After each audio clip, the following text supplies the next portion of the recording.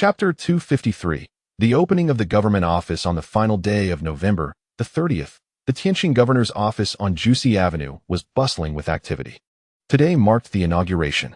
From the break of dawn, this once quiet thoroughfare was now teeming with visitors. Whether to extend congratulations, gather intelligence, or for other reasons. Many felt no loss in attending.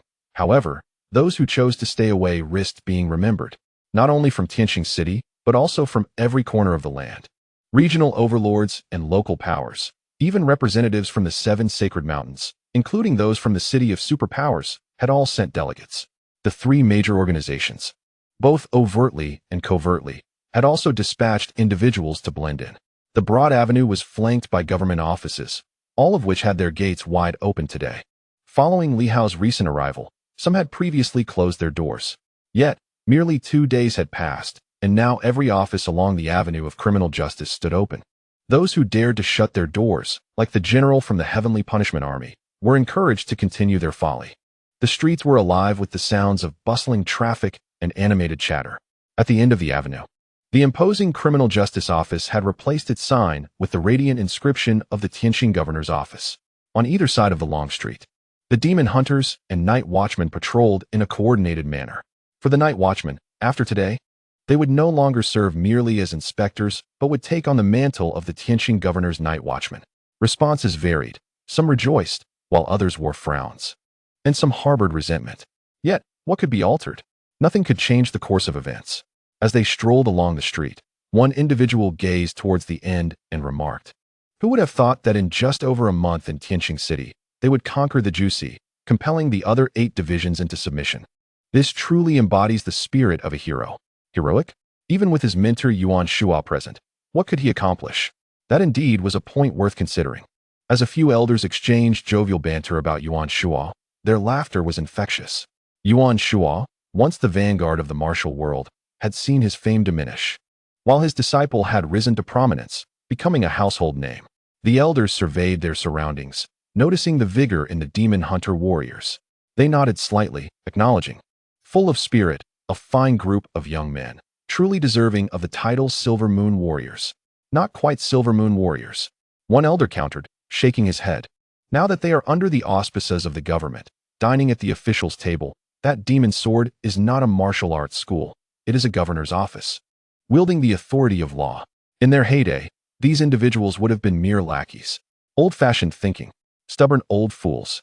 Why do you scold me for merely stating the truth? The elders continued their lively discourse. Soon, someone spotted something of interest, and the elders turned their gazes in unison. Moments later, one of them sneered, "Tian. That old fellow truly knows how to survive." Not far away, the elderly chief inspector and his son strolled leisurely towards this direction. Upon spotting a few familiar faces, he smiled, maintaining an air of nonchalance. Beside him, Chen Yao also directed his gaze towards them, furrowing his brow slightly. Warriors? A whole group of warriors. They seem formidable. The chief inspector chuckled softly. Indeed, they are warriors, seasoned Silver Moon veterans, older than I by a few years. I never expected them to still be alive. 20 years ago, the emergence of extraordinary powers led to a fierce conflict in Tianxing City, where these individuals attempted to intrude but were decisively thwarted by the royal family of the 9 divisions, resulting in significant casualties. Chen Yao pondered momentarily and nodded, recalling the events, though he had not participated. At that time, he was still weak, while several formidable elders engaged in the fray, battling in the Tianxing Sea region. The veteran martial artist from Silver Moon seemed intent on seizing something, but he had little interest in their affairs then. Unexpectedly, many years later, these individuals have resurfaced. What could their purpose be? Chen Yao harbored some doubts. At this stage, their presence seemed inconsequential. Were they seeking to gain some advantage from Li Hao? The old director chuckled at this notion. Couldn't they simply be here to extend their congratulations? Moreover, had it not been for Li Hao and his companions resolving formidable adversaries beforehand, one would indeed witness this group of veterans engaging in battle with the 9 divisions today. Had they not been preemptively dealt with, their arrival would surely herald their participation in the conflict. Some of these martial artists from the older generation were indeed formidable. Chen Yao chose to remain silent. Today, it was highly likely that nothing untoward would occur. The 9 divisions would not seek trouble, nor would the royal family. Who in Tianxing City would dare to stir up trouble at this moment? That would be sheer folly. At this instant, the Tianxing governor's office stood wide open. Behind the grand entrance lay an expanse transformed into a vibrant venue, bustling with activity. Surrounding it, the demon hunter army stood tall, adding a festive atmosphere to the lively scene. There was no lavish feast, only rows of chairs. At the front, some chairs were accompanied by tables bearing tea and snacks, reserved exclusively for representatives of the major powers. Above them hung nameplates: the 8 divisions, the royal family, the 7 divine mountains, and the City of Extraordinary Powers, representing 3 major organizations. 20 chairs. Many who beheld this spectacle inhaled sharply, finding it audacious indeed. The nameplates of the 3 major organizations prominently displayed. Was this a slap in the face to the 3 major organizations, or were they genuinely being invited to participate? Following these 20 seats were names of various provinces, alongside some currently renowned local extraordinary organizations.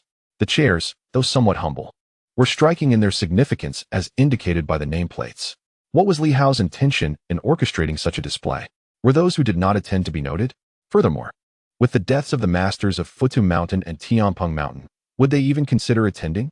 The 2 powerful factions still possessed formidable warriors, yet they were likely too occupied in seclusion to grace this event with their presence. At the very forefront, a row of long benches faced the assembly below, serving as the podium. Presently, names were arranged in order. When Chun Yao and his companions arrived, they were the first among the 8 divisions to do so, followed closely by officials from the finance and internal affairs divisions. These were not ordinary attendees, they were all directors. The old director was absent, with Mu Hai and Lu Yunqing attending in person.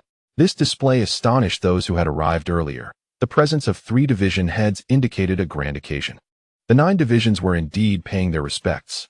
Given that Li Hao had slain numerous strong members of the 9 divisions, was a simple congratulatory visit a matter of courtesy? The personal attendance of the directors raised apprehensions. Would this not lead to a potential clash? Anxiety began to ripple through the crowd. Just then, Yao Si arrived. Yao Si, a man of few words, approached the podium and took his seat. He exchanged glances with several directors, sharing a subtle smile. A fleeting glance towards the inspection office revealed the unexpected presence of Chen Zhongtian. This added an intriguing twist to the proceedings. Moments later, representatives from the administrative and military law offices arrived, both current directors.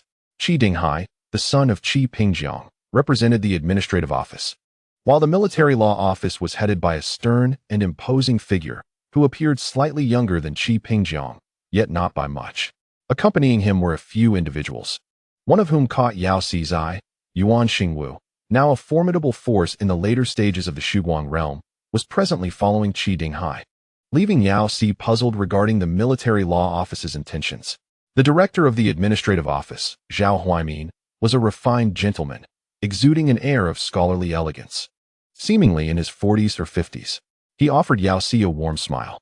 His name held profound significance, reflecting a legacy of caring for the populace, reminiscent of the former director of the administrative office, who had indeed embodied this ideal decades ago, though perhaps long forgotten now. Observing the 2 men, Yao Si noted that both the fathers and their sons were formidable in their own right. Although they appeared unassuming, it was highly probable that both possessed the strength of triple-system metaphysical powers. Such elite practitioners typically ascended through martial arts.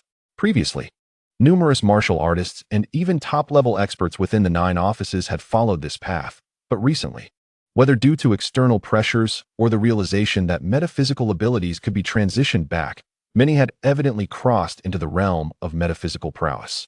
These individuals were generally stronger than those who were purely metaphysical. With the arrival of these 2 directors, the elite forces of the 8 offices had nearly gathered in full. 6 directors had arrived, 5 current and 1 former. The examination, etiquette, and commerce offices were without their top-level leaders. Only deputy directors had come. As the current directors of the examination and etiquette offices had perished, and the elder generation was unlikely to attend. In the commerce office, following the assassination of Qian Wanhao, his son evidently would not make an appearance. The decision to send deputy directors had been weighed carefully, and only after the military and administrative offices voiced their involvement did they agree to send representatives. From the royal family, several individuals had also arrived. Of the 9 princes, 2 had fallen, leaving 7. This time, The Duke of Southern Town had come in person, accompanied by several princes and princesses, including the 7th princess and the 9th prince. The arrival of the Duke of Southern Town elicited a minor surprise even from the 9 offices. Currently, he was the only commanding prince of the royal family. Truly a leading general, having continually commanded an army of 600,000 stationed on the southern coastal margins in a standoff with the Duke of the Southern Martial Kingdom. Among the 3 great foreign dukes of the dynasty, the founding duke, the Duke of An in the west, the Duke of Ding in the east, and the Duke of Wu in the south, the southern duke had once been the most celebrated in warfare and, given the region's wealth, remained a figure of considerable apprehension for the dynasty. In comparison to the Duke of Ding, the Duke of Wu exhibits a more domineering presence.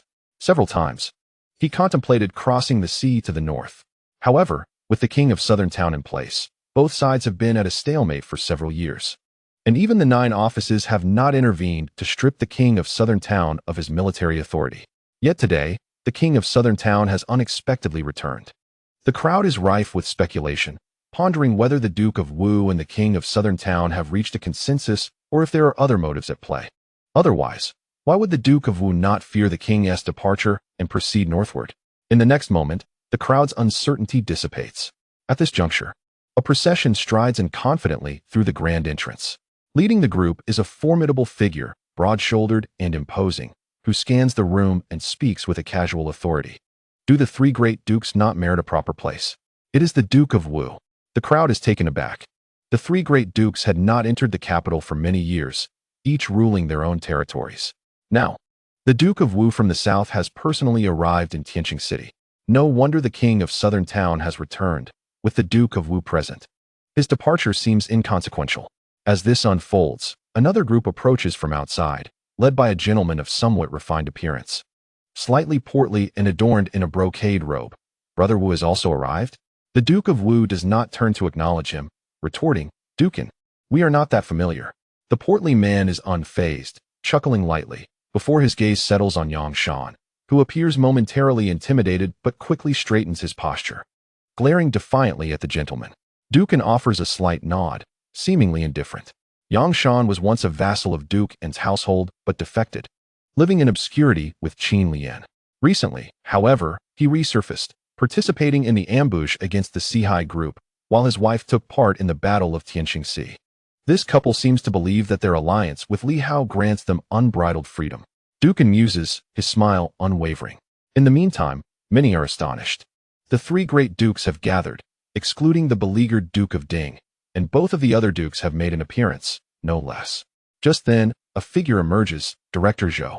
He approaches with a smile, saying, "Duke Wu, you jest. I merely assumed the 2 dukes would not travel such a long distance, and thus, I may have inadvertently neglected them." Attendants swiftly arrange seats for the 2 dukes. Soon, attendants bring forth 2 chairs, positioned behind the royal family, not in the front row.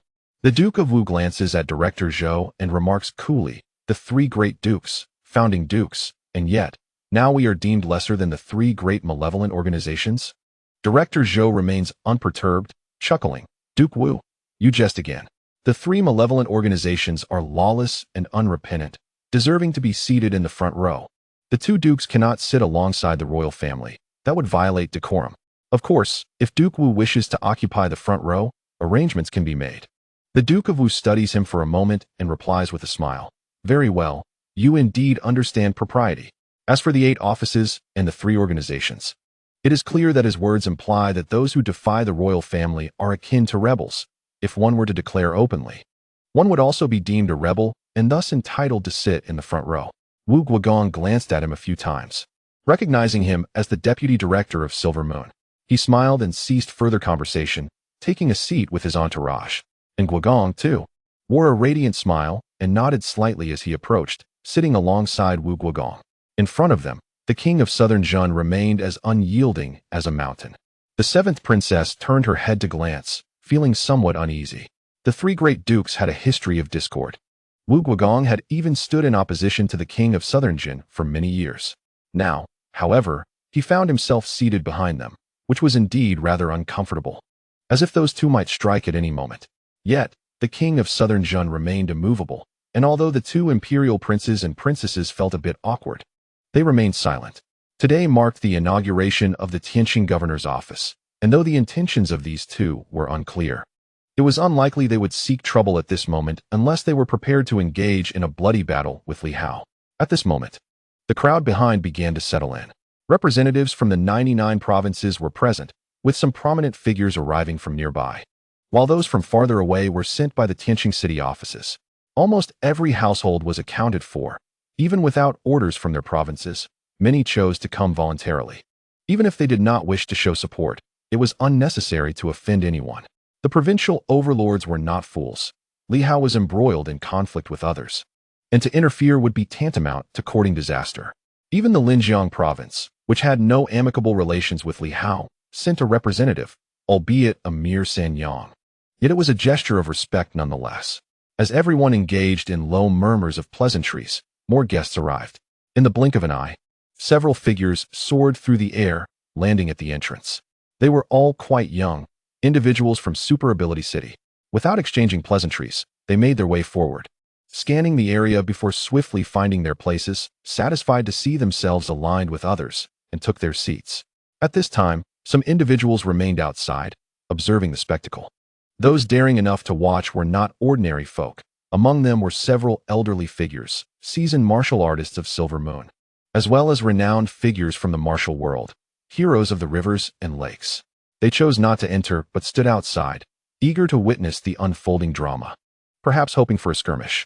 While it was perilous, there were always those unafraid of danger. Some appeared to be spies, possibly from the 3 major organizations or the 7 divine mountains, yet no one pursued them, allowing their inquiries to continue unchallenged. Just then, a group approached from the back courtyard of the governor's office. Li Hao, clad in striking golden battle armor, stood out prominently. Today, he had donned a crimson suit of armor, a more festive choice, albeit appearing more bloodthirsty to outsiders. Accompanying him were Hong Yitong and others, who followed as he advanced. Taking their seats in unison, Li Hao looked down and smiled, expressing his gratitude. "Thank you all for gracing us with your presence. Your attendance exceeds my expectations." After a moment, he furrowed his brow and added, "The guests have arrived. Why are there neither wine nor dishes?" Director Zhou, standing to the side, regarded Li Hao for a moment before responding. "Bring out the wine and dishes." This statement caught many by surprise. In the next instant, the expressions of several shifted noticeably. At that moment, a colossal rock was brought forth by dozens of soldiers. Li Hao exclaimed, "A magnificent beast of great power, rich in nourishing flesh. Guests, let us prepare it. Fresh cuts and raw servings are far more delectable and have a delightful chew. Allow me to treat you to a taste of the extraordinary." In attendance, some were visibly shaken. The lord of Tianping Mountain. What a fierce individual Li Hao was, directly hauling out the corpse of the lord of Tianping Mountain. This fellow is truly ruthless. Below, some among the crowd remained utterly indifferent, as the colossal beast was cleaved by the soldiers. Chunks of bloody flesh were served at the table, while others had to place theirs on their laps. At that moment, no one dared to utter a word. Those at the front gazed at the still steaming meat. Some closed their eyes in silence, while others chuckled and began to eat with knives and forks. "Is it not to your taste?" Li Hao smiled. "I have heard that phoenix meat is even more delectable. Perhaps next time I can offer you a different flavor?" Below, before others could respond, the Duke of Wu chuckled softly. "Is the governor planning to hunt the Lord of Phoenix Mountain? I find myself rather eager for it. If you do slay the Lord of Phoenix Mountain, do set aside a piece of meat for me." Such bravado. Li Hao chuckled. "I shall certainly oblige next time. I will slay that beast and share a portion with you. How brazen of them not to show up after I prepared a place for them. I shall eradicate Phoenix Mountain." A chill ran through some hearts. This fellow speaks with the fervor of a martial madman. Even if someone from Phoenix Mountain were to show up, they might meet a similar fate. Of course, Phoenix Mountain is elusive. It is said that the divine mountain crafts celestial weapons and can shift at will. Whether Li Hao can truly eliminate it remains uncertain. Perhaps it is merely bluster. After a hearty laugh, a portion of cooked meat appeared before him. Some, witnessing this, could not help but curse inwardly. "We are eating it raw, yet he feasts on it cooked." Li Hao remarked, "This is my first time engaging in such matters, and I am not well versed. Establishing a governorate is merely a formality. However, since everyone is here, allow me to announce a few matters, which can be considered the initiation of the governorate. Firstly, effective immediately, The night watchman shall officially join the Tianxing Governorate, with Minister Yao Si continuing in his role and also serving as deputy governor. Secondly, the governorate will be divided into 4 regional offices. Ho Xiaoqing will serve as the northern governor, Nanquan Hiyong as the southern governor, Guangming Jianhu Jiao as the eastern governor, and Yangshan as the western governor. At this moment, the assembly fell into a profound silence. Li Hao continued, "Thirdly, we shall establish the Tianxing Martial Arts Academy, with Di Fu Jianhong serving as the academy's president. Fourthly, we will create the administrative office of the Tianxing Governorate, with Zhou Chuan as the director. Fifthly, the demon hunting army will be restructured, with Lu Long appointed as the commander." Li Hao calmly stated, "This outlines the organizational structure of the governorate moving forward. The 4 regional offices will oversee supernatural affairs, while the administrative office will be responsible for the establishment of laws and all civil functions. The night watchman will soon be divided into 5 parts, the headquarters and the 4 regional offices. The Tianxing Martial Arts Academy will propagate martial arts and welcome commoners, providing them an opportunity to learn martial skills." Li Hao smiled. "What do you all think of my arrangements?" Being youthful, I am not particularly knowledgeable about these matters and can only assign duties somewhat casually. Do any of you have insights? The crowd was still digesting this information. At that moment, Dukin chuckled. "Internal arrangements by the governor, of course, are beyond question. However, I do have a minor query for you. Speak forth." Yangshan smiled and said, "In the past, I was a servant of the public office in our nation. I absconded with our precious treasures and have been on the run ever since. During my escape, I even took lives. The governor insisted on strict punishment according to the law. Here I stand, a fugitive. Yet now I am brazenly appointed as the Western governor under the command of the governor's office. I wonder if Governor Li has been misled. How can a mere criminal like me possess the authority to enforce the law in the governor's name?" Li Hao turned his gaze towards Yangshan, who bowed respectfully. "Governor, allow me to explain.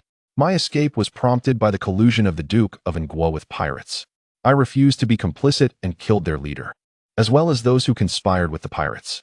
Consequently, I was relentlessly pursued by the forces of the Duke of Nguo and had to conceal my identity."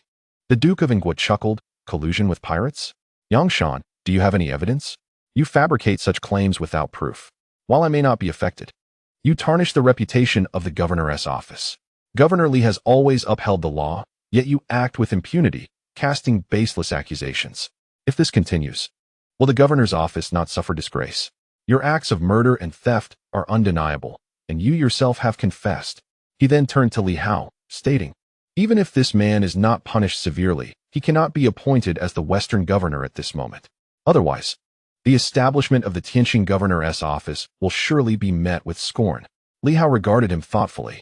The Duke of Nguo was the first to challenge, and though his reasoning was sound, a forceful suppression could undermine the integrity of the Tianxing governor's office. This was fundamental. If trust from the outside world was compromised, it could lead to dire consequences. Even if the Duke had truly colluded with pirates, do you possess any evidence? Li Hao smiled and addressed Yangshan. "Do you have proof?" Accusing the Duke of Nguo without evidence is no trivial matter. He added calmly, "If there is evidence, I shall take down the Duke of Nguo right here and now, severing his head as a warning to all who collude with pirates. Such treachery shall be met with no mercy." At these words, the Duke of Nguo's countenance shifted slightly, but he quickly regained his composure. Li Hao was indeed audacious. Yet, what evidence could he possibly have? Absurd. In this moment, as the one to take the lead, Yangshan certainly had his own calculations, which need not be disclosed to outsiders. He understood that Li Hao and his allies were formidable, yet he was unafraid. Yangshan declared firmly, "I do. I possess a recording of a conversation between individuals from the Duke's office and the pirate leader." The Duke of Nguo frowned slightly and replied coolly, "That does not prove anything." A recording? Such things had long been prohibited. How unexpected that Yangshan had kept a backup. Undeterred, Yangshan continued, "My former aide was employed at the Duke's office, managing the affairs of the rear courtyard. She witnessed the pirate leader entering the Duke's office for clandestine discussions and recorded the entire encounter." The Duke furrowed his brow, incredulous. How could that be? Qin Lian's defection was a spur-of-the-moment decision. How could she have recorded such events in advance? Is Yangshan trying to deceive me? At this moment, many were growing anxious, uncertain of the Duke's true intentions. Why open an office if one must meddle from the West? Did he truly think that Li Hao would not dare to act against him? Li Hao chuckled. Is that so? The public screening of the recording, if true, would render any defense by the Duke of an utterly futile. Although direct evidence may be lacking, he must be apprehended. First, the Duke's estate should be searched, followed by an interrogation. At this moment, he turned towards the Duke of An, harboring a degree of perplexity. Both the 8 ministries and the imperial family remained silent, leaving one to ponder why the Duke of An had traveled such a distance from the west to instigate trouble. Was he out of his mind? Or did he believe that being the first to speak out would yield him some financial gain? Such intentions were unclear. Yet, if someone was willing to rally behind him, he would remain indifferent. As for the existence of the recording, who could truly know? It was prudent to instill some fear first. Indeed, even Li Hao was uncertain of its authenticity. The Duke of An's sudden assault was unforeseen. Li Hao had never anticipated a visit from the opposing Duke's entourage, let alone the Duke himself. The arrival of Duke Wu and his companions left Li Hao bewildered regarding their intentions. Thus, when Yang Shan made his statement, Li Hao could not discern whether it was genuine or merely a tactic to intimidate the opponent. The technology for recording had long been banned by the imperial family S9 ministries, so how fortuitous it was that they possessed it. Li Hao suspected it to be a fabrication. Yang Shan, however, did not linger on the matter. He quickly whispered a few words, and soon, someone brought forth a large screen. Yang Shan retrieved an item from his storage ring, which some recognized as an actual videotape. At that moment, the Duke of An furrowed his brow slightly. Previously, he had assumed it was a mere ruse, yet now he realized that it had indeed been recorded. His sudden aggression should have been unknown to anyone. Thus Yang Shan could not have anticipated this and prepared accordingly. It must be genuine. His expression shifted, a frown creasing his forehead as he coolly remarked, "This item can also be fabricated. What is seen is not always reality. And altering aspects of an ancient civilization's technology is hardly a daunting task." Yang Shan replied gravely, "Does the Duke imply that this is not to be considered evidence? Is it solely reliant upon your word? If the Duke claims I am guilty, does that make me guilty? Is the Duke overstepping? For this is not the Duke of An's estate." He raised his head, casting a cold gaze upon him. "If that is the case, then if the Duke accuses me of theft and murder, he ought to present evidence. I have only slain pirates and seized their ill-gotten gains, which have already been surrendered to the Tianxing governor's office. Does the Duke have any further comments?" Upon finishing, he glared at him, refusing to continue the playback of the videotape. Internally, he cursed, thinking, "Are you looking for trouble? Fortunately, I possess the recording." Yet, he dared not play it. The tape contained personal moments between himself and his wife, and given his somewhat peculiar predilections, the thought of it being revealed would terrify him. He wagered that the Duke of An would not dare to play it. In the shadows, Qin Lian felt her body tense, drenched in sweat, cursing internally. "Today as events are concluded, let us see how I can eliminate this scoundrel." Yang Shan's presentation of the videotape had frightened her considerably. "You truly dare to bring it forth?" The Duke of An chuckled lightly. "Very well, since you refuse to acknowledge it, we shall postpone this matter. Today marks the opening of the Tianxing governor's office, and I do not wish to disrupt General Li's enthusiasm. If he could provoke Li Hao to appear foolish, that would be ideal. If not, it was unnecessary to force an enmity between them." Li Hao cast a glance at him and then at Yang Shan, a fierce urge to exclaim, "Release him, let him go, and I shall obliterate this scoundrel. How dare he disrupt the peace? Life is too short for such nonsense. Even if this rascal has brought forth a genuine apex demon clan today, I would still ensure his demise." However, Yang Shan remained steadfast in his decision not to release him. Observing the beads of sweat forming on Yang Shan's brow, Li Hao discerned the gravity of the situation and remarked nonchalantly, "Yang Shan, enough of this. The Duke of Ingua is merely indulging in idle threats. Whether there is evidence or not, the truth will be uncovered in due time. The wicked cannot escape their just deserts, and the innocent shall not be wronged." Yang Shan lowered his head, acknowledging, "Understood, my lord." With a wave of his hand, the soldiers withdrew the screen. Some among them found the situation peculiar and glanced at Yang Shan, but since the Duke of Ingua, the principal party, had chosen silence, they refrained from speaking out of fear of offending Li Hao. Yang Shan retracted the tape, feeling a sigh of relief wash over him. He had narrowly escaped a dire predicament. Fortunately, his peculiar hobby of carrying around videotapes had proven fortuitous. It was indeed wise to maintain such an interest. He mused, satisfied with his cleverness, For had the Duke of Ingwa seized upon this evidence in front of everyone, Li Hao's formidable reputation would have been swiftly diminished. Li Hao appeared unperturbed, seemingly indifferent to the matter at hand. He continued, "Let us move on. There is another issue I wish to address. The Tianxing governor's office will be reforming the extraordinary domain, instituting a set of extraordinary regulations to be disseminated across the realm. I hope that you, as leaders, will implement these laws with diligence." Upon hearing this, Chen Yao from the Inspection Bureau coolly inquired, "What do these extraordinary laws encompass?" Simply put, there are no excessive restrictions. "We understand the nature of the extraordinary," Li Hao replied with a smile. "The regulations are straightforward. Do not interfere with civilians, do not recklessly damage public property, and do not fly arbitrarily within the city limits. All extraordinary individuals must be registered. Simply report to the local night patrol for documentation. All extraordinary beings will be catalogued, and those who remain unregistered shall be deemed malevolent entities." The expressions of the assembly shifted. One individual coldly remarked, "To my knowledge, some extraordinary beings train within ancient ruins. Are they also to be registered? Must we document those remnants of ancient civilizations? If all are to be treated equally, does the Tianxing governor's office intend to eliminate those who remain unregistered?" Li Hao chuckled. "Is there anything amiss? It is merely a matter of registration. There are no constraints imposed upon you. Upon emergence, you simply need to register and inform the night patrol. Is this too much to ask? As for those who emerge and fail to register while committing transgressions, they shall naturally face annihilation. This should not burden your thoughts." A cold laughter echoed in the hearts of the assembly. They truly believed they were of significance. Meanwhile, the few from the extraordinary city shared a knowing chuckle, remaining silent. Clearly, the matter of registering extraordinary beings was fraught with complexities. If it were to proceed thus, which faction would willingly comply? Should Li Hao persist in this course, he would inevitably provoke a formidable backlash. Hidden powers and reclusive forces, were they all to be registered? Such audacity! Let alone the fact that those from Silver Moon might not acquiesce to such demands. Beware of being forsaken by your own. Another voice chimed in. And what of the demon clans? There are formidable demons scattered throughout various regions. Does the Tianxing governor's office intend to manage them as well? Li Hao spoke lightly. What is there to be concerned about? The celestial star is the territory of humanity. The demon race has long since submitted to us, registering and being documented. We protect them, coexisting harmoniously in unity and friendship. This is the righteous path. If they are obstinate, then they must be eradicated. Surely, the proud human race should not bow down to the demons, serving them like cattle or horses. Yet, some among our kind, upon encountering demons, become utterly submissive, treating them with the utmost deference while being harsh and unforgiving towards their own.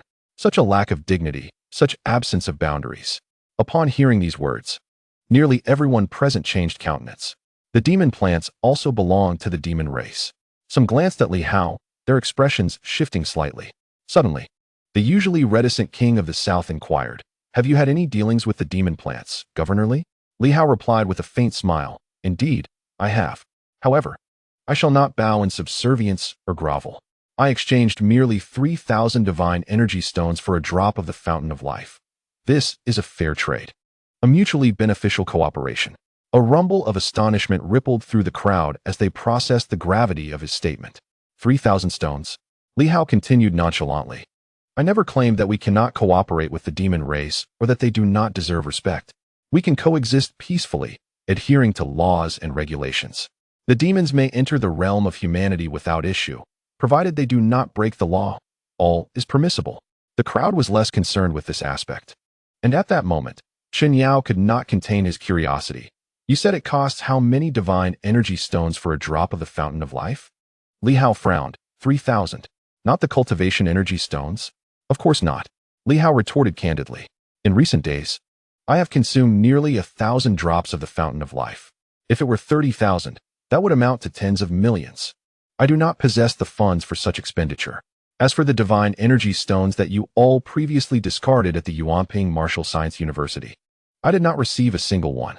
The crowd exchanged glances, while Li Hao directed his gaze at Lu Yunqing, stating calmly, "Director Lu, you are likely aware, are you not?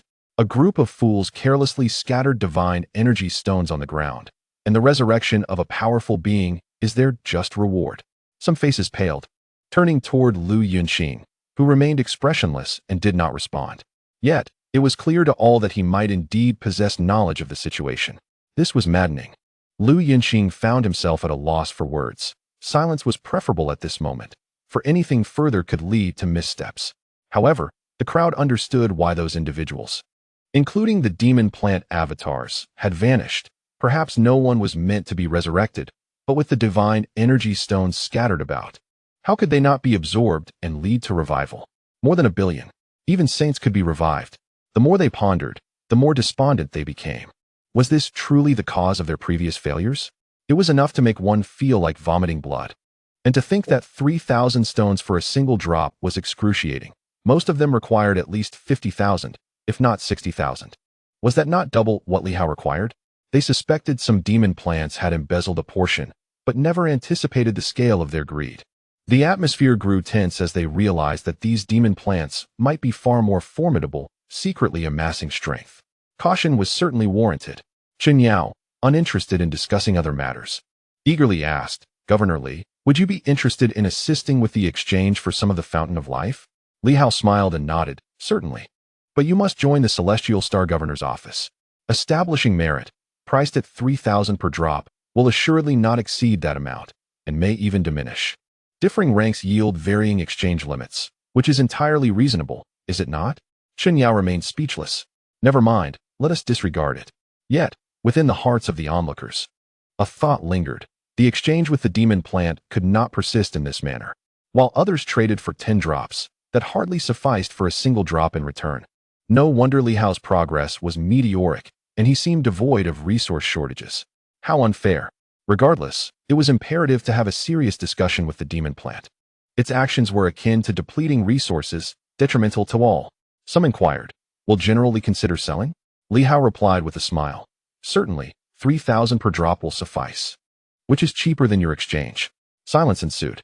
Although it was indeed a bargain, the thought of Li Hao reaping greater rewards was disheartening. It felt akin to aiding an adversary. Even if the exchange with the demon plant was slightly more expensive, they could not afford to undercut Li Hao. Though some hearts were tempted, 3,000 per drop was still reasonable. The royal family sold it for a staggering 100,000, and there were buyers. Whether the profits enriched Li Hao or another, it bore no difference to them. A chill spread among them. This simply could not stand. Should someone approach Li Hao for an exchange, he would retain 90%, thereby growing increasingly formidable. But would they sell at a loss? Suddenly, the crowd was engulfed in confusion. That rascal Li Hao was undoubtedly scheming, coercing everyone to sell at 3,000 per drop and incurring losses in the pursuit of the Fountain of Life. Otherwise, it was plausible that Li Hao would not only profit, but also attract a cadre of powerful allies to serve him. This fellow was truly unscrupulous. The royal family was suppressing the emergence of powerful individuals, and without the Fountain of Life, transformation into a divine being was unattainable.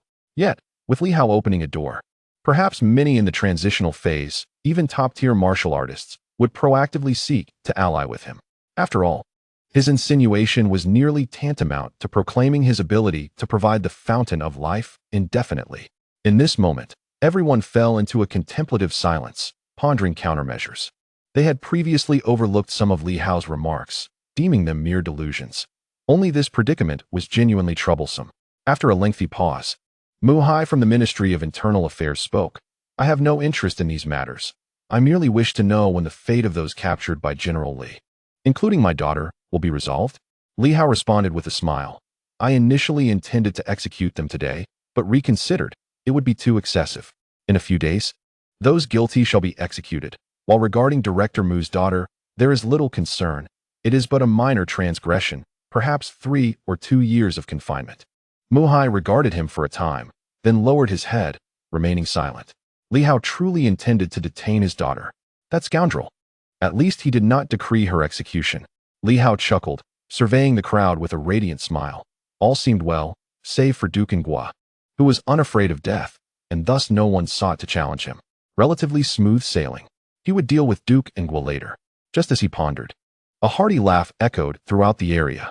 Today marked the inauguration of the Tianxing governor's office, establishing regulations for the extraordinary, a moment worthy of celebration. Throughout history, the mighty have often been unknown, yet only the names of legends endure. The Fengyun Pavilion shall unveil the Divine Master rankings and the Divine Being rankings in 3 days, leaving a legacy for the formidable of Silver Moon Land.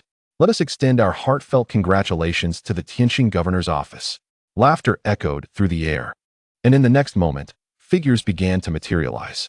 A glimmer of light sparkled in Li Hao's eyes as he surveyed his surroundings, sneering derisively. What a charade! The so-called Fengyun Pavilion dares to compare itself with the new martial cloud ranking? He was far from ignorant. In that instant, he realized that the individuals behind the Divine Master ranking had made their appearance, intent on stirring up trouble. During the ancient civilization era, it was said that the Fengyun ranking was established, leading to the exposure of countless powerful figures and swiftly resulting in widespread bloodshed. Yet, at this moment, no one could discern the presence of the newcomers. It seemed they had already departed. Li Hao's expression darkened, and he remained silent. The Fengyun Pavilion audaciously seized the opportunity to convene the powerful and establish rules, all the while seeking to overshadow him with ulterior motives. Initially, the Divine Master ranking was merely a trivial pursuit, of little concern to most formidable figures. Yet, the opposing faction dared to unveil the Divine Arts ranking, claiming to immortalize the names of the powerful from the Silver Moon. At this moment, many strong individuals wore grim expressions as well. The Fengyun Pavilion, an organization previously unheard of, contrasted starkly with the well-known Divine Master ranking, which had been investigated yet yielded no substantial findings. It was long suspected that there were influential figures behind it, but none had anticipated their strength to be so formidable. Could this Fengyun ranking genuinely immortalize the names of the powerful? They were skeptical. No one could possibly possess comprehensive intelligence on all formidable figures. Now, even Li Hao's establishment of rules had become secondary. As the second revival approached, all manner of oddities emerged. Clearly, there were those who wished to disrupt the prevailing tranquility. This list was bound to unveil astonishing changes and names. Cursed be the circumstances. At this moment, many were cursing inwardly, filled with trepidation, as the potential exposure of all-powerful figures could incite a series of complications. Whether the opposing faction possessed such means remained uncertain. Ancient texts have documented that in the past, during the era of ancient civilization, someone had indeed launched this Fengyun ranking, which recorded the heroes of the world, an exceedingly formidable existence. Chapter 254, Distorting the Truth. At this moment, the atmosphere in the Tianxing governor's office was tense. The Fengyun ranking. Many years ago, a powerful individual established the Fengyun ranking, claiming to immortalize the names of all heroes throughout history, transcending time and space, a figure of unparalleled strength, unmatched even by ancient kings. With the emergence of this ranking, the heavens themselves seemed to shift.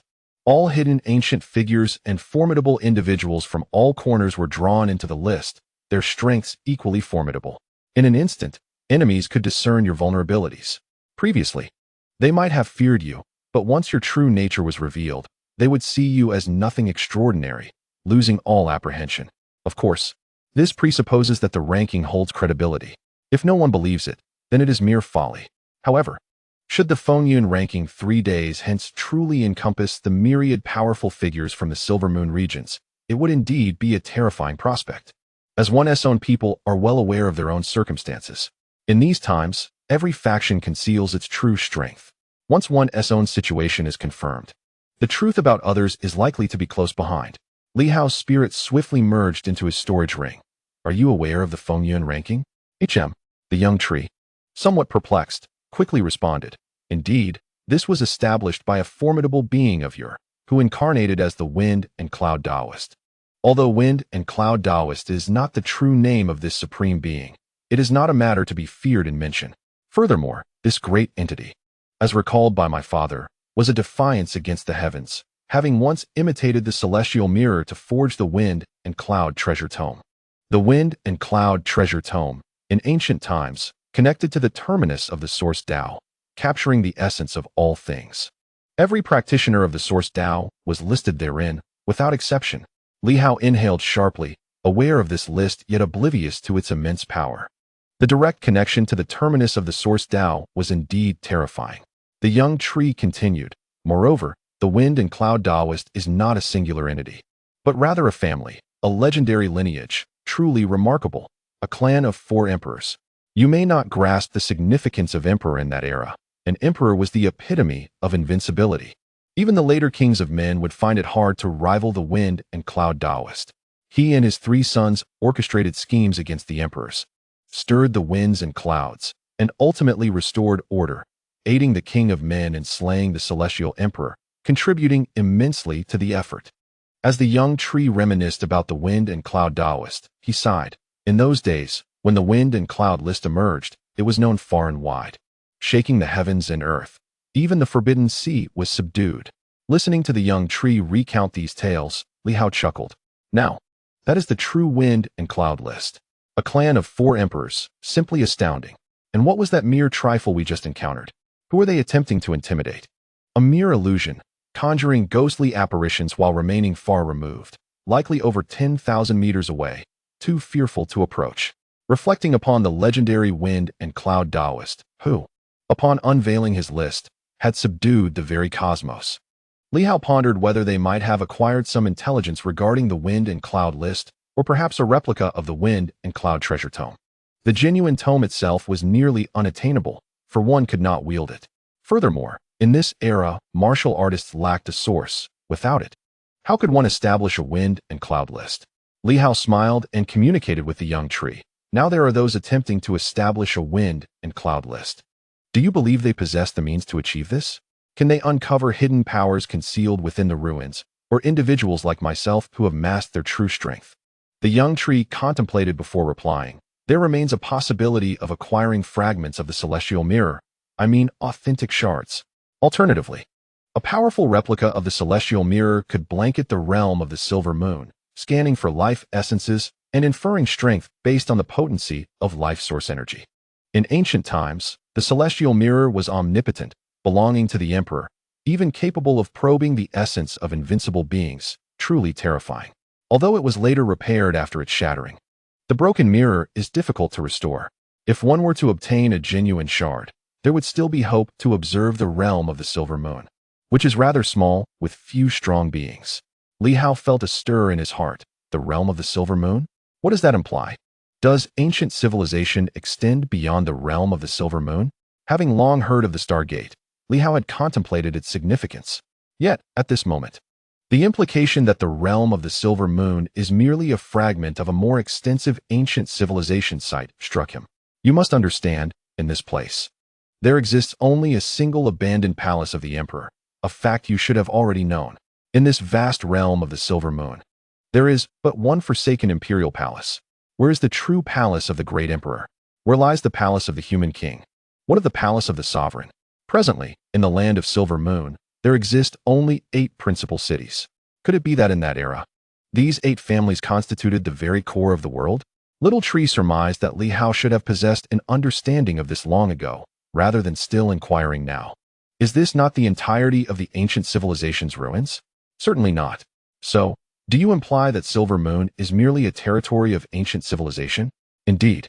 Li Hao inhaled deeply, closing his eyes in silence. The outside world presumed he was still incensed by the previous encounter, yet in truth, he was indifferent. Does this mean that if the other party acquires fragments of the celestial mirror, they may possess the capability to scrutinize the entirety of Silver Moon? There exists such a possibility, or even an imitation would suffice, but it must not be trivial. It must be a formidable replica. The fragments of the mirror you possess should be shards of a powerful imitation, not fragments of the celestial mirror itself. Little Tree fell silent for a moment before exclaiming, how could that be? If they were indeed fragments of the celestial mirror, having acquired 5 pieces would have already granted you dominion over the world. In the past, a single shard of the mirror could incite fierce competition among sages, prompting them to fight desperately for it. Would you have obtained 5 shards so easily? What are you even thinking? The other party must have seized them. Little Tree interjected, stating that the other party either possesses fragments of the celestial mirror or an impressive imitation. You are deemed worthy of possessing the celestial mirror's fragments, though the other party remains oblivious to this. Am I worthy? Li Hao paused, taken aback. Is it my ancestors? Certainly not. It belongs to the great emperor. Did I not mention that? Little Tree expressed exasperation, stating that now, with the great emperor's palace abandoned, I alone represent the lineage of the great emperor in this realm. Even if I no longer desire it, it remains the great emperor's. I am unable to reclaim it now, but you may. I entrust you with this task." Li Hao nearly erupted with laughter at such audacity. Such a statement was rather domineering. This great emperor must be quite imposing as well, proclaiming, "What is mine? Even if I relinquish it, remains mine. Should anyone dare to take it, I shall annihilate them." Previously, Little Tree mentioned that the great emperor detests others bringing him up. Anyone who does so would meet a swift demise. Just who is this great emperor, and what is his connection to the ancient human king? It is indeed convoluted. Might the other party have obtained the wind and cloud treasure? Impossible. Little Tree refuted again, asserting that this is certainly not the case. For the wind and cloud treasure ultimately remained in the hands of the human king. Who could possibly extract it from him? That would be a true farce. Even fragments of the celestial mirror could not be the wind and cloud treasure. If the shards are lost, they are lost. Would the complete wind and cloud treasure be carelessly discarded by the human king? That is a treasure crafted with utmost effort by the Taoist of wind and cloud. Although it may not rival the celestial mirror itself, it is nonetheless a treasure of a similar caliber, merely an imitation that falls somewhat short. Li Hao understood. So if the fragments of the celestial mirror are indeed powerful, does it mean that in this realm, the strongest power can only accommodate the pinnacle of the six systems? Li Hao instantaneously grasped Little Tree's implication. No matter how formidable the treasure, should your power exceed its limits, it would shatter the void and drag you into oblivion. Thus, it cannot surpass the pinnacle of the six systems. Upon this reflection, Li Hao let out a cold smirk. Without further inquiries directed at the young tree, he turned his gaze towards the assembly, icily proclaiming, "What nonsense is this Fengyun Pavilion? You, esteemed individuals, are well versed in the world, yet you are merely a gaggle of despicable rats, a presence more nauseating than the three major organizations of the 9 offices." In an instant, silence enveloped the room. The formidable figures of the 8 offices directed their attention towards him, some seething with anger, others brimming with indignation. "You have gone too far, audacious." Li Hao responded with an air of indifference. "Do not take offense. What I mean is, should the opposing party fail to produce any list, it would be inconsequential. However, if they do produce one, it signifies the existence of a treasured artifact. In this world, the pinnacle of strength lies within the 6 systems. No matter how many treasures they possess, they remain limited. Yet, regarding these artifacts, if we collaborate, none of us wish for our secrets to be divulged. If a list indeed materializes, we must pursue this matter to the end. Unless they hide away in ruins and do not show themselves, I, Li Hao, shall exert my efforts free of charge to obliterate them." Upon hearing these words, the hearts of the assembly stirred. Clearly, the people of Fengyun Pavilion had provoked Li Hao's ire. It seemed that he was willing to act against them without expectation of reward. Treasures? If a list could truly unveil everything, it would obliterate privacy for all. If we do not eliminate them, who shall we eliminate? The powerful are most concerned with such matters. Without the might of a diamond, do not attempt to handle fragile porcelain. In this era, where the pinnacle is confined to the 6 systems, and with the 9 offices and the royal family both in play, do they truly believe they are divine beings? Chen Yao interjected. "I am merely curious. Who supports Fengyun Pavilion from behind? What are their intentions?" At this juncture, the necessary conflicts have already been fought, and the required eliminations have been executed. Any forthcoming battles are inevitable. Why stir the pot before the second revival? What do they seek? Once the second revival commences, your meddling is entirely unnecessary. Then why act now? What do they aim to achieve? At this moment, from the administrative office, Zhao Huaimin chuckled softly. "If I am not mistaken, Governor Li is likely to make the list. If not first, then certainly within the top 3. The assembly paused, taken aback. Li Hao raised an eyebrow, but remained silent. Zhao Huaimin continued, "Aside from Governor Li, it is probable that Han Yue will also feature on the list, and the royal family will likely have representatives among the foremost." As these words fell, the assembly pondered their implications, soon grasping the essence. These factions, Li Hao did not mention them, but the royal family and Han Yue were deeply concealed. To this day, no party had truly discerned their specific capabilities. Li Hao was currently flourishing, progressing at an astonishing rate. Should he surprise them again with an unexpected turn prior to the second revival, all factions would seek to extinguish him. Li Hao quietly regarded Zhao Huaimin, who remained unperturbed. Smiling lightly, it appears that Governor Li may have exerted some pressure on those from Fengyun Pavilion. Otherwise, according to their previous pace, the list would have been unveiled gradually. with further actions postponed until after the second revival. Yet now it has been expedited. He cast a meaningful glance at Li Hao, suggesting, unless Governor Li now possesses the strength to threaten all factions? This was both a probing inquiry and a conjecture. The emergence of Fengyun Pavilion today was fundamentally aimed at targeting Li Hao. Otherwise, who would dare offend others at this juncture? They have chosen to do so. If all goes as expected, Li Hao is likely to ascend to the pinnacle, perhaps even within the top 3. Moreover, it is conceivable that more than one individual from Li Hao's camp may secure a position on the list and potentially rank quite high. Zhao Huaimin felt a sense of confusion, bewilderment, and hesitation. Does Li Hao truly possess such formidable capabilities that he poses a threat to the hidden forces of the Fengyun Pavilion? Otherwise, why would it come to this? Li Hao chuckled. Director Zhao, you truly hold me in high regard. If you assert that their rankings are arbitrary, then they are hardly credible. Zhao Huaimin chose not to respond. If the Fengyun ranking could genuinely enumerate all the formidable individuals, then Li Hao's position within the top 3 might indeed hold merit. It could have instilled considerable pressure on them, compelling such drastic measures in hopes of eliminating Li Hao before the second revival. Was it the handiwork of Ying Hongyue? He pondered. If it were indeed Ying Hongyue's design, then it becomes plausible. But could it really be her? At this moment, Li Hao was also contemplating the validity of Zhao Huaimin's assertions. Perhaps there is some truth to it. It could be that the adversary has discovered the divine text or sensed something leading them to perceive pressure, thinking that our side is progressing too rapidly. Thus, they resorted to such tactics to stir the waters during this convergence of the powerful. Of course, none of this truly matters. What if I am indeed ranked first? Li Hao laughed. Even if they concoct some list placing me at the top, with Master Hong and the others in second and third, what of it? Do you truly believe it? Ultimately, belief is inconsequential. Let them give it a try. After the laughter subsided, Li Hao continued, well, my enthusiasm has waned. Let us conclude the assembly here, for it is ill-fated. His smile faded. The Fengyun Pavilion dares to strike me openly, unrestrained, an unofficial organization creating chaos, branding itself alongside the 3 major factions as an evil entity. I hope there are no significant ties between you and the Fengyun organization, especially you, Duke Onghua. He turned his gaze towards Duke Onghua, his eyes icy. Today, you stirred up trouble, and not long after, this incident occurred. Pray that I do not uncover any evidence linking you to this Fengyun Pavilion, or I shall raise your estate to the ground. Duke Onghua furrowed his brows slightly. Responding nonchalantly, Governor Li, your words are somewhat excessive. I merely speak to the matter at hand.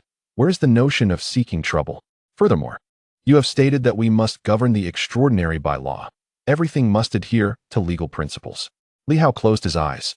Duke Onghua was somewhat taken aback. Was he not going to retort? In that very moment, suddenly, 6 elderly figures appeared, each donning a mask, and in an instant, they unleashed their weapons, swords, spears, and halberds, charging towards Duke Onghua with lethal intent. Nearby, Duke Wuguo, about to shout in anger, was suddenly gripped by alarm. At this instant, Yao Xi's presence locked onto him. The surrounding powerful individuals also felt a tremor of fear, as if they had become targets, their hearts racing with trepidation. At that moment, Li Hao's voice turned frigid. Impudent rascals. To dare disrupt my assembly on this day signifies you are remnants of the Fengyun Pavilion, courting death. With those words, he unleashed a palm strike. The 5 elemental divine powers of wind, thunder, water, fire, and metal erupted forth in an instant, producing a deafening roar that shook the heavens and the earth.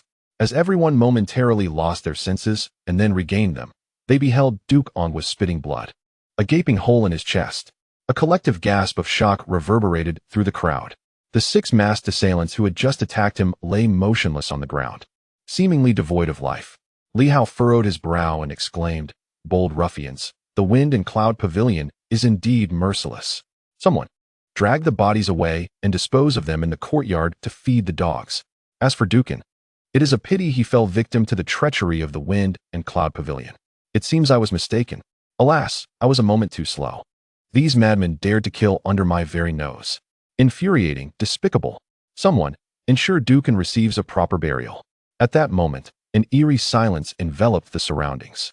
On the ground, Dukin, still expelling blood, had not yet succumbed to death. His eyes widened as he stared intently at Li Hao, filled with resentment and disbelief. He could hardly fathom that Li Hao would dare to kill him so brazenly in front of hundreds of powerful figures. How could this be? After all, he was a tri-system adept. As long as Li Hao did not intervene personally, even 6 adept fighters could not hope to kill him instantly. Dukan, still clinging to life, subtly shifted, attempting to retrieve some life spring essence to save himself. He turned his gaze toward Duke Wu, wanting to utter a plea for help. However, at the slightest movement, a cough broke the tension.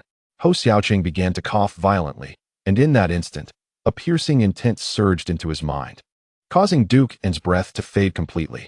As Ho Xiaoqing coughed, Steward Yu hurriedly offered a white handkerchief, which was soon stained crimson with blood. Feeling somewhat embarrassed, Ho Xiaoqing coughed out an apology. My health has not been well. Silence reigned. Some were taken aback. Dukan had just been alive, and in the blink of an eye, he had lost all semblance of life.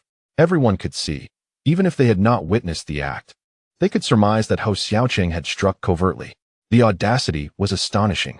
Standing nearby, Duke Wu, robust and imposing, remained silent, merely observing Li Hao and Ho Xiaoqing. These lunatics from Silver Moon were utterly unhinged. A tri-system adept could be killed at a whim. And the victim was a duke. Were they truly willing to offend the entire world and kill without remorse? The Duke of the Nation and the Duke of an each represented a significant realm, and he himself represented the southern continent. Yet, did Li Hao show any concern? Not in the slightest. In that moment, Duke Wu felt an overwhelming sense of threat. These madmen would not hesitate to kill if provoked. After a lengthy pause, Zhao Huaimin glanced at Li Hao and eventually spoke. What transpired just now, Governor Li? In an instant, 6 masked assailants struck, each possessing formidable strength, likely nearing the level of adept or even dual system power. However, Dukan displayed at least tri-system combat prowess. He should not have been killed instantaneously. Yet, with a single strike from Li Hao, the 6 masked figures perished. Did they truly die? They observed as the demon-hunting army swiftly removed several bodies, faces grim, questioning if they were all blind. Some of those masked figures appeared to be stealthily opening their eyes. Outrageous. Li Hao, you have gone too far.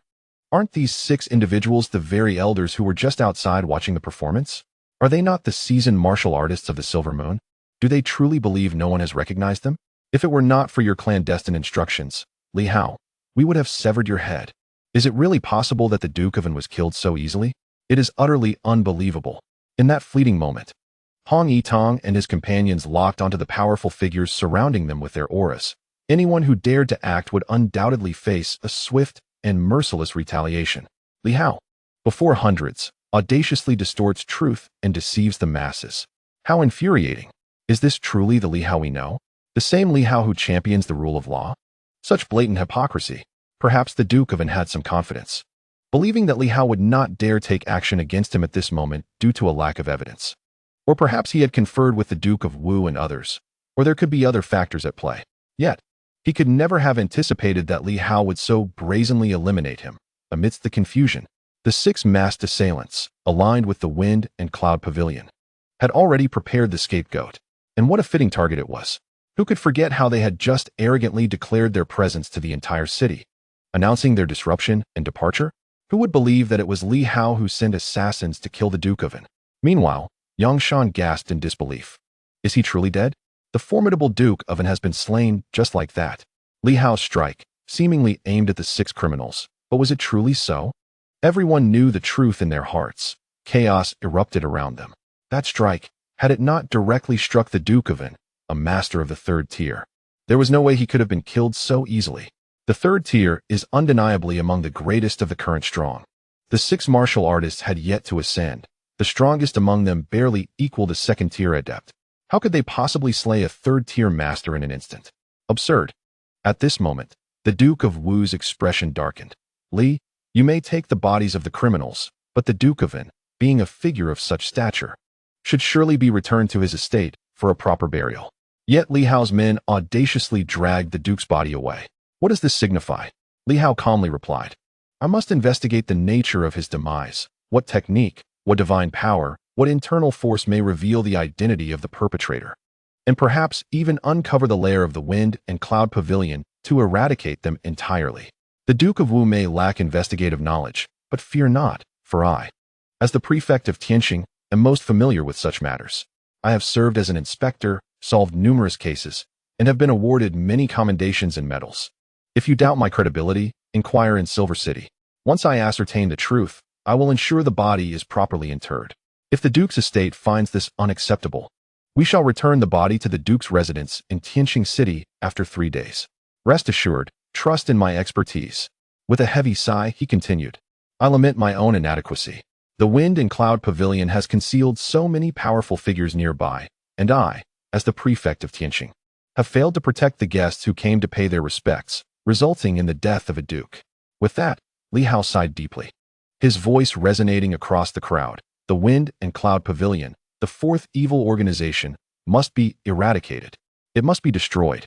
6 formidable beings were dispatched to ambush the esteemed guests, resulting in the tragic demise of the Duke of Anghua. Although Li Hao succeeded in eradicating the assailants, he bore responsibility for the fall of the Duke, a pillar of the nation, leading to profound sorrow. Li Hao, acknowledging his culpability, voluntarily requested a demotion of 3 ranks and a 10-year salary suspension. He pledged, as the acting governor of Tianxing, to mobilize all forces to obliterate the Fengyun Pavilion, vowing never to cease until it was extinguished. He sought the permission of King Tianxing. The citizens of Tianxing City were momentarily stunned. Just moments ago, they were pondering the nature of the Fengyun Pavilion, and now, Li Hao's voice reverberated through the air. They were taken aback to learn that the Duke had been ambushed by this nefarious organization. It seemed he had been overly complacent. What audacity it took for the Fengyun Pavilion to launch such an attack. Yet, their downfall was deserved, for who was the Duke of Anghua? He was one of the 3 great dukes of the Western continent. It was indeed regrettable that he had come to the capital to congratulate Governor Li, only to meet such a fate. Some speculated whether this was a deliberate attempt by certain factions to undermine Li Hao, concocting tales of the Fengyun Pavilion. It was conceivable that the 6 formidable beings were not a trivial matter, and the existence of the Fengyun Pavilion was unknown to many. It seemed unlikely that such a powerful force would emerge without ulterior motives, perhaps aiming to embarrass the governor. Would there truly be a punishment and demotion? It was uncertain. The Duke of Anghua might well have been an ally of the governor, which made his untimely death all the more lamentable. Reports suggested that numerous strong individuals had accompanied him, yet none intervened, which was peculiar. It appeared that those who traveled such a great distance to offer congratulations were likely seeking to ally with the governor, a missed opportunity indeed. What a pity for the Duke of Anghua. Li Hao faced a dilemma. No matter how many strong adversaries he eliminated, it seemed they could not be deterred. The murmurs of discontent spread like wildfire as a crowd began to gossip, expressing their regrets. To them, the Duke from the distant west had personally come to offer his congratulations, and it was hard to believe that he was not seeking to ally with Li Hao. Among so many present, only he had perished, likely a result of the machinations of the 9 divisions, a warning to others. Whoever dared to ally with Li Hao would face dire consequences. The Fengyun Pavilion was likely but a facade for the 9 divisions. The Duke of Anghua was undoubtedly an ally of Li Hao, and it was a true tragedy that such a powerful figure had been slain. These actions to suppress Governor Li were excessive and audacious. In the Tianxing governor's mansion, a profound silence enveloped the atmosphere. One might have encountered shamelessness before, but to stand before hundreds, in the presence of numerous powerful figures, and audaciously distort the truth was beyond comprehension. It was as if they believed everyone was a fool to be deceived. At that moment, many turned their gaze toward the royal family, specifically the Prince of Zhennan, silently awaiting the outcome. After a while, a sigh emanated from the direction of the palace. The Duke of Anghua had unexpectedly fallen, indeed a great loss for the nation. However, this matter bore no relation to the Marquis of Tianxing. It was an unfortunate accident. No one wished to accord the Duke the honors befitting a nobleman in his burial. The esteemed Tianxing Marquis has made commendable efforts to eradicate the malevolent forces and is deserving of reward. However, given the profound national tragedy we face today, no such accolades shall be bestowed. The Tianxing Marquis is resolute in his determination to eliminate these sinister organizations once and for all. Li Hao's expression was grave, his voice resonant and filled with weight, as he declared with solemnity, I shall ensure the complete annihilation of these vile creatures, leaving no trace behind. The Fengyun Pavilion is to be the primary target of the Tianxing governor's office. Those who dare to commit acts of slaughter against our nation's esteemed officials shall face utter destruction at my hands. As his words faded, An undeniable wave of Li Hao's fury enveloped the assembly. In the public sphere, sympathy surged. It appeared that the Duke of Anghua had indeed sought refuge with Governor Li, inciting the latter's ire to such an extent that it was palpable in his tone. Within the courtyard, reactions varied. Some remained silent, others smirked in secret, while many inwardly raged. What a dramatic spectacle it was! Yet Li Hao, wearied, urged the gathering to disperse, apologizing for the distress caused, relieved that none were harmed. The Fengyun Pavilion shall not escape this time. I shall slay them and provide you all with an explanation. Silence ensued. Soon, some began to depart. At this moment, the ninth prince conveyed a message to the southern king. Uncle Wang, how is it that no one intervened? The Duke of Anghua must be allied with the Duke of Wugu, for he dared to provoke Li Hao today. I had assumed he possessed sufficient confidence.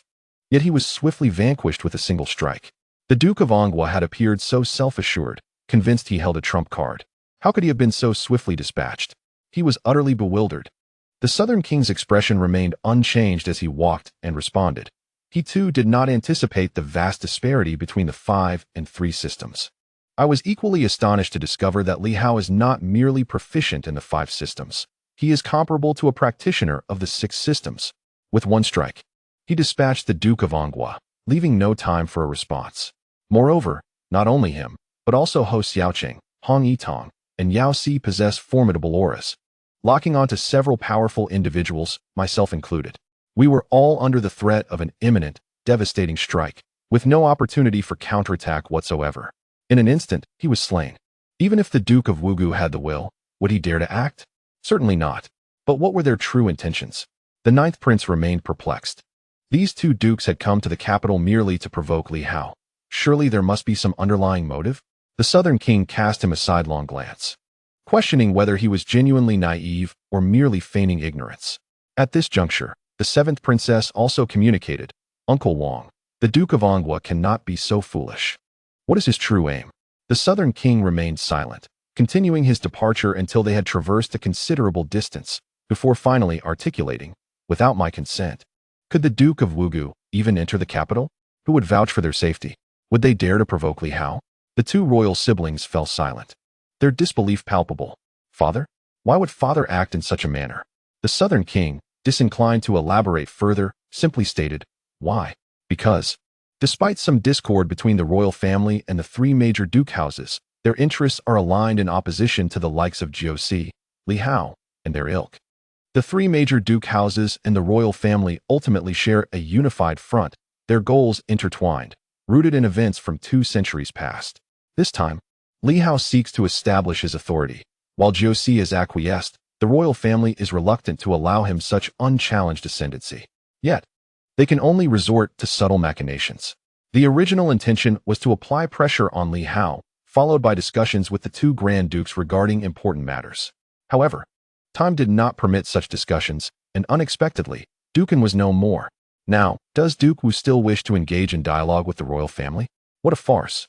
His royal brother, ever so self-assured, presumed that Li Hao would dare not act against him. What transpired? Li Hao outright killed Dukan in cold blood, and even inquired whether he should be demoted. How did you respond? Truly a case of inviting trouble upon oneself. The king of the south inwardly cursed, realizing that Duke Wu would likely flee under cover of night, leading to further turmoil in the south. This individual will undoubtedly not linger long, having thought this was an opportunity for negotiation, all of which was ruined by his royal brother. The old Duke of the In family will surely harbor discontent, targeting both Li Hao and the King of the Celestial Stars, while the southwestern territories await a complete severance. Meanwhile, Chen Yao was also taken aback and communicated with his father. Did these 2 come from the royal family? Perhaps, was the reply. The King of the Celestial Stars truly is beyond explanation. His ambition far exceeds his capabilities, a far cry from his father. The old director sighed and nodded, transmitting. They say the same of you. Chen Yao nearly choked with rage. The old director, however, felt justified in his assertion. Your assessment of the King of the Celestial Stars mirrors their opinion of you. An overreaching ambition coupled with a lack of talent, indeed a far cry from his father. Yet, you remain oblivious to this fact. It is evident that those raised in a sheltered environment simply cannot measure up. Our generation was far more formidable, having once toppled the royal family. Although we ultimately did not achieve complete success during that era, to overthrow the monarchy was a remarkable feat.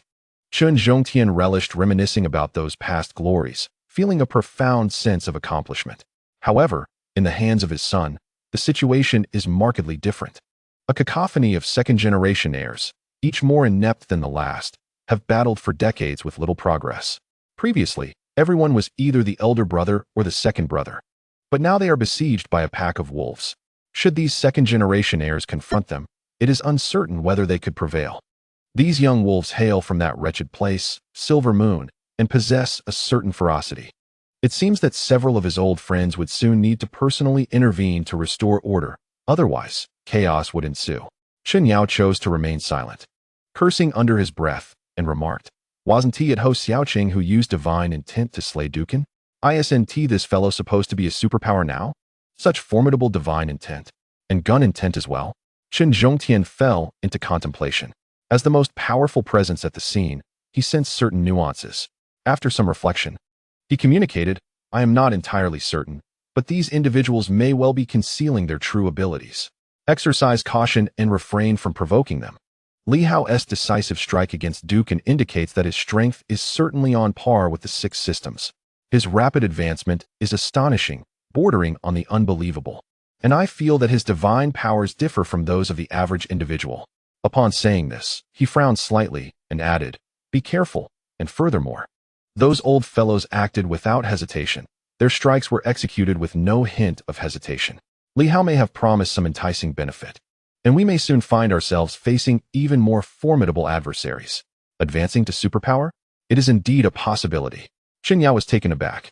The Silver Moon Martial Master, who had always been reluctant to ascend to the realm of superpowers, seemed to have cast aside all reservations. The five animals breathing technique. The old director, puzzled, could not glean any further insights and shook his head. "It's hard to say. Let us wait and see.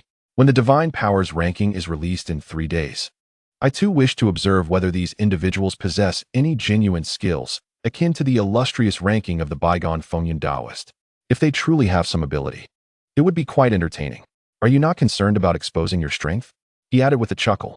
The old director shrugged nonchalantly. "What do I have to fear? I have no intention of competing for supremacy, and my son is of little use. So tell me, what do I have to worry about regarding the exposure of my strength?" "Nonsense."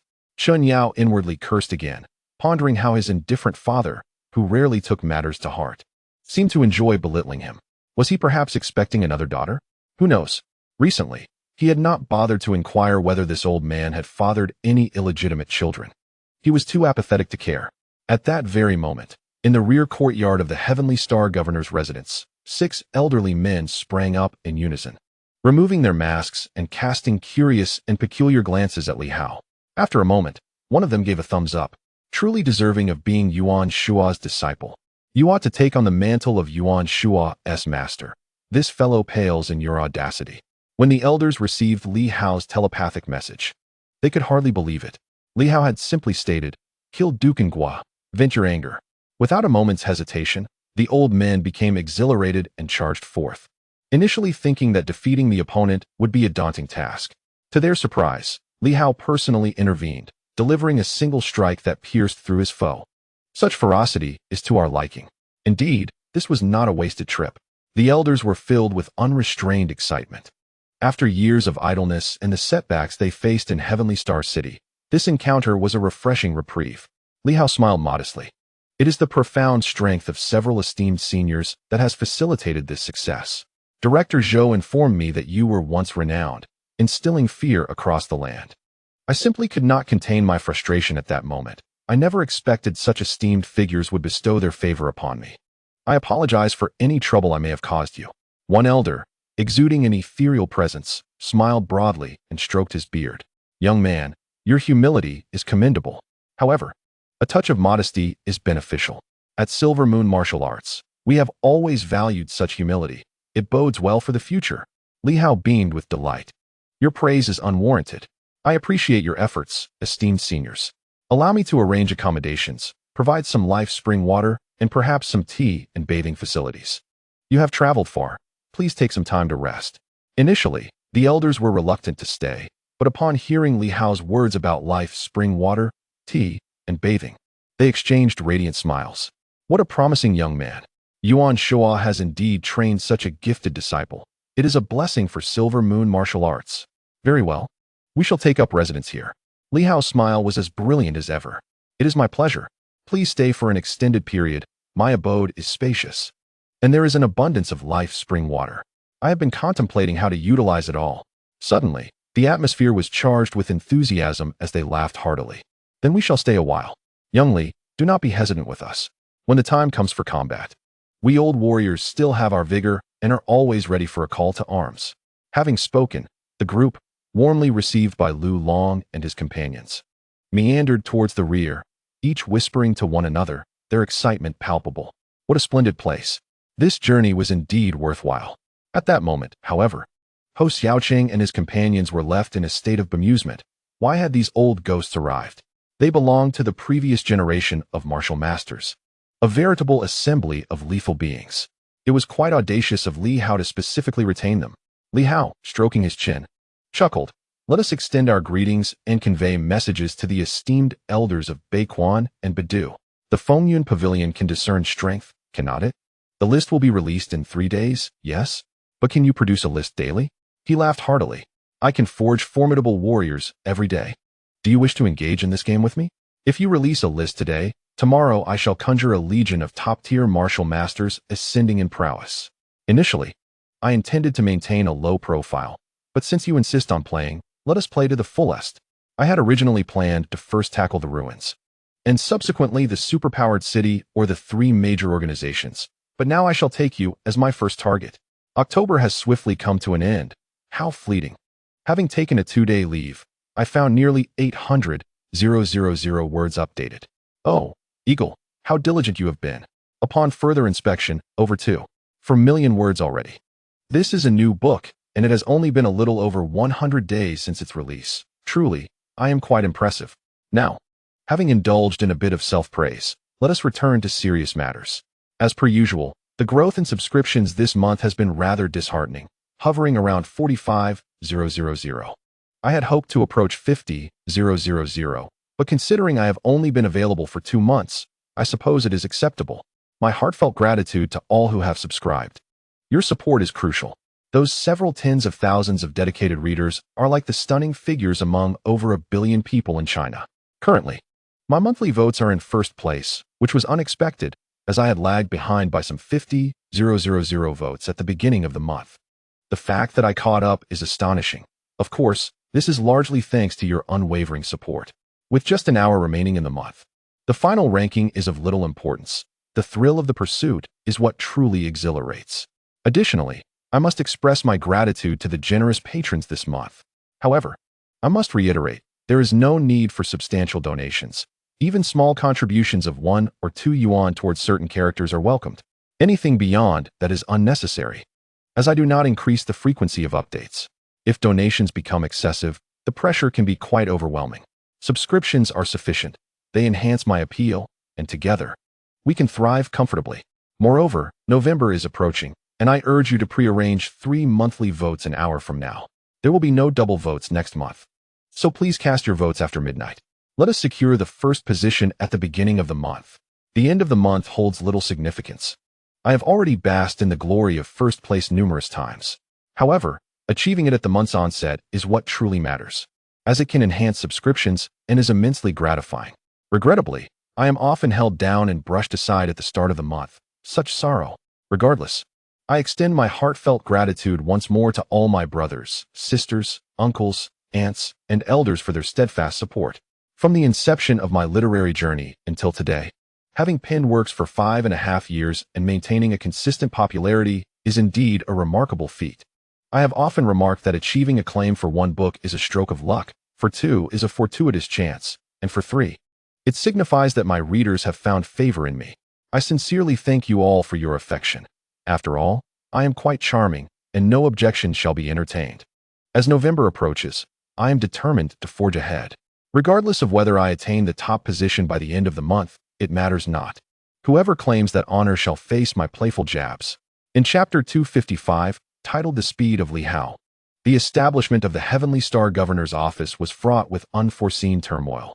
It was anticipated that this day would pass without incident, especially since Li Hao and his companions had recently vanquished a multitude of formidable foes, instilling fear across the realms. However, on the very day of the office's inauguration, the elusive Fengyun Pavilion made its appearance, shocking all by assassinating the Duke of Anghua from the west, which sparked a wave of unrest. Accompanying him, the Duke of Wugua, despite his robust physique, exhibited a lack of courage and fled with his entourage that very evening. They traveled with utmost caution, fearful of being discovered. Knowing that Li Hao had preemptively eliminated a significant number of strong adversaries, many martial artists who had planned to come to aid turned back midway, opting not to attend the inauguration ceremony of the Heavenly Star Governor's office. At that moment, Bei Quan, traversing the coastal regions, felt a tremor from a communication jade and took a glance. To his surprise, Li Hao, who had rarely sought external assistance, even in the face of pressure from the 9 administrations, had sent out a call for help. The Silver Moon martial artists, typically self-motivated in their support, were equally aware of Li Hao's tenacious nature. This time, however, the message was a direct plea for aid. Bei Quan was astonished. Upon further inspection, he discovered that the Fengyun Pavilion posed a significant threat, compelling Li Hao to seek help for the first time. Was Fengyun Pavilion truly that formidable? Bei Quan pondered, intrigued by the rarity of such an occurrence.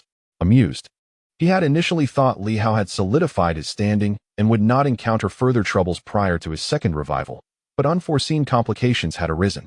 He had even planned to return to Silver Moon and traversed Songshan to visit Dali. It appeared that new tasks awaited him. Turning around, Bei Quan soared toward the central region. It would be remiss not to respond to the young fellow's first earnest plea for assistance. In that moment, the cold and ruthless Ba Dao swiftly altered course, heading towards Tianxing City. From all directions, individuals hurriedly made their way to that location. Pai Lai Tue, having nearly reached home, suddenly received the news and felt a pang of concern. What was Li Hao's situation? Was he unable to contend with Fengyun Pavilion? Or did he fear the dangers that might arise with the emergence of the Fengyun rankings? This was troubling indeed. Pai Lai Tue grimaced, pondering why the young ones always sought out trouble. Would it not be better to find a suitable place, marry a few wives, and raise a multitude of children? After a moment of hesitation, I sighed and glanced at the expansive courtyard before choosing not to enter and see the children, instead turning to leave. In Baiwa City, Director Zhao was engrossed in official duties. Following old Zhou's departure, he was inundated with work, particularly with the recent influx of refugees, which had left him overwhelmed with an unending list of responsibilities. Just as he was deeply engrossed, the communication jade suddenly vibrated. Upon inspecting it, Director Zhao frowned slightly. It was from the Fengyun Pavilion, an organization shrouded in mystery. Given the unclear strength of this group, was it perhaps excessive for Li Hao to place such emphasis on the situation? The message conveyed a request for assistance from Huang Yu and Kong Jia from the Silver Moon side. His brow furrowed further, with old Zhou gone, and Xiao Ho and several old-timers having fled. Did they still require more personnel? At this moment, he felt a twinge of conflict. Was it really necessary? The resources of Silver Moon were nearly exhausted. As he pondered, the main door was suddenly kicked open, and Kong Jia exclaimed with excitement, "I want to go to Tianxing City." Director Zhao sighed, thinking, just as I managed to soothe everyone, troubles arose from Li Hao's side. Who have I offended? With the second revival imminent, the dangers surrounding Silver Moon were palpable. What on earth was happening? With an overwhelming headache, he turned to Kong Jia, about to speak. When Huang Yu entered, stating gravely, "Li Hao rarely seeks external assistance. It appears he has discovered something he finds difficult to handle. I will go. Kong Jia should remain." Kong Jia's expression soured. "Are you looking down on me?" Huang Yu nodded. "As a soldier, I tend to be straightforward. You should understand without needing it spelled out. What purpose do you serve going there without any combat capabilities?" Kong Jia retorted coldly, "My daughter is still over there. Your daughter and the Mad Blade's apprentice have yet to return. Do not use this as an excuse." Li Hao had not seen Kong Jia's daughter and the Mad Blade's apprentice, but he did not concern himself with it, as host Xiaocheng might have arranged something for them, and there was no confirmation of their demise. Kong Jia was incensed. Director Zhao felt an immense headache. What on earth? Everyone seemed eager to leave, their spirits wild, and it seemed impossible to rein them back in. Nevertheless, given that Li Hao had reached out for help, Zhao sighed. Then go ahead. These two had clearly made up their minds, so what more could he say? Rubbing his temples, Feeling fatigue wash over him, he cautioned, "Be careful. Do not all fall in Tianxing City. You must remember the 4 guardians of Silver Moon. If the 3 of you are lost, I too shall struggle to uphold the defenses. I had fought to protect Silver Moon, and yet you all wish to flee, which is truly disconcerting. Rest assured, we will confront the enemy outside." "Where did you learn that?" Director Zhao cast a glance at Kong Jia, momentarily speechless, before finally saying, "Go on, enough with the chatter." "Understood." Kong Jia decisively turned and vanished. Huang Yu, however, expressed concern. "Old Zhao, do not overexert yourself. Delegate tasks to your subordinates. The younger generation needs to be honed. Then you should not leave. Li Hao's side should not be so dire." Before he could finish, Huang Yu had disappeared. Damn, Director Zhao inwardly cursed, contemplating that were it not for the concern for his reputation, he would have had no qualms about berating this group of miscreants for their exaggerated claims. On this day, numerous formidable individuals journeyed to Tianxing City. This marked the first instance of the demon sword actively seeking external assistance, much to everyone's astonishment. And they were inclined to show respect. The Tianjin from Tianjin Mountain, upon returning home, engaged in brief discourse with the successor of the Fenglai sword before hastily setting off once more towards Tianxing City. Meanwhile, the outside world was rife with unrest. In the City of Superpowers, the female lord furrowed her brow, pondering for a considerable time before articulating, "Has the Fengyun Pavilion perhaps acquired the legacy of the Fengyun Taoist?" Just as someone was about to inquire about the Fengyun Taoist, the female lord raised a hand to silence further questions, stating, "No need for further inquiries. Suffice it to say, they are formidable." What exactly is the Fengyun Pavilion's origin? It has scarcely been mentioned before. We have investigated the person behind the Divine Master rankings. A figure shrouded in mystery, and it turns out to be connected with the Fengyun Taoist. An organization bold enough to issue a ranking list cannot be disregarded by any major faction. There have been prior attempts to investigate, yet nothing of substance was uncovered. Each appearance of the Divine Master rankings has been rather abrupt. Therefore, we shall wait. The female lord smiled. Let us await the unveiling of the rankings in 3 days. I, too, wish to see what audacity they possess to act so brazenly. At present, various factions were deliberately avoiding Li Hao, fearing he might provoke them before the second resurrection. Ironically, the rival faction chose to provoke Li Hao prior to the resurrection, which added a layer of intrigue to the situation. In Tianxing City, Li Hao made the necessary arrangements without uttering much. He soon strode towards the hall of the government office, requesting, "Could you procure a copy of the Divine Master rankings for me? I want every single edition." "Understood," came the prompt reply. Shortly thereafter, someone returned, bearing a substantial number of Divine Master rankings. The individual was a deputy director from the Criminal Law Department. Wearing a broad smile as he spoke, "Governor, these Divine Master rankings have been in existence for 2 years. They were initially updated every 3 months, then monthly, totaling 10 updates. Here are all 10 rankings." Li Hao inquired solemnly, "Is this the original?" The deputy director hesitated slightly. Is this the original Divine Master rankings?" The deputy director appeared somewhat embarrassed. "I'm not entirely certain about that." "Then go find someone who knows and ask." "I want the originals, the first batch that was released, not mere duplicates." Though the deputy director felt an urge to express frustration, he promptly set off to make the necessary arrangements. As one of the 9 departments of the realm, the Criminal Law Department, despite the demise of the Hu family, still wielded considerable power. Li Hao waited for no more than an hour before the deputy director returned, drenched in sweat, quickly producing 10 copies of the Divine Master rankings. Breathless, he stated, "Governor, these are the earliest versions of the Divine Master rankings we could gather. While we cannot guarantee they are the originals, they are certainly the first to appear on the market." Without uttering a word, Li Hao reached out, grasping the 10 small booklets. He examined them closely. They all bore golden covers, exuding an aura of value. With eyes gleaming, Li Hao scrutinized them further. Soon, he discarded one of the booklets, realizing it was dissimilar to the other 8. Either this one was counterfeit, or the remaining 9 were. He continued to observe and soon spoke up. "Bring me some seasoned artisans, those knowledgeable in papermaking." The deputy director, somewhat grasping the intent behind the words, promptly arranged for individuals to be sought out. On this day, Li Hao incessantly inquired of various people.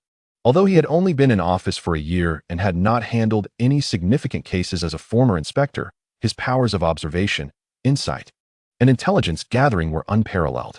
Otherwise, he would not have unearthed the matters concerning the 8 great families. Yet, as his strength grew, he soon ceased such endeavors. However, today, provoked, Li Hao took matters into his own hands and summoned a few veteran inspectors from Tianxing to jointly trace the origins of the Divine Master List. That evening, a group of formidable individuals soared through the air, heading straight for the South province. The Divine Master List first appeared in the central region. According to the information Li Hao had acquired, these were originally crafted from a unique type of paper exclusive to South, suggesting that the adversaries might very well have their stronghold there. South, the southern barrier of the core area of Tianxing City. At the South governor's office, the governor was still diligently attending a late-night meeting when suddenly, his expression shifted. Just as he was about to speak, the door to the conference room swung open, and a group of people entered. The governor's face paled drastically as he quickly recognized the visitors, a mix of surprise and trepidation washing over him. Rising, his expression fluctuated. I did not expect the esteemed arrival of Governor Li. I apologize for the inadequate reception. Li Hao merely nodded slightly, disregarding the formalities, his eyes glinting with a crimson light as he surveyed everyone in the conference room. In the next moment, he reached out and grasped a middle-aged man. His face contorted in horror, attempted to flee, but with a thunderous crash, he spewed blood and was promptly captured by Li Hao. The South governor's expression changed dramatically. Li Hao's voice rang out, laced with indifference. This does not concern you. I am investigating the nefarious deeds of the Fengyun Pavilion. Who is this man? The governor internally cursed. How could you act without knowing who he is? Gritting his teeth, he suppressed his emotions upon seeing the powerful individuals behind Li Hao, muttering, "This is Deputy Director Li from the Administrative Office. Director Wu is also a significant figure in Southview. He is a spy of dark powers. Do you wish to plead for him?" The Southview governor was taken aback, secretly cursing, "You say so, and it is so?" Meanwhile, the captured middle-aged man continued to cough up blood. "Governor, save me. I have no knowledge of the Fengyun Pavilion." Li Hao struck down with a mighty hand, a resounding crash echoing as the man's head nearly exploded from the force. Li Hao turned to the others. "None of you are to leave. Assist in the investigation. This man has concealed his strength. A mere deputy director possesses such formidable abilities. Furthermore, he has treasures that mask his presence. Regardless of whether he is associated with the Fengyun Pavilion, there are issues to address." The Southview governor was momentarily taken aback, glancing at Li Hao and then at the man, a mix of surprise and astonishment evident in his demeanor. Divine powers? The Southview governor's office oversaw everything, and he had recently ascended to divine powers himself, having previously been without any. His advancement was facilitated by the administrative office, which had provided 20 drops of the fountain of life. Otherwise, in this era, without a demon plant as a backing, one could not independently ascend to divine powers. At this moment, the man's expression shifted somewhat. A being of extraordinary ability, dazed from the blow dealt by Li Hao, he struggled to regain his senses.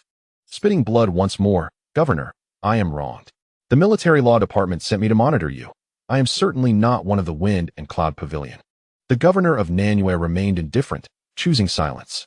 Perhaps the man was indeed placed there by the military law department. Yet to have a being of such caliber by his side was a considerable undertaking. Now that Li Hao had captured him, he felt no urge to speak further. Although it was quite embarrassing, even the 9 departments had no dignity before Li Hao, let alone himself. Li Hao, disinterested in further conversation, dragged the man outside. As they reached the doorway, others had sealed off the conference room. In the next moment, a piercing cry echoed from outside. Li Hao glanced at the man before him, produced a book, and inquired coolly, "Do you recognize this?" Panic flickered in the man's eyes, but he quickly replied, "Yes, the Divine Master List. Did you create it?" "No, I have only seen it, Governor Li." Li Hao chuckled lightly. The Divine Master List, upon its every emergence, spreads rapidly across regions. This indicates the presence of overt forces. If it were merely a group of reclusive individuals, such efficient dissemination would be impossible without assistance from someone of considerable standing. The source lies within the Nanyue province. Therefore, there must be strong individuals or high-ranking officials from Nanyue involved. The paper used for printing is exclusive to Nanyue, and the paper mills have been state-owned for 5 years. Private paper production is prohibited, suppressing the spread of culture.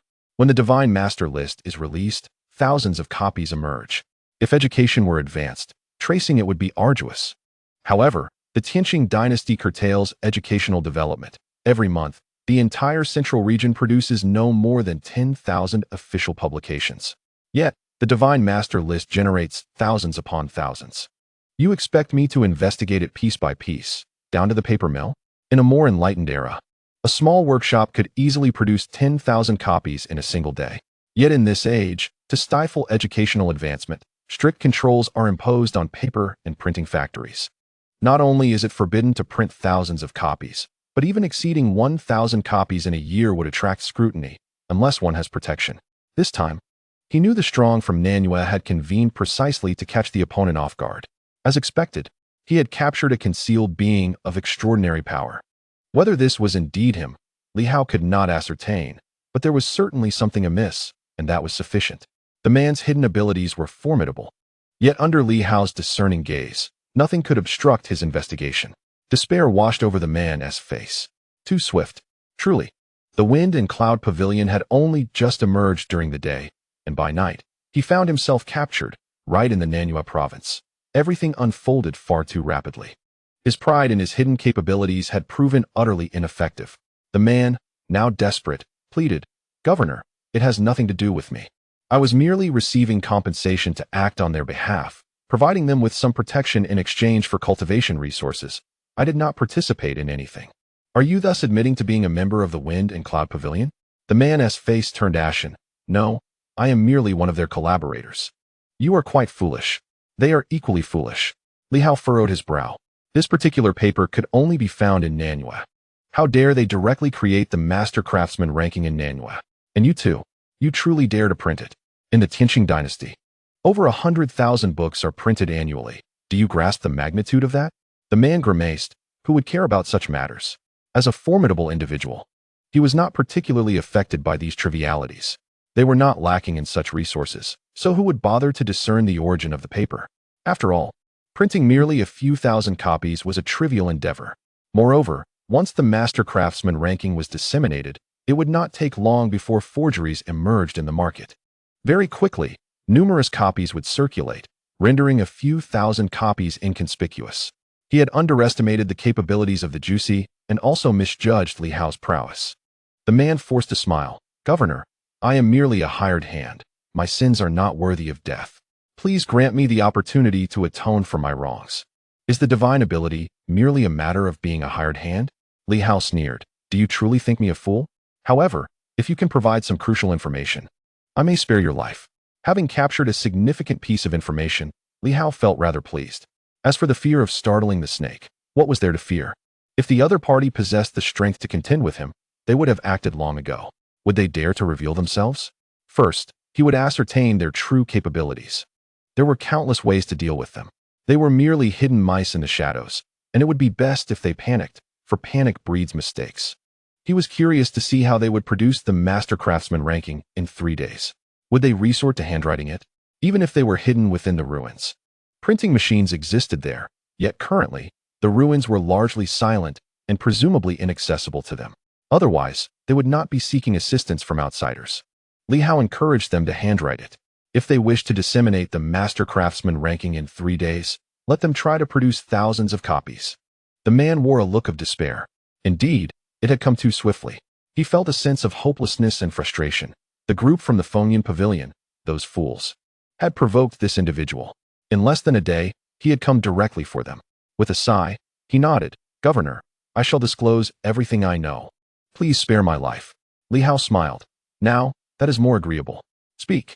The man sighed. "The Fengyan Pavilion actually emerged 2 years ago. At that time, I was a Sanyang cultivator, overseeing the neglected sectors of education, technology, and new developments within Nanyue. 2 years ago, a wealthy merchant approached me, hoping I would permit them to print some promotional brochures. As you are aware, the dynasty strictly regulates such materials. At the time, I did not think much of it. They bestowed upon me 10 divine energy stones. Back then, 10 stones were a significant amount, exceedingly precious." Li Hao scoffed. "Promotional brochures. And you dared to accept 10 divine energy stones?" The man fell silent. A rational person would recognize the underlying issues. However, at that time, his reasoning was that even if they printed some forbidden texts, what of it? Nowadays, the dynasty prohibited a multitude of texts. Those concerning technology, livelihood, and education all fell under the ban. Turning a blind eye could yield substantial income. 10 divine energy stones. Thus, the first master craftsman ranking came into existence. By the time he became aware, it was already too late. The divine master ranking had spread far and wide. As a high-ranking official in the province, he understood that printing such a thing required substantial backing and strength. It was not something that could be done casually by anyone. However, by that time, he was already compromised. The other party had offered him benefits and threatened him with formidable force, with a being of the Su Guang level appearing at that moment. The man lamented. Later on, they gave me a drop of the fountain of life and persuaded me for a while. In a moment of weakness, I acquiesced. Li Hao chuckled. Quite normal. Nowadays, there are plenty who collude with the 3 major organizations, which are officially recognized as malevolent entities. Just the allure of benefits from an unknown power is enough to tempt anyone. Not to mention, even the governor of Nanyue might falter under such temptation. Is the person you traded with still around? The man shook his head. He only appeared 3 times before vanishing completely. I was left to manage everything. In the later stages, only weaker individuals would show up, providing me with an original copy to print and disseminate. My responsibilities were quite simple, yet the rewards were substantial. Li Hao nodded slightly, smiling. So, has the Divine Master ranking arrived this time? They say it will be released in 3 days, and printing requires time. Although it can be printed in a day, isn't it necessary to prepare in advance for the release? The man hesitated. It hasn't arrived yet. If what was said earlier holds true, then the original copy might very likely reach me tonight. But now that I have been captured and startled the snake, will they still come? Even though Li Hao and his companions arrived swiftly and sealed off the area, it did not guarantee that the information had already spread. Li Hao smiled. No matter, it's of little consequence. If they do not provide it, I shall. I will give you a copy of the list, and you will print tens of thousands of copies to disseminate it. The man was taken aback, bewildered. Li Hao added with a smile, of course. If you can obtain the original version, that would be splendid. If not, I shall provide it for you. What is this? The man dared not speak further. Li Hao remarked nonchalantly. Given your level of proficiency, you should comprehend this? The man hesitated momentarily, and as he noticed Li Hao's hand approaching, he was filled with terror, hastily exclaiming, No, I know a bit more. I am not the only informant for the other party. There are likely others cooperating in various locations. Do you know specifics? I have a vague idea of 1 or 2 individuals. Once, I arranged for someone to follow them, and they turned out to be street beggars, unnoticed by the other party. Beyond that, I am unaware, but I do know of a higher-ranking individual who seems to be in collusion with them. Speak. The man dared not hesitate further and hurriedly divulged a name. With a resounding slap, Li Hao nearly shattered his skull. Do not feign ignorance. Reveal your identity. It is the Night Watch Minister of the Nanda Province, though I am not entirely certain. Li Hao nodded, recalling Nanda Province. This brought to mind a certain individual, the disciple of the Chimay staff king, Sun Maxian, who had been slain by him. The latter hailed from Nanda Province. On that day, he had taken the willful staff left behind by the Chimay staff king, which he now understood to be a fusion of force and superpower locks. Likely a manifestation of the superpower lock in the brain, forming a kind of willful weapon. At that moment, Li Hao had contemplated returning the item to the disciple of the Chimay gun king. However, as events unfolded, he found himself too preoccupied to seek out the individual. Is that all? Just this much? The other party has bestowed upon you such benefits, and there are no further requests. The man paused in silence for a moment before responding. Indeed, they had mentioned that after the second resurrection, they would emerge from their seclusion, boasting countless formidable individuals, including numerous ancient civilization warriors, and all they required from me was to cooperate when the time came. This was stated only once, with no further elaboration, merely indicating that currently, the Fengyun Pavilion prioritizes being hidden from the world. Yet now, they have chosen to reveal themselves prematurely. Reflecting on this, the man added, Moreover, during my last breakthrough to divine abilities, I concealed my aura, yet it seemed as though they were already aware of my advancement. Shortly after my breakthrough, they sent someone to congratulate me. Li Hao pondered. Could it be that they have been monitoring the fluctuations of life force? If they have indeed been observing us, they likely possess knowledge of our arrival. No matter. Li Hao chuckled and called out, Director Zhou. Director Zhou stepped out from within, and Li Hao smiled, saying, Please promptly draft a list of divine masters. The celestial star king shall be ranked first, and the crimson moon shall be second. He quickly mentioned several names. Additionally, place me in the 5th position, slightly below the 2 individuals from the military law office and the administrative office. Director Zhou regarded him with surprise. Li Hao continued, furthermore, in the Silver Moon sector, Director Zhao should be ranked 6th, while you will be 7th. As for the remaining positions, assign others from different factions. And around 20 or so, arrange for Master Hong and his companions. Director Zhou stared at him in a daze, prompting Li Hao to smile. What is it? There's nothing amiss. Continue disseminating the information through the usual channels. As for whether the Fengyun Pavilion intends to intervene, that is their prerogative. Should they wish to take action, they would have to resort to alternative means, such as showcasing their formidable divine weapons to reflect upon the heavens. Li Hao chuckled. At that point, I would not even need to seek them out. Director Zhou inhaled sharply, realizing the boy truly had a knack for manipulation. As for the individual in question, Li Hao did not elaborate further. Instead, a divine script surged into his mind. No worries. Release him and state that it was a misunderstanding. Turning to the terrified man, he declared, just consider it a misunderstanding. Treat it as if nothing occurred. If the information leaks out, you will face dire consequences. In an instant, the fire element divine script erupted. The man let out a muffled groan, blood spurting from his mouth, feeling as though his brain had exploded, and he was instantly engulfed in terror. Li Hao patted the man's head and smiled. If the other party provides you with the original version, that would be ideal. If not, then so be it. Should you acquire the original, I will reward you. If not, be wary, for your head may explode at any moment. We shall withdraw now. With that, Li Hao entered the room, glancing at those present, stating calmly, this individual poses no significant threat. He is from the military law office. However, tonight, nothing must leak out. If any information escapes, none of you shall survive. All will be executed for treason. After 3 days, you may act freely, but for these 3 days, keep your lips sealed. The governor of Nanyue's expression changed. Director Li. This. Li Hao chuckled. You will oversee them. By the way, that fellow can move freely without surveillance. If information leaks, do you think I could not eliminate everyone present? Silence ensued. Some were gripped by fear, others were in a state of panic, while a few experienced a surge of anger. Yet, there was no means of resistance. Li Hao and his group were excessively arrogant and possessed formidable strength. Should the news truly leak, they could very well annihilate everyone involved. Let us leave. Li Hao uttered no further words. The group, having arrived swiftly, departed just as quickly, vanishing in an instant. The man who had nearly been beaten to death was still somewhat dazed. Am I free? He pondered, yet his mind was clouded with uncertainty. He could sense something within him that felt as though it could explode at any moment. A truly terrifying tactic. Everyone present cast their gazes upon him, including the governor of Nanyue, whose expression was as cold as ice, for this individual had implicated them all. There were over 20 people in attendance. Who could say if spies from various factions were among them? If the information leaked, the price would be death for all. Who could bear such a cost? The governor of Nanyue spoke icily. You have all heard the situation. It is unnecessary for me to elaborate further. Consider whether you wish to live or die, and whether you believe someone can protect you. This is for you to weigh. For the next 3 days, let us maintain silence. As for that man, he cast a glance and stated coolly, I do not care who you serve or what your status is, should you bring disaster upon Nanyue.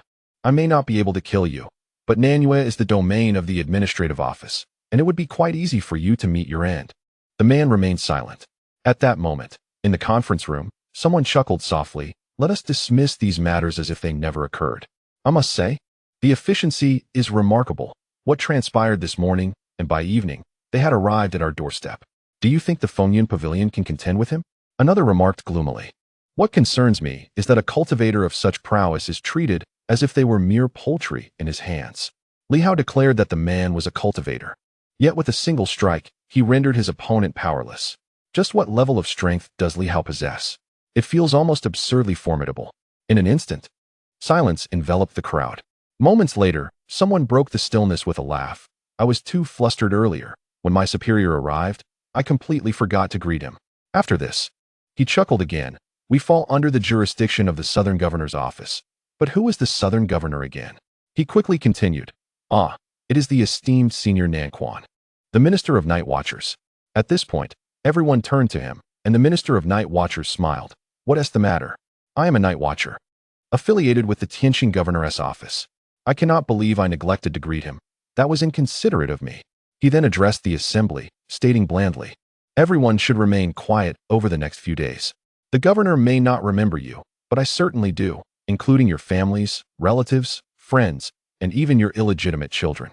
The crowd erupted in silent curses. How shameless. This man had seemingly regained his composure. Moments ago, he had been cursing Li Hao. But now he sensed Li Hao's terrifying power. He was clearly aligning himself. Li Hao might only remember them, but this individual truly knew far too much about them. Their families, friends, relatives, and even their secret lovers were all within his knowledge. Lackey. Some muttered disapprovingly, while others felt a sense of helplessness. The Night Watchers were indeed affiliated with the Tianxing governor's office. Previously, they had been distant and unapproachable, but now, with Li Hao's arrival, their overwhelming strength was laid bare. How could one not align with him? At this moment, Li Hao swiftly departed with his companions, a slight frown creasing his brow. Can Fengyun Pavilion monitor our movements at any time? Director Zhou pondered for a moment before shaking his head. That seems unlikely, even if they possess such formidable divine weapons. Each activation must consume a significant amount of resources. Previously, the Divine Master rankings were updated monthly, indicating that they could only be utilized once per month. They cannot be employed continuously. Currently, these divine weapons are sealed, and the stronger they are, the more potent the seal. Each use comes with a cost. Li Hao nodded in agreement. Indeed, he chuckled. If they do not release the Divine Master rankings, then we shall. If they do, we shall respond in kind. Do they think a pack of mice can contend with the Celestial Star Governor's office? What nonsense. For now, I shall return to assist our martial masters in their training. A few of you will remain nearby, spread out. If any issues arise, call for me immediately. All of you are equipped with black armor, within 3,000 miles. You can summon me at any time. Li Hao's smile was radiant. It would be best to strike down Fengyun Pavilion covertly and seize their treasures. That would certainly provide me with some much-needed assistance, especially since I am currently troubled by uncertainties regarding the specific strengths of various factions. If such treasures truly exist, they shall be mine. Seeing his unwavering confidence, the others refrained from expressing any objections. He had every right to be confident. The crucial point was that this fellow indeed possessed considerable capabilities. His tenure as an inspector had not been in vain, as he swiftly identified the enemy. Director Zhou even felt that this man had the potential to be a leader of spies. At that moment, within a certain relic, a group of individuals was bustling about. Soon, someone inquired, Master, the new rankings have been compiled. Shall we send them up? Yes, but regardless of whether Li Hao is first, let him occupy that position. The rest should follow in order. Also, the Silver Moon Martial Master should ideally have a higher ranking. Understood. Quickly, someone took the new rankings and headed outside. Meanwhile, within the darkened hall, an individual emerged, glancing at the mirror in the chamber, hesitating over whether to activate it once more. Perhaps not. It has only been a day since the last activation. It is precisely for this reason that I am anxious. Li Hao's strength has increased far too rapidly, and there are several exceedingly peculiar aspects to consider. Activating it once consumes millions of divine energy stones, which is a considerable drain for me. He sighed, dismissing the thought that Li Hao could undergo such transformations in a single day. He chuckled to himself, acknowledging his own paranoia. A mere day had passed, and he found himself unable to resist the urge to activate it again. Alas, if only he could fully unseal it. Then he could freely absorb power and reflect it without the need for divine energy stones to stimulate it. Murmuring to himself, the master of Fengyun Pavilion vanished once more into the shadows. Li Hao, your progress fills me with trepidation. I genuinely worry that you may shatter miracles and ascend to the pinnacle before the second revival. If that were to happen, given your temperament, you would likely preemptively quell certain individuals. After the second revival, the affairs of others would become uncertain, wishing for everything to proceed smoothly. The master of Fengyun Pavilion felt a pang of regret. Unfortunately, the constraints of heaven and earth were too severe. What method had Li Hao discovered that instigated such shifts in the natural order? It must be Li Hao. With each change, his power undoubtedly surged. Chapter 256. Why so foolish? Li Hao did not linger long in Nanyue. He merely grasped the periphery of the situation. For him, it was inconsequential. The crux lay in discovering the source of the opponent's printing. As long as the source was curtailed, any attempts to print would be a mere jest. Did they truly consider themselves to be formidable beings? In the past, amidst the Forbidden Sea, one stood before a divine monument, where the rankings could shift at any moment. Even the most powerful could not shatter it, forced to allow the rankings to circulate through the world, with countless individuals waiting to transcribe, ready to disseminate it far and wide. Could you accomplish such a feat? Create a divine weapon, stand amidst heaven and earth, and witness it vanish by dawn? No. Would it even last until dawn? If you managed to create it, within the hour, it would likely be gone. The constraints of heaven and earth were their greatest asset.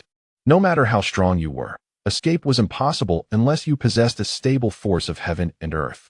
Such formidable beings should resign themselves. There was no point in struggling, for a mere breath could extinguish you, and resistance would be futile. At the Tianxing governor's mansion, Li Hao returned only at daybreak. In the rear courtyard, several elders were practicing martial arts, their fists never idle, for this was the only way to maintain their combat prowess. For Li Hao, it mattered little. He was either engaged in slaying or on the path to do so. Hence, he found no necessity for daily practice. At that moment, another figure appeared, the Sword of Heaven. Swiftly arriving, he seemed weary from a long journey. Upon seeing Li Hao, he uttered not a word but tossed a secret technique over to him. Li Hao caught it and discerned it to be the wind and thunder sword technique. Did a senior acquire this? The Sword of Heaven regarded him silently, unwilling to elaborate. He was not one to engage in idle chatter. Of course, to obtain the wind and thunder technique, he had sacrificed some of his own Sword of Heaven skills, but he chose not to dwell on that. Unlike the incessant chatter of the Southern Fist, he rarely spoke. Both the Sword of Heaven and the dominant blade shared this disposition. The Northern Fist, however, was quite talkative.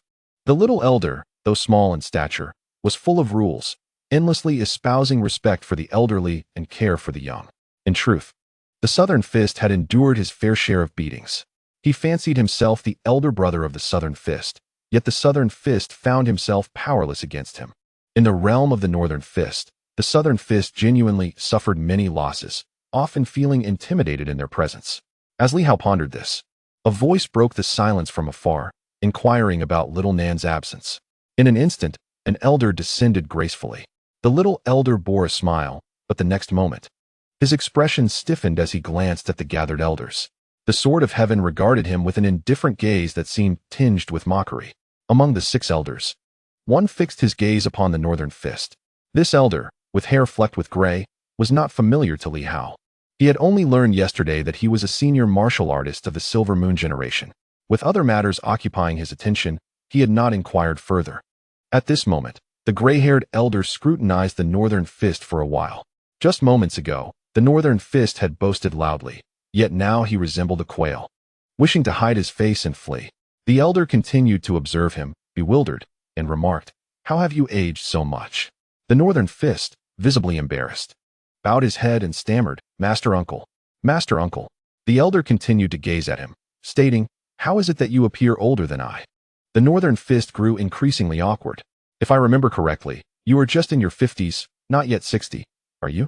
The Northern Fist became even more embarrassed. "No, Master Uncle, I simply wish to appear more mature. Why do you always pick on Hiyong?" The elder frowned. The Northern and Southern Fists share the same lineage. Hiyong's father is, in fact, also your Master Uncle. Why do you persist in bullying him? I have heard of this several times, but I have not been inclined to intervene these past years. Are you now addicted to tormenting him? The Northern Fist, typically domineering and arrogant, now found himself in a most uncomfortable predicament. Approaching 60, he felt the sting of his Master Uncle's reprimand keenly. "What brings you here?" Li Hao questioned, surprised. "Your Master Uncle of the Northern Fist?" The connection between the Northern and Southern Fists, it seemed, was deeper than he had realized.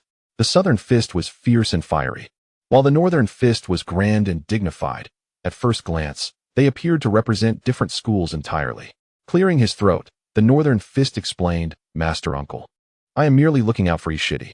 He possesses a lazy disposition and is quite cunning. If I do not keep him in check, he could very well meet his demise at the hands of the martial guard." The elder refrained from further comment, but cautioned, "Do not go overboard. Hiyong is no longer a child. Treating him like one is inappropriate." The Northern Fist felt helpless. Who said he was treating him like a child? Last time they sparred, He had made significant progress in his abilities, no longer a mere child to spar with. He was more like a son now, albeit still a bit lacking. What misfortune that you have come. He glanced at Li Hao, who had remained silent. Though there had been rumors of the emergence of the Fengyun Pavilion and the demise of the 6 great masters, he had not given it much thought. Now, it became clear that these so-called great masters were merely elder martial artists from the Silver Moon generation. At this moment, Li Hao spoke up, esteemed seniors, including the Northern Fist and the 2 masters of the Heavenly Sword. Let us take a brief respite. I have invited several formidable figures to join us, including Ba Dao, Pai Li Tue, Marshal Huang Yu, and Director Kong Jia. Once everyone is gathered, I shall discuss the pressing matters at hand. The assembly furrowed their brows slightly, and the Heavenly Sword remarked gravely, "Is it truly necessary? It is merely the Fengyun Pavilion." Li Hao chuckled. "In any case, I will require your esteemed assistance moving forward." The Northern Fist pondered. Ba Dao should not be far off. The others, however, may take around 3 days. The Fengyun Pavilion will release the rankings in 3 days. They may not arrive in time. Li Hao replied with a smile. "No matter, I have already made arrangements for expedited travel. I have contacted various provinces to facilitate the transport of our esteemed seniors by air.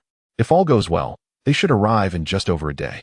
The assembly was momentarily taken aback, quickly cursing under their breath. It dawned on them that Li Hao was now one of the paramount figures in Tianxing. Even if the provinces did not pledge allegiance to him, they would certainly assist with such a trivial matter. Who would dare to deny him? Just a small request. And one would have to be cautious of provoking Li Hao. A little over a day would suffice to bring them here. Li Hao continued. "As for the 36 heroes of yore, I have been unable to contact my master. Bai Guangjin is with him, and it seems that the senior of the Wild Blade has been on a mission and has not made an appearance. I also cannot reach the senior of the Golden Spear. Are there any others still alive? Besides these 4, along with those who have passed, is there anyone else still amongst the living?" After contemplating for a moment, Tianjin spoke. "Most others are likely dead. Some have perished long ago. There may still be a few alive, but they are probably not in Tianxing." "Not in Tianxing? Dali?" Tianjin suddenly chuckled. "Is Dali all you know?" Li Hao was taken aback. Indeed, that was the case. Beside him, Beiquan also laughed. "Dali is merely a neighboring barbaric dynasty close to Silver Moon. Situated on the northern frontier, Tianxing lies at the heart of the world, resembling a basin, surrounded by mountain ranges. Apart from the northern Dali, the other 3 directions each host their own dynasties." He continued, "However, ever since the Tianxing dynasty unified the realm, ending the era of contention in the Central Plains, the 4 surrounding dynasties have refrained from entering Tianxing.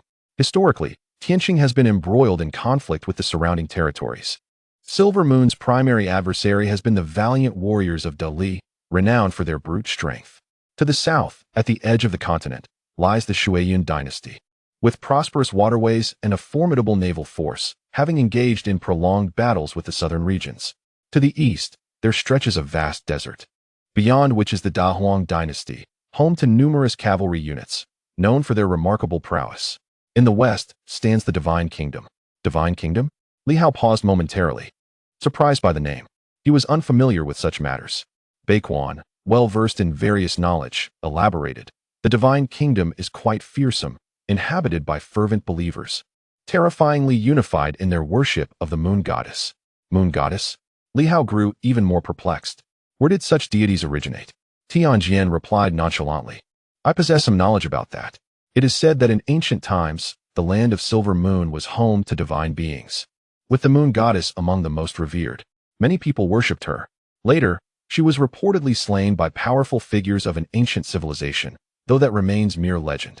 The Divine Kingdom's devotion to the Moon Goddess arose after the fall of that ancient civilization. During that era, no one, not even the ancient kings, would dare to consider themselves divine. A kingdom that venerates deities." Li Hao mused, swiftly transmitting a message to the ancient tree, Elder Tree. "Do you know of the Moon Goddess?" "Moon Goddess? It is said to be the name of a divine being from ancient times." "Divine being?" The ancient tree seemed to delve into its memories, taking a considerable time to respond. "I recall some fragments. The land of Silver Moon was merely a territory of the ancient civilization, where several local powers existed, all of whom were eventually vanquished. Could the deities have awakened? That is indeed a possibility. However, the ancient tree soon added, nevertheless, those so-called deities are not particularly powerful. Moreover, with the changes in the world. Even if they were to awaken, their strength would be comparable to ours, unable to exert supreme power within the realm. Could the moon goddess be the moon demon? The land of Silver Moon is indeed related to this demon. Li Hao raised an eyebrow, and after a moment's pause remarked, "So, it seems that the ancient civilization was not indigenous, but rather an invader?" "Not entirely." The ancient tree offered a brief clarification. In the past, the primary world of the ancient civilization underwent a period of dormancy, during which the emperor also slumbered, resulting in a loss of power. New worlds emerged near the primary world. Upon awakening, the human king observed this situation and sought to reclaim the land, which was the result of the power's waning. However, it is unclear how it subsequently became a subordinate territory. The deities that emerged during that period, in truth, the Silver Moon realm is almost a projection of the main world. Li Hao furrowed his brows and chose to remain silent, withdrawing his storage ring to glance at the elders present. "So, are we to infer that if there are still survivors, they may no longer be in the celestial star?" "Indeed." Beiquan nodded affirmatively. "I myself returned to the celestial star only recently." He continued, with a hint of nostalgia, "I had been in the Great Li, where one must exercise caution. The terrain is rugged, and the presence of the demon race is far more pronounced than in the celestial star. The people of Great Li have been engaged in relentless warfare with the demons over the years, which has forged their fierce character. I believe that once the turmoil with the demon race is quelled, Great Li will inevitably turn its gaze towards the celestial star." "The 36 heroes of the Silver Moon are quite adept at fleeing," Li Hao observed, choosing not to dwell further on the matter. He turned his attention back to the elders. "Esteemed seniors, are there still many martial artists from the previous generation of the Silver Moon?" One of them shook his head. 20 years ago, there were indeed many. At that time, with the resurgence of superpowers, the Silver Moon faced extinction due to the depletion of energy. We sought to enter Celestial Star City to seize some treasures, primarily the divine energy stones. Unfortunately, we suffered severe losses and casualties, resulting in our generation largely withdrawing from the martial world. We have heard that Celestial Star is home to a significant mine. Only by obtaining sufficient divine energy stones can the Silver Moon martial arts community avoid decline and prevent the imperial family of the 9 divisions from growing stronger and invading the Silver Moon again. Upon mentioning this, the elder shook his head, choosing not to elaborate further. In that battle, a multitude of veteran martial artists perished, ambushed by the 9 divisions and the imperial family in the Celestial Star Sea, staining the waters with their blood. So many lives were lost. Yet, the elder martial artists bore no regrets or deep-seated hatred. Each fought for their own cause. Their aim was to suppress the 9 divisions and seize the mine to foster the development of the Silver Moon, and it was only natural that the opposing side retaliated. Being outmatched in skill, they could only accept their fate. They had initially believed the veterans of the Silver Moon to be formidable enough to penetrate the celestial star, only to realize here that they had underestimated the heroes of the world. Subsequently, the remaining veteran martial artists chose to retreat from the Silver Moon. The generation of Yuan Shua then officially became the mainstream of the martial world. However, it was not long before they too fell behind, as superpowers rapidly became the norm. This serves as a testament that their proactive approach back then was indeed correct. The threat posed by superpowers was immense. Had they succeeded, the Silver Moon would not have faced such a swift decline. Yet, having failed, they found themselves in an inescapable predicament. The choice was right, but the outcome was a loss. The elder continued, "Aside from the 6 of us, there are now fewer than 20 individuals remaining in the Silver Moon." Fewer than 20. He mused, acknowledging that indeed, it was not a large number, but it is still manageable. Observing Li Hao's apparent belief that this was a considerable number, the elder chuckled softly. "Do not assume that the veteran martial artists are all formidable. I urge you not to overestimate us. To be candid, we 6 are among the elite. Many others have long since become obsolete, and those stronger than us number no more than 3. Li Hao's brow furrowed slightly. Indeed, it was a meager count. He had assumed they were all remarkably strong. Why is it, he pondered, that there are so few, and why so weak? The elderly man forced a smile, lamenting, "The resources of Silver Moon are insufficient. As martial artists reach this stage, without an ample supply of divine energy stones and springs of life, our vitality will inevitably decline. Coupled with the numerous hidden injuries we bear, many who once thrived in the past have since perished. Some succumbed to their grievous wounds, while others simply withered away due to the depletion of their life force. Li Hao sighed, what a pity. 20 years ago, the failed counterattack led to the ancient ruins of Silver Moon absorbing vast amounts of energy, transforming it into a desolate wasteland. This has significantly contributed to Silver Moon's decline. Over time, only a handful of us have survived. Where do the elders reside? He inquired. In one of the ruins, responded another elder. There is still some energy lingering there. Then why not leave Silver Moon? Li Hao could not help but ask. There are places with abundant energy. One could retreat elsewhere. At worst, we could train in secrecy, which would be preferable to remaining in Silver Moon. Attachment to one's homeland is one reason, the elder replied. But do you think Silver Moon is peaceful? Over the years, many have sought to invade it. We have intervened on several occasions. If we were to abandon it, what would happen? Should the younger generation venture out, and we follow? Silver Moon's martial world would truly be lost. Li Hao found it difficult to fully endorse this perspective, yet he could empathize. He believed that leaving to grow stronger before returning was a viable option. However, a troubling thought crossed his mind. If they all departed, how would Silver Moon defend itself? Moreover, his mentor had survived until today, perhaps due to these elders' presence. If they had all left, his mentor might have fallen to the Red Moon long ago, and he would not have achieved what he has today. After conversing with the elderly men for a while, Li Hao discreetly extracted some information. It was essential to learn their names. All 6 elders were men.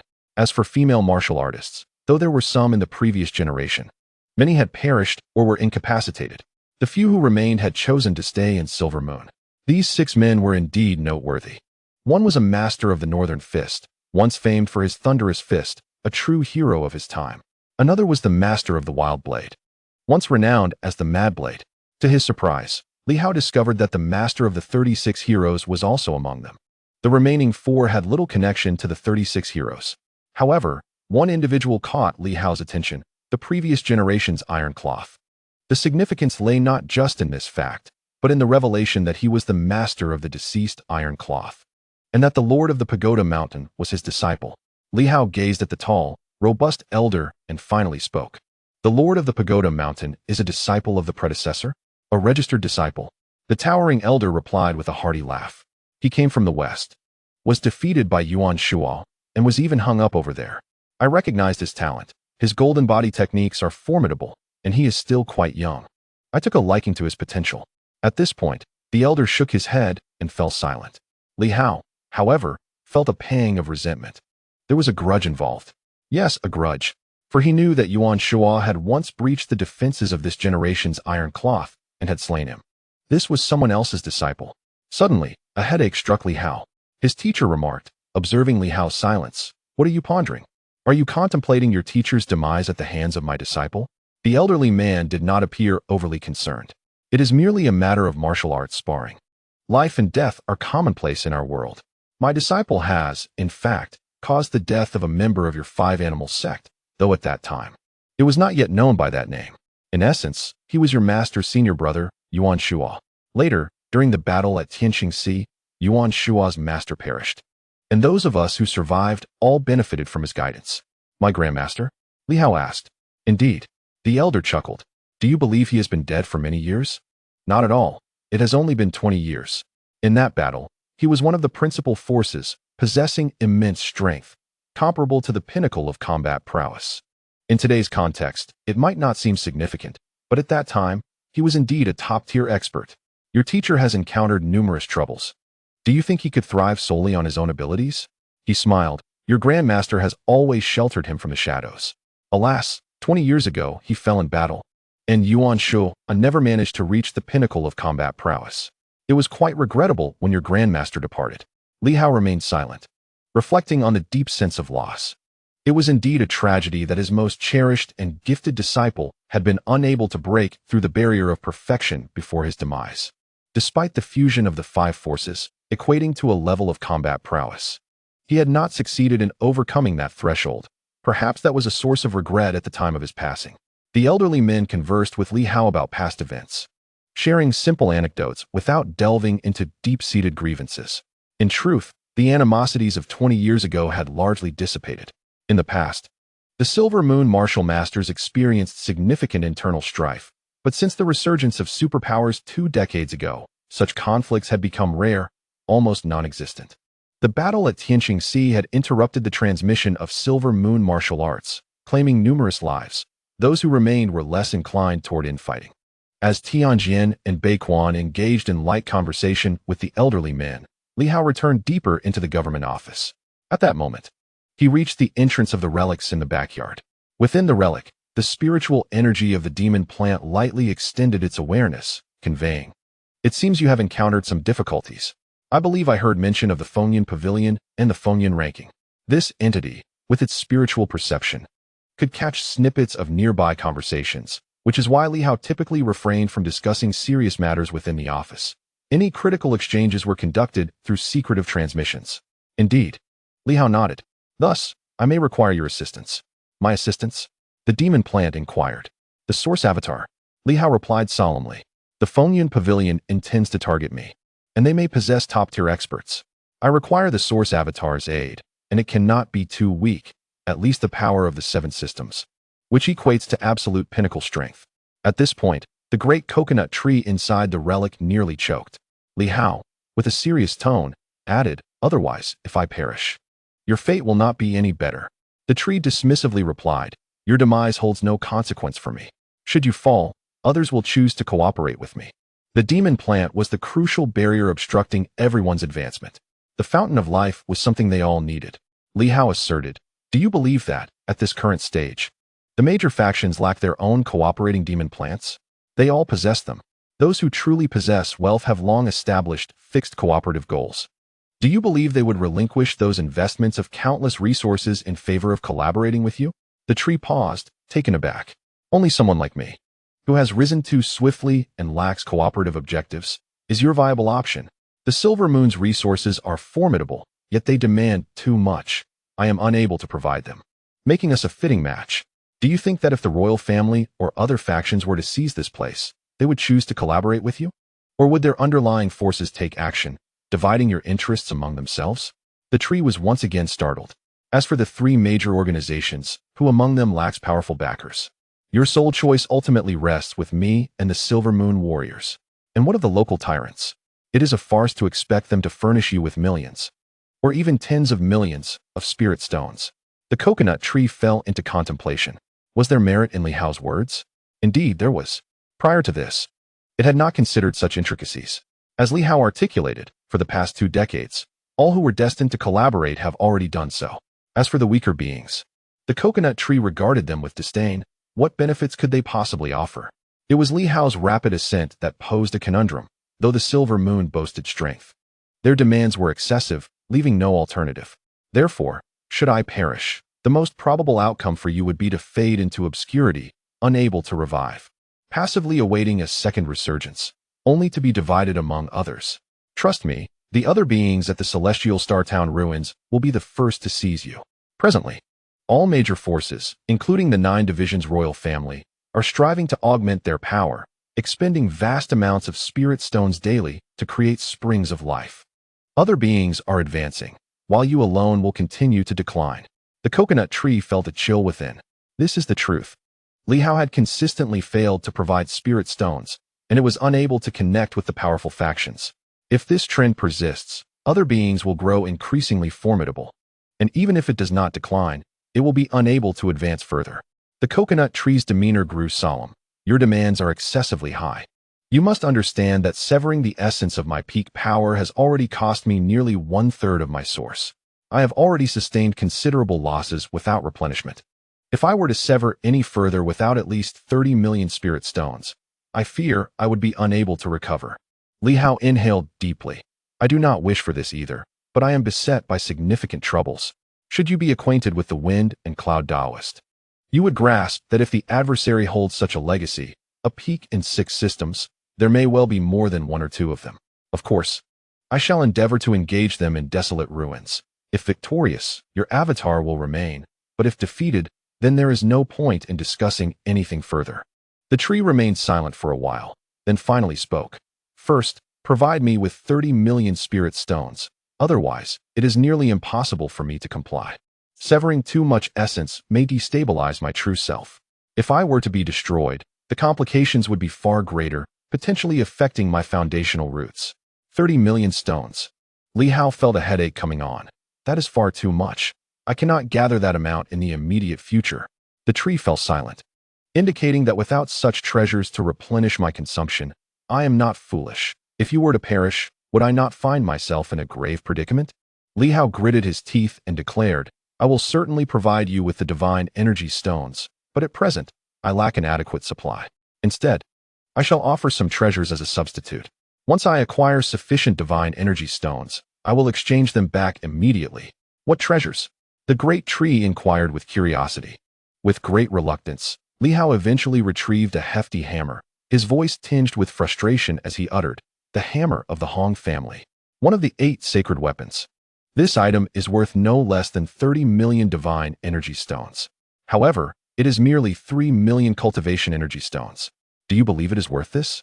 Li Hao continued, rest assured, if we secure victory this time, 30 million divine energy stones will be a trivial matter.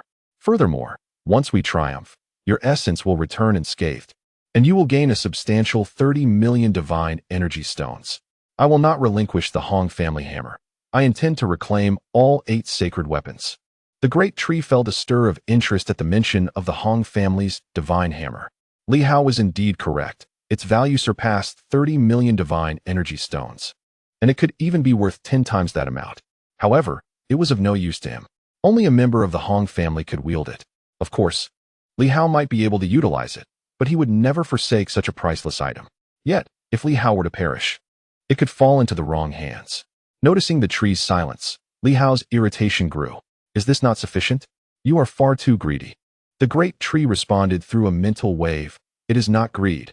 The value of this divine hammer indeed exceeds that of my essence avatar. But it is of no use to me. Li Hao furrowed his brow and replied, if I win, nothing will be an issue. If I perish, someone will take my place.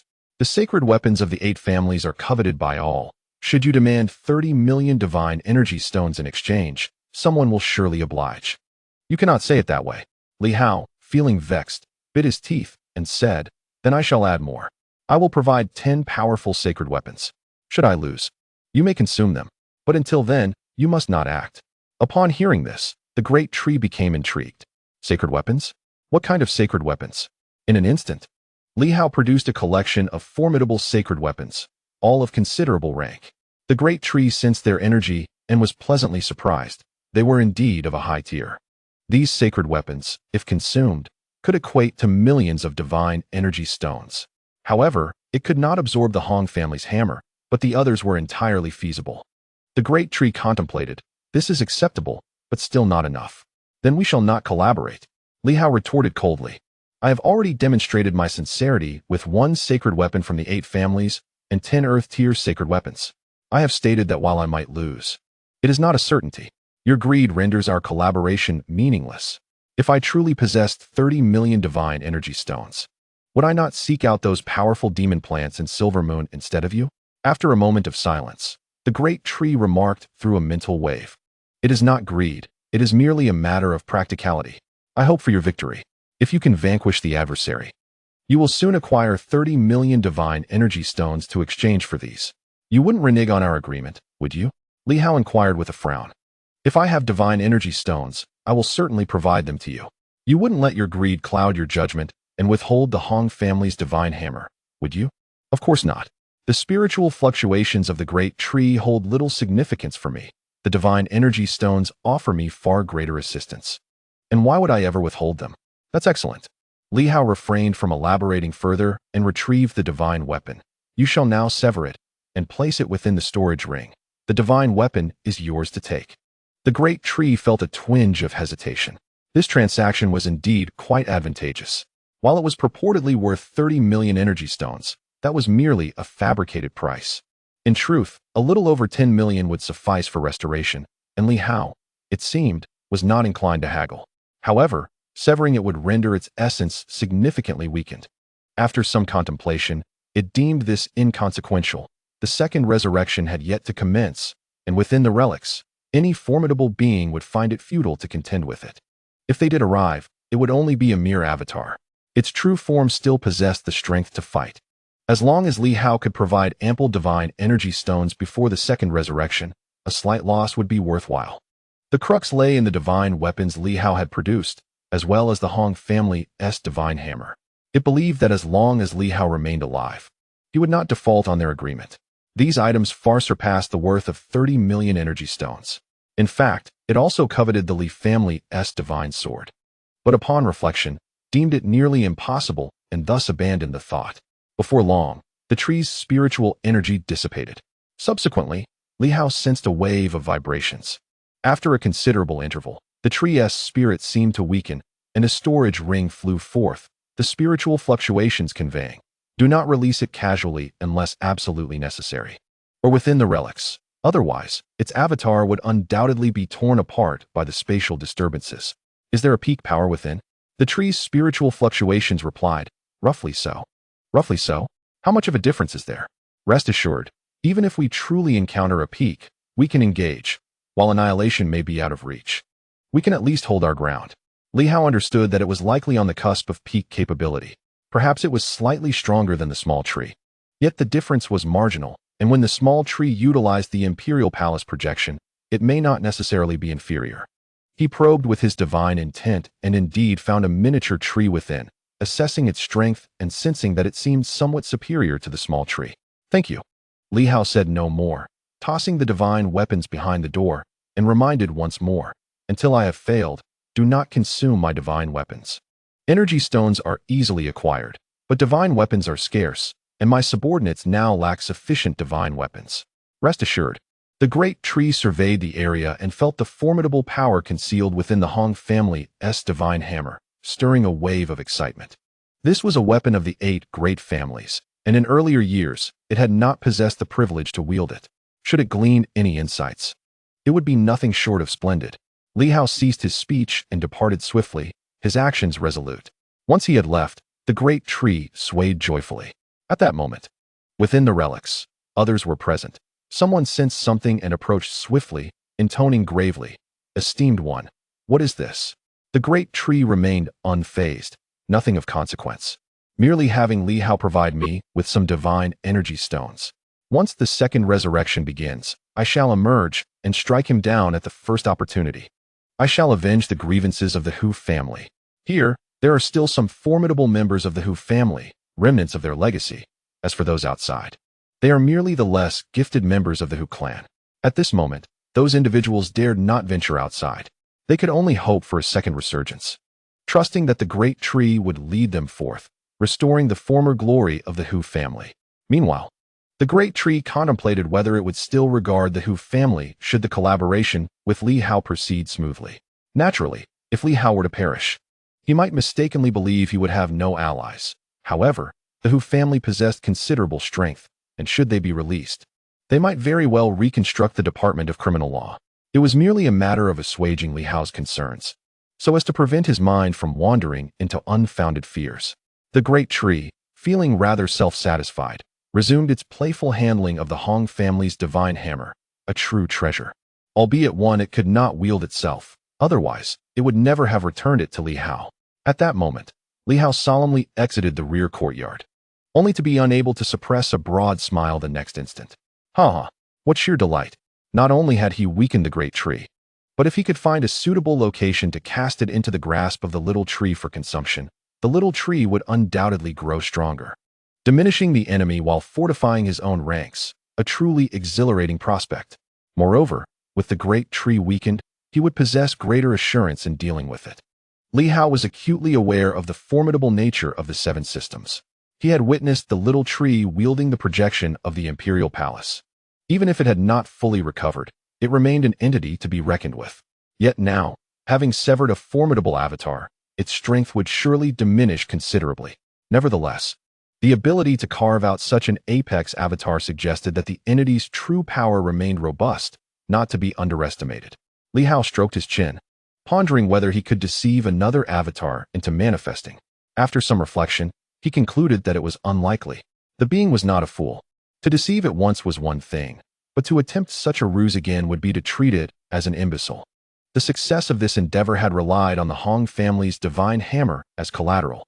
Li Hao remained unconcerned, should the adversary be unable to absorb or utilize it. As long as he eliminated them, it would still belong to him. However, Should he choose not to eliminate them, it would truly be lost. In the storage ring of the little tree, a sense of confusion arose. Do you wonder, it queried, after the immortal level being has severed an apex avatar, how much combat strength it can retain? It has not fully recovered. Originally, it might have been at the zenith of its power, but after severing an avatar, it likely resides somewhere in the mid to late stages of the apex level. Is that manageable for you, little tree? That seems unlikely, unless my true form intervenes. And if you were to absorb the severed avatar? The little tree suddenly quivered. Are you suggesting that by absorbing the opponent's avatar, I could contend with it? One could certainly attempt. By absorbing the essence of the opponent, I could grasp their fundamental principles, perhaps even uncover some of their flaws. Of course, in true combat, I might still be at a disadvantage, but I believe I could hold my own for a time. Li Hao understood and added, then what if we were to strike together? Could several masters nearing the apex level defeat the opponent? The young tree pondered for a moment before articulating, the pinnacle is, in essence, a transformation. However, times have changed. The primal path has vanished. In the past, reaching the pinnacle meant unparalleled combat prowess, contingent upon the support and rewards derived from the primal path, with an inexhaustible supply of strength that could be summoned and replenished at will. Yet, at present, this is no longer feasible. In former days, it was akin to a dream. Opponents were like indestructible cockroaches, capable of instant recovery unless utterly annihilated. But now, should they exhaust their energy excessively, their adversaries too would succumb to weakness. Thus, there remains a glimmer of hope, albeit fraught with peril. Li Hao smiled, perceiving the hope. Previously, during a conversation with the young tree, it had expressed utter despair, believing their foes could easily obliterate them all. Now, however, the narrative had shifted to one of potential. Such drastic changes in perspective were remarkable. The young tree felt a surge of anticipation. Will it be able to sever its avatar? If provided with sufficient divine energy stones, the opponent could indeed recover. I did not offer divine energy stones, yet it severed. The young tree was taken aback. So foolish? Li Hao thought to himself. Are you referring to yourself? I did not provide you with divine energy stones, yet you too severed and followed me, did you not? Why is it that these beings, whether human or demon, fail to see their own reflections? In the next moment, the young tree grew increasingly excited. Then, I can. Li Hao chuckled, just as the predecessors envisioned. Yet it requires a modicum of time. There is no need for haste. Wonderful. At that moment, the young tree was overwhelmed with exhilaration, affirming that its choice was indeed wise. My avatar shall not surpass the original, will it? If so, bidding farewell to the original would be quite intriguing. Of course, severing from the same source and later reuniting would pose no issues. Chapter 257.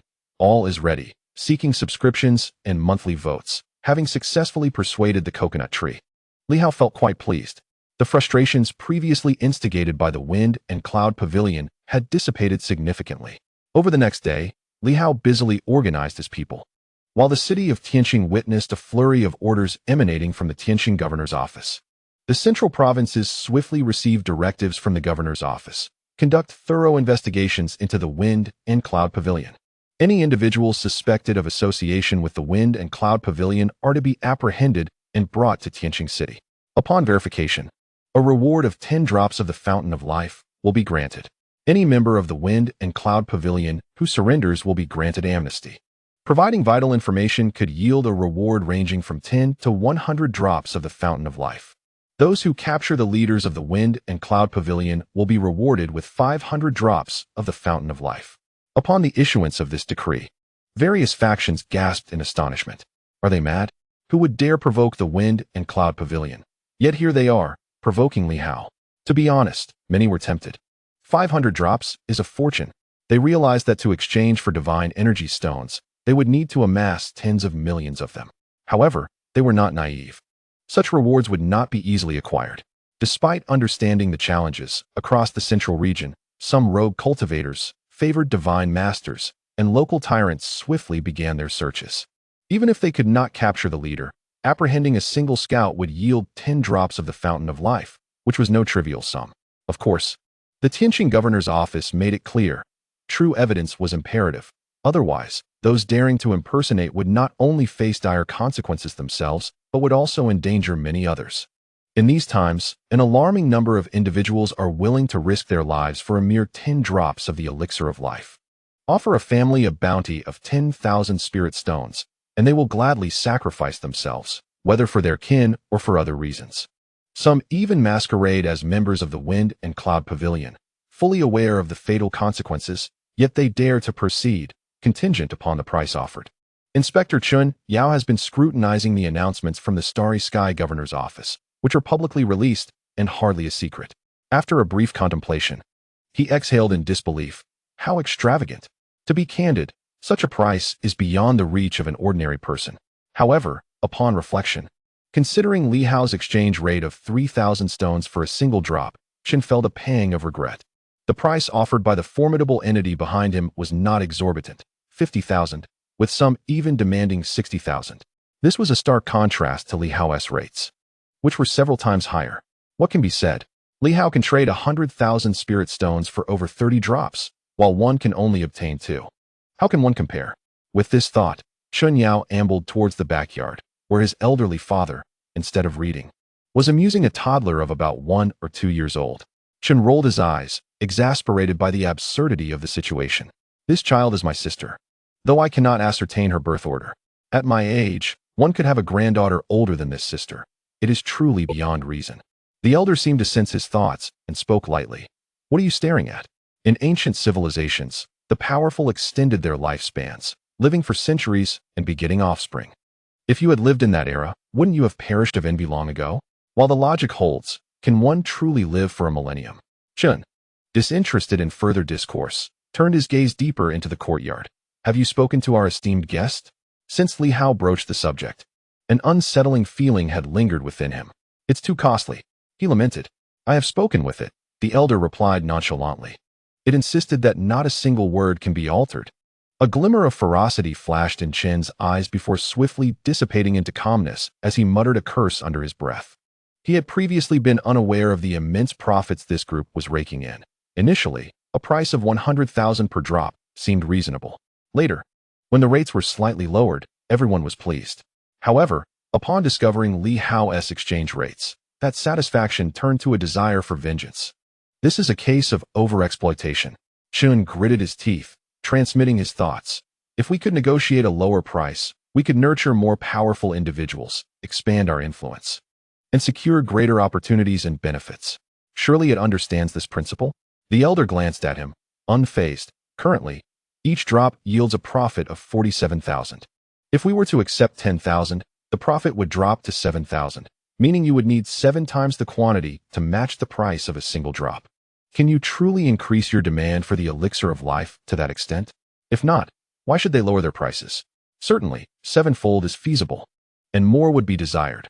However, upon closer examination, all exploitable relics have been thoroughly excavated, and those that remain are inaccessible. The Starry Sky mine is now regarded with great caution, deterring any reckless endeavors. Thus, the total amount of spirit stones remains unchanged, ultimately falling into their hands. Why then should they provide you with an abundance of the elixir of life? Would it not be better to hoard more for themselves? Chen Yao, though filled with ire, understood that the collective hope for promotion rested upon the demon plants, rendering him helpless. He thus shifted the topic. Let us not dwell on such matters. He continued, transmitting a thought. Shall we consider collaborating with Li Hao? Perhaps he could provide us with some affordable springs of life. I have already promised assistance to 2 deities, which might serve as a foundation for our cooperation. Offering some to our allies should be feasible, yes? Give it a try? Chun Yao muttered under his breath. I fear being cast out. Finding you was precisely to encourage you to take that risk. You possess more standing. Chun Yao ultimately voiced his true thoughts. Isn't he currently focused on dealing with the Wind and Cloud Pavilion? He has summoned the Silver Moon Warriors, which suggests he is indeed resolute. I propose that you lay low, conceal your identity, and perhaps infiltrate their ranks to secure some benefits in return. After all, your absence would go unnoticed. It's not just for my sake, but for the sake of my 37, or perhaps even more, siblings. Chen Zhongtian was taken aback, looking at him as if seeing his son for the first time. Is this truly the language of humanity? Chun Yao disregarded his astonishment and continued transmitting. You are immensely powerful. He would surely welcome your assistance. I am merely a trifling practitioner of 3 systems, and he does not lack for those. You, At the very least, command 4 or 5 systems, do you not? Qi Pingjiang stands at the pinnacle of 6 systems, and I would believe you have crossed into the 6th. If you go, he would surely offer you a handsome reward. Moreover, I cannot remain in hiding indefinitely. You could serve as a mercenary helper, earning while you can. We cannot perpetually rely on these unreliable demon plants, can we? Moreover, considering our many siblings, have you calculated how many springs of life will be required for them to ascend to the realm of divine powers? Your offspring may even outnumber Inghong US. While she is ruthless, it matters not. A few casualties are of little concern to her. But can you afford to lose any? Strangely enough, this line of reasoning caused Qin Zhongtian to pause, realizing that his son, though often unreliable, had raised points he had never contemplated before. Indeed, having many children comes with its own burdens.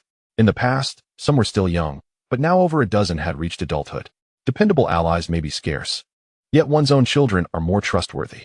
His daughters, now mature, possessed formidable strength, and the Chun family had invested considerable resources in them. A few were nearing the threshold of divine powers themselves. To transition into divine powers, stabilizing the strength of 2 systems requires approximately 50 drops of the life essence. At current prices, that amounts to a staggering 2.5 million divine energy stones, merely for the 2nd system. Multiply that by 10, and we reach 25 million. He too requires training, as does Chun Yao, and there are others within the family and the Inspection Bureau who also need to cultivate. Most of the benefits accrued by the Inspection Bureau over the years had been nearly exhausted. Qin Zhongtian fell into contemplation. Chen Yao added, "You mentioned strengthening our ties. Is there not a better moment than now?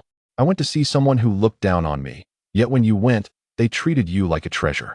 Their demands are not high. We simply offer money, 10,000 for a drop. If we could procure 100 drops at a lower price, it would merely amount to 1 million. Thereby saving us 4 million spirit stones. Just imagine the possibilities. Where else could one earn 4 million in a single endeavor?" Qin Zhongtian gazed at his son for a long while, feeling a mix of admiration and concern. "You have grown," he mused. "Grown to the point of being able to swindle your own father. This is perilous. Of course, given the current constraints of heaven and earth. Being at the peak of the 6 elemental systems is indeed fraught with danger, but not to an extreme extent." Nevertheless, his son spoke with undeniable reason. "Well, it seems I am aging. I must still venture out to earn a living. In my youth, I built such a vast estate, yet it seems insufficient against your prodigality." Chen Yao was disinclined to argue. As long as he was willing to take action, that sufficed. The fiscal crisis was indeed a reality. Li Hao was exceedingly competitive, spurring the 9 divisions' royal family and various factions to urgently bolster their military capabilities. Otherwise, the transition into the realm of divine powers was not as pressing. Initially, everyone was rather relaxed, taking their time. You could cultivate for another day, absorb more spirit stones, and gradually strengthen your organs, thus reducing consumption. But now, that was not an option. Immediate advancement was necessary. Elevating to the 2nd tier was insufficient. One must ascend to the 3rd, and if that were not enough, then to the 4th. The competition escalated daily, and the critical issue was that continuous advancement placed immense strain on the body, resulting in even greater resource consumption.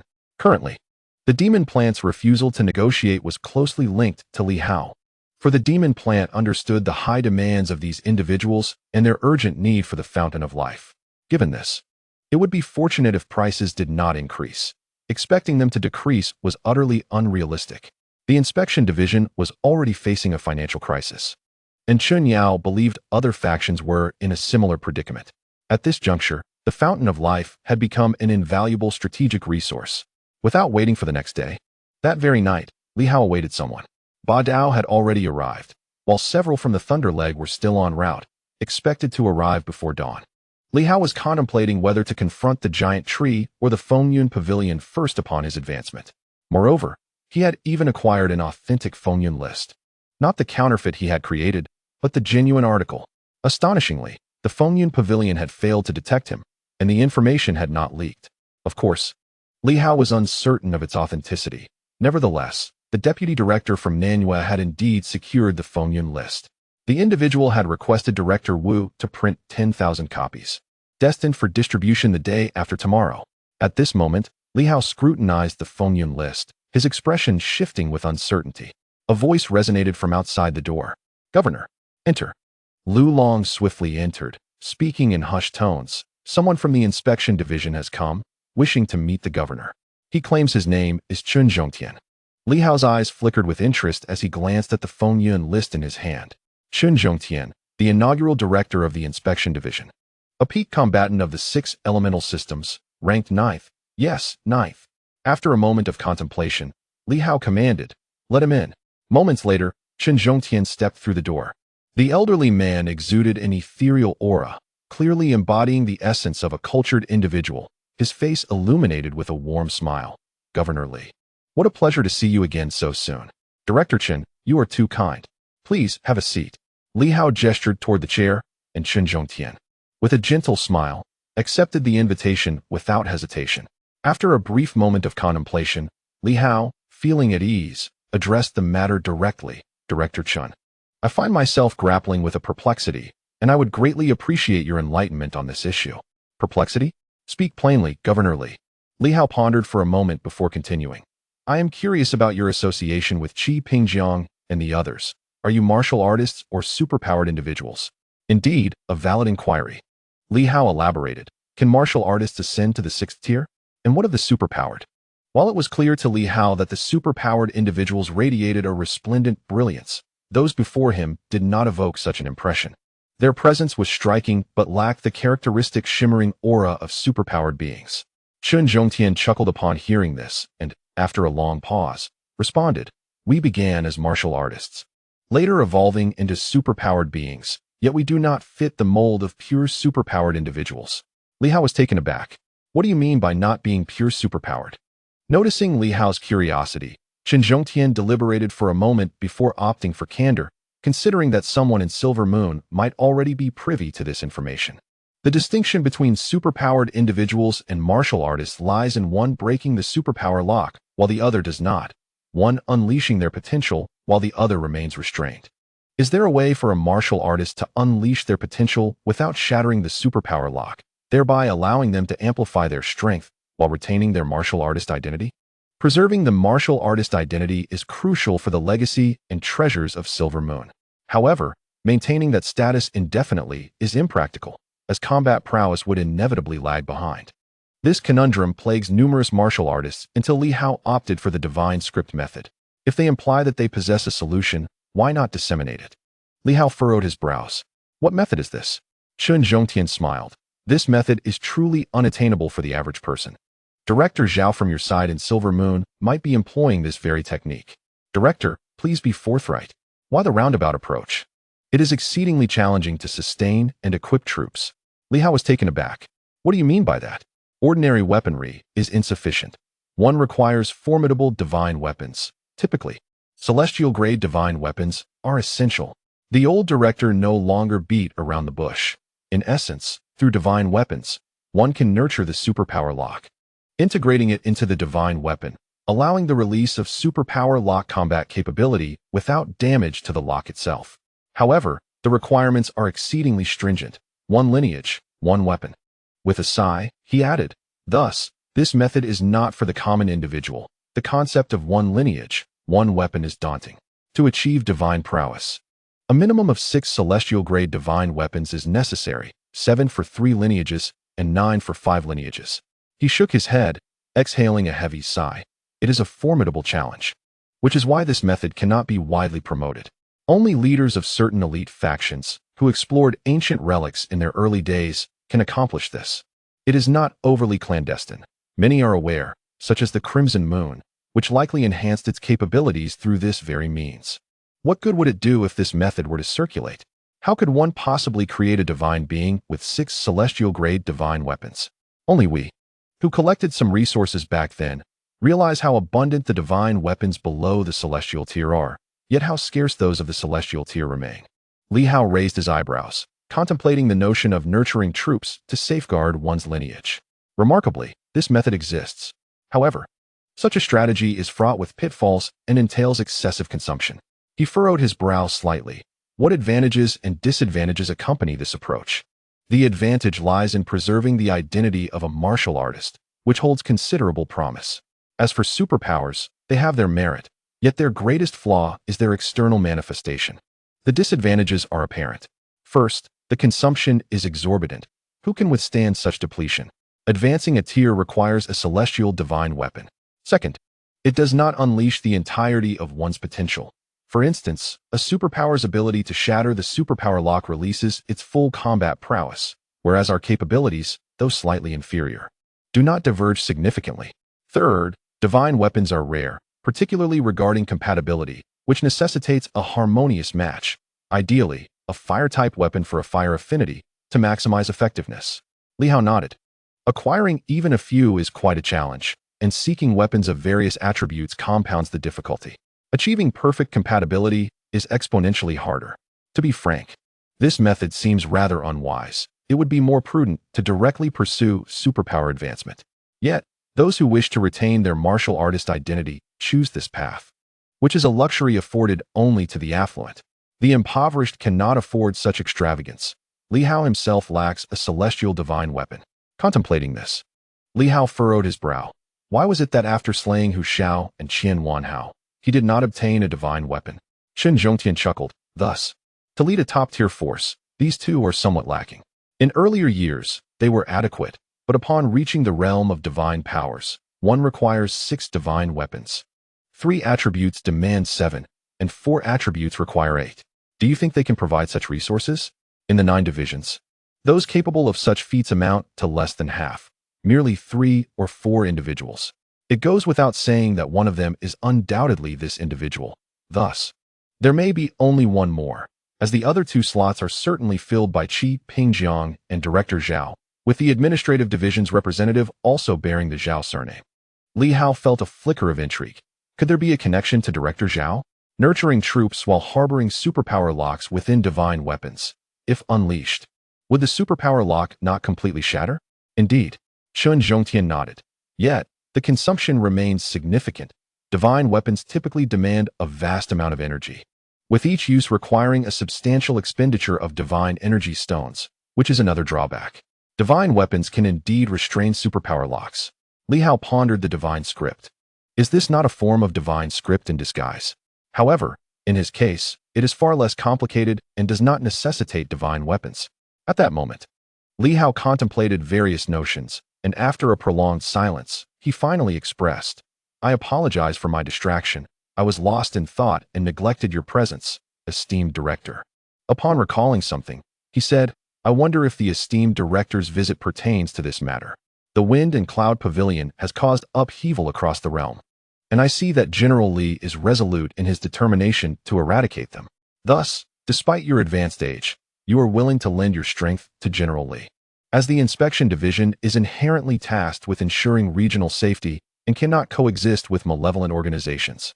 Seemingly aware of Li Hao's thoughts, Chen Zhongtian chuckled. 80 years ago, the purpose of the inspection department was precisely this. The oath upon entering the department was drafted by me personally. Li Hao offered a faint smile, neither agreeing nor disagreeing. Never mind, there's no need to trouble the director, he remarked. Chen Zhongtian cleared his throat. There's no need for formalities. I, too, harbor sincere intentions. However, my household is facing some financial strain, and it feels rather awkward to voice my needs. Yet, I must speak up. My proposition is that if Director Li is willing to provide me with 500 drops of the Fountain of Life at a reduced price, old director, please take your time. Chen Zhongtian interrupted. Actually, 400 would suffice. I have too many children to support. Though I may be an aging father, I still bear the responsibility for them. 400 drops, if divided among my children, amounts to less than 10 drops each, which is insufficient for their advancement in supernatural powers. Fewer than 10 drops? That would imply over 40 children. But I recall Chen Yao mentioning only around 30, so how has that number increased? Just how many children do you have? He seemed to grasp the situation, somewhat astonished that Chen Zhongtian genuinely intended to make a profit. It was truly unbelievable that the esteemed director of the inspection department would come to him seeking employment to provide for his children. How peculiar. Li Hao shook his head. Even if the other party offered money, 400 drops remained excessive. For the second tier, it was 50 drops. For the third tier, 100 drops. For the fourth tier, 150 drops. 400 drops could potentially spawn a fifth-tier supernatural being. Why create trouble for himself? As he pondered, Chen Zhongtian continued, I still possess considerable strength, particularly in defense and speed. Defense and speed? Li Hao's interest was piqued, and he suddenly exclaimed, that is far too much. However, if the old director is willing to exert himself fully for me, disregarding life and death, that could be feasible. Exerting myself fully? Certainly. Chen Zhongtian replied earnestly. Do you truly think I would deliberately conceal my strength? The pinnacle of the 6th tier? Chen Zhongtian maintained his composure. You overestimate me. I only possess 5th tier combat strength, which is already quite remarkable. The pinnacle of the 6th tier. Li Hao replied calmly. For that level of power, I can offer you 10,000 per drop for 500 drops. For 5th tier strength, it would be 20,000 per drop for 200 drops. Otherwise, we can forego the deal. The first option, 5 million for 500 drops, yields a profit of 20 million. The second, 4 million for 200 drops, results in a profit of 6 million. The difference amounts to 14 million. He was taken aback by the stark contrast in figures. While Chen Zhongtian was still contemplating, Li Hao added, Moreover, you will follow my orders implicitly. I will dictate your targets. Should you act on your own accord or flee, that will not do. Even if you claim to be at the 5th tier, I will assign you opponents stronger than yourself. In the end, you will expend 6th tier strength, but receive only 5th tier compensation. Chen Zhongtian cursed silently. Indeed, earning money was exceedingly challenging these days. Nevertheless, he had to admit the price Li Hao offered was quite alluring, so he ventured, what about 5,000 per drop? Li Hao smiled, that is acceptable. Chen Zhongtian was taken aback. Is that even possible? Li Hao chuckled, I need you to distract an opponent for 3 minutes. That's worth 10,000 for each drop. 4 minutes would be 8,000 per drop, and 5 minutes would be 5,000 per drop. Generally, battles conclude within 5 minutes. If you can hold them for under 3 minutes, you still earn 10,000 per drop, but you must last at least a minute. Chen Zhongtian was momentarily stunned, a bemused smile creeping onto his face. You know I possess 6 attributes of combat prowess. In this era, which formidable opponent could possibly surpass me by such a margin? To think they would underestimate my capabilities when tasked to merely occupy an adversary. To be blunt, in this age, the number of individuals stronger than him can be counted on one hand. Even if someone is indeed stronger, their superiority is limited. At worst, I could slightly restrain myself, ensuring I still possess the capacity to resist. Li Hao's words were indeed intriguing. He chuckled, what if the enemy is dispatched within a minute? Then we shall calculate it at the highest rate. Li Hao replied with a grin. That would be 5,000 per drop, yielding 500 drops. Chen Zhongtian let out a laugh, but suddenly paused. Who exactly are you intending to confront? Li Hao, though not weak himself, was aware of his own strength and felt a twinge of unease at the suddenness of this request. I cannot divulge that information, he responded with a smile. Chen Zhongtian furrowed his brow, eyeing him. The Fengyan Pavilion? Not convenient to disclose. Damn it. Chen Zhongtian frowned repeatedly, glancing at Li Hao. I came here to earn a decent living. I am not seeking my own demise. You are not asking me to confront a top-tier powerhouse, are you? Perhaps an entity from the ruins? However, Li Hao should be aware of the vast disparity in strength. It was utterly implausible, a guaranteed death sentence. Will you join me in this endeavor? Of course. You want to abandon me? Intentionally lead me to my doom? Li Hao sighed. I, Li Hao, would never betray my comrades. If I were to do so, who would trust me now? Rest assured on that front. After a moment of contemplation, he added, on second thought, perhaps it's best to keep certain matters under wraps. I fear revealing too much. Wait. Chen Zhongtian chuckled. In that case, I can agree. But I require an advance of 100 drops of the fountain of life. Li Hao regarded him thoughtfully as Chen Zhongtian continued. Though I am unaware of who you are targeting, your seriousness suggests it is no ordinary adversary. Could it be Ying Hongyue? It makes sense. He is your nemesis and undoubtedly possesses formidable strength, thus warranting your caution. At that moment, Chen Zhongtian was indeed contemplating Ying Hongyue, a rather daunting individual. That being was notably strong and undeniably perilous. Yet Chen Zhongtian believed he could hold off the opponent for a few minutes, regardless of their might. They could not unleash 7 attributes of combat power. If he could indeed exchange 5,000 for 500 drops, 250,000 would suffice. However, if he were to seek out a rare plant, that would require 25 million. The disparity was significant compared to previous rates. This arrangement also saved over 200 million. Was that not a substantial amount? An advance? Li Hao furrowed his brow, pondering for a moment before saying, "That is not entirely out of the question. However, I will only provide it before we embark, prior to any engagement. When confronting the formidable tree, the more allies, the better. Yet, this could potentially unveil numerous secrets. But even so, what of it? It was certainly preferable to the loss of additional lives. If Chen Zhongtian were merely a practitioner of the 5 elements, Li Hao would not have been overly concerned. However, the fact that the other party was a peak combatant of the 6 elements on the wind and cloud rankings was quite alarming. Li Hao harbored doubts about his ability to triumph over such an opponent. With a formidable ally like this, potential losses could be significantly mitigated, even to the extent of preserving one's life. As for the possibility of the fellow retreating at the critical moment, once inside, could the formidable demon plant spare him? Once entered, there would be no turning back. At this moment, Chen Zhongtian suddenly felt that Li Hao's agreement had come too readily, instilling a sense of unease within him. He began to reconsider whether having his son partake in this endeavor was truly a prudent choice. He was even inclined to refuse. An undercurrent of anxiety began to creep in, yet the immense temptation was hard to resist.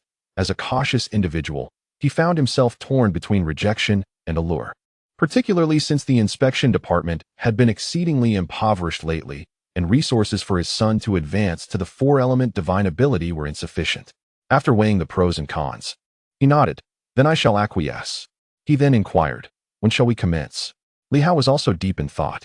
Initially, he had intended to first deal with the wind and cloud pavilion, which might not emerge immediately. However, with Chen Zhongtian's assistance and the current manpower being adequate, why not first target the coconut trees? After all, the smaller trees also needed to devour the opponent's avatars. The stronger and swifter, the better. With this in mind, Li Hao calculated that Kong Jie and the others would arrive shortly. One day was ample time for everyone to transform their spirit texts. The time stated by the wind and cloud pavilion was still 2 days away. Tomorrow night. Chen Zhongtian was momentarily taken aback. Were they to confront the red moon or the wind and cloud pavilion? So soon? Tomorrow night? Li Hao chuckled. Indeed, tomorrow night. As for who will be targeted, I shall refrain from disclosing, lest the information leak. Rest assured, Director Chen, this time, it will not be solely you and I in action. Everyone I summon will engage, ensuring absolute certainty. After saying this, he added, "Moreover, Director Chen, it would be prudent to bring along your ultimate divine weapon, the one used to subdue the Star King, just in case." A sudden chill ran down Chen Zhongtian's spine. "Do not act recklessly. I do not wish to gamble my life for mere profit. Who exactly are we confronting?" A sense of dread enveloped him. Surely, they were not entering the ruins to confront ancient strongmen? This elder, now over a century old, felt an unsettling sensation creeping over him. Are we truly entering the ruins? Li Hao smiled. It appears so. At that moment, Chen Zhongtian was genuinely alarmed. In an instant, his voice trembled. Ancient civilization strongmen are insurmountable, should they awaken. At the very least, one would be an absolute pinnacle. This is the modern era, so it is somewhat bearable. In the past, even 100 practitioners of the 6 elements could hardly contend against a singular absolute pinnacle. That was the case back then, was it not? Li Hao replied with a smile. Yet now, the opponents are merely those who have fallen from grace. If we do not shatter our own fears, shall modern individuals be subjugated by the ancients? You shall discover that upon conquering your fears, slaying an ancient strongman will lead to a transformation, spiritually, volitionally, and mentally. Otherwise, we shall forever exist beneath the shadow of ancient civilization. You have lost your mind. Chen Zhongtian's voice grew sharp. Are you truly intent on confronting a frigid sensation gripped his heart? For the modern strong, the more powerful one becomes. The more one comprehends the might of ancient civilizations and recognizes the prowess of their formidable champions. Conversely, the weak remain largely oblivious to such matters. This supreme being, acutely aware of this truth, was taken aback by Li Hao's unexpected intentions. Li Hao gazed at him and said, "Then it is settled. The assistance of Director Chun is unnecessary. Your involvement was never part of my plan." With a calm demeanor, he continued, "You summoned the Silver Moon warriors not to confront the Fengyun Pavilion, did you?" Chen's complexion paled slightly. "You have long since made up your mind. By targeting the ancient strong, you are leading the Silver Moon into the abyss." It dawned on him that Li Hao's motives extended beyond merely dealing with the Fengyun Pavilion. Everything had been a mere facade. The summoning of so many individuals was aimed at confronting the ancient civilization's champions, with the Fengyun Pavilion serving as the perfect pretext. Otherwise, if he were to gather such a multitude, everyone would wonder what Li Hao truly intended. Now, people would exclaim that Li Hao had truly lost his mind, and that misfortune befell the Fengyun Pavilion, believing that he was prepared to wage a relentless war against them.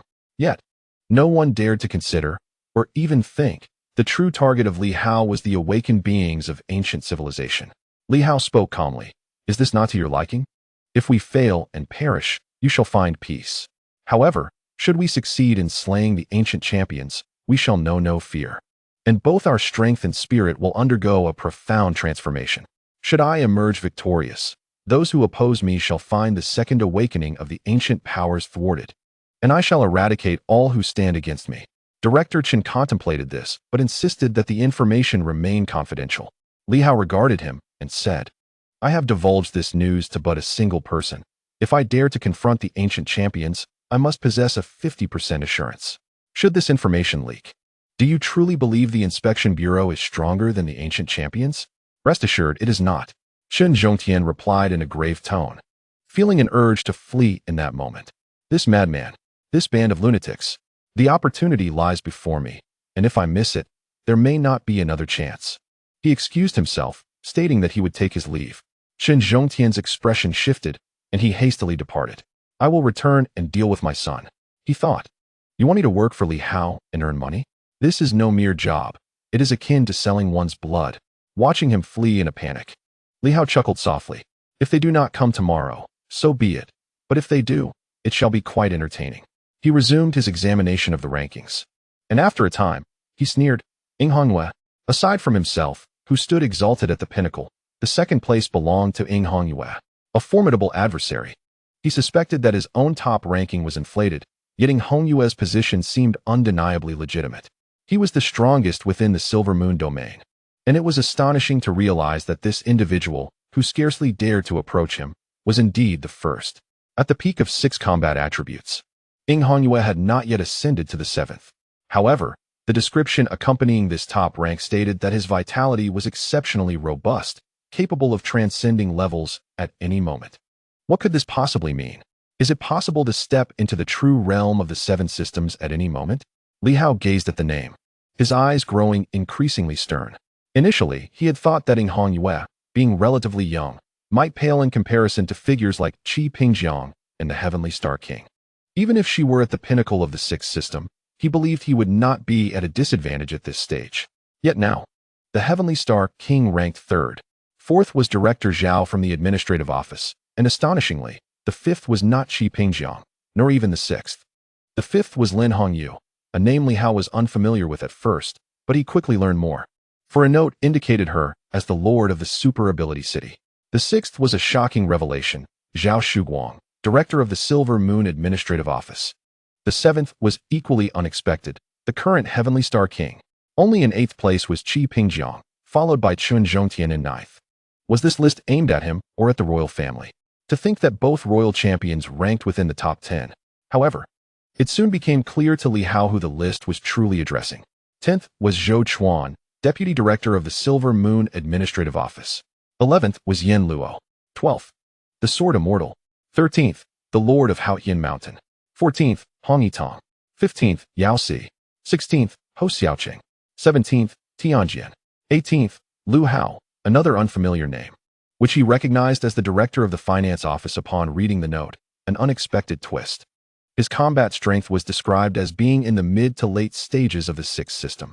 Thus, this list was undoubtedly fabricated, exaggerating the rankings of certain individuals from the Silver Moon.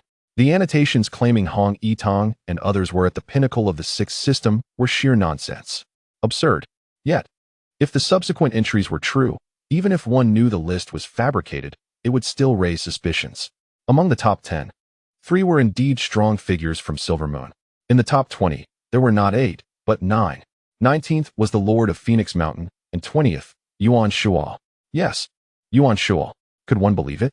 Li Hao could hardly fathom it. The listed combat strength was claimed to be at the pinnacle of the 5th system. Ludicrous. Li Hao was speechless. Any mention of Silver Moon skewed the assessment of combat strength, rendering it utterly inaccurate. Yet, with 9 individuals from Silver Moon among the 20, it felt like a joke. All others were leaders of influential factions among the 7 sacred mountains, apart from the lords of Phoenix Mountain and Haoyan Mountain, as well as the deceased Putuo and Tianpeng Mountain lords and Tianjin. The other 2 mountain lords didn't even make it into the top 20. As long as the combat strength annotations for others remained credible, this was the greatest issue for Silver Moon. Humph, Li Hao scoffed, wondering why they did not rank themselves higher. The list only enumerated the top 20, with no further entries. It was uncertain whether this was intentional or if they had merely discovered this many individuals, likely omitting others deliberately. Yet, this selection of 20 was sufficient. Once this information spread, it would undoubtedly cause a tremendous uproar. The inclusion of 9 individuals from Silver Moon was nothing short of fantastical. In the 9 offices, there were countless strong figures, yet the strongest director of the administrative office was merely 4th, while the military law office ranked only 8th. Not a single current director made it onto the list. In addition to the list of 20 prodigies, there exists a ranking of 30 esteemed masters, with the illustrious Dao Jian surprisingly occupying the top position. This individual, also a night watchman, aligns with Li Hao's faction. Thus, both the prodigy and master rankings are dominated by Li Hao's side. Although the master list currently lacks significance, it symbolizes potential, and its targeted nature is glaringly apparent. This is absurd.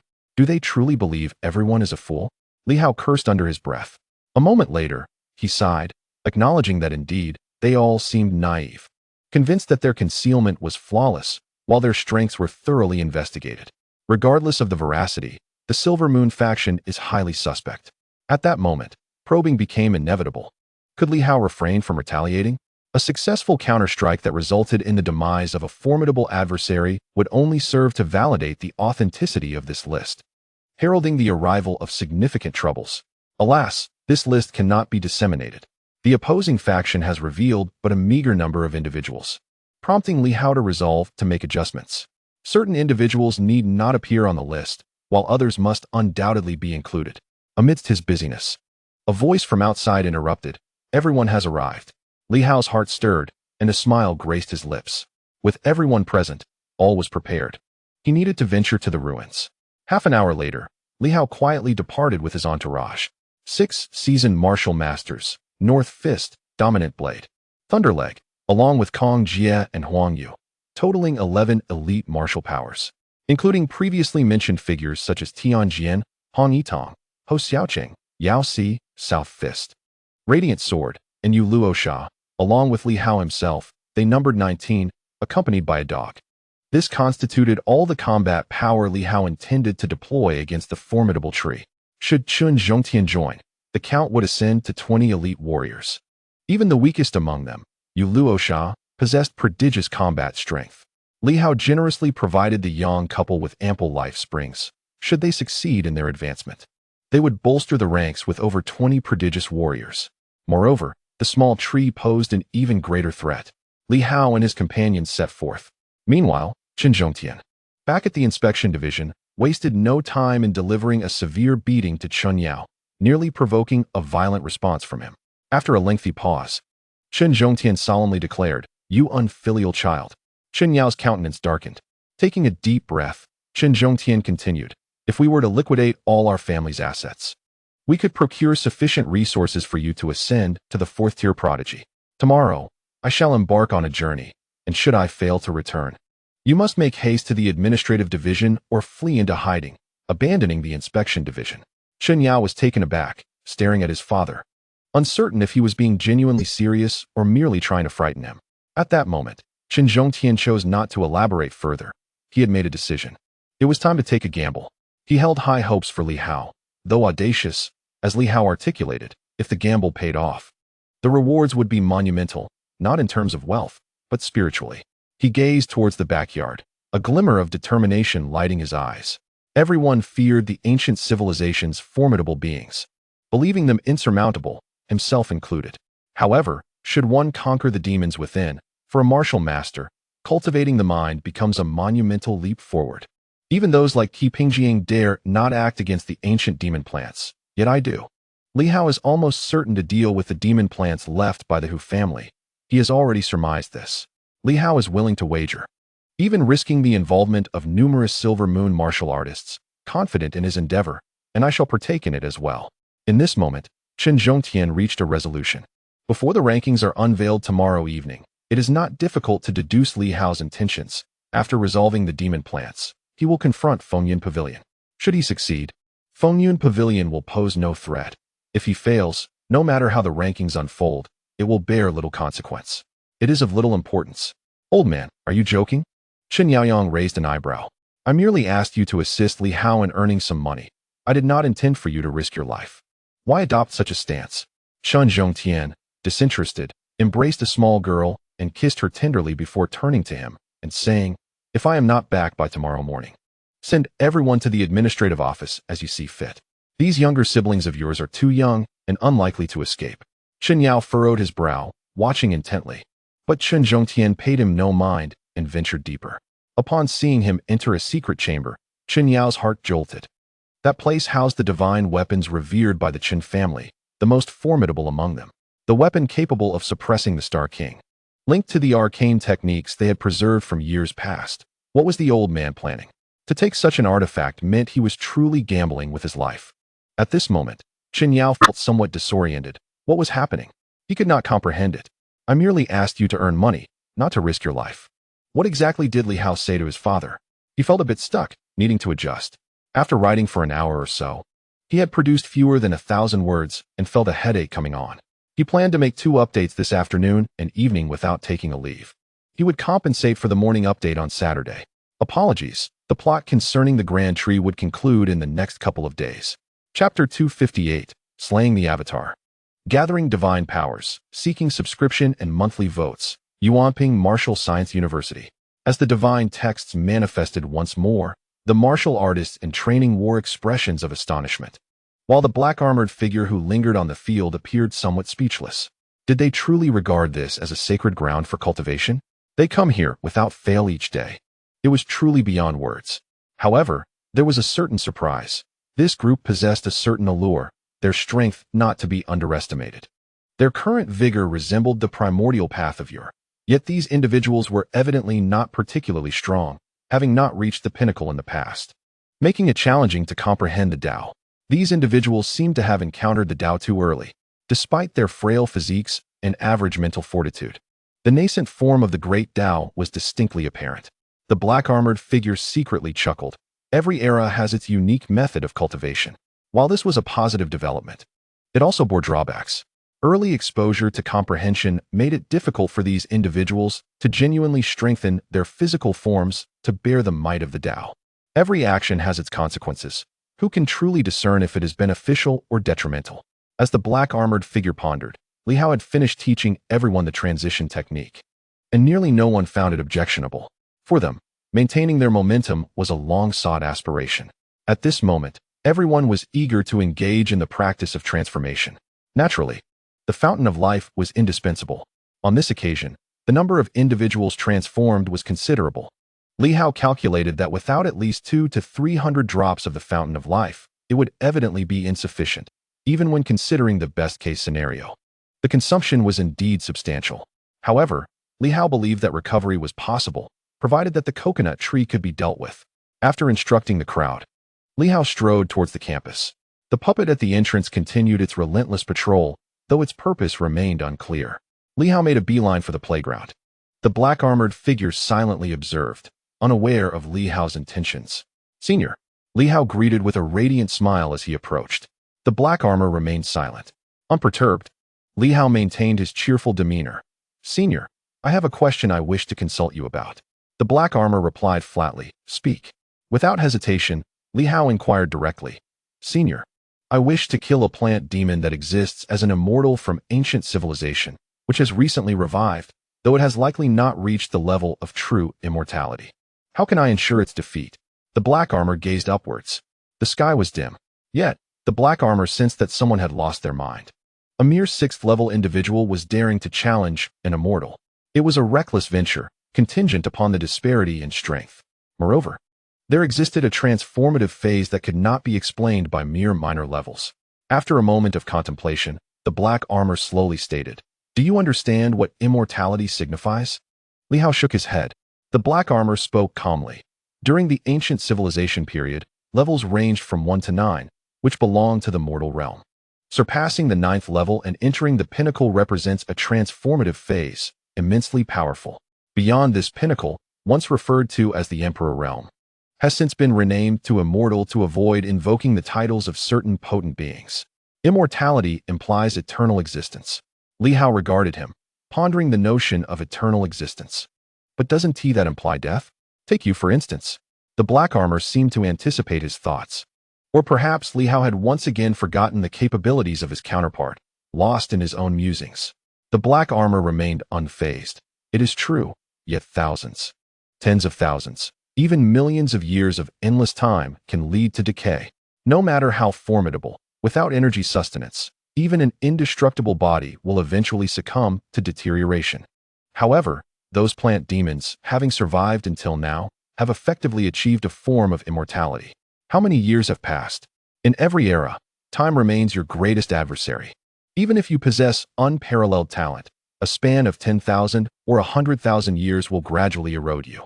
The black armor did not dwell further on this, simply stating, to slay an immortal being hinges on 2 crucial points. First, sever its source path. This is paramount. Presently, within the cosmos, no source path exists. However, the opponent's source path remains, albeit no longer reliant on the true cosmic great path, rendering it unstable and incapable of infinitely drawing upon the powers of the source path. Li Hao raised an eyebrow. How can one sever the source path? After a prolonged silence, the black armor replied, your divine texts, which unify essence, spirit, and might, can be considered a unique path. Only the great path can counter the great path. Purely bloodline attacks, internal force assaults, or mysterious energy strikes cannot harm the power of the great path, but might can, with the starry sky sword in your hand. As long as your might is sufficient and your divine texts are strong enough, you can slice through it with a single strike. Li Hao contemplated the implications of the words. Only the great path can harm the great path. The black armor continued. Secondly, once the demonic plants revive, they will inevitably store a significant amount of the essence of life within themselves for future use. This is a characteristic inherent to all demonic flora. Therefore, during the heat of battle, the gravest mistake one can make is to prolong the confrontation. If time is allowed to drag on, the adversary may unleash all their stored essence of life at a critical moment, reverting to their peak form. Li Hao's expression shifted slightly. At this juncture, they have just revived, and they are already capable of storing essence of life. Indeed, black armor replied nonchalantly. Demonic plants from any era will engage in such practices. If you doubt this, simply inquire of that small tree beside you. Though it may appear feeble, it too will stockpile a considerable amount of essence of life, even if its strength has yet to be restored to its zenith. Immediately, Li Hao summoned the small tree, which, upon hearing the conversation, felt quite embarrassed. It was as though it were being accused of hoarding a plethora of divine energy stones. Yet, as black armor had pointed out, the small tree could only emit a mental wave, saying, yes, I have retained a bit, but as for that fellow, I cannot say. Such is the case. Black armor stated calmly, if you wish to avoid killing your opponent a second time, you must strike before they unleash their full potential. Otherwise, it is not merely a matter of difficulty in slaying them. The crux lies in the fact that if you defeat them, your rewards will be significantly diminished. Li Hao nodded repeatedly, understanding the gravity of the situation. Fortunately, he had shamelessly inquired for a while, as the small tree's knowledge was not necessarily greater than that of this esteemed being. Black armor continued. Thirdly, as a being of the immortal tier, even if they have not completely revived, the demonic plant has never truly perished. Its core remains sturdy. Thus, you will find it challenging to breach its defenses. Li Hao furrowed his brow. Black armor added, therefore, if you seek to vanquish it, you must concentrate your power on breaching the heart of life, which is the core of the demonic plant, akin to its cardiac region. During battle, the area where the foe's energy converges most swiftly and intensely is precisely where the heart of life resides. Having said this, he suddenly reached out and grasped the small tree, which was instantly filled with dread as it fell into his grasp. Black armor pointed to a specific section of the tree's trunk and said, this point here is the heart of life of the demonic plant.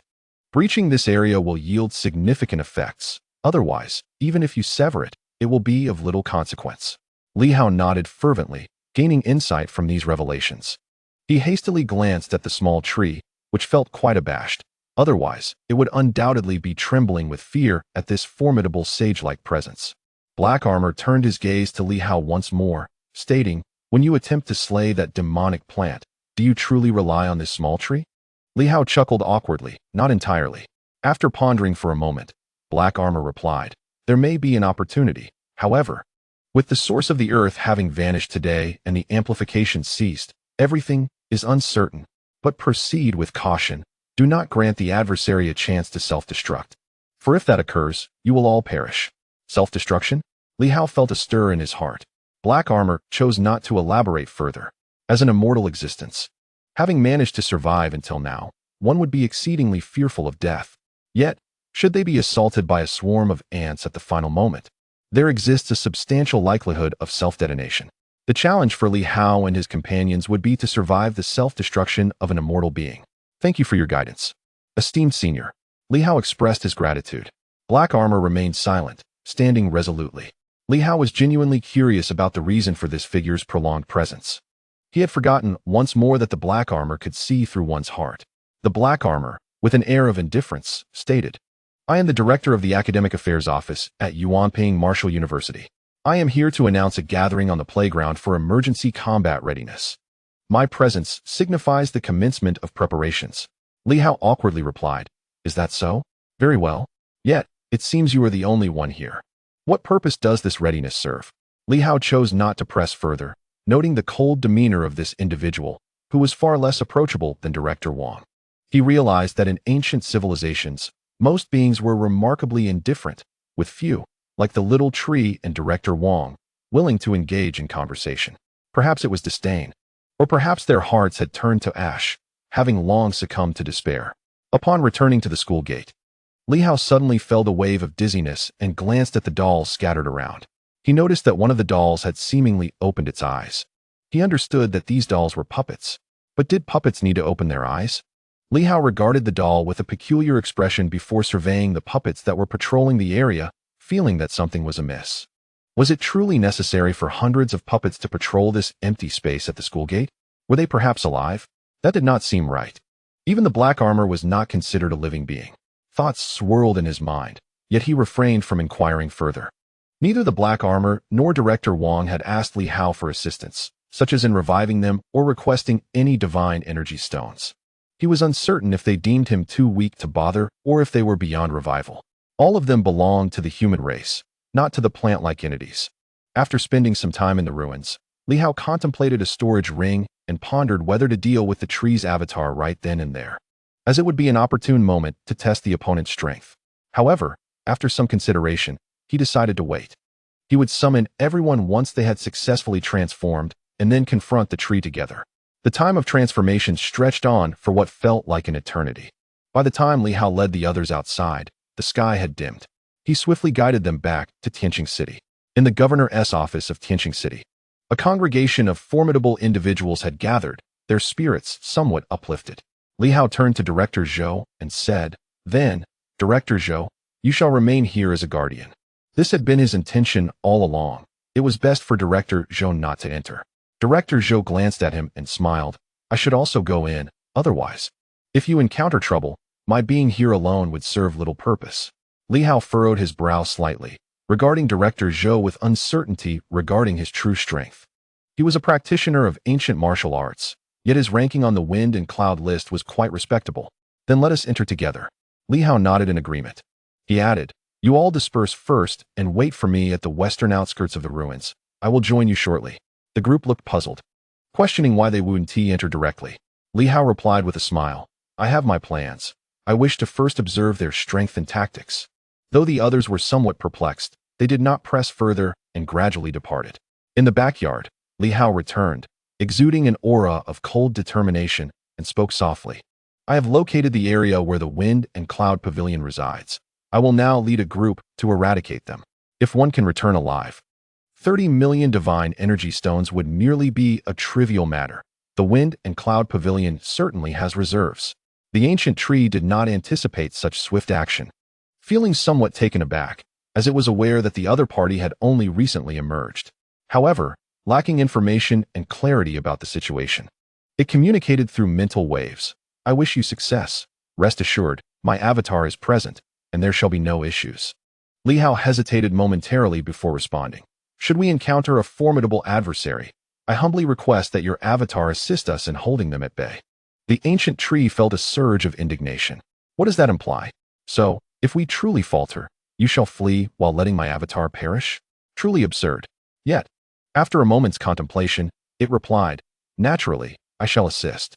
However, should you fail and my avatar be shattered, I will absorb those divine weapons as compensation to stabilize my essence. The implication was clear. The 30 million must still be provided, as the divine weapons were merely interest. Li Hao pondered for a brief moment and nodded. Agreed. With that, he turned to depart. Upon reaching the entrance of the great hall, he seemed somewhat stifled and turned back to say, esteemed elder of the ancient tree, should I fail and return injured, I would like to borrow some of the life spring for healing. The ancient tree was tempted to curse. Is this a jest? Have you become addicted to taking advantage? I am sacrificing my essence, and if my wounds are grievous, I may be unable to provide you with the life spring. The ancient tree silently cursed, begone. To this day, I have yet to see a single divine energy stone, and now you wish to cut my avatar and borrow the life spring? You, Li Hao, are far too greedy, an insufferable wretch. Li Hao remained silent for a spell. If it comes to that, I am willing to pledge the wind chaser boots and the starry sky sword. The ancient tree was instantly taken aback. The starry sky sword, the wind chaser boots. At that moment, the ancient tree fell into silence. Meanwhile, Li Hao smiled and said, it is merely a precaution. Should we emerge victorious, such matters will be rendered moot. You must have faith in your avatar's strength. After some contemplation, the ancient tree conceded and refrained from further comment. Li Hao added, Elder, please consider this. If the need arises, we shall discuss it then. As the ancient tree saw him preparing to leave, it could not help but convey through mental waves. It is said that the starry sky sword possesses the ability to purify energy. Is this true? Indeed. Li Hao replied with a smile. Otherwise, how could I have achieved this in merely a few months of martial practice? The ancient tree chose not to speak further. Truly, it seems the legends hold merit. It is said that the sword sovereign's physical form is not formidable, quite frail indeed, and each strike is executed with utmost effort. In the past, there was even talk of a singular sword's might. The starry sky sword is reputed to have been crafted by an unparalleled master, possibly forged in collaboration with the legendary human king and divine smith emperor, intended to allow the sword sovereign to quickly regain strength after each strike. As a guardian spirit of the celestial star town, it possessed limited knowledge of such matters. Yet, if the sword indeed has the capacity to purify energy, that would be extraordinary. Li Hao wasted no time and swiftly departed. Just as he reached the entrance of the governor's mansion, a figure, bearing an expression akin to constipation, stood at the door. Li Hao was taken aback. Has he truly arrived? Chen Zhongtian, appearing somewhat constipated, looked at Li Hao, who returned the gaze, appraising him from head to toe, and smiled. Director Chen, you have indeed come. Indeed, came the reply. Chen Zhongtian felt somewhat despondent, and after a while remarked, after living for so long, one learns to let go of certain matters. Over 100 years, I am indeed considered old. Li Hao chuckled, reflecting upon the ancient beings who had lived for tens of thousands of years. Could a century truly be deemed a long life? Shall we proceed? He suggested. Chen Zhongtian, somewhat taken aback, glanced toward the rear courtyard of the governor's residence. Isn't it right here? Let us go. In an instant, Li Hao vanished, prompting Chen Zhongtian to raise an eyebrow. How swift. The next moment, he too disappeared from sight. He had claimed to excel in speed and defense, and indeed, his speed was not exaggerated. Li Hao had even employed his wind-tracking boots, disappearing in the blink of an eye, yet the other managed to keep pace. Before long, they arrived at the western outskirts. Recently, Li Hao had frequented this area, and other major factions dared not approach, nor did anyone risk probing into their activities. Upon arrival, Chen Zhongtian's expression shifted slightly. So many people. Were they here to confront the formidable beings from Yuanping Martial Science University? Had he misjudged the situation? Perhaps those present were even more powerful? He noticed the gathered individuals, who in turn observed him. A few elders exchanged glances, one sneering, "What brings this fellow here?" Nan Quan directly voiced, "Li Hao, why did you invite this old rogue?" Chen Zhongtian felt somewhat speechless, casting a sidelong glance at Nan Quan. While others could say what they pleased, did Nan Quan truly possess the standing to make such remarks? One must reflect upon oneself before casting judgment upon others. I may be an old rogue, but what are you? Yao Si also directed his gaze toward him, smiling mildly. I didn't expect Director Chen to join us. They had previously crossed paths when the Night Watch had been affiliated with the inspection office, although Yao Si found him somewhat disagreeable, resulting in limited interaction between them. Let us proceed, Li Hao said with a light chuckle. Elder Chen has graciously agreed to assist us with defense, so we warmly welcome you aboard. The others nodded in understanding, their expressions slightly cunning. Suddenly, Chen Zhongtian felt a pang of regret. Surely, these individuals did not expect him to confront the ancient beings alone?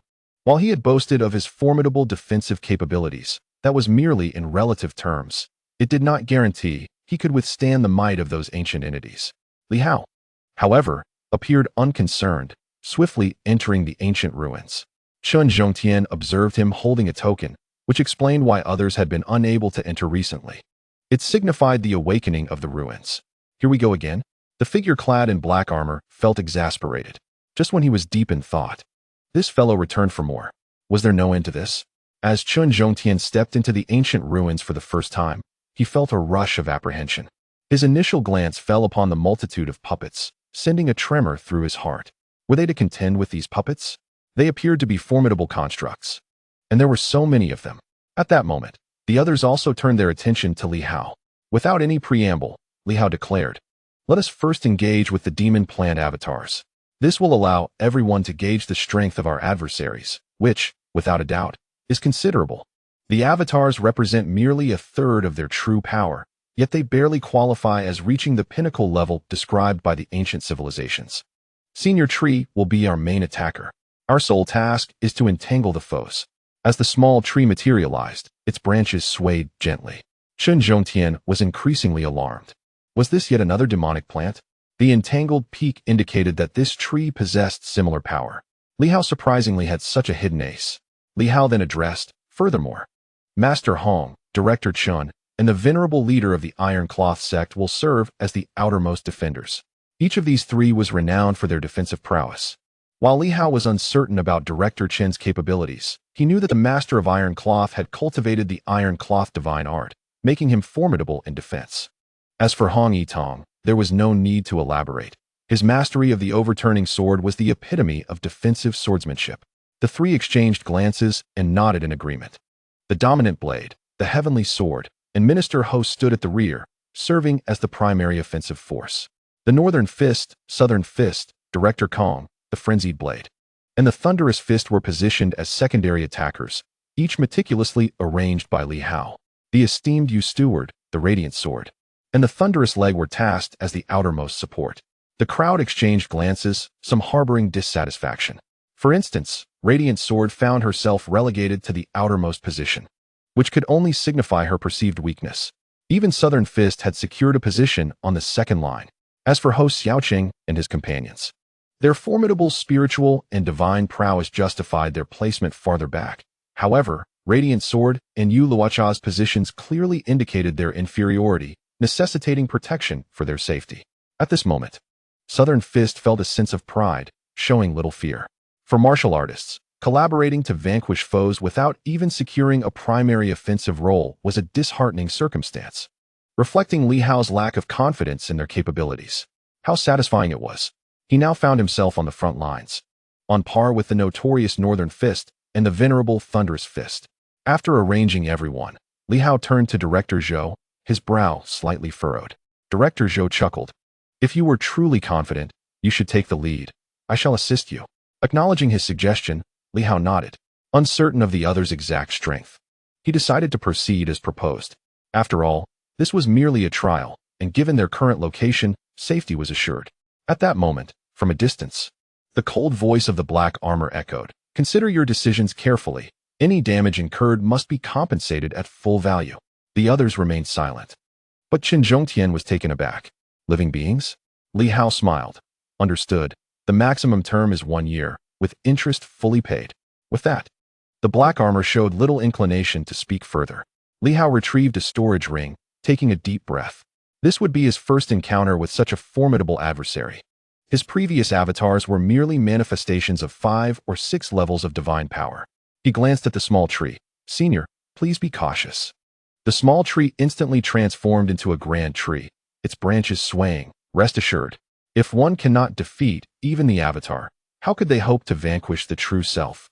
That would be a death wish. Everyone, this is merely an avatar, yet it is an immensely powerful one. Li Hao proclaimed solemnly.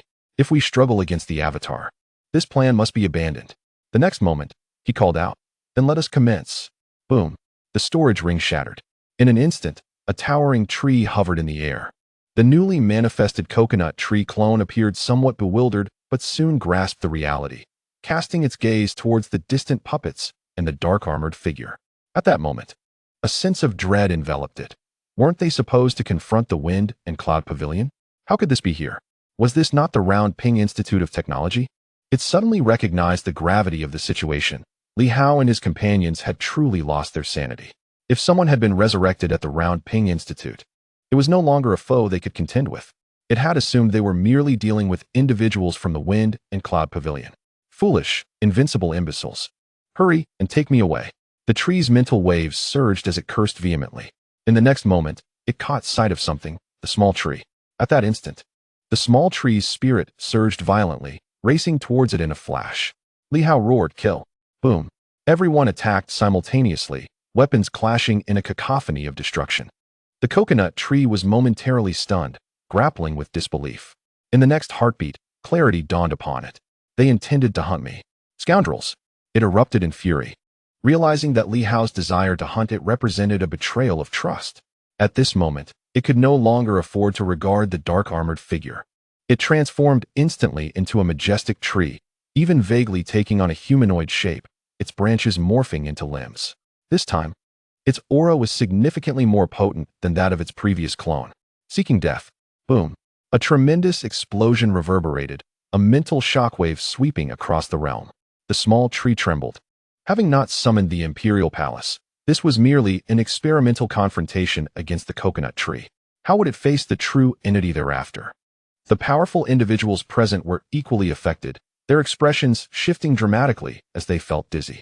In the next moment, divine texts manifested for everyone, surprisingly warding off the mental invasion. Chun Zhongtian, perplexed, cast a glance at the others, utterly bewildered.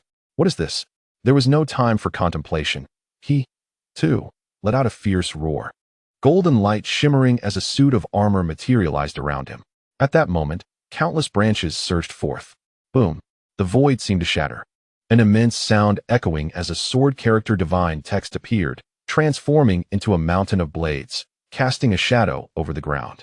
Yet, such a formidable ground-covering sword, a defensive mountain forged from divine text, was instantly pierced by innumerable branches. Hong Yitong groaned, blood trickling from his lips, shaken. Was this the pinnacle of power? In that moment, a thunderous roar resounded as Tai Bai's master transformed into a golden Buddha-like figure, crashing down to shield the front, a colossal character of defense suspended before him. Boom. Countless branches surged in, instantly tearing apart the character. Chen Zhongtian was slightly slow to react. It was not due to weakness, but rather the shock from the capabilities of these individuals. What was this? Yet, in the next moment, he regained his composure swiftly. With a fierce shout, he did not fully defend but instead unleashed a punch, a tremendous sound echoing forth. A divine weapon emerged from his fist. With a single strike, he severed several branches that had pierced through 2 layers of defense. Meanwhile, Ho Xiaoqing and the others also sprang into action. With a single punch, Yaoxi unleashed the explosive power of the 5 elemental divine abilities, harmonizing the cycles of the 5 organs with the essence of the 5 elements. As his fist struck, the very heavens trembled and the earth quaked, shattering all branches that dared to penetrate the defenses ahead.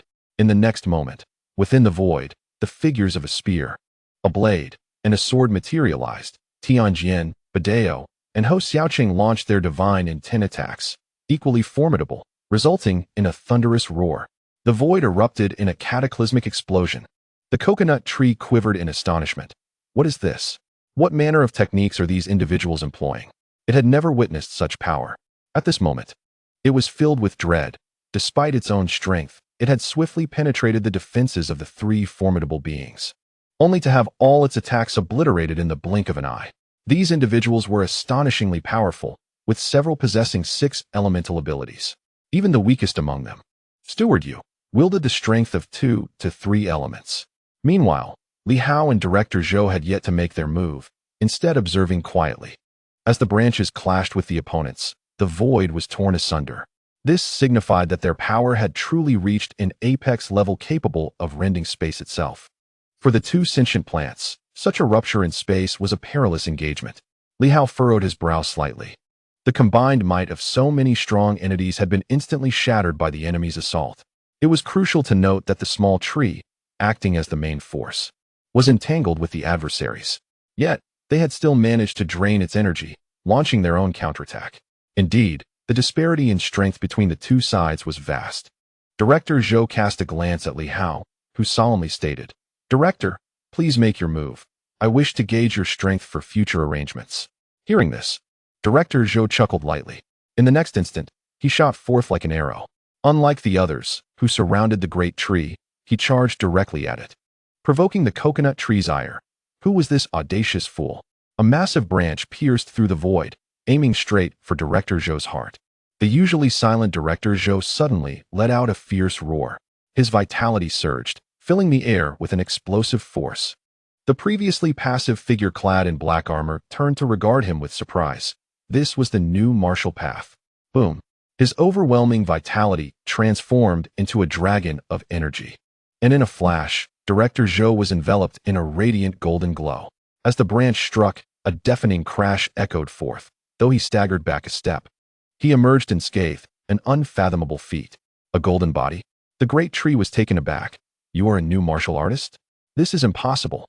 In that moment of astonishment, the usually gentle Director Zhou morphed into a ferocious warrior, roaring once more as he launched a powerful punch, shattering the branch with a resounding crack.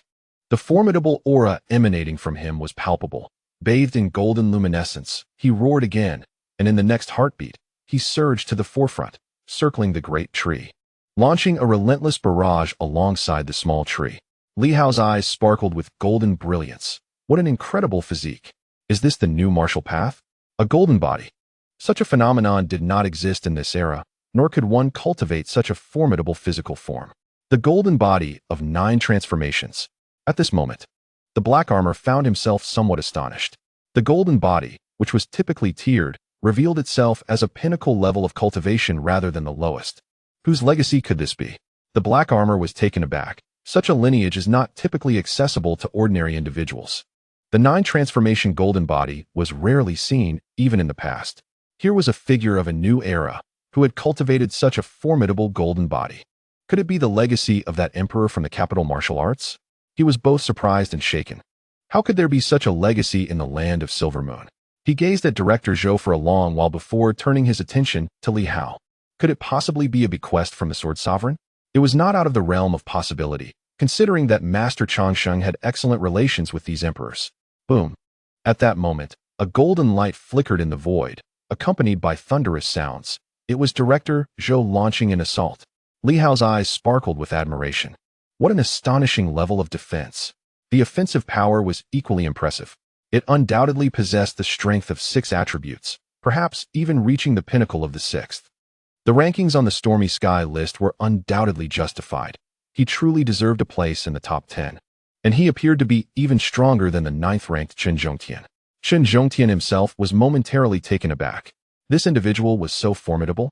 Just then, Li Hao called out, "Director Chen, allow me to witness your prowess. If this is merely your avatar, then your current strength does not warrant my significant investment." Chen Zhongtian inwardly cursed. In the next moment, he transformed into a beam of golden light, vanishing from his position, only to reappear beside Director Zhou in the blink of an eye. He unleashed a palm strike, as branches from his coconut tree avatar intertwined and surged forth, an overwhelming mental force sweeping across the surroundings. With a fierce shout, Chen Zhongtian suddenly reached out to grasp a branch, a surge of potent internal energy erupting forth. Boom! The branch shattered. He was the second individual, after Director Zhou, capable of independently breaking a tree branch. Others required assistance. Li Hao's gaze shifted slightly. This was indeed impressive. At that moment, the coconut tree's mental energy surged wildly, and the voices of the opponents echoed in everyone's minds. A throng of ants dares to ambush me, seeking death. Boom. At that instant, the sky darkened. A colossal tree seemed to materialize from another dimension, rapidly transforming into countless avatars that instantly appeared in the minds of everyone present. The small tree erupted, its mental energy fluctuating violently. Origin law: be cautious, safeguard your divine intent, and resist with force. Everyone's divine intent burst forth in an instant, and divine runes swiftly retracted, entering their bodies, unleashing martial momentum. The grand trees in their minds exploded one after another. They could have directly annihilated everyone's mental energy, but at that moment, they failed to achieve this. In a fleeting explosion, many coughed up blood, and divine runes began to fracture. Nevertheless, they ultimately withstood the onslaught. Li Hao, too, was struck by the mental energy of the great tree. However, he immediately manifested the cultural sword of the divine and cleaved through the tree's shadow. Impossible. The tree was somewhat astonished, momentarily dimming, imbued with a sense of shock. How could you, with such characters, encapsulate mental energy and force within?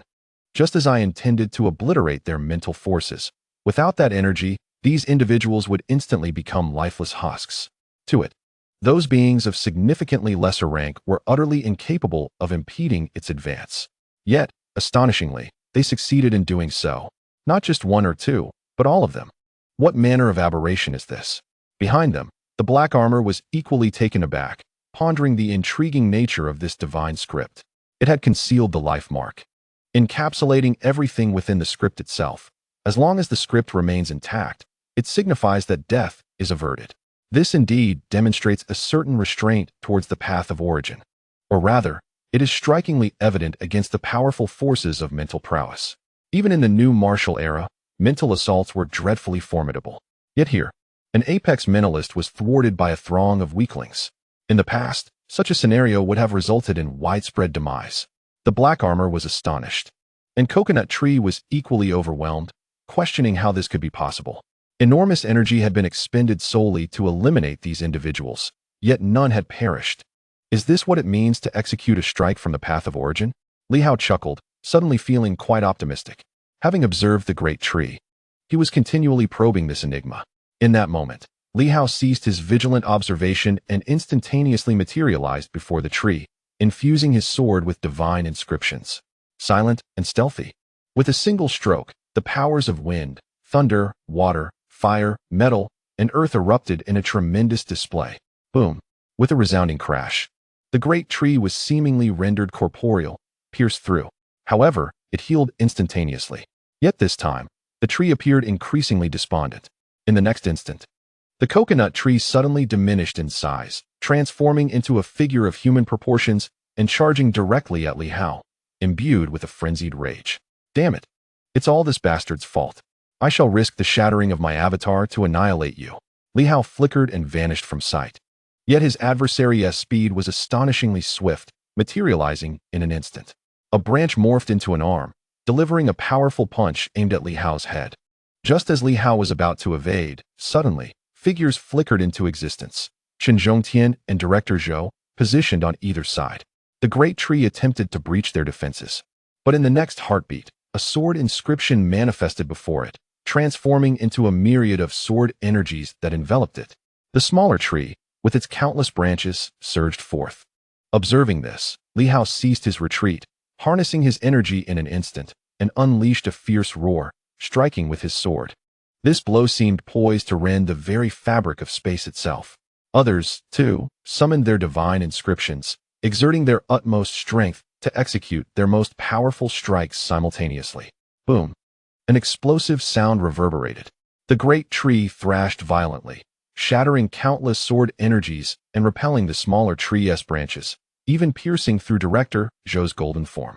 Yet at that moment, a sword charged directly towards its core. Bang! The starry sword penetrated its body, causing violent upheaval within its essence. The five forces erupted instantaneously, unleashing a wave of lifeless sword intent, accompanied by a cacophony of explosive sounds that echoed relentlessly. Moments later, the great tree lay in tatters, retreating 100 meters. On the coconut tree, An enormous face seemed to materialize, filled with resentment. You seek to ambush me, to seize my essence? Such delusions are folly. A surge of primal power began to fluctuate violently. Li Hao understood. The opponent was about to self-destruct. At this very moment, the sapling experienced a tumultuous surge of primal energy, and in an instant, the projection of the imperial palace materialized with a thunderous roar. One corner of the palace descended with overwhelming force. Bang! The fluctuating essence was immediately suppressed, and the coconut tree gazed in disbelief towards the sapling. The imperial palace. Bang! In the blink of an eye, all branches shattered explosively, and in an instant, they were completely consumed by the palace. The sapling appeared somewhat overwhelmed, as the palace trembled. A dense wave of primal energy surged towards Director Zhou, who, without hesitation, embraced it wholeheartedly. His path aligned with ancient martial arts, making the absorption quite fitting. Li Hao and the others landed, and while the rest rejoiced, Li Hao furrowed his brow. Everyone bore some injuries, which was inconsequential. What mattered was the difficulty in dealing with a mere avatar. Had the sapling not invoked the projection of the imperial palace, it would have been unable to prevent the self-detonation of the adversary. This was untenable. In such a state, facing the true body would be tantamount to seeking death. The crux of the matter remained that no one could guarantee a decisive strike. Li Hao frowned and, after a moment, slightly relaxed his brow, taking a deep breath. He suddenly declared, "I shall condense the final wooden character divine script. Please take a moment to recuperate." The faces of the crowd shifted. The 7 elements? Li Hao remained silent. He sensed that without gathering the 7 elements, exterminating the foe would be exceedingly difficult. When the 7 elements were unleashed, they could tear through space. Yet his own 7 elements were not entirely pure. At least the wind and thunder were somewhat feeble. As for his physical form, if he could endure through the condensation phase, subsequently restraining himself and consuming a bit more life energy and sword energy during the explosion would suffice. Feeling that his 5 organs' divine powers were incomplete, Li Hao acknowledged his weakness. He stood little chance against the true body, let alone contend with the avatar alone. In the next moment, a surge of wood elemental energy erupted. The crowd turned towards him, their expressions tinged with concern. The earlier joy had dissipated. He was still too weak. A collective effort yielded only minimal damage to the coconut tree's avatar. At that moment, a few individuals silently seated themselves, their divine energy fluctuating. In the blink of an eye, their bodies cracked open, and without needing Li Hao to prompt, the sapling scattered droplets of life essence. Chen Zhongtian's eyelids twitched in disbelief. What on earth was happening with this group? Terrifying. He realized that if these individuals truly sought to eliminate the coconut tree's true form, they might summon forth many stronger beings than himself. Chapter 259, The Pseudo-7 Elements, Subscription and Monthly Votes Requested. Recommended to read together tomorrow. The attempt to slay the coconut tree's avatar made Li Hao acutely aware of the vast disparity between the two sides. Although no one was significantly injured, neither Zhou nor Chen Zhongtian had faltered against the adversary's assault. This was merely an avatar. The coconut tree had claimed to have severed 1/3 of the primal essence. Did it truly expect them to believe that? Perhaps it was merely a quarter. Thus, Li Hao understood that while gambling was permissible, one should never engage in reckless bets devoid of any certainty, for it could lead to dire consequences. The wood elemental divine energy erupted. With a deafening roar, Li Hao's body fractured, blood splattering forth as his organs violently convulsed. His physical form could scarcely withstand the energy of the 7 elements. Li Hao suppressed the energies of wind, thunder, water, and fire. Yet the eruption of the 7th elemental energy remained unbearable. The fountain of life surged drop by drop, and the power of the sword continuously flowed in. Yet it remained insufficient. Chen Zhongtian felt a prickling sensation at the back of his head. Madness. This was a reckless gamble with one's life. Even if he truly entered the realm of the 7 systems, upon exiting, he would risk tearing apart the very fabric of space, which at this moment was exceedingly unstable. A slight leak of energy would result in being shredded by the chaos of the cosmos. Why pursue such folly? He pondered, soon sighing. For this individual was no ordinary person. Meanwhile, the small tree neglected to absorb the primal power, as an overwhelming amount of the fountain of life was spilled forth. Not only could Li Hao not withstand it, but in this moment, a multitude of others were left battered and bruised, their internal organs in turmoil. The black-armored figure had approached them unnoticed, and Chun Zhongtian felt an increasing sense of dread. The black armor cast a glance at Li Hao, seemingly observing him. After a while, Li Hao still could not stabilize his power. The wooden character's divine inscription remained unstable, each successful condensation quickly collapsing. The black armor remained silent for a moment before slowly stating, "You have yet to qualify for the 7 systems' divine powers. Your physical form is too weak." Li Hao ignored him, continuing to concentrate. The black armor grew somewhat displeased. His was a well-meaning warning. Yet, in his youthful arrogance, Li Hao dismissed the counsel of a newly ascended martial sage. At that moment, Li Hao let out a furious roar. Boom! The powers of wind and thunder within him erupted violently, and the starry sky soared into the air. Waves of wind and thunder energy being rapidly absorbed by the annihilation character, which then seamlessly fused into the starry sky sword. The black armor appeared momentarily stunned. In that instant, Li Hao bellowed again, feeling it still wasn't enough. The next moment, under the astonished gaze of the black armor, Li Hao suddenly screamed. Reaching for himself, the golden armor slipped away, revealing his chest. With a tearing sound, Li Hao ripped open his own chest. Blood splattered forth, and with an expressionless visage, he looked down at his trembling heart. At that moment, Shen Zhongtian suddenly felt a chill run down his spine. What was happening? Suicide? Li Hao disregarded them, fixating on his pulsating heart, as his internal organs trembled, fracturing, showing signs of distress. Even though he had suppressed the powers of wind and thunder, it still seemed insufficient. The 5 elements, the 5 systems, Li Hao murmured, and in the next instant, a divine inscription materialized, the character for fire. A fierce tiger roared upon it. Taking a deep breath, Li Hao seized the tiger and thrust it into his heart, which trembled violently, fissures appearing. Amidst the incredulous gazes of those around him, Li Hao spoke calmly.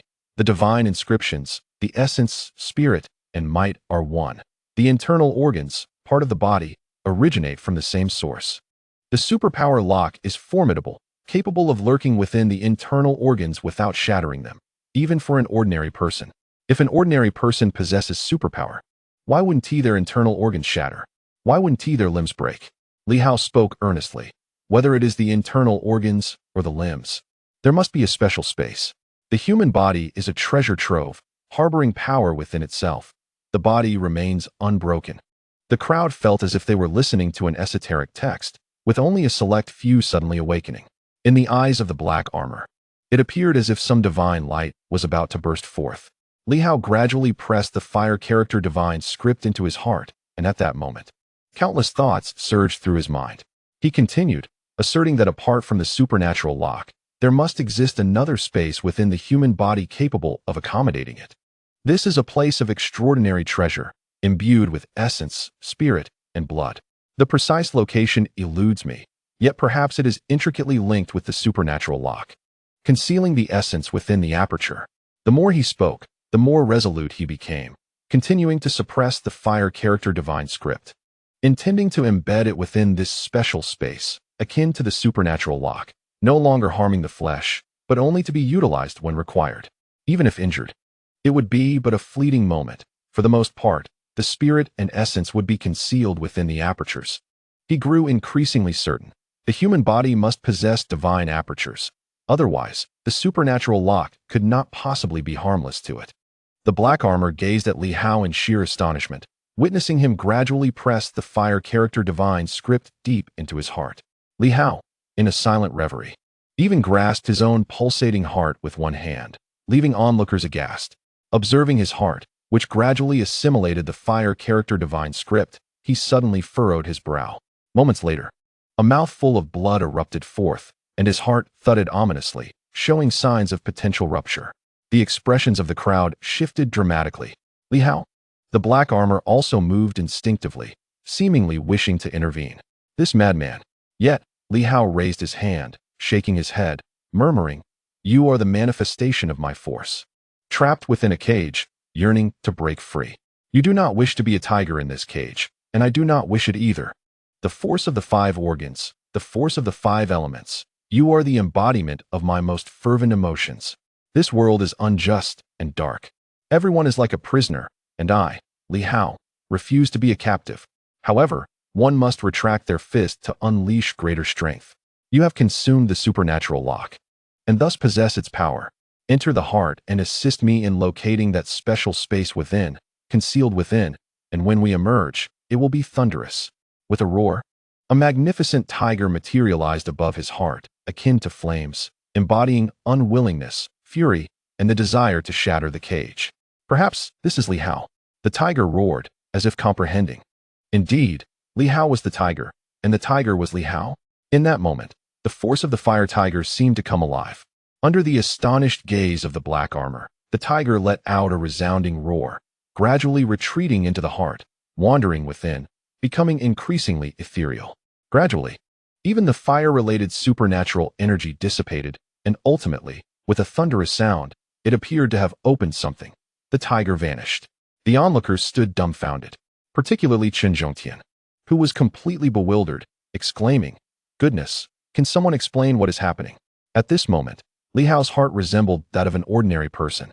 There was no supernatural lock, no flames, no mysterious energy. To everyone's eyes, it appeared to be an ordinary heart, perhaps formidable, yet undeniably an ordinary heart. The black armor's voice sounded somewhat hoarse. "Have you truly discovered the treasure within the human body?" Li Hao lifted his gaze to the black armor, shaking his head. "No, it is the force." He raised his chin, looking at the black armor.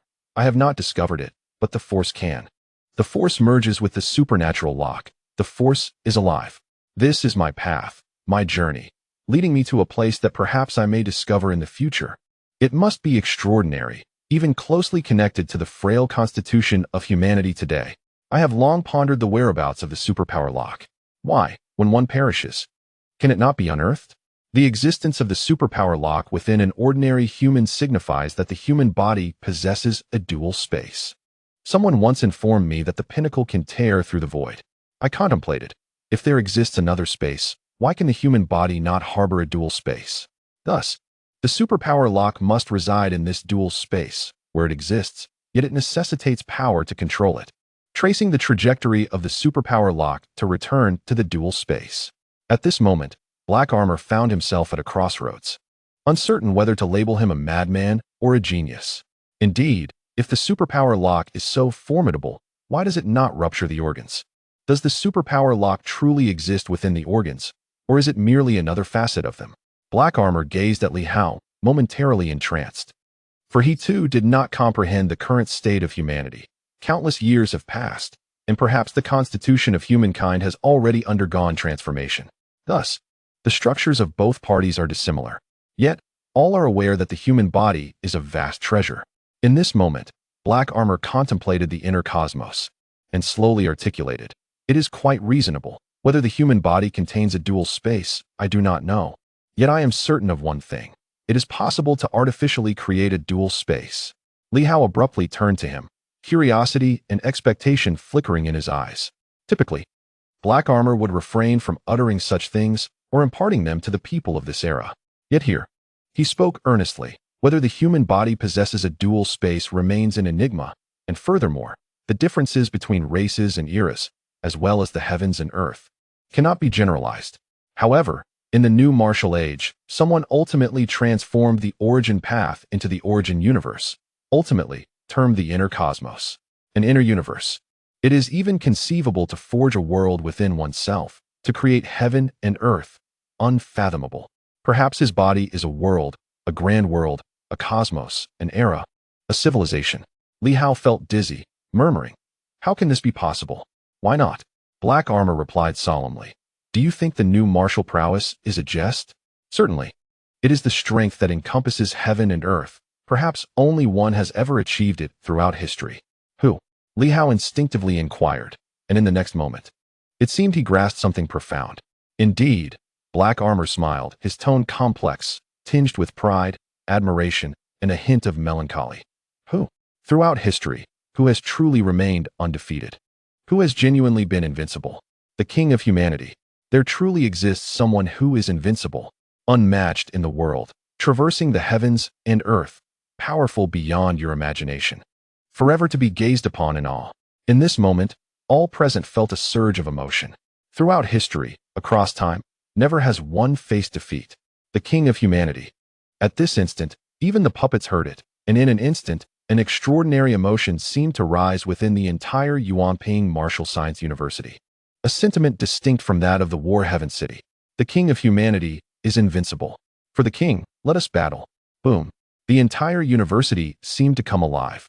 As if those puppets had suddenly heard and felt something profound. They remained silent, yet a surge of spiritual power coursed through the heavens and the earth. As if yearning to tear apart the sky and engage in battle for the title of king of humanity. Waves of spiritual energy surged tumultuously, causing the small tree to tremble with unease. It sensed that this was indeed the institution founded by a great leader. Previously, it had only speculated. But upon witnessing the emblem of the great emperor emblazoned upon the black armor, it understood the gravity of the situation. At this moment, when the black-armored figure mentioned the king of humanity, the puppets erupted in uncontrollable chaos. The small tree realized that this place was truly extraordinary. It was undoubtedly the lineage of the king of humanity. The strong must have their kin, and there exists a distinction between the near and the distant. The students here must have once been steadfast loyalists to the king of humanity, descendants or devoted guardians of his bloodline. Li Hao and his companions felt as if the very fabric of the world was about to be torn asunder, and they themselves were on the brink of being shattered. Each divine inscription flickered, seemingly on the verge of explosion. At that moment, the black-armored figure commanded silence, and instantaneously, the realm fell still. The previously uncontrollable puppets fell silent at once. The black-armored figure coldly admonished, "Learn to control your emotions." The puppets remained voiceless. As for Li Hao and the others, their faces had turned pale, filled with awe and disbelief. Each puppet exuded an aura of immense strength. What was happening? Chen Zhongtian felt as though he might wet his pants, trembling and with lips ashen. He thought to himself that he had never encountered such a terrifying relic in his life. In this small space, there were hundreds of puppets, each of which felt no less formidable than the monstrous plants. How could this be possible? My heavens, there are so many. Li Hao pondered the ancient king of humanity, marveling at the fact that countless ages had passed, and yet these beings, long since deceased, still retained a fervent and fanatical devotion. Merely mentioning the ancient king had incited such a riot among them. Indeed, they were once human. In this moment, Li Hao realized that these puppets were, in fact, remnants of humanity, imbued with spiritual essence, albeit not quite as potent as those of the war-heaven army, who were merely armor-bound. Here, it appeared that more resources had been allocated. Each puppet was a treasured artifact, thus retaining greater spiritual power and, consequently, greater strength. Were these the students of yesteryears? Li Hao was struck with astonishment. Surely, they must have been paragons of excellence, with hundreds of students, each one a pinnacle of strength. Were some even immortal? Could they truly be considered students? The paragons had likely joined the war-heaven army, perhaps as instructors, while the immortals must have become generals. And what of the Grand Commander of the Saint Legion? In that moment, he regarded the black-armored figure with newfound awe. Previously, he had given it little thought. But now he wondered if this being was of the same caliber as the commander of the war-heaven army. How could a martial arts university attain such strength? His astonishment deepened, and as the black-armored figure spoke those words, he felt a tremor within himself. Suddenly, the figure smiled. "You are quite interesting. Keep it up." And with that, it vanished, along with the puppets. Li Hao stood dumbfounded, pondering the meaning of it all. The black-armored figure, who had previously shown indifference, seemed to have exhibited a hint of warmth this time. Due to the revelation of the conjecture concerning the dual space? It is not merely a conjecture. It is a reality, yet one that remains undiscovered by oneself, only to be introduced through external forces. The inner world? Is it the path of the monarch of humanity? Li Hao's heart surged with tumultuous emotions, and in this moment, Chen Zhongtian and the others too were engulfed in a whirlwind of uncertainty. The obsidian-clad figure was overwhelmingly powerful, and they were acutely aware of it. Previously, this formidable being had remained silent, observing without intervention. Yet, as Li Hao infused the divine script into his being, the figure suddenly spoke, even articulating the doctrine of the monarch of humanity's inner world. What does this imply? A comparison of Li Hao to the ancient monarch? In this moment, disbelief gripped everyone. Even in their arrogance, they understood their insignificance when juxtaposed with ancient civilizations. The might of the ancient powers was such that even a mere breath could extinguish many lives in this realm. Moreover, the invincible rulers of those ancient civilizations. Did this indicate that the other party held hope for Li Hao? At this moment, in the basement of the teaching building, before the library's entrance, the puppets stood like chastised children, heads bowed in deference to the obsidian figure. The figure turned to face these marionettes. Its tone stern. Do not harbor futile remnants of desire. They are already dead, mere living corpses. Do you wish to be utterly obliterated? Master. One puppet stepped forward, brimming with fervor. We yearn to return to the primary world. We wish to join the monarch's magical guard, to follow the monarch, to battle across the realms, to illuminate the glory of humanity high above the firmament. When they had come to this place to study, it was for this very purpose, to enlist in the monarch's elite guard. Those who graduated from here had a 99% chance of joining, for this was no ordinary institution. It was a sanctuary established by the monarch's closest allies, a haven for countless powerful beings who would not aspire to be here. They had undergone rigorous selection, ultimately chosen to be part of Yuanping Martial Science University, yet none had anticipated that they would not even have the opportunity to graduate, fading into silence instead. When the obsidian figure spoke of the monarch, they felt an insatiable yearning, excitement, and madness. It seemed they would never return. Yet, the fire within their hearts still burned. The monarch could not possibly fail. He was the true embodiment of invincibility. Perhaps he had merely lost his way. Indeed, it must be so. Surely the monarch had ventured too far in his battles, forgetting the path home, forgetting this place. Others would not stray, but the monarch would, undoubtedly so. Someone murmured, the monarch must have lost his way, undoubtedly. When he confronted the celestial emperor in his final moments, he too lost the route home, leaving everyone to wait for many years. This time must be no different. The obsidian figure remained silent for a long while before suddenly laughing. Yes, he must have lost his way. My dear senior always does. We shall await his return, await his arrival in the land of the silver moon, to lead us away, away. To return, to return. The roar resonated through the heavens. We shall return. The obsidian figure observed silently, smiling inwardly, yet deep within, it was filled with helplessness, guilt, and sorrow. I am truly sorry. I have deceived you once more. It has been far too long. He would not lose his way for so long. You foolish children. This place is in close proximity to the main world, so near that one could arrive in an instant, even drawing the forbidden sea waters here. If the main world could indeed come, it would have done so already. Perhaps something has befallen the main world as well. Turning to gaze outside, I seemed to catch a glimpse of Li Hao, and I smiled silently, an intriguing individual who might very well become the pride of this era. Perhaps he could open the Stargate? Yet, what would it matter? The moment it opens could very well be the moment of destruction. The Stargate might serve as the final barrier. Lost in thought, I was suddenly interrupted by a puppet exclaiming, "Teacher, the new martial artist shall not despair.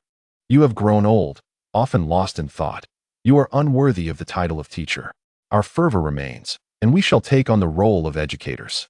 The black-armored figure was left speechless. Have I truly aged? Perhaps. I have indeed become more sentimental of late.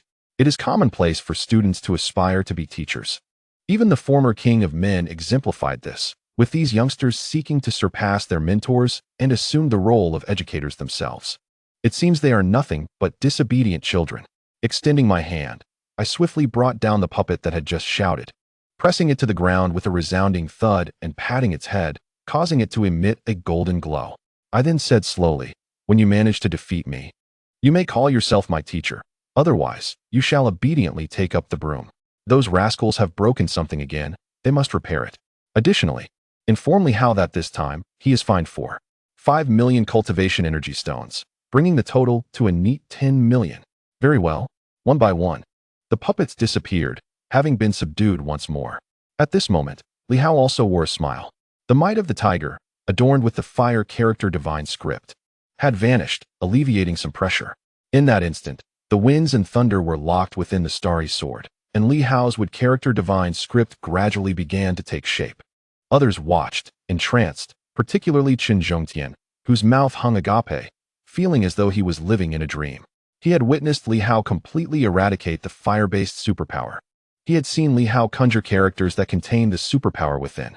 He had also observed the wood energy merging into a character, subsequently devouring the superpower lock, resulting in an explosion of wood divine energy, manifesting extraordinary abilities. Chen Zhongtian stood there, dazed and utterly bewildered. It seemed everyone here was similarly entranced. What is this? A new path? Just then, Li Hao consumed drops of the fountain of life to mend his flesh and restore his organs. He concealed the might of the tiger, for it was the easiest for him to control and influence. The others might not comprehend, as their strength was somewhat lacking. Yet this was sufficient. Like before, he once again became a master of 6 divine powers, the tiger's might hidden, placing little burden on his body, just as it had been before. However, Li Hao knew that the moment the tiger's might manifested, he would ascend to 7 powers. It was merely that the winds and thunder were too weak. Li Hao sighed inwardly. In his perspective, even now, he did not truly possess the full mastery of the 7 elemental powers. The crux lay in the wind and thunder abilities, which lacked an independent force and were generally weak. To an ordinary person, they might consider themselves to have achieved the 7 elements. Yet to Li Hao, he felt nothing more than a pitiable wielder of merely 5 elemental powers. The font of life was depleting like rain. The small tree, having exhausted much of its reservoir of the font of life, had consumed over 10 million energy stones that Li Hao had generously provided, yielding approximately 1,000 drops in return. However, in reality, the tree had only utilized over 3 million stones for its own recovery, requiring 4 to 5 million in total. The remaining 2 million or so had been converted into stored reserves of the font of life, amounting to roughly 500 drops. This instinct was inherent to the demon plant, akin to how squirrels hoard food for winter. Even without complete restoration, the demon plant would still stockpile the font of life. Yet at this moment, the small tree felt utterly drained, as a throng of individuals voraciously absorbed its energy. Without the font of life, it would surely be rent asunder. The small tree felt a pang of sorrow. Nevertheless, recalling the substantial primal energy it had consumed, its distress lessened. One must invest to reap rewards. Soon, these individuals would engage in conflict, all toiling for their own gain. Indeed, this was the tree's contemplation. As fellow laborers, it resolved to nurture their health. The accumulated font of life dwindled with each passing moment, nearly extinguished. The small tree wished to weep, yet consoled itself with the thought of replenishing its reserves later. In that moment, one individual sat anxiously on pins and needles. Chen Zhongtian, observing that Li Hao seemed to have concluded his cultivation, could no longer contain himself and cautiously approached. Governor Li, what is the situation here? He had initially believed himself to be the strongest, but now realized that was not the case.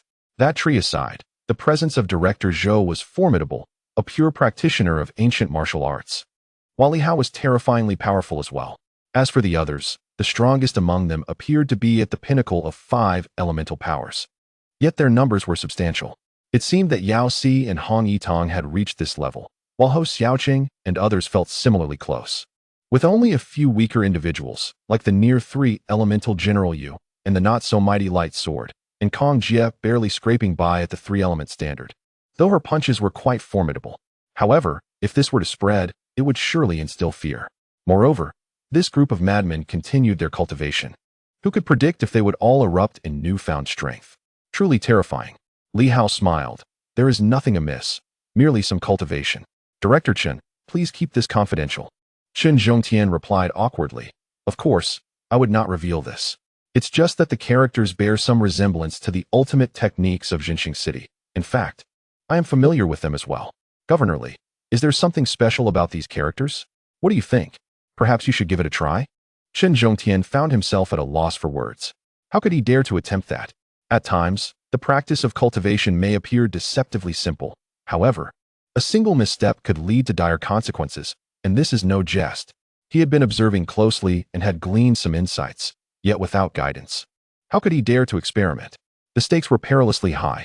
Should he sever the intricate web of his supernatural locks without successfully completing the scriptural integration, it could result in a catastrophic explosion. As for the esteemed Commander Li, what was this phenomenon of the dual-body spatial realm? Li Hao chuckled softly. How would I know? I have yet to discover it. Chen Zhongtian was utterly at a loss for words. It seemed best to leave the matter untouched.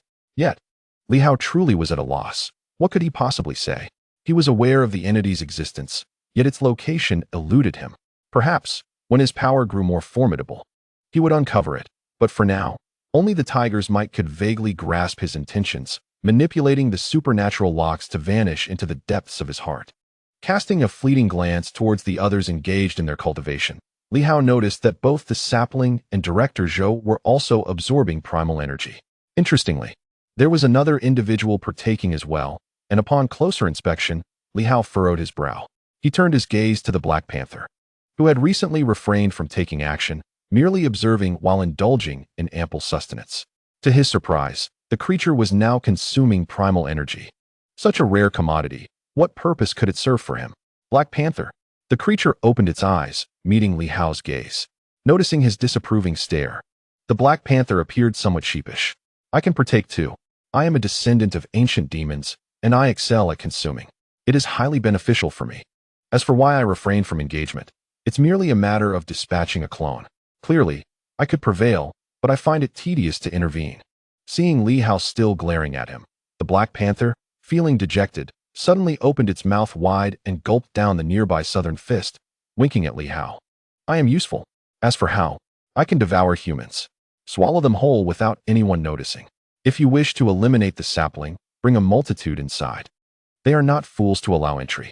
Just take me with you. I can consume humans. My vast belly can accommodate all. With a resounding thud, its belly quivered as someone relentlessly assaulted it. The muffled voice of Southern Fist emerged, frenzied and furious. Black Panther, you scoundrel, let me out. What a predicament. He had been deeply engrossed in his cultivation, basking in the life-giving spring, only to be abruptly swallowed. Darkness enveloped him, and he realized he had been consumed by the Black Panther. Meanwhile, Li Hao's eyes flickered with intrigue. How could Southern Fist, a practitioner of the three systems of divine powers, not escape on his own? The Black Panther shook its rotund belly, appearing somewhat uncomfortable.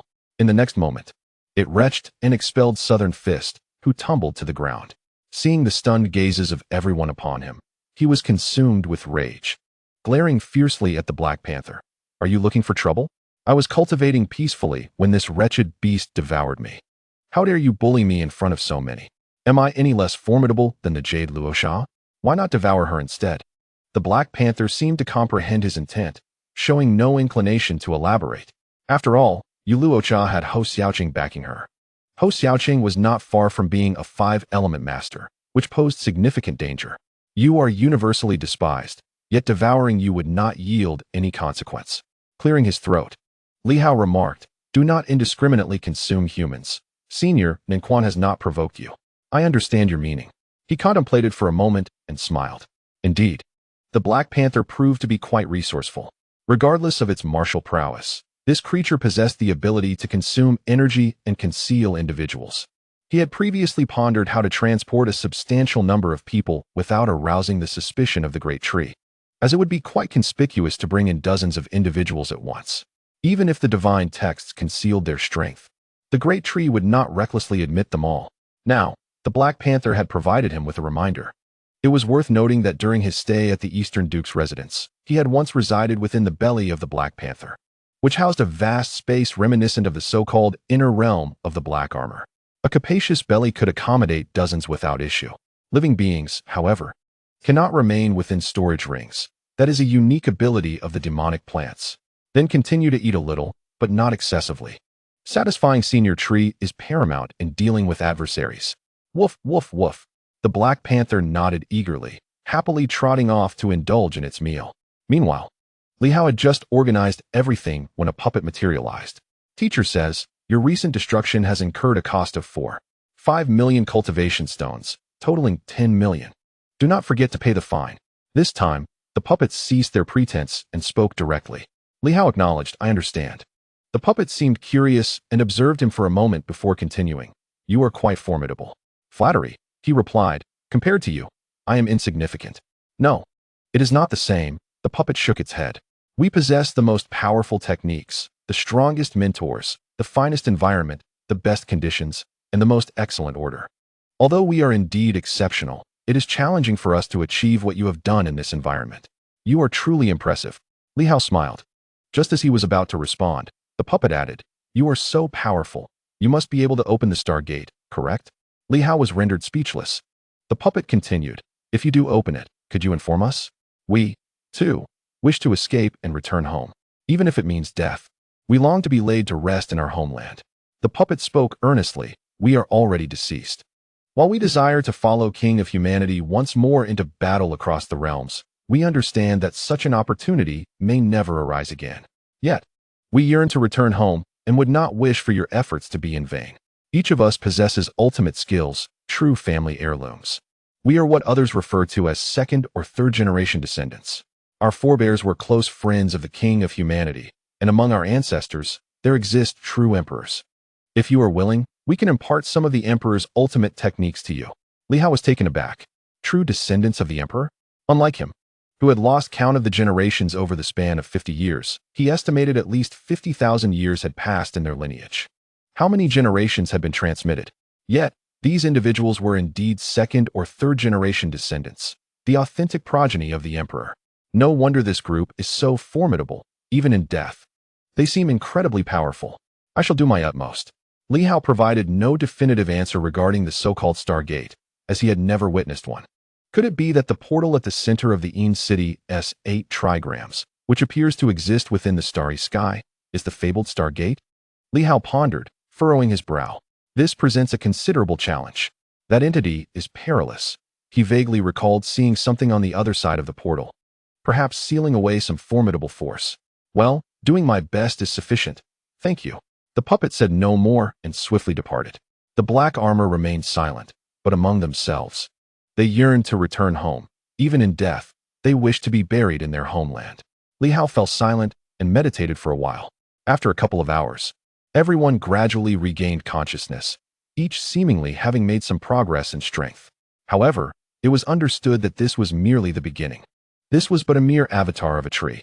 The true entity would be a far greater adversary. Li Hao exhaled and addressed the group. Now that everyone has engaged, if this avatar is so formidable, the true entity will undoubtedly be more challenging. There may be casualties, and I lack absolute confidence. Before he could finish his thought, Nan Quan interjected with a snort. Enough, we Silver Moon martial artists have seen our fair share of formidable scenes. When you ask an old rogue if he fears death, if he does not, then that settles it. No need to inquire further of others. Chen Zhongtian shot him a glance, uninterested in his antics, and spoke up, commanderly. It is inevitable that the true entity of this demonic plant is powerful. However, there is an urgent matter that requires resolution, and I have no objections to slaying the demonic plant. What issue? Chen Zhongtian cleared his throat. The demonic plant is exceedingly strong, and we may perish at any moment. However, with the life spring available, we can barely ensure our survival. I propose that each person be equipped with at least 100 drops of this life-saving elixir. We lack healers and can only rely on this as a substitute. The demand is immense. If everyone present is to be equipped, we would need at least over 2,000 drops. What I mean is to supply the frontline personnel, such as Director Zhou Chuan, the previous generation of Iron Cloth, and Di Fujian, among others. We are on the front lines. Without the life spring to safeguard us, it would be easy to fall. Li Hao smacked his forehead, bemused, and looked at everyone. Surely, you all must have considered this. Why did no one voice it? I was momentarily muddled, only focused on vanquishing foes. Such a crucial matter. How could no one remind me? Leaving it to an outsider to do so. The group fell silent. It was not that they hadn't thought of it, but rather they were aware that the life spring had been depleted. What good would reminding do? Li Hao chuckled. Everyone, do not hold back on my account. This concerns our very lives. He turned to the little tree. How long would it take to temporarily create and produce 1,000 drops, regardless of the cost? Regardless of the cost? The little tree's spirit fluctuated. That would require at least triple the consumption. While it is quick to condense the life spring without regard for expense, is it not rather wasteful? No matter. Li Hao smiled. Then let us take some more time. It should not yet be dawn. What is there to fear in spending? I have ample divine energy stones, with 50 million remaining. As for trading time, it is unnecessary. Upon venturing outside, the great tree sensed the absence of its avatar. Naturally, it was imperative to act swiftly, denying the opponent any chance for recovery. Very well, I shall now coalesce. The sapling had grown significantly stronger, and its transformation speed was considerably rapid. Moreover, as Li Hao had stated, there was no need for frugality in this endeavor. By vanquishing the coconut tree's true form, the adversary, who had enjoyed countless benefits from the Department of Punishment over the years, would ultimately have everything to lose. In less than 2 hours, The sapling produced a vast quantity of the fountain of life, consuming millions of divine energy stones in the process. Li Hao began to distribute the rewards. And Chen Zhongtian was filled with exhilaration, finally receiving his first substantial benefit, a delightful experience. After a brief moment, Li Hao addressed the crowd. Now, I must ask you to endure and enter the belly of the Black Panther. The Black Panther had already gaped its mouth wide, eagerly anticipating its utility. The crowd exchanged glances, somewhat speechless, yet they understood the necessity of the situation. One by one, they were swallowed by the Black Panther, and the sapling once again retreated into the storage ring, leaving only the Black Panther and Li Hao in the arena. With a chuckle, Li Hao suddenly struck his own head with his palm. Instantly, blood flowed from his 7 orifices, and his breath grew faint. The Black Panther silently marveled at Li Hao's severity toward himself. How ruthless. The previous gash on his chest remained unhealed. Li Hao chuckled again and remarked to the Black Panther, "Is it fair that I am so grievously injured while you remain unscathed?" Woof, woof, woof. The Black Panther howled. In the next moment, Li Hao grasped its tail and delivered a forceful strike. Only through sacrifice can one reap rewards. Otherwise, after slaying the coconut tree, you shan't even dream of a morsel. Woof, woof. The Black Panther, with tearful eyes, resigned itself to its fate, only to be mercilessly beaten by Li Hao until its skin was torn and blood flowed profusely. It harbored serious doubts that Li Hao was deliberately retaliating against it for indulging too much. Moments later, in the darkness, Li Hao's figure emerged and vanished in an instant. In the blink of an eye, he returned to the Tianxing governor's mansion, only to spew forth a mouthful of fresh blood. Meanwhile, in the courtyard, a violent wave of mental energy surged.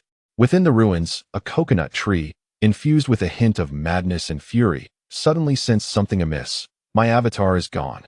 Damn it. That scoundrel Li Hao. How could he have let this happen? Wasn't he confident of success? Where's my avatar? Before long, it detected Li Hao's aura, who was now drenched in blood, his eyes reflecting sorrow and pain, while a dog, transformed into a creature of blood, struggled to walk behind him. As Li Hao approached the grand hall of the courtyard, he did not allow the great tree to unleash its wrath. Coughing blood incessantly, he expressed, "I apologize. I did not foresee this outcome. You must have sensed it yourself." He managed a grim smile. "All my people have perished." The great tree trembled. "All gone. Fortunately, at the last moment, I managed to escape using the wind chaser boots."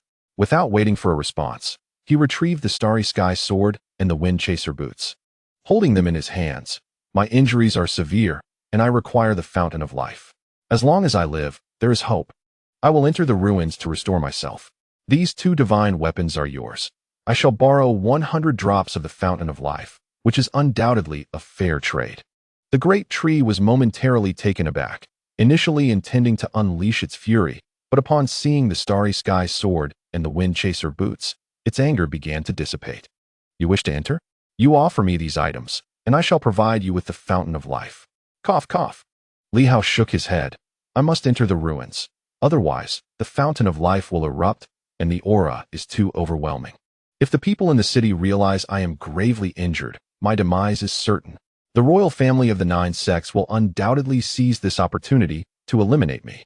Blood continued to flow from his wounds as he gasped for breath. "If I can enter the ruins, you must protect me for a short while. No more than a day, and I will heal. As long as I live, the Celestial Star Prefecture will endure."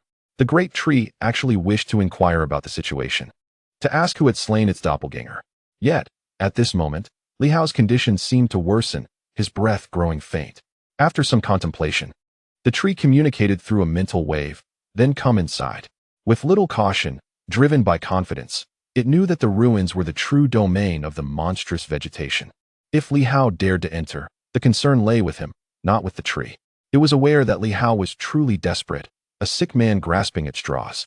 If the tree harbored any ill intent, Li Hao's death would be inevitable. But why shouldn't he entertain such thoughts? The tree felt a stirring within. Li Hao possessed numerous divine weapons, and the divine energy stones might indeed be in his possession. Should Li Hao perish, all treasures would belong to the tree. It could allow the Hu family to continue their endeavors, overseeing the judicial office, and with some primordial power. It might even obtain 3 divine weapons from the 8 great families, not to mention potential other treasures. Was this not a venture of immense profit? The tree pondered swiftly. Worried that Li Hao might arrive at this realization, it instantly transmitted a mental wave. Hurry in, be cautious lest others discover your condition. In an instant, a portal of light manifested. Li Hao, seemingly oblivious, coughed, spitting blood, and, grasping the Black Panther, swiftly entered. The portal vanished in an instant. Within the ruins, the great tree swayed with delight. This Li Hao was truly naive.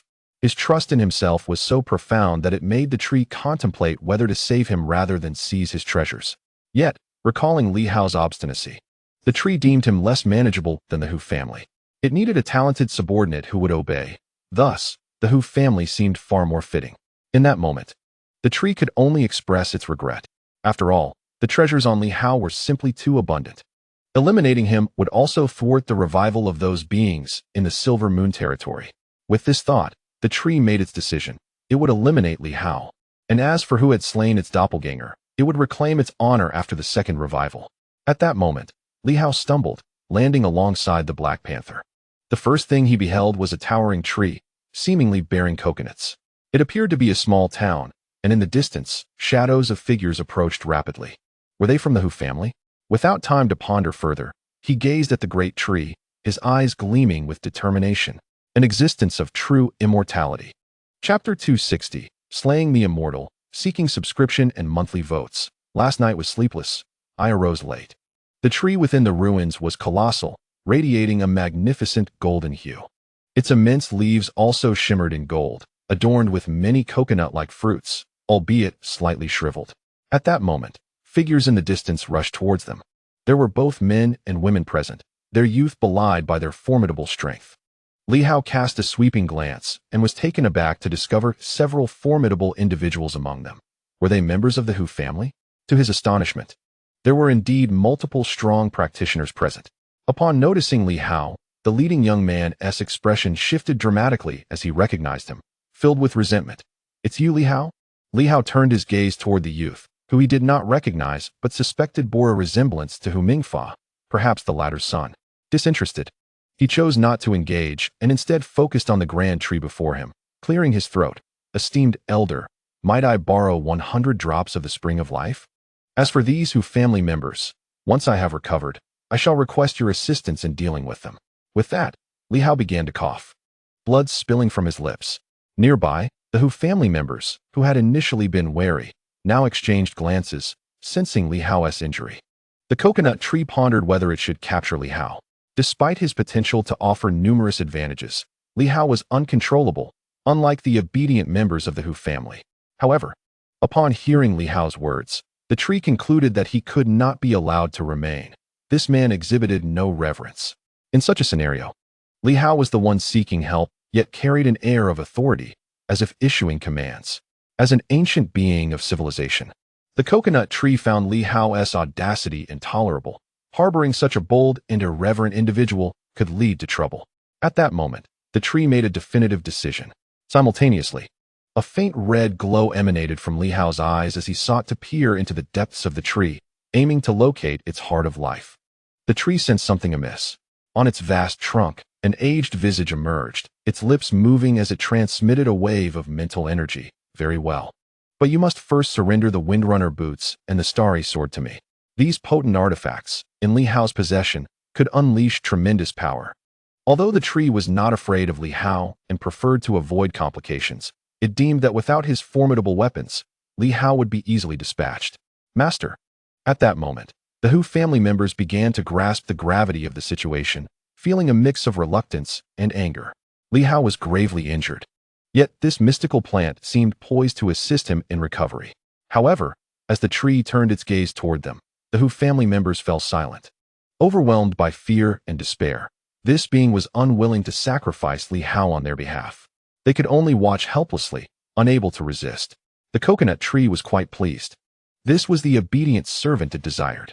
Even with the deaths of its grandfather and father fresh in memory, the enemies before it posed no threat without its command. This was the ideal servant. Li Hao, in his arrogance, had underestimated his position. Otherwise, given the nobility of his bloodline and the significance of his identity, the tree might have hesitated to eliminate him. At this moment, Li Hao furrowed his brow, and after a pause, he nodded. "Very well." With a sigh, He grasped the starry sword and approached the great tree. The coconut tree, slightly displeased, remarked, "Just toss it over." "The fellow, what is he approaching for? He appears rather reluctant to engage with this individual." Li Hao calmly stated, "This is my ancestral divine weapon, symbolizing the reverence of my ancestors and the Li family towards our forebears. Senior, such jesting is unwarranted. How could I part with it?" Li Hao felt a sense of guilt towards his ancestors, and in a moment of desperation, he had no choice but to pledge the celestial sword as collateral for the sword master's blade. "I hope, dear senior, you can extend some measure of respect towards the celestial sword and the Li family." Li Hao's demeanor showed a hint of displeasure as he cradled the sword, reluctant to relinquish it, gazing towards the ancient tree. "Senior, please accept this sword and keep it safe. I shall soon present the divine energy stone." The coconut tree grew increasingly displeased. However, it opted not to complicate matters further and decided to accept the offering. What respect? What dignity? Such notions were merely a jest. As for the sword master, he might have perished countless ages ago. Thus, in that moment, the coconut tree felt no fear.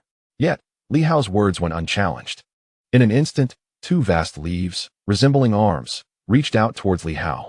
Li Hao continued to cough, raising both hands to present the celestial sword. Just as the tree's leafy arms extended towards him, without a sound, a blade of light emanated from the celestial sword. As if the heavens and earth were being cleaved apart, the infinitely sharp celestial sword, despite encountering tremendous resistance, pierced through with a metallic shriek, snapping the two leafy arms with a resounding crack. The leaves, akin to severed limbs, plummeted to the ground, transforming into two golden fragments. In that fleeting moment, the coconut tree was momentarily bewildered. It pondered where Li Hao had found such audacity. Moreover, how could the celestial sword be so sharp as to sever its immortal grade leaves despite the vast chasm in their realms? Nearby, the Hu family members, witnessing this spectacle, were first struck with astonishment, then overwhelmed with ecstasy. Madness. In an instant, they were consumed by the thought that Li Hao had lost his senses. The coconut tree had long proclaimed its intent to avenge the Hu family, yet upon witnessing the transaction between the two, despair had settled upon them. Now, Li Hao had audaciously attacked the coconut tree. Was this not courting death? In the eyes of all contemporary transcendent beings, entities from ancient civilizations were deemed insurmountable, untouchable, especially the sentient flora. Such beings were immortal and indestructible, having survived until now. They were not mere remnants of mental energy or vestiges of armored warriors, but true invincible forces. Yet, Li Hao dared to strike at a sentient plant. A droplet of golden blood fell from the severed edge of the tree's leaf. The tree was momentarily stunned. It had been so long that it had nearly forgotten the essence of battle, so long that it could hardly believe someone beneath the pinnacle would dare to act against it. Not even in the new martial era would anyone beneath the pinnacle contemplate attacking an immortal entity. In the next moment, clarity returned, and fury manifested upon its ethereal visage. Li Hao, this madman seeks his own demise. In an instant, countless branches and leaves materialized, coalescing into a colossal hand, intent on crushing this insignificant insect. Did he truly believe that with the destruction of his clone and a subsequent weakening of his power, he could vanquish me? That was merely a clone, not his true self. In an instant, it felt as if the very heavens and earth were encased in a shroud. The onlookers from the Hu family were beside themselves with excitement, convinced that the demon plant would seal Li Hao's fate. Yet, in that fleeting moment, the sky darkened once more, even more profoundly than before. A colossal mouth opened instantaneously, resembling a black hole, poised to devour all existence. Roar! The Black Panther transformed into a magnificent golden hound, immense in size, and with a gaping maw, it consumed the enormous hand. Below, Li Hao erupted with an unparalleled sword intent. The pinnacle of the 6 elemental forces surged forth as he unleashed a single strike. The divine script fused with the stellar sword, and in that moment, it seemed as though only one sword existed between heaven and earth, cleaving through the air. Boom! The very fabric of reality trembled. The Black Panther voraciously consumed the severed branches and leaves cast aside by Li Hao, yet those fragments appeared to transform into living entities, morphing into small trees that burrowed into the panther's belly. Descendants of the demon slayer? The ancient tree's countenance turned cold. It seemed to possess some significance. But what of it? The severed leaves still bore formidable lethality. After all, It was merely a creature of 4 or 5 elemental strength, imbued with a trace of the demon slayer's bloodline, attempting to devour the universe. But after consumption, could it truly digest such power? Did it believe itself to be a demon slayer? Its demise was imminent. As countless small trees infiltrated the Black Panther's belly, a resounding rumble erupted from its vast abdomen. The ancient tree, unconcerned with the panther's plight, aimed to confront the wretched Li Hao. Suddenly, the branches quivered. In an instant, the panther roared and retched. And in the blink of an eye, dozens of figures materialized. A beam of golden light surged towards the ancient tree. Boom! Director Zhou unleashed a punch, and the world shook violently, accompanied by a furious roar as his vitality surged to unprecedented heights, even more formidable than before. Seeking death, the ancient tree was utterly enraged. For at this moment it comprehended why Li Hao dared to act. Had he gathered a multitude of divine powers? Did these divine forces seek to eliminate me? Countless branches and leaves instantaneously manifested, interweaving through the cosmos. Furthermore, a radiant path emerged, resembling an immortal road, from which innumerable small trees erupted. The crowd remained unperturbed, for they recognized what this was. The opponent's clone had previously invoked the primal attack. Sure enough, in an instant, the image of a small tree appeared in each person's mind. Prepared as they were, the divine script ignited. Rumbling, blood streamed from their 7 orifices. With Director Zhou and Chun Zhongtian particularly suffering, spitting blood profusely, their injuries compounded. Divine weapons materialized around Chun Zhongtian, shielding him from the explosion. Yet his expression revealed sheer astonishment. How exceedingly powerful. Truly, overwhelmingly so. Far stronger than the clone, had it not been for his lineage and numerous divine weapons. He would not have been able to withstand such a strike. Was this the essence of immortality? As a pinnacle of the 6 elemental forces, had he faced this adversary alone without dispersing his attacks, a single blow would have sealed his fate. Chun Zhongtian could hardly believe it. Was the disparity so vast? Just then, a small tree materialized, and a phantom flickered into existence, racing toward the primal road. How dare you? The great tree was confronting the multitude, somewhat astonished that these individuals were merely injured rather than dead. Yet at that moment, a sudden shock coursed through his heart, followed by an immediate, thunderous roar. Boom! A resounding explosion erupted, as the primordial power swept across the heavens and the earth. In that instant, the ethereal visage of the imperial palace manifested, with a small tree commanding the imperial palace, charging directly at the adversary's primordial avenue. The projection of the imperial palace instantly suppressed the realm. At this juncture, the coconut tree no longer stood rooted in place, but suddenly soared into the sky, transforming into a humanoid tree, limbs distinctly defined, a visage emerging. As the luminous path in the void vanished in an instant, before them stood an elderly figure, seemingly ancient, exuding an air of indifference. Gazing at the small tree, the projection of the imperial palace? You are the guardian of the abandoned imperial palace in the land of Silver Moon? So it was.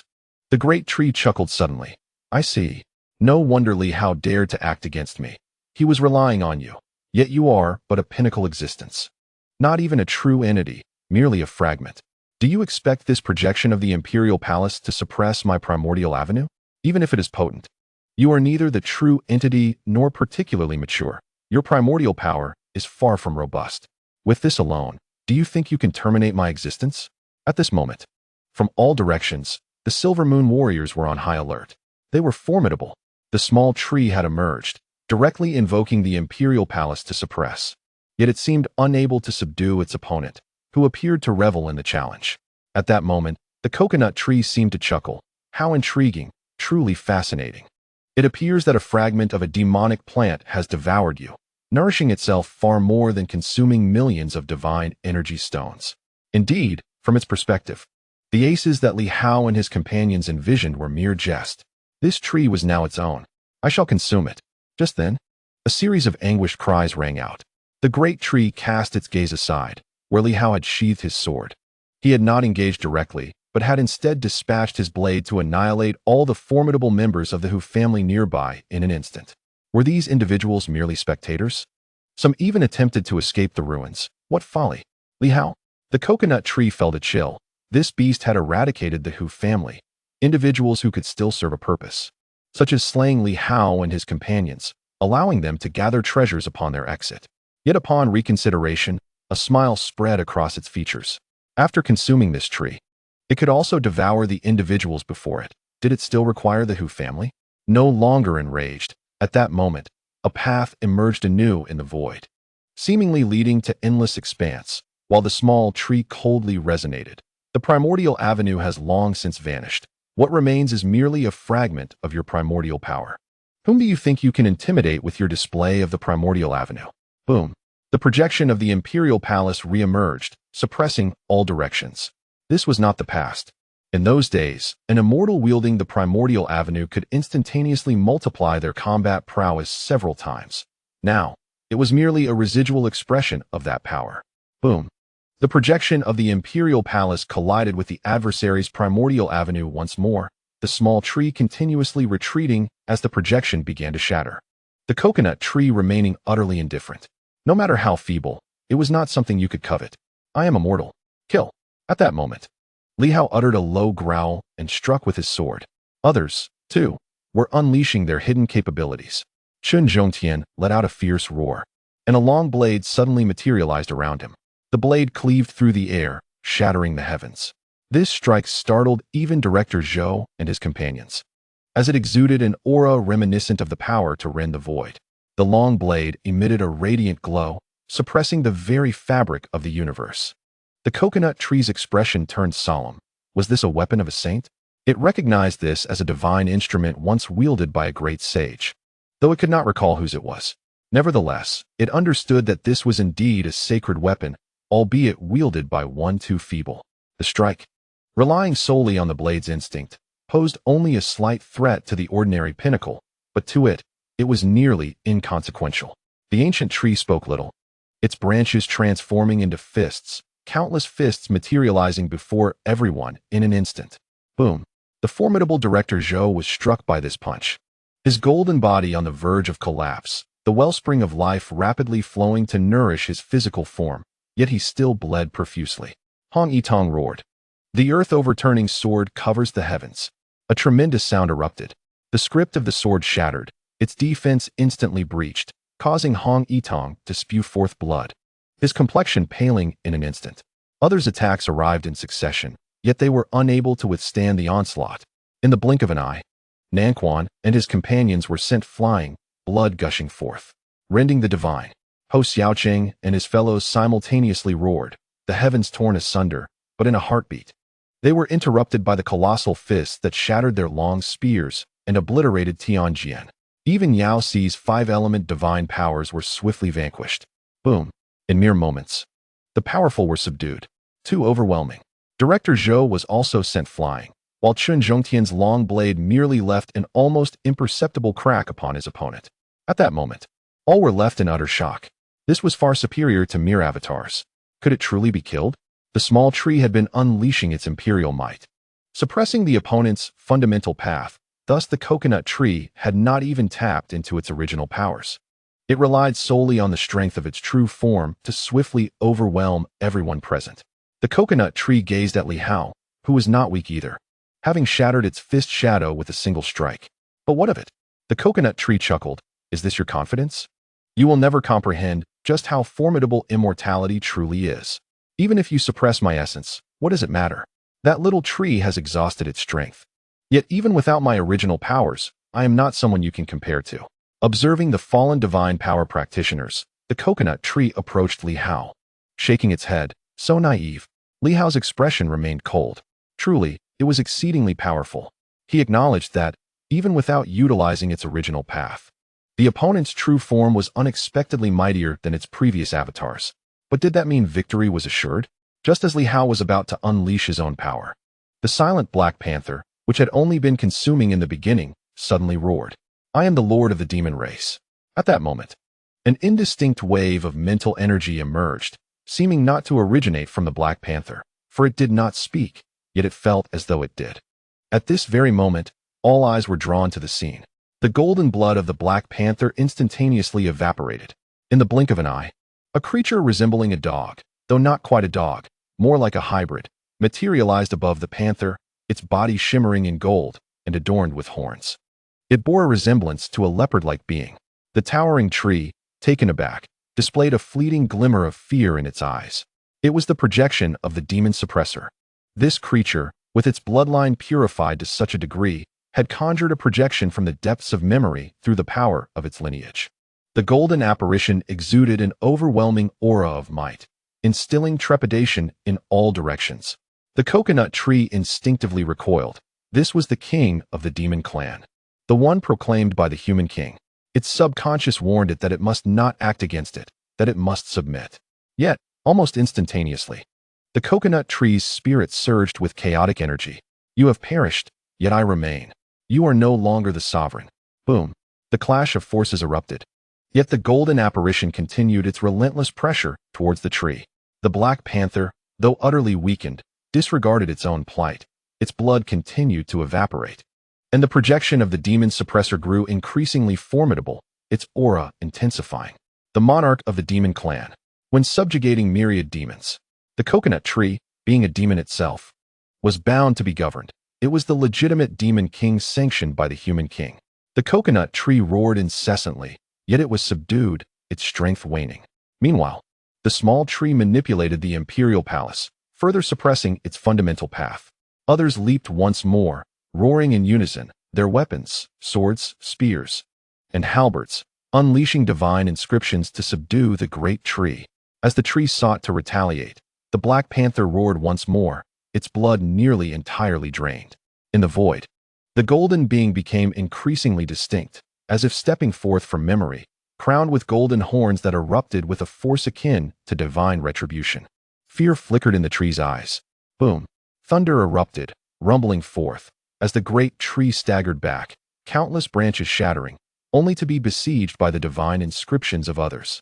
Yet, in a flash, the golden thunder vanished. Not only that, but the golden apparition began to dissipate as well. The Black Panther fell heavily to the ground, utterly drained of strength, transforming into a black dog that seemed to succumb to unconsciousness. Its blood was nearly entirely depleted. However, the projection of the demon suppressor, being a mere condensation of bloodline, possessed limited power and ultimately failed to vanquish this immortal of the demon clan. As the residual energy faded, the golden trunk of the great tree bore numerous charred marks, and although a hint of trepidation flickered in its eyes, it soon broke into laughter. Is that all? The king of the demon clan is formidable, yet this was merely a mark from the bloodline. The opponent had long since perished, and I remain alive. Just as it reveled in its mirth, a blade of light silently approached, intent on striking. At that moment, Li Hao erupted, his flesh and blood scattering. His heart shattered. Yet, he had awaited this opportunity, this unexpected moment. He understood that direct confrontation would prove arduous. Thus, he had maintained the power of the 6 elements all along. At that moment, a surge of flames erupted, overwhelming his physical form with the explosive force of the 7 elemental powers, causing it to shatter. Yet, Li Hao remained undeterred. A ferocious tiger materialized upon the stellar sword, its gaze chillingly intense. Li Hao proclaimed, "When the tiger emerges, the heavens tremble." In this instant, there was no cataclysmic uproar. Only the silent appearance of the tiger as divine inscriptions on the stellar sword fused and collided instantaneously, forming a magnificent assemblage, a dragon of sword intent. Seemingly poised to annihilate the world, Li Hao was keenly observant, scrutinizing the essence of his opponent's life force. Throughout the battle, he discerned its truth. A thunderous sound reverberated through the cosmos as the stellar sword plunged into the core of a great tree, the very heart of his adversary's vitality. Through his unique vision, he pierced through the illusion, unveiling the source of their power. With a resounding explosion, the formidable trunk shattered as the stellar sword penetrated it, but in the next moment, it struck a crystalline stone. A piercing cry echoed, a sound of agony from the coconut tree, its countenance twisted in torment, gazing at Li Hao with a blend of horror, swiftly morphing into rage and hatred.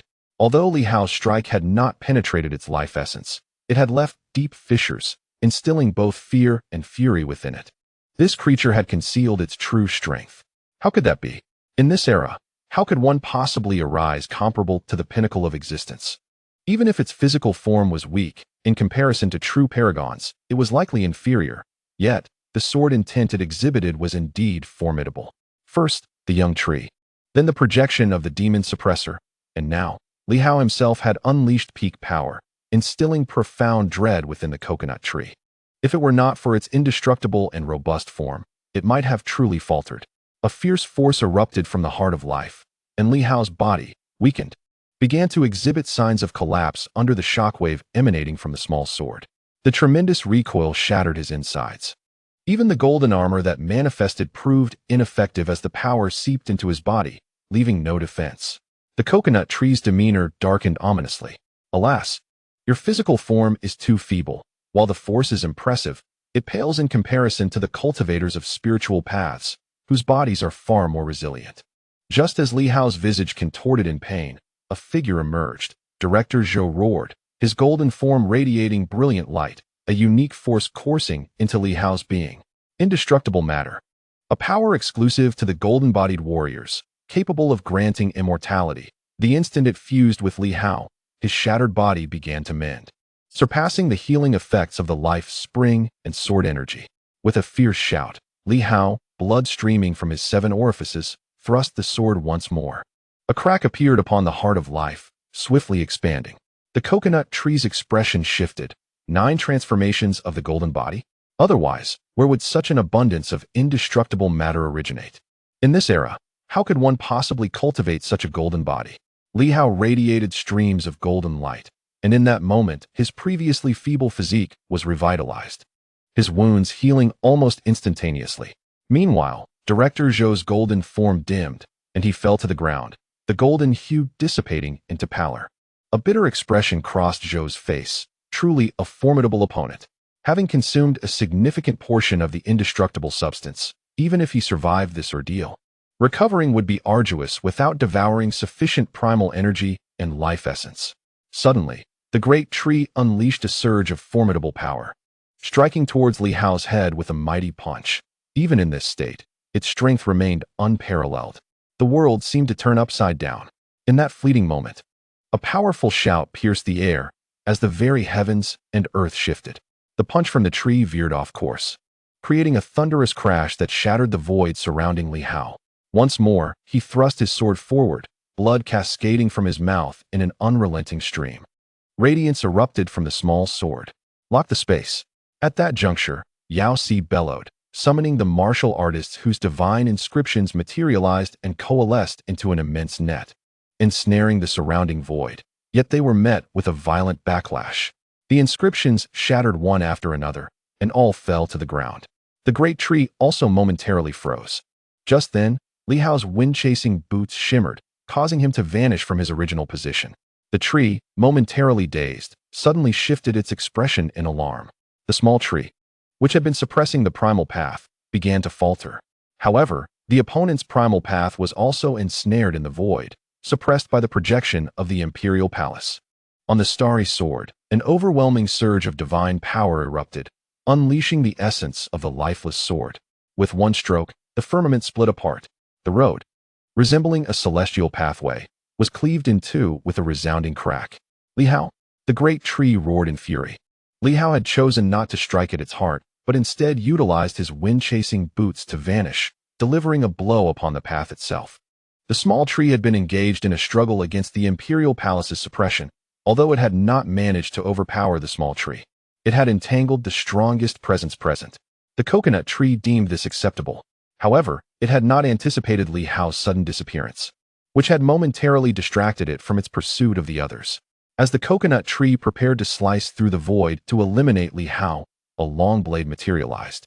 As if a sage had emerged, wielding the weapon and delivering a decisive strike. Bang! The tree staggered back, while Chun Zhongtian bore the brunt of an immense backlash. His long blade dimming as divine weapons within him detonated, all being celestial-grade armaments. Various super-energy locks shattered, and he gazed helplessly towards Li Hao's direction. How unfortunate I am. It all rests upon you. If you cannot slay him, then I am truly at a loss. Should you survive, perhaps I too could ascend to the ranks of divine inscription masters? The protective divine weapons of the super-energy locks exploded, the locks themselves fracturing, leaving him unable to continue as a martial artist. Drops of life essence surged from within him, safeguarding his devastated organs. Chun Zhongtian fell to the ground, blood streaming from his wounds, yet a faint smile graced his lips. If I survive this, you shall too. Will you keep this to yourself? At that moment, Li Hao roared fiercely, unleashing another strike with his sword. Crack! In the void, a segment of the great path shattered once more. Li Hao abruptly turned, reaching out to grasp a long knife that fell into his hand. Director Chen, lend me your blade. Very well, Chen Zhongtian replied weakly, relinquishing control over the long knife, which he could barely command anymore. The knife's power had been nearly exhausted, rendering it nearly useless and in need of restoration. Why did Li Hao require the knife? Just as this thought crossed his mind, a mouthful of blood erupted from him, severing the connection with the long knife. Li Hao no longer cleaved the great path. Instead, he pierced the long knife with his sword, the starry sky sword fervently absorbing it. The long knife thrashed violently, as if a shadowy figure emerged, sensing something. Gradually, the phantom above the long knife faded, a faint voice echoing, "How unfortunate, always consuming another's divine weapon." Clearly, the long knife's phantom recognized the starry sky sword, the sword of the sword sovereign.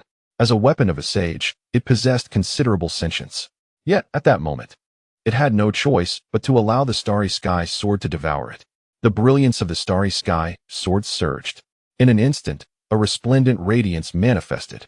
This was the most formidable divine weapon that Li Hao had ever absorbed, and the starry sky sword appeared immensely satisfied.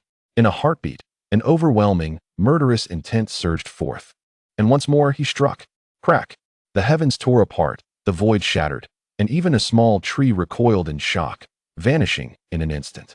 The imperial palace that anchored the great path also disappeared in an instant, followed by a deafening crack as the great path completely fractured. A scream pierced the air.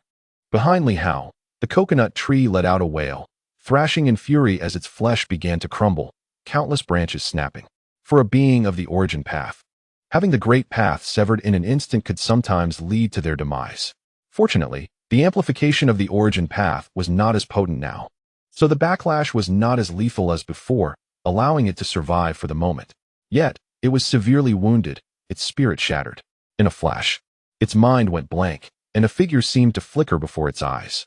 Within the tree, a fountain of life surged, rushing toward the heart of life, as if attempting to forcibly heal the earlier injuries. But just then, Li Hao thrust his sword into the exposed stone. Crack! The heart of life shattered completely. The tree convulsed violently, morphing from human form to tree and back again in a relentless cycle. It gazed at Li Hao in disbelief. At that moment, peculiar waves emanated from its being. The coconut tree, steeped in despair and disbelief, thought, "Am I to be slain by these mere ants?" Yet, with the origin path shattered and the heart of life broken, it realized its fate was sealed. Never had it imagined such an outcome. Li Hao. The coconut tree regained its composure, fixing a cold gaze upon Li Hao, waves of energy erupting from its core, signaling an impending self-detonation. It was a peerless being. How could these ants hope to kill it? Even in death, it would take these fools down with it.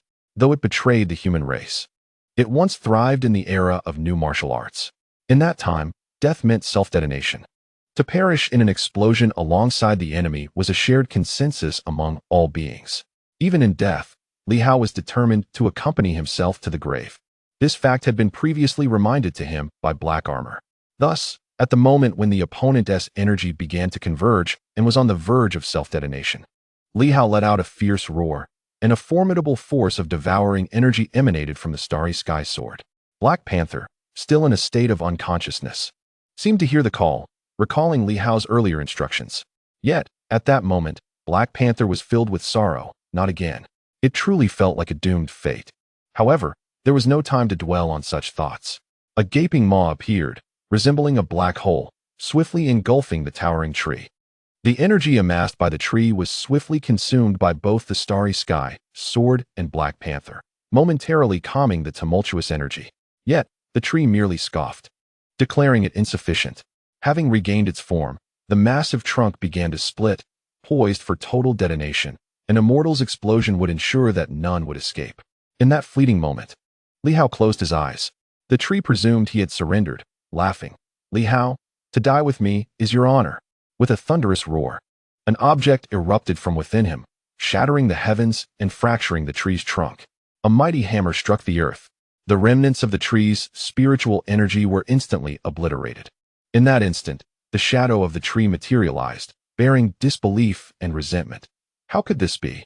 Li Hao coldly regarded its apparition. Why would it not be? The 8 great families are united, and the Li family stands supreme. If I dared entrust you with the hammer, naturally, I could wield it. If I can control the wind-chasing boots, why could I not command the Hong family hammer? Is this a question worth asking? How foolish to hide it within yourself. Courting your own demise. You can neither use it nor benefit from its concealment. This artifact, which I had refrained from wielding despite the peril, was all to await this very moment, the true strike of annihilation. The Hong family hammer is designed to extinguish spiritual energy. Without the ability to manipulate spiritual energy, how could one unleash an explosion? The notions of Black Panther and the starry sky, sword devouring, are but mere distractions. Li Hao understood that neither the starry sky sword nor Black Panther could extinguish the final self-detonation power of an immortal. Only the divine hammer of the Hong family could obliterate the opponent's spiritual energy, rendering their explosive energy impotent. Fortuitously, black armor had provided a timely warning. Otherwise, Li Hao would not have contemplated such matters.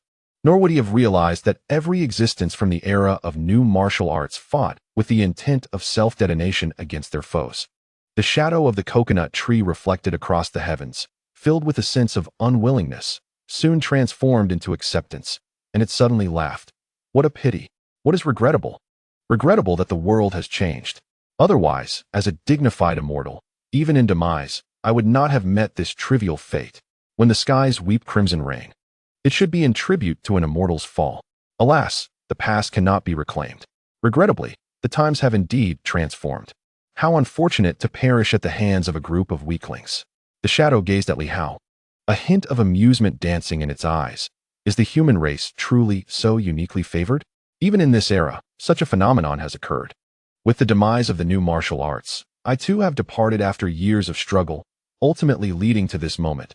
A sigh escapes, imbued with a sense of liberation, followed by a thunderous sound as the illusion shatters completely. An immortal demonic plant has thus fallen. Meanwhile, Li Hao has plummeted heavily to the ground, and at this moment, a multitude of individuals lay scattered on the earth.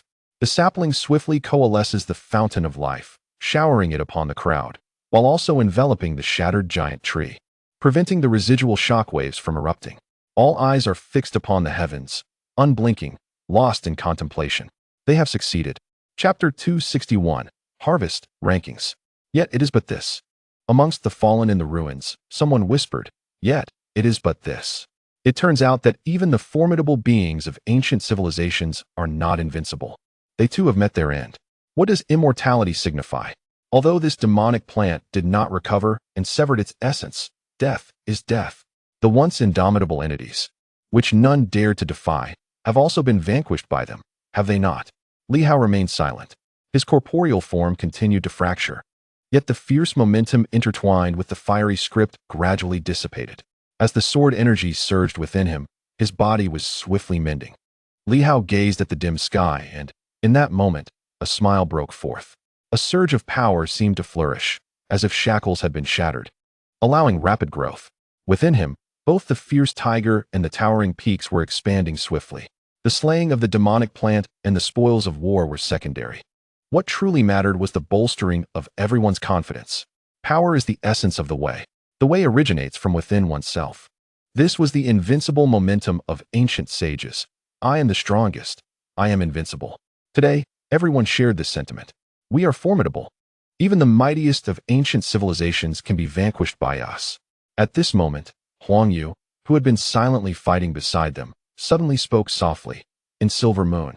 Including old Zhao, we all believe that after the second resurrection, the only force capable of resisting ancient civilizations was, in fact, ancient civilizations themselves. We envisioned leveraging the strength of ancient civilizations to fortify ourselves against today's modern powers. We never considered the possibility of slaying the ancient strongholds. Huang Yu, lying on the ground, revealed a hint of a smile. Though old Zhao is determined to defend Silver Moon, he knows it is a formidable challenge. Perhaps he never anticipated that before the second resurrection, we would take action against the strong from ancient civilizations. None had contemplated this matter. Whether it be the 9 offices or the royal family, even if they harbored other thoughts, they still aimed to rise through the power of the demonic plants. hoping to break the constraints of heaven and earth after the second resurrection, perhaps allowing everyone to ascend. They had not considered the idea of first defeating the ancient strongholds, as they were still relying on their strength. Yet, this time, someone had done it. In this moment, no one spoke of the spoils, nor did they concern themselves with the remains of the coconut trees. They lay upon the ground, gazing at the sky, disregarding their injuries, their smiles radiant. They resembled a group of children, innocent and carefree. Even the dim sky seemed extraordinarily bright. In this moment, the world reflected in their eyes is both clear and radiant. Indeed, we are capable of creating miracles. The ancient civilizations, it turns out, are not as fearsome as they seemed. Perhaps there exist formidable beings. However, we have risen in merely a few decades, and now we can vanquish the immortal. Even the crippled immortals remain immortal. Must we still harbor such trepidation, such dread? Li Hao declared that this battle could shatter the demons within and dismantle the deities in their hearts. They accomplished this. Each individual contemplated their thoughts, lying quietly upon the ground, allowing their blood to seep into the earth. Waves of power surged and intertwined. The shattered divine script began to coalesce. Blades and spears. Various forces were germinating. Power is born from the heart, and the stronger the person, the mightier the force. Meanwhile, Li Hao quietly perceived this.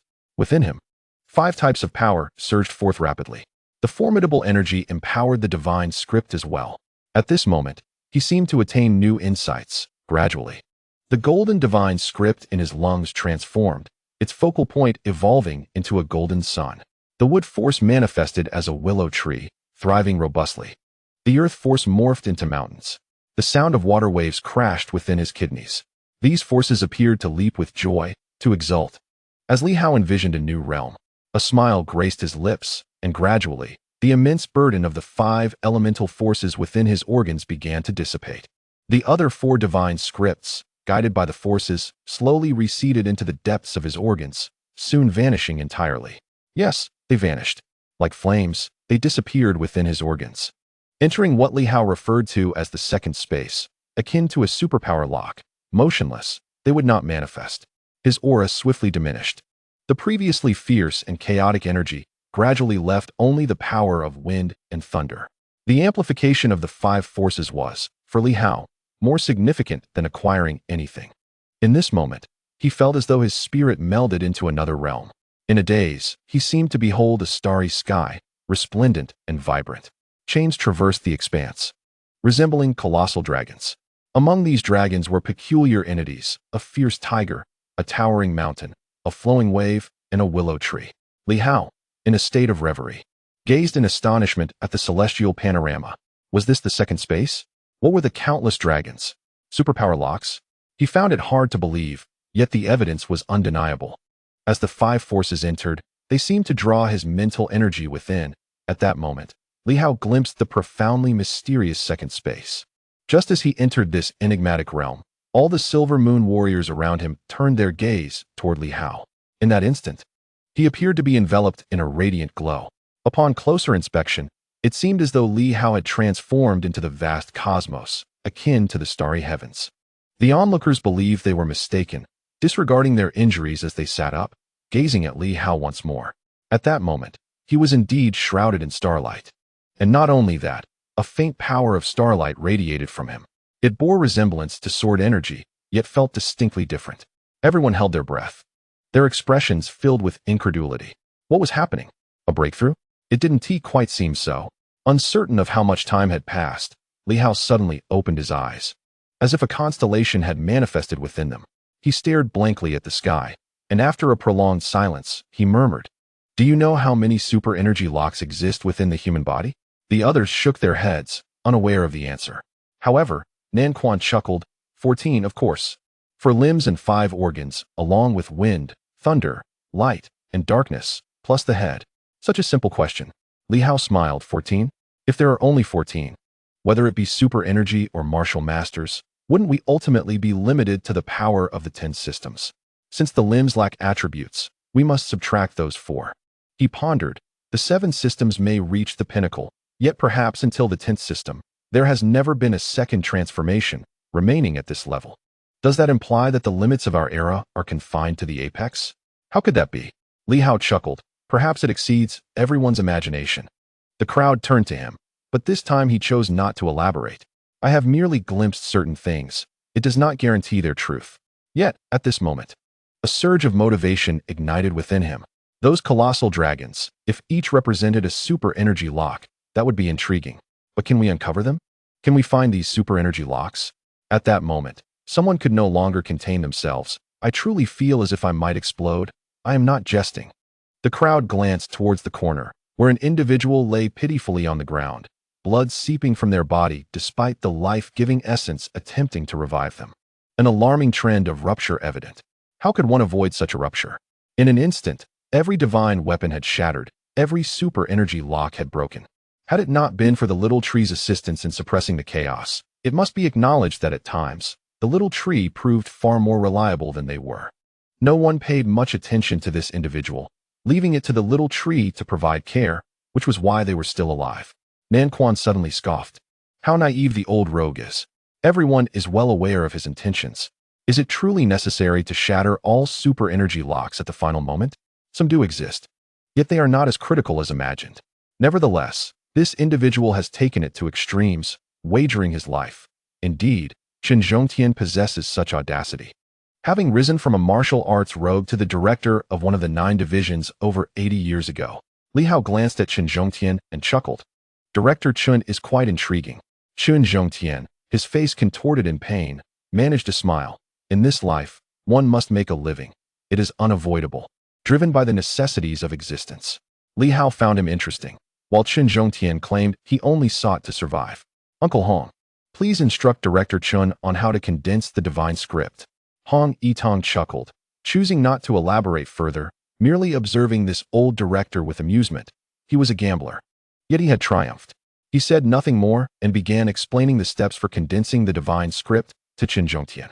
The latter listened intently, captivated, realizing the process. He had previously witnessed it, and now he quickly grasped how to condense it. For him, as long as the key points were articulated, the challenge would be minimal. Li Hao remained still. After a while, once his physical injuries had sufficiently healed, he rose and gazed at the distant coconut tree. Now encased and immobilized by the little tree, its massive trunk appearing somewhat battered. The heart of life lay shattered, yet at this moment, a fountain of vitality flowed gently. Enveloped by a small tree, with a portion dedicated to the healing of many. Li Hao stepped forward to inspect the tree, which was utterly lifeless. Nevertheless, its strength remained unyielding. Within its massive trunk, the life-giving essence coursed, no longer in mere drops, but akin to a flowing brook. In the final moment, the one who sought to mend the heart of life was halted by Li Hao. The notion of bathing in the fountain of life seemed to be within reach. A sudden smile graced Li Hao's face as he turned to the little tree. Elder tree, I find it difficult to discern how many drops there are. Is it approximately 5,000? The small tree responded, indeed, roughly so. Is that much? Li Hao mused. In truth, it is not excessive. Considering the small tree's condensation and consumption, it amounts to merely 3,000 divine energy stones per drop, totaling 15 million stones. However, the divine energy stones consumed by Li Hao and his companions this time exceeded 15 million. Throughout the battles and in the aftermath, many drops of the life essence had been consumed, all urgently condensed, leading to significant expenditure. 5,000 drops can merely be regarded as recovering the initial investment. Yet, the account does not tally this way. The life essence strengthens the physical form and rejuvenates vitality, enhancing the capabilities of all present, ensuring they do not stagnate. It seems somewhat insufficient, Li Hao remarked, shaking his head.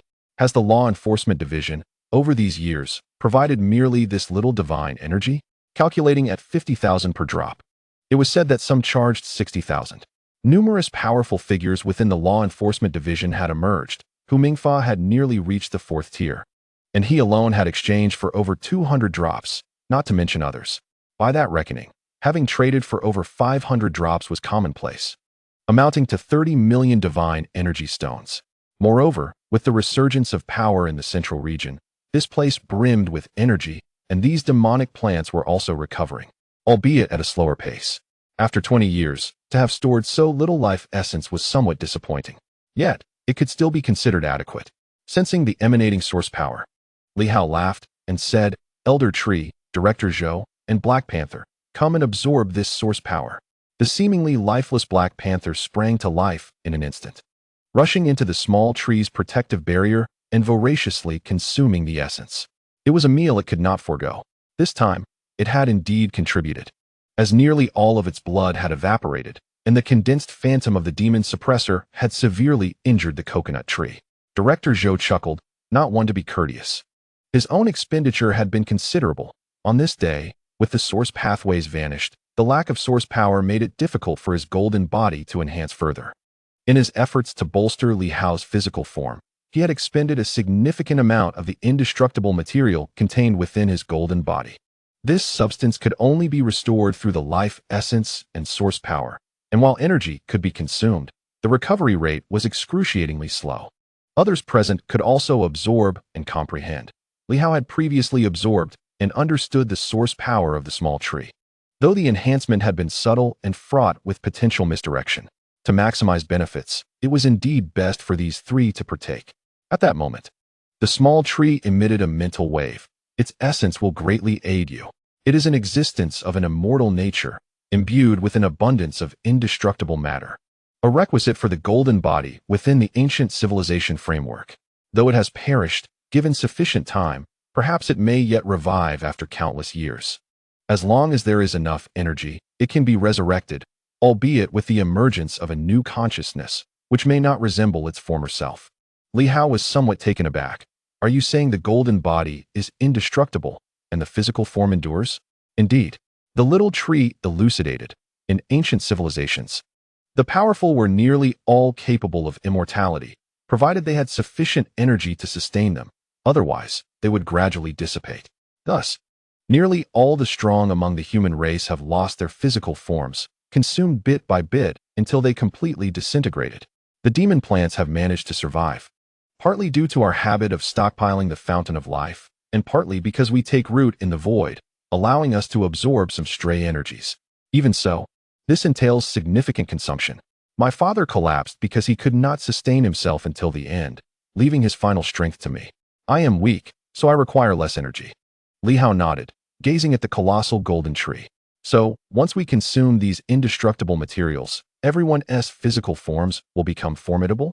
While there are numerous means to strengthen the body, such as the power of life, sword energy, and even some of Li Hao's own ideas, the prospect of rapidly enhancing physical strength is a boon for all. How shall we consume it? You have yet to cultivate the golden body, making it difficult for you to absorb. Let Director Zhou absorb it. After he does, the excess can be distributed for everyone to cultivate. Director Zhou nodded. I can absorb it. Most cannot, indeed. Li Hao chuckled. Thank goodness for Director Zhou. Those 200 drops of the fountain of life were not given in vain. Director Zhou was too weary to comment on that statement. Everyone rise. It is time to partake in the feast. Li Hao bellowed with laughter. The crowd was unreserved, rushing eagerly toward him. Meanwhile, Chen Zhongtian, witnessing the scene, felt a surge of anxiety. He was still in the process of condensing the divine script. And given his formidable strength, he could not rely solely on one lineage. He needed time. Yet, as others rushed to absorb the legendary indestructible matter, would he be left without an opportunity?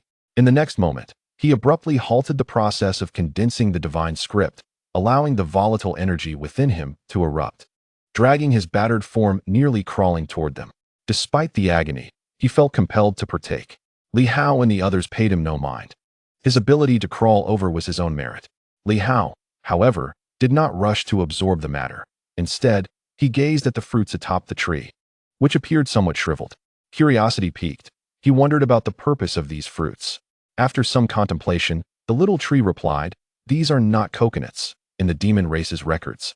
They are referred to as golden palms. Isn't that still a coconut?" The little tree did not wish to argue, quickly adding, "These fruits possess the effect of solidifying the foundation and nurturing the essence. The specific effects remain unclear as they may not yet be ripe. They appear somewhat immature. However, they likely hold some efficacy, certainly strengthening the physical body, and perhaps even enhancing mental fortitude." Li Hao glanced again and counted a total of 42 fruits. He reached out to grasp it, but surprisingly, he could not pull it down. The starry sky sword materialized, slicing through, and only then did the coconuts fall. He used the starry sky sword to split open one coconut. In an instant, a surge of life energy emerged, revealing the milky liquid within. Li Hao dipped his finger in and took a taste. A faint essence of vitality flowed into him, and upon seeing this, he lifted it to drink a mouthful. An energy began to stir, and the previously parched divine consciousness began to revive. Li Hao raised his brows. What a treasure! This substance surpasses the fountain of life, possessing the effect of enhancing divine strength and fortifying the body. Of course, it was not yet ripe and had a somewhat bitter taste. However, that was inconsequential. Once matured, it might not even be for Li Hao to enjoy. Perhaps the coconut tree would consume its own fruit, which was not entirely impossible. He then gazed at the great tree. Killing the coconut tree would yield even more benefits, including its essence. The essence was formidable, and after observing for a while, Li Hao concluded that its defensive capability was extraordinary. If compressed, it could serve as a shield or a weapon, undoubtedly a powerful armament. Or perhaps, it could be devoured by the small tree? Yet, after a moment of contemplation, he realized the small tree had reached its limits, having already consumed so much. It should have been significantly strengthened. After pondering, he spoke. Elder tree, have you fully restored your strength? The small tree fell silent for a moment, then resonated mentally. If I consume the source completely, it should be nearly so. As for reaching the pinnacle, Li Hao nodded. Is there hope for entering immortality? That is quite difficult. The small tree sighed. Without the source path, unless a substantial amount of source is provided. This is also why the demon plants in the Tianxing town wish to invade Silver Moon, for there lie many powerful dormant demon plants. What if the essence of this coconut tree were consumed by General Huai? Could it revive? The small tree expressed a hint of helplessness, as it too yearned to consume it. However, upon Li Hao's inquiry, it realized that its chances were slim, for even if it consumed it, it could not attain immortality. But for General Huai, it should be able to revive. That should be feasible. Li Hao smiled. Elder tree, do not be anxious. This is merely the first attempt. There may well be a second and third. First, you should absorb enough source power, and when the time comes for the hope of advancing to immortality, you shall not lack for these. The small tree contemplated this and agreed. It made sense. Thus, it ceased to speak further. Meanwhile, Li Hao's mind began to churn with thoughts. The essence of this tree, when consumed, could actually revive General Huai. This was an unexpected gain. It was known that Director Wang had once said that at least 100 million divine energy stones were required. Li Hao had recently reaped significant rewards. Yet the consumption was also great, leaving him with merely 30 to 40 million divine energy stones, which was insufficient. However, the essence of the great tree could be utilized as 100 million divine energy stones, representing a form of resourcefulness. Given that Li Hao and his companions currently possessed few means to forge such a remarkable weapon, lacking both extraordinary blacksmiths and formidable powers, not everyone could wield a body of immortal caliber. Li Hao uttered no further words, nor did he continue to observe. Instead, he swiftly settled into a meditative posture, employing the 5-animal breathing technique. An abundance of extraordinary substances surged into his body, nourishing his internal organs and fortifying his physical form. Soon thereafter, he commenced the practice of the thunder and wind secret technique. At this moment, his most fervent desire was to comprehend the essence of the forces of wind and thunder. He had garnered a slight understanding of the power of thunder, linked to the Black Panther, a spectral manifestation of the demon-subduing guardian. At that moment, when the golden horns unleashed their thunderous might, Li Hao truly felt a surge of divine retribution, a cataclysmic force that seemed poised to annihilate the world itself. Regrettably, this sensation lasted but a fleeting instant before vanishing. Had it persisted, the coconut tree might have been instantly felled by divine punishment. A multitude of thoughts emerged as he recalled the void he had previously witnessed. In that moment, Li Hao began to absorb an immense amount of energy, not merely to enhance his corporeal form, but to strengthen the barren realms of nothingness. Gradually, slender chains began to materialize. When Li Hao opened his eyes, a glimmer of unusual light shone within them. Within his being, the light and dark super-energy locks also manifested, now more potent than before. With a casual flick of his sword, he cast the starry sky sword into the fountain of life, and in the next moment, the sword voraciously absorbed the unique sword energy that surged into Li Hao's body. Guided by memories of certain positions, he began to let the sword energy flow forth, resulting in a significant overflow of energy that was absorbed by the surrounding powerful beings. Li Hao paid them no heed, continuing his actions undeterred. Gradually, more and more super energy locks emerged, albeit small and feeble. Although he expended considerable energy, this endeavor did not significantly enhance Li Hao's prowess. They were too weak, rendering them virtually useless. However, for Li Hao, this was a foundational process. His eyes sparkled with excitement, for it became evident that the human body possessed far more than 14 super energy locks. The newly emerged locks were currently devoid of discernible attributes, their specific functions unknown. Yet they formed the bedrock for future strength. The fountain of life was extensively drained, prompting concern from the small tree. Others too regarded Li Hao with some bewilderment, questioning his capacity to absorb such a vast amount. Was it not a waste? Yet, no one voiced their thoughts. The day's remarkable gains were already a rarity, especially for Li Hao, the small tree, and the Black Panther, who were the true mainstays. At this moment, everyone was fervently drawing upon energy, sword energy, life force. An indestructible matter. One might say that any energy that spilled forth here would be the pinnacle of nourishment that many had never before encountered in their lives.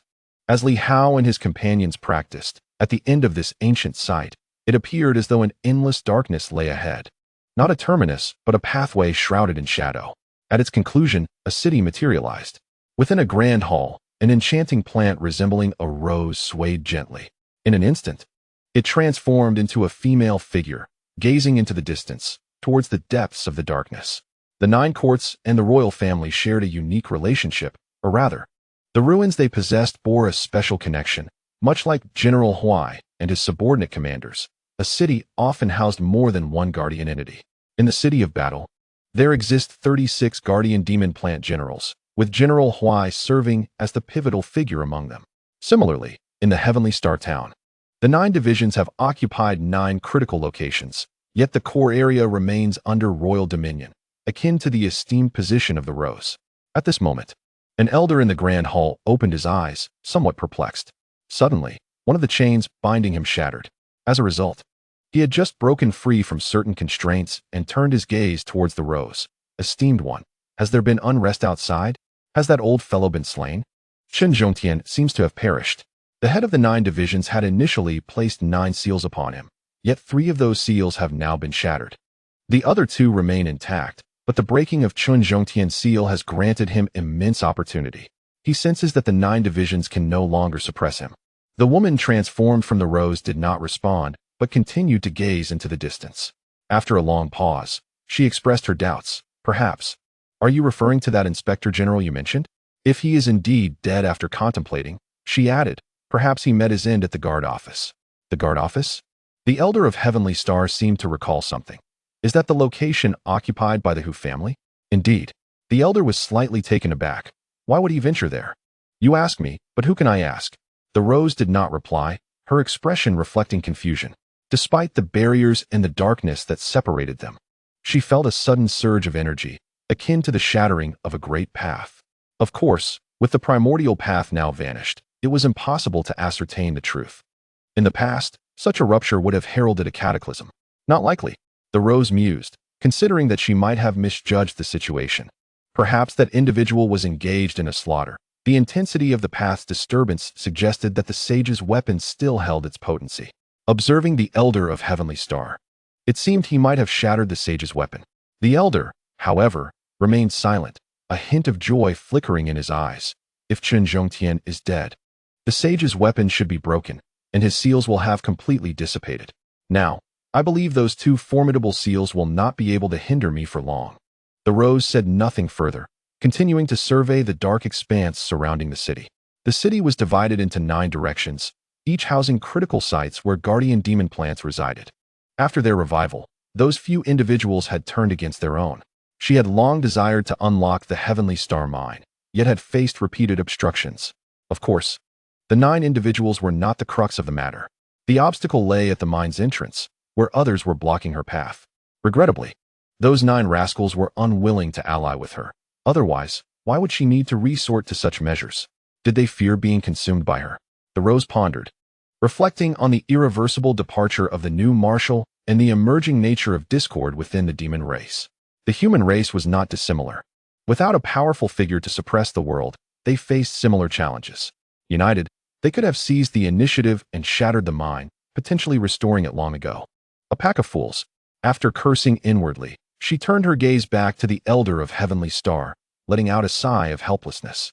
What a pity. Initially, the choice of the Jiang family was predicated on their undeniable strength, audacity, and self-sufficiency, capable of swiftly overwhelming and annihilating their adversaries. With external support dwindling, they could amass substantial resources and swiftly recover, eliminating those troublesome individuals. Little did I anticipate that these inept beings would falter against the Nine. The seal must be broken soon.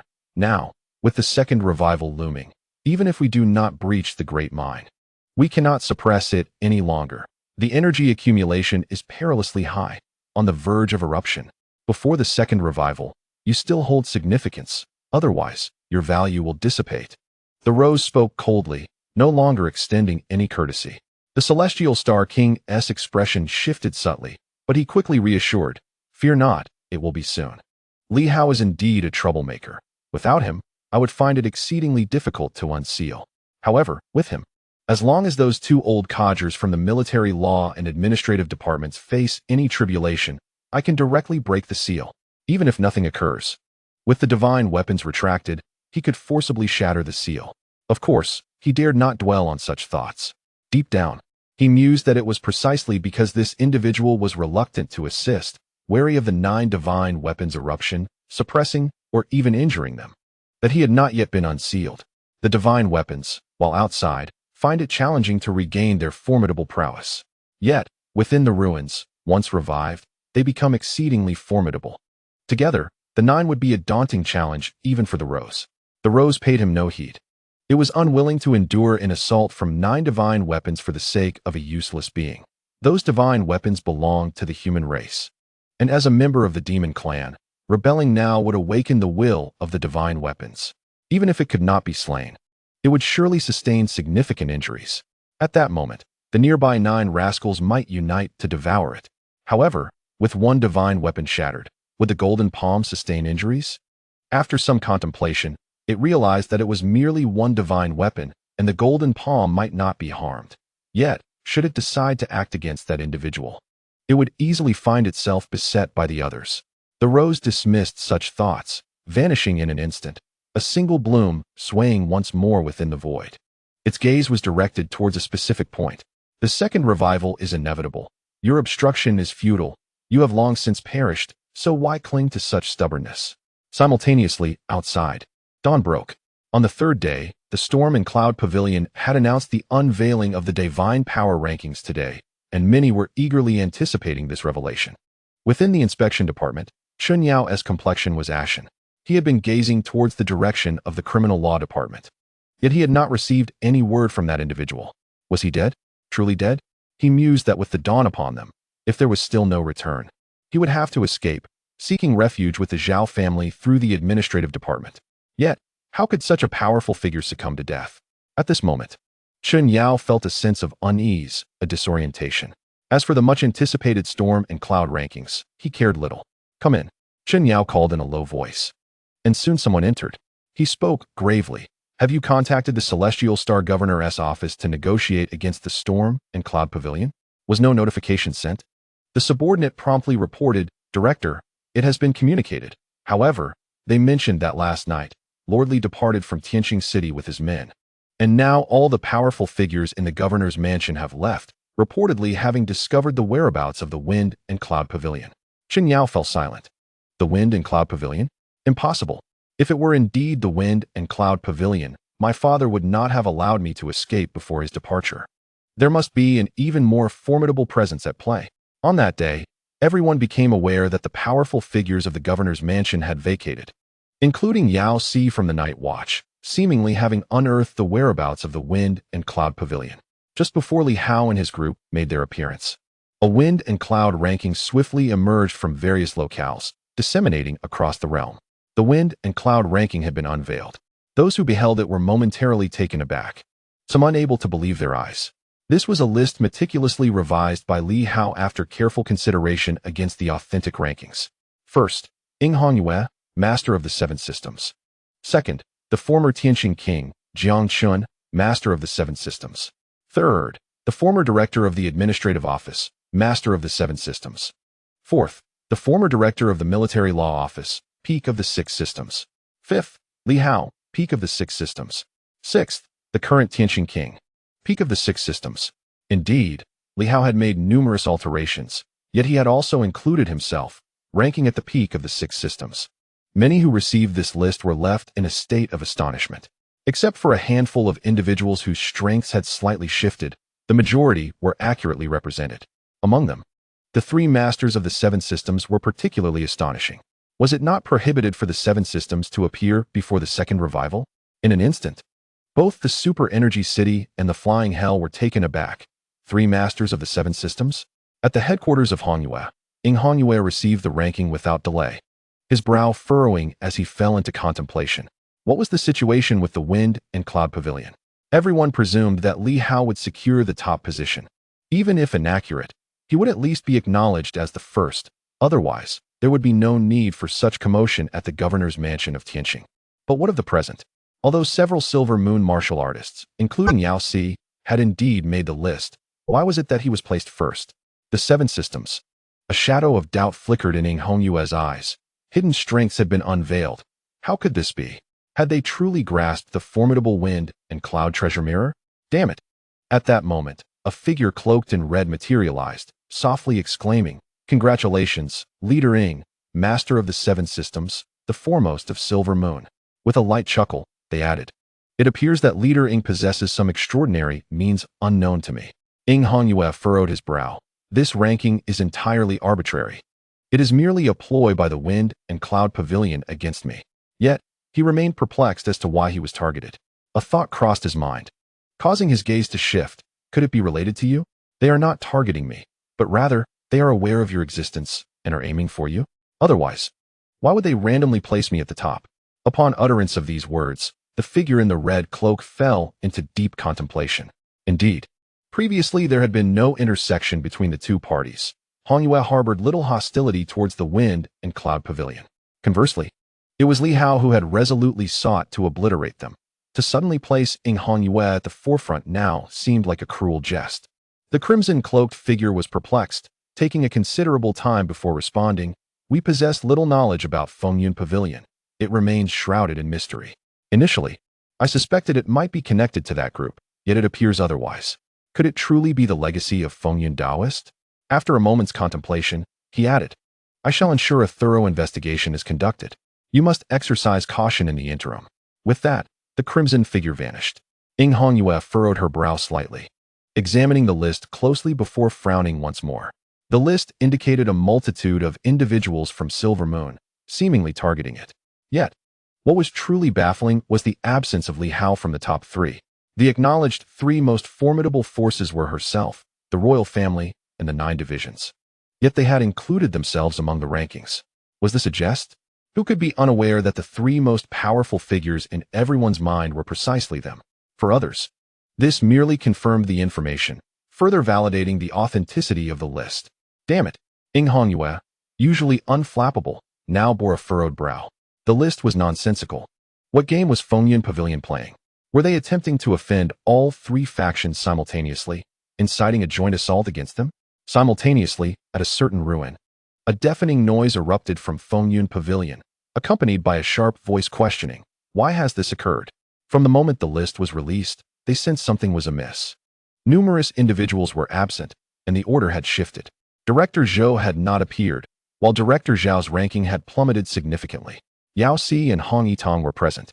Yet they were positioned beyond the 20th rank on the list modified by Li Hao, which encompassed a staggering 50 individuals.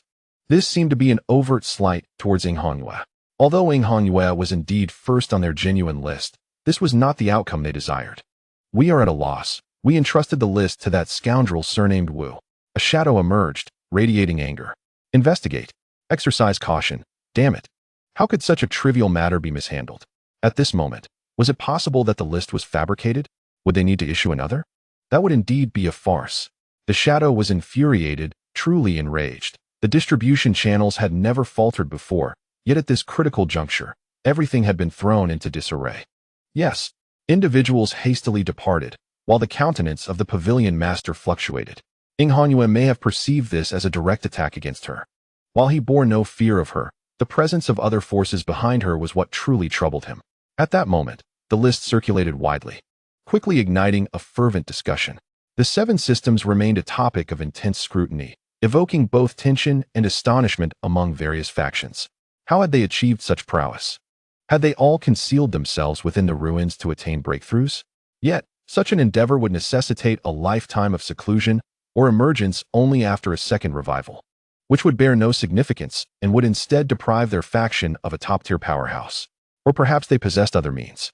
As for Li Hao's pinnacle in the 6 systems, it astonished many, yet paled in comparison to the 3 from the 7 systems. Concerning the authenticity of the list, some believed it to be genuine, as their strengths had been accurately represented. Ultimately, to which faction did Fengyun Pavilion belong? This time, is it not directed at Li Hao, but rather at these 3 parties? A large crowd stands perplexed. Chapter 262, Invincible Under Heaven. The discussions abound, yet they bear no relation to Li Hao and his companions. The rankings have been released, and the capture and elimination of that individual surnamed Wu are of no concern to Li Hao. The divine texts lodged within their minds have long since dissipated. The distance is too great. Li Hao lacks the ability to manipulate from afar, and thus, it naturally faded away. As for whether the other party is aware, Li Hao is uncertain. The release of this ranking serves a straightforward purpose. Will anyone still believe the Wind and Cloud Pavilions lists? From now on, even if you release a list monthly, it will only be valid the following month. Whether you can even survive until next month is a significant question. Within the relic, an unknown amount of time has passed, and the crowd has ceased their cultivation. The enormous trunk has begun to wither. 5,000 drops of the fountain of life are depleted. Indeed, depleted. A group of people stares blankly at the withered trunk. Some look at Li Hao, others at the small tree, and some at each other, wondering who might have secretly hidden it away. 5,000 drops, not just 500. Who among them possesses the ability to absorb such a vast amount in a mere moment? At this moment, Li Hao lies on the ground, seemingly devoid of spirit. If anyone could see the psychic locks, they would observe a dense cluster of these locks emerging from Li Hao's body, resembling tiny insects, densely packed. For those with a fear of clusters, it would be enough to make their skin crawl. Li Hao himself feels a shudder. He has absorbed nearly all 5,000 drops of the fountain of life. This is not the issue, although the consumption is terrifying. The crucial point is that his strength has hardly improved, as all has been absorbed by these tiny locks. This is what has allowed such a multitude of psychic locks to manifest. What sends a chill down Li Hao's spine is the revelation that the human body harbors such a plethora of psychic locks. How is this possible? Although he had glimpsed some through the 5 forces, witnessing over 100 psychic locks materialize is still profoundly unsettling. Currently, he has broken through 11 psychic locks, qualifying him as a practitioner of the 7 systems. Yet, how many more remain? Can a human truly achieve the breaking of them all? What resources would be required? How much time? How many forms of force? At this moment, he trembles all over, suddenly realizing that perhaps it would be better to follow Hong Yitang's path. One word encompasses myriad laws. Why must he complicate matters with the intricacies of each word and force? How long will this journey last? He has yet to succeed in the forces of wind and thunder, let alone confront the multitude of terrifying forms. There is also light and darkness. He has no time to practice those. 120. Li Hao murmurs. This is the total number of psychic locks he has manifested. It is utterly terrifying. He knows the human body is a treasure, yet he never anticipated it to harbor such formidable potential. Perhaps in a lifetime, one may never fully unlock it. Ancient humanity lacked psychic locks, possessing only the 3 Jiao gates, which were not nearly as complex. Is the cultivation method of contemporary practitioners truly this formidable?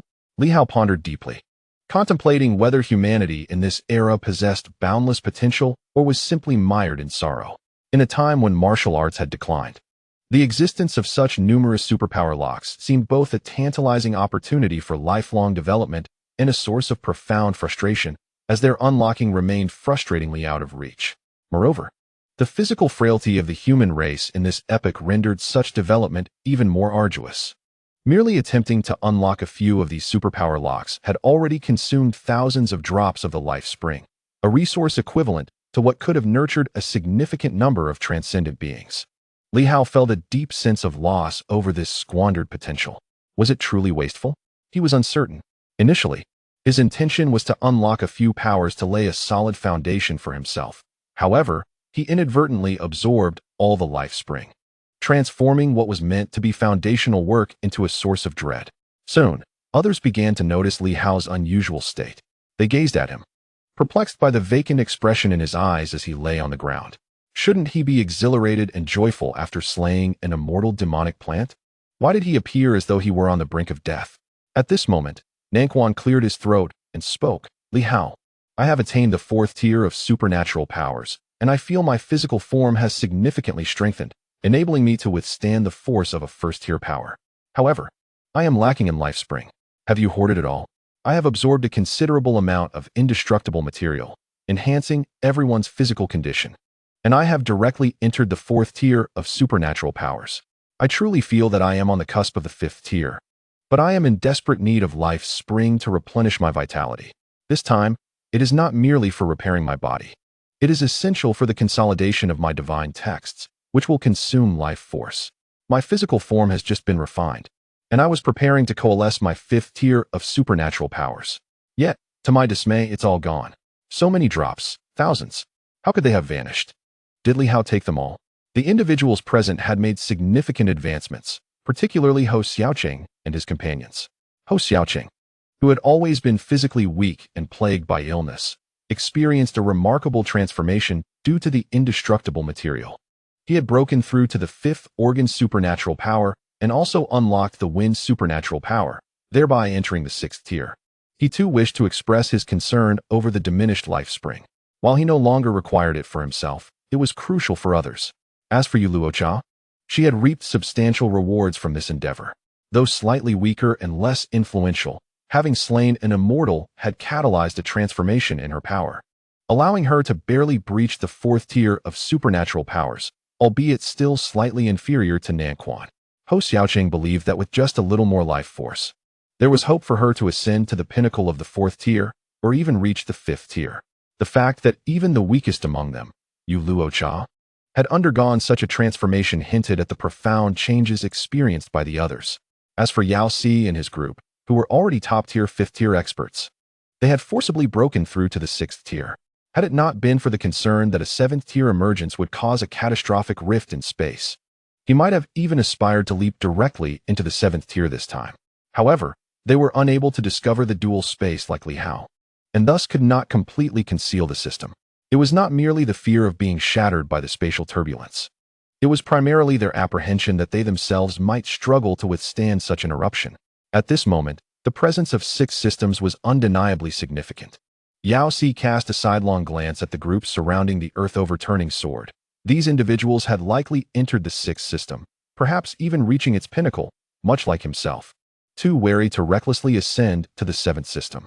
As for the ancient figure, Chen Zhongtian, there was no need to elaborate. Under normal circumstances, he could easily breach the 6th system, and now, he was firmly established at its peak with no apparent difficulty. Yet, there was one individual whom Yao Si could not discern completely, Zhou Chuan. This formidable warrior, adept in ancient martial arts, previously lacked primal energy but possessed strength comparable to the pinnacle of the 6th system, having absorbed a considerable amount of indestructible material this time. Might he take another step forward? Pursuing the pure path of the golden body may not necessarily render him weaker. Perhaps he could transcend boundaries. Yao Si surveyed the crowd, ultimately turning his gaze to the Black Panther. This creature, though not the subject of discussion, instilled a sense of awe. The spectral figure of the demon-suppressing messenger, formed from gathered blood, was formidable indeed. Within the relic, it could even unleash unparalleled power. Previously, a coconut tree had been nearly shattered by a bolt of lightning, illustrating that this dog had consumed countless treasures, truly earning its keep. Yao Si felt an overwhelming sense of envy. Indulging in feasts, this dog was genuinely fortunate. He glanced again at Bei Quan and his companions, each exhibiting notable progress. Generally, they must have transitioned from the 5th to the 6th system. The 4th system was rare, with Nan Quan and Yu Luocha being considered the weaker faction. As for the bright sword, it appeared to be slightly more powerful than the two and had likely stepped into the 5th system. Yao Si reflected deeply. It had not been long since he chose to align with Li Hao. Merely half a month had passed since the manifestation of divine powers. In the blink of an eye, this group had all ascended to the level of divine abilities. Such transformation was indeed unforeseen. Naturally, it was also quite competitive.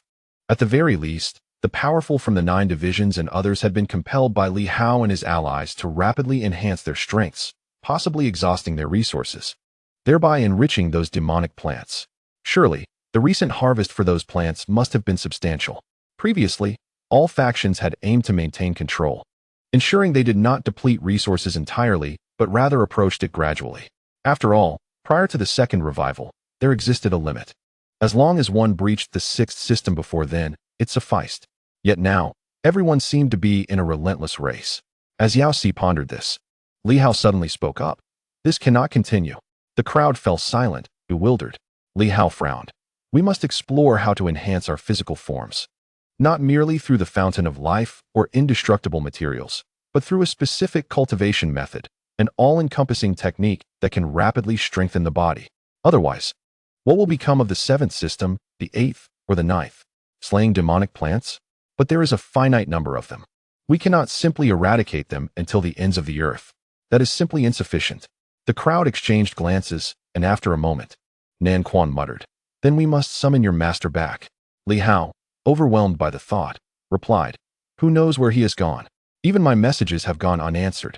He has likely vanished, and with the establishment of the Celestial Star Governor's office, he has not returned, so it is highly probable he has entered the relic." The group cleared their throats in unison. The opportunity lost is indeed monumental. Relics? Are they not merely manifestations of monstrous flora or the formidable beings of ancient civilizations? What advantages do they offer you? The spring of life? Can it provide you with 100 drops? What more can it bestow? Nothing else of value. Following Li Hao, how many have utilized the spring of life over time? Moreover, the essence of ancient civilization's formidable physical strength, the indestructible material that forges the golden body, is of paramount significance. Furthermore, having vanquished an immortal, the power of the group has undergone a profound transformation. At this moment, the people felt a sense of pity for Yuan Shua. How tragic. He insisted on venturing out, seeking leisure, and now, while everyone has made monumental advancements, Yuan Shua, the master, remains at the pinnacle of transformation or has barely crossed into the realm of divine powers, oblivious to the fact that we have all transcended into the realms of the 5 and 6 elements. Nevertheless, if one seeks to delve into the study of techniques, this individual remains indispensable. Some ancient strongholds may possess extensive knowledge and prowess, yet in terms of contemporary human anatomy and the study of power, none surpass Yuan Shua. He is, in fact, the most significant subject of research. The fusion of the 5 elements, even to this day, remains unachieved by Li Hao or anyone else. Thus far, only Yuan Shua has accomplished this complete integration, unlike Li Hao, who merely embodies the 5 elemental forces. Upon hearing others mention his master, Li Hao suddenly inquired, "Is there any indestructible material left?" Silence ensued. The group fell silent. It has all vanished. The spring of life is depleted. This time, everyone truly indulged in a sumptuous feast, each person fearing they might absorb too little, becoming insufficiently powerful for future advancements. Who would display courtesy? There was no room for politeness. Even Shen Zhongtian, an outsider, was utterly unreserved, nearly bursting from his gluttony, secretly wishing to stash some for his son. Yet, before he could act, others had already consumed it all. The coconut tree, having been drained over the years, contained far less indestructible material than anticipated. Although labeled as immortal, it merely reached the apex of levels. With so many near-peak divine beings ravenously consuming, alongside the little tree and the Black Panther and Director Zhou, nothing remained. At this juncture, only the trunk of the great tree lingered. Li Hao had taken all the coconuts for himself. He smacked his forehead. "I forgot to leave a little for my master. Never mind. Next time I slay a monstrous plant, if it still exists, I shall reserve some for him." Such words. Yet, in this moment, everyone's eyes gleamed with hunger, akin to wolves. Shen Zhongtian swallowed hard. "I have one at home too. Indeed, I possess one as well." How audacious and arrogant they are. Why not eliminate the opposition? Li Hao, indifferent, merely remarked in passing. At this moment, he was not prepared to continue hunting monstrous plants, at least allowing everyone some time to digest, and he had to consider that the opponent was a complete version. not a coconut tree that Li Hao had tricked out of a significant portion of its essence. Of course, the Chun father and son could attempt to see if they could deceive a fragment, as these monstrous plants were currently solitary, each dwelling alone, with no one to whisper warnings. Li Hao refrained from further discussion on the matter and instead turned his gaze toward the ancient ruins before him, which he had not had the opportunity to examine previously. It appeared to be a garden of an edifice, while further ahead lay an expanse of darkness devoid of any light. With a sigh, Li Hao suggested, "Let us take some time to absorb and digest our recent advancements. Rapid progress can yield unforeseen consequences. It would be wise to refine our skills, as the esteemed seniors among us are far more aware of this than I am. As for the demon-slaying plants, we must exercise patience." The others nodded in agreement. Nan Quan, however, couldn't restrain himself. "Has the fountain of life been depleted?" The group silently chastised him for his audacity. Li Hao chuckled. "Indeed, it has been consumed. We are not in immediate need. I will have Senior Tree gradually transform it later, which will incur significantly less cost. Rushing the transformation now would be far too expensive." As for the divine energy stones, he possessed quite an abundance, over 30 million, though their consumption had been substantial of late. The gains from the demon-slaying plants had been utilized promptly. Yet the growth in everyone's strength was undeniably rapid.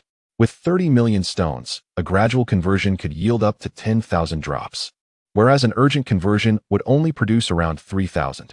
Why squander resources for Nan Quan alone? Such was the thought process. Why the rush? His elemental affinity, whether 4 or 5, had little impact on the overall outcome. Li Hao had recently experienced extraordinary gains, amassing divine energy stones and fountains of life in astonishing quantities. However, with many relying on them, the remaining stones would soon be depleted.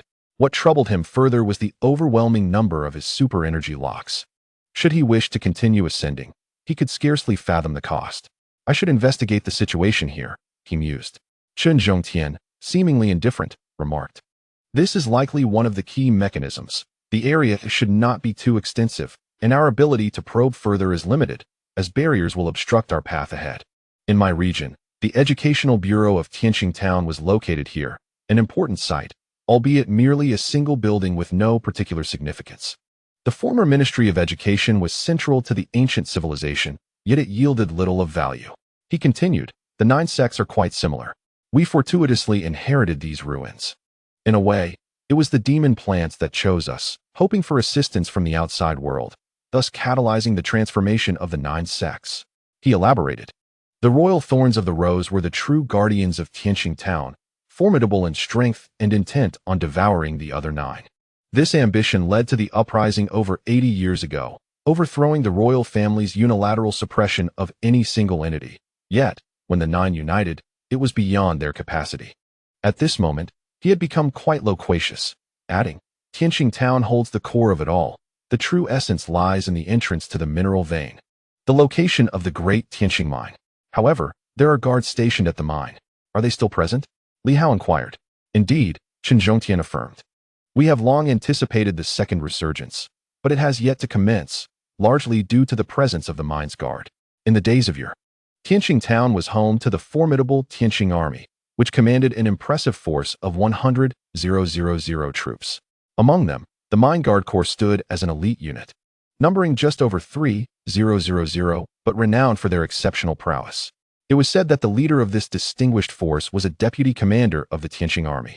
To lead 10,000 men is to hold the rank of a division commander, a position of utmost significance. The commander of the Tianxing army was assuredly an immortal, and it was highly probable that the deputy commander was also among the ranks of the immortal. Thus, it was rather astonishing that such a powerful being was assigned to guard a mine.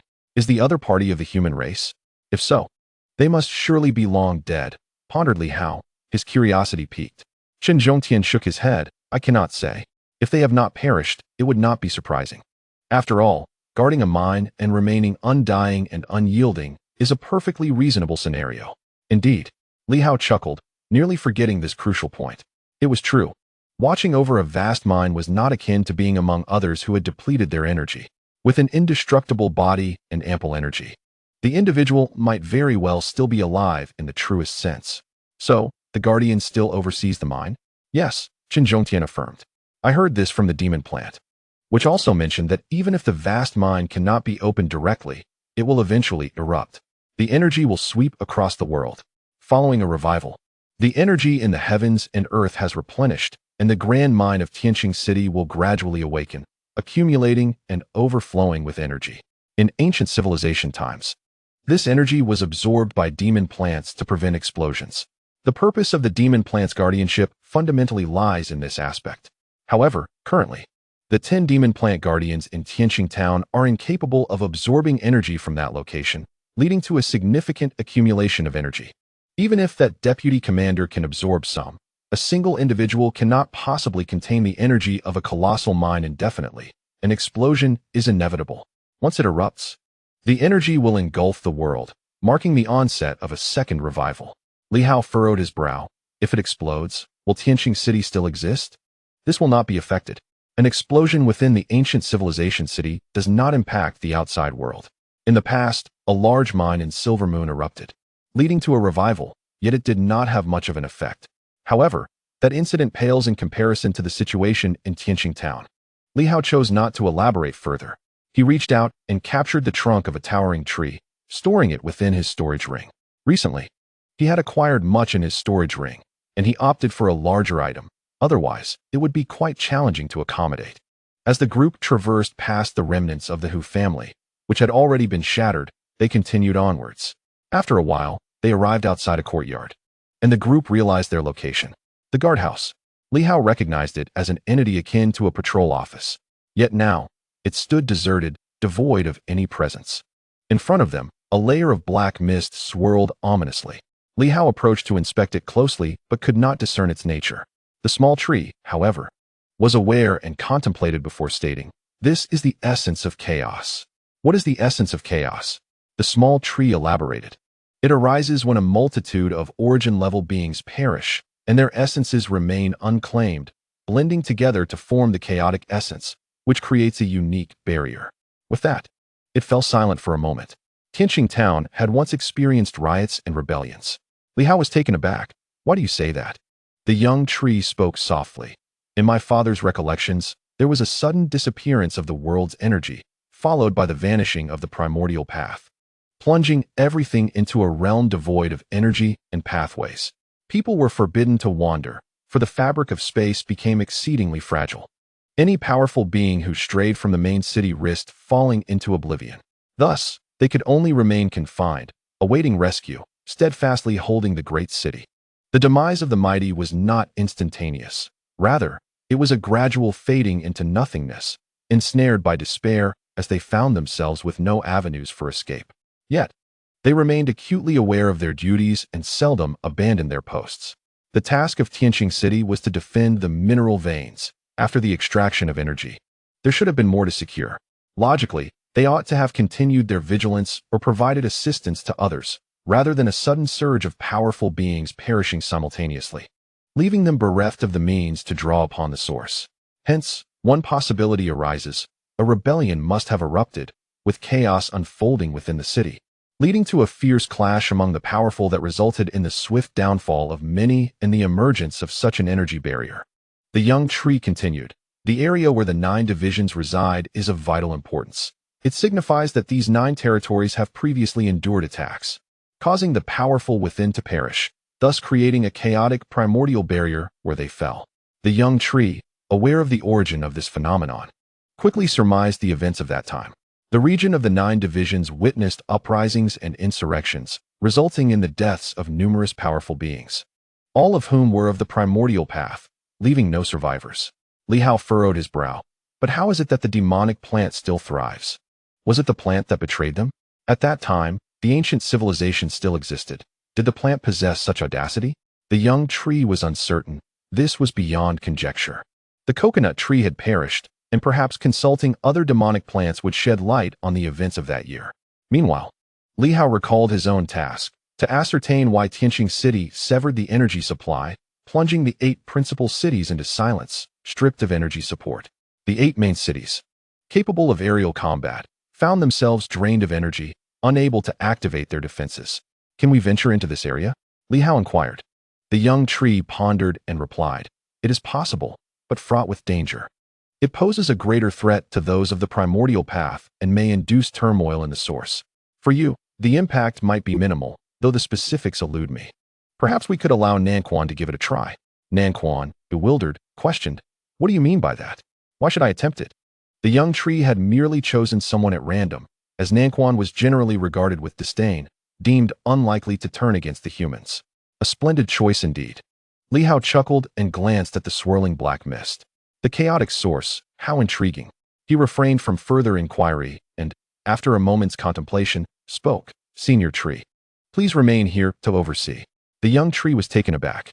Li Hao clarified, "I fear that other demonic plants in Tianxing town may sense something amiss. While they may not cross the black mist, Director Chen mentioned that the thorned rose seeks to contend with these plants, and it is not beyond their capability. Your presence here could serve to intimidate them appropriately. At this stage, we must not reveal our intentions." The young tree understood and replied with a mental wave, "Very well. I shall not follow you. Rest assured, unless we encounter a formidable challenge, there is little to worry about. Should I delve into the ruins? I will certainly call upon you, esteemed senior." With this thought, Xiaoshu felt a sense of satisfaction. "Very well, let us proceed. Everyone, let us venture forth." Li Hao refrained from further comments. As for the core area of Tianxing town, he would undoubtedly explore it, though not at this moment. It was imperative to dismantle their defenses gradually, ideally eliminating all the 9 divisions' monstrous plants before confronting the central figure. As he walked, deep in thought, Li Hao suddenly inquired, "Is the guardian soldier of the Qian family a floating sword?" Chen Zhongtian shook his head. "No, it is a blazing axe." Li Hao furrowed his brow and continued, "What about the Hu family? When I defeated Hu Mingfa, I did not observe any guardian soldiers. Their guardian soldier is exceptionally powerful. Had Hu Mingfa employed it against me, I would have found myself in dire straits. Indeed, the soldier of a sage. It possesses the potential for revival. While it may seem commonplace in the outer world, it is truly formidable within the ruins. Perhaps the Qian family refrained from bringing it to suppress the Tianxing king. As for the Hu family, Hu Mingfa's father had perished. In a desperate gamble, did he truly neglect to bring the Hu family's divine soldier? I did not witness any guardian soldiers with Hu Mingfa. If such a sage's weapon existed, Black Armor would likely have taken it and offered a handsome price. The Hu family's guardian soldier is a curved blade. I am uncertain of its specific name." Chen Zhongtian pondered before stating, "It is quite possible that after you killed Hu Xiao, someone retrieved it, perhaps from the military law department or the administrative department." "Taken away?" Li Hao asked. "Indeed," Chen Zhongtian affirmed. "At that time, the Hu family lacked sufficient strength. With Hu Xiao's death, the blockade of the old Tianxing king lost a key player. It is conceivable that they seized it to continue their suppression. Would Hu Mingfa acquiesce?" Chen Zhongtian merely smiled in silence, and Li Hao understood he would indeed comply. Without the means to protect it, offending the top-tier powerhouses of both departments would jeopardize their status within the 9 divisions. It was evident that among the 9 divisions, the law of the jungle prevailed. Thus, it seems these 2 departments have deprived me of a sage's weapon. Chen Zhongtian had no retort, while the others gazed skyward, contemplating the reason. However, was it truly appropriate to declare such matters outright? A group of individuals exited the ruins. Upon their return, the others cast anxious glances at Li Hao, yet no unusual occurrences transpired. Li Hao smiled. This was indeed the norm. However, there were peculiarities. Director Zhou furrowed his brow as a streak of blood briefly manifested on his body before vanishing, only to reappear again. The group stared in astonishment. Clearing his throat, Director Zhou remarked, "I may have overindulged in absorption." The crowd was taken aback. At that moment, the disparity in strength was unmistakable. The emergence of spatial rifts indicated that Zhou Chuan was indeed perilously close to transcending the void. Yet, Director Zhou sighed in resignation, feeling somewhat unwell as another bloodstain appeared. He frowned. "I did not anticipate such fragility. Fortunately, I exercised restraint afterward. Otherwise, I would be compelled to remain in the ruins and emerge only after a second revival. This space is exceedingly frail." He sensed a feeling of entrapment, despite his current strength not being at that level. Li Hao pondered for a moment, and with a flicker of thought, 4 of the 5 forces manifested, causing him to feel a subtle pressure. In the next instant, the 5th force emerged, and the space around him began to tremble slightly, prompting Li Hao to frown. He allowed the fire force to materialize, but nothing followed. Feeling somewhat perplexed, He glanced at Director Zhou, questioning in his mind whether Zhou was stronger than he. Director Zhou, however, met his gaze with a furrowed brow and, after a brief pause, sighed and shook his head. Did you not notice? After you revealed the 5 forces, there were no longer any bloodstains on me. Li Hao's heart stirred. What did that mean? Director Zhou continued. The times have changed. The ancient martial arts are facing some rejection in this world, as they no longer align with the prevailing forces, thus experiencing greater suppression. It seems, however, that you are subject to less constraint. Li Hao's heart fluttered. Is that so? Then does that mean I can unleash my full potential? With that thought, he swung his fist, causing the space to appear to tear. In the next moment, he quickly retracted all his forces, and at that instant, everyone noticed that the golden armor on him had been abruptly damaged. Li Hao was at a loss for words. It's not a big issue that I revealed myself, but once I strike, I will also be restrained. The space truly has the power to tear apart my flesh. One blow might be fatal. His physical form was certainly not as robust as Director Zhou's. It was utterly baffling. Director Zhou couldn't help but chuckle. This is intriguing, he remarked. It indicates that space does not reject you, but rather, your physical form is too weak to withstand the tearing force of space. If you wish to shatter the fabric of space and teleport across vast distances, that may prove quite difficult. Li Hao seemed capable of existing peacefully here. However, his frail body was insufficient to support his desire to traverse the broken space. Otherwise, at this moment, he might have been able to rip apart the dimensions and teleport as he once did at his peak. Li Hao chuckled softly. That may not be the case. Perhaps spatial superpowers do exist. The crowd fell silent. Li Hao spoke again. I recall mentioning that there are spatial superpowers, correct? The group exchanged glances for a while, until Chun Zhongtian spoke solemnly. I have indeed heard of this. There were even rumors of someone selling storage rings, supposedly of the spatial type. However, we have yet to find anyone who can confirm their existence. So far, no major factions have discovered any spatial superpower users. As he spoke, he added, if there truly were, I suspect there is one who possesses spatial abilities. The group turned to him, inquiring who? Chun Zhongtian grinned. That individual from the administrative division. Li Hao raised an eyebrow. Isn't he a martial artist? Indeed he is. Chun Zhongtian nodded. But if a martial artist were to saturate the spatial superpower lock, he might also acquire spatial capabilities. Of course, I can't be entirely certain, but during our collaboration, that fellow moved so swiftly on several occasions, faster than anyone else. I have my suspicions. At this moment, everyone began to comprehend Li Hao's implication. A spatial superpower lock. However, where could such a thing be found? Li Hao did not know, but he understood that if his physical form remained weak, he might consider enhancing the spatial superpower lock.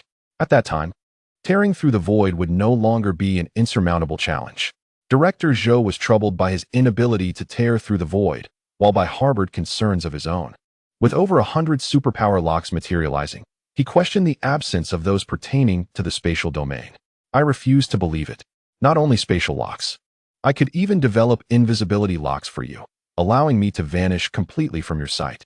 After a brief conversation, Chun Zhongtian reluctantly took his leave, feeling disheartened by the absence of any attempts to retain him. It was evident that these individuals remained wary of him. Meanwhile, others followed Li Hao into the grand hall of the Tianxing governor's office. Lu Long, sensing the return of the group, hastened to greet them, proclaiming, the rankings have been released. What is the current situation outside? There's much discussion ongoing. Lu Long quickly added, the list indicates that all 3 possess powers across 7 domains. It has yet to gain traction. We must await the final results. Indeed, Li Hao nodded thoughtfully. You should advance to the fusion stage soon. Only then will you have the opportunity for remarkable progress. Lu Long chuckled, choosing not to elaborate further, and bid farewell to the group before departing swiftly.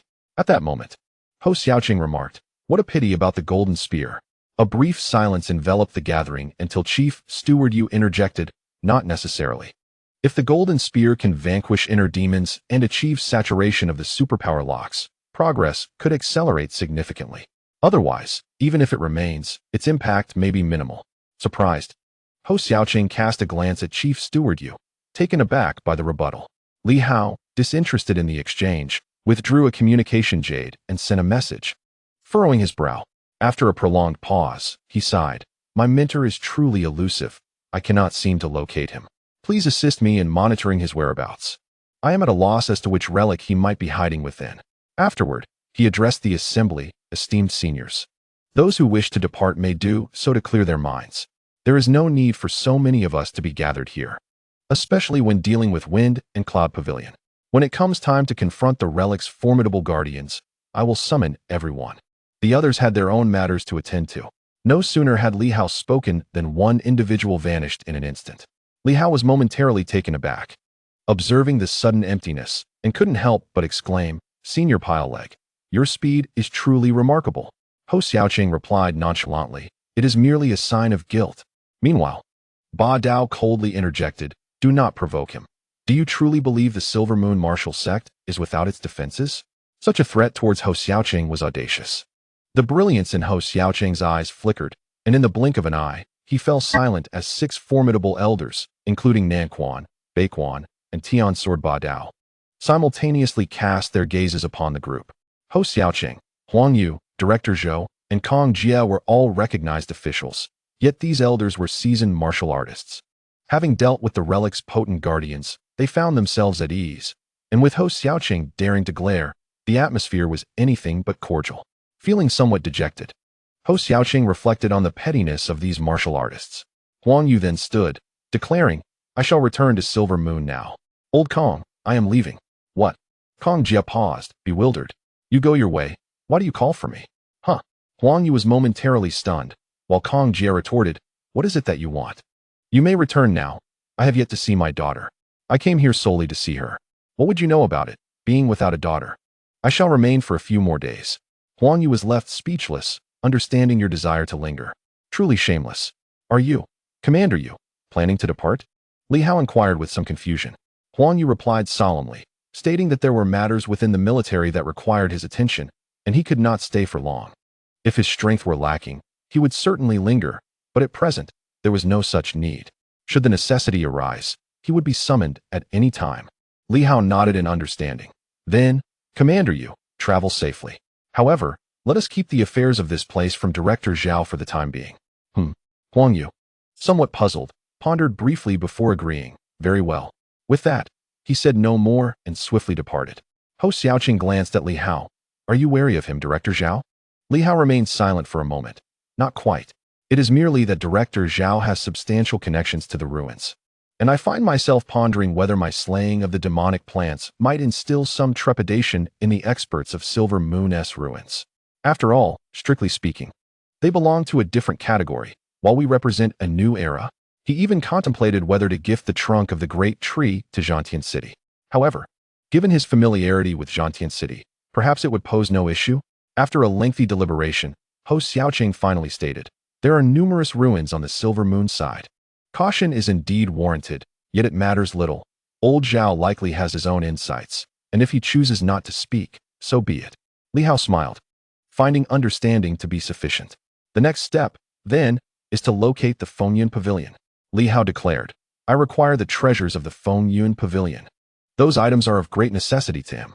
He must ascertain the strength of all individuals. The external factors are inconsequential, primarily focusing on those within the ruins, lest he encounter unforeseen setbacks. The treasures of Fengyun Pavilion can reveal the vitality levels of individuals, making them particularly suitable for these ancient civilization experts. Presently, the challenge posed by Fengyun Pavilion is not due to any direct opposition. Rather, their treasures will be immensely beneficial to his forthcoming endeavors." Li Hao spoke earnestly. "Esteemed elders, disperse and assist me in carefully investigating. Nanyue is the key to our encounter. Let us not alert them. Securing the Fengyun Pavilion will be the moment we embark on significant undertakings. For now, it is merely a preliminary trial." The group felt a surge of energy. In the next moment, they all responded with enthusiasm. "Agreed. Once we locate the Fengyun Pavilion and acquire the treasures to assess strength, should Li Hao discover any weak demonic plants, he will undoubtedly take action to eliminate them. This presents an opportunity for all." Simultaneously, in the land of Silver Moon, near Tsangshan, a figure emerged from the ground, brushing off his head and grumbling. "The exit always seems to be in these wretched places. Is there not a decent location?" After a tirade, he emerged entirely from the earth, inhaled deeply, and suddenly burst into laughter. "Merely half a month has passed. Today I emerge from seclusion. And in this vast world, who but I shall prevail? My divine abilities can also contend. In just half a month, I, Yuan Shuo, have taken another step forward. I can battle divine powers and slay them. This time, those scoundrels, no matter how swiftly they progress, shall find it challenging to match my prowess. My sole flaw is my penchant for delivering face slaps. You may break the superpower locks, but I shall demonstrate to you what truly constitutes the five beasts Demon King. Not only that, I also contemplated the primordial avatars embedded within the ring, chuckling to myself. That individual proclaimed that their power could rival the 6 elemental divine arts. And should we enter the ruins, perhaps we could contend with the 7. At this moment, I, Yuan Shuo, can be deemed invincible across the realm. Do they truly believe I cannot unearth ancient relics? My knowledge of their whereabouts surpasses that of anyone else. This particular companion is rather agreeable, and thankfully, my exceptional talents have led them to believe I am a worthy investment. From this moment forth, with the radiant light, we can stride boldly through the celestial star dynasty. In this moment, Yuan Shuo brimmed with self-satisfaction. In this vast world, no one can rival me. Perhaps I am not the strongest. Yet with the formidable primordial avatar in my grasp, I remain an indomitable force before the second resurrection.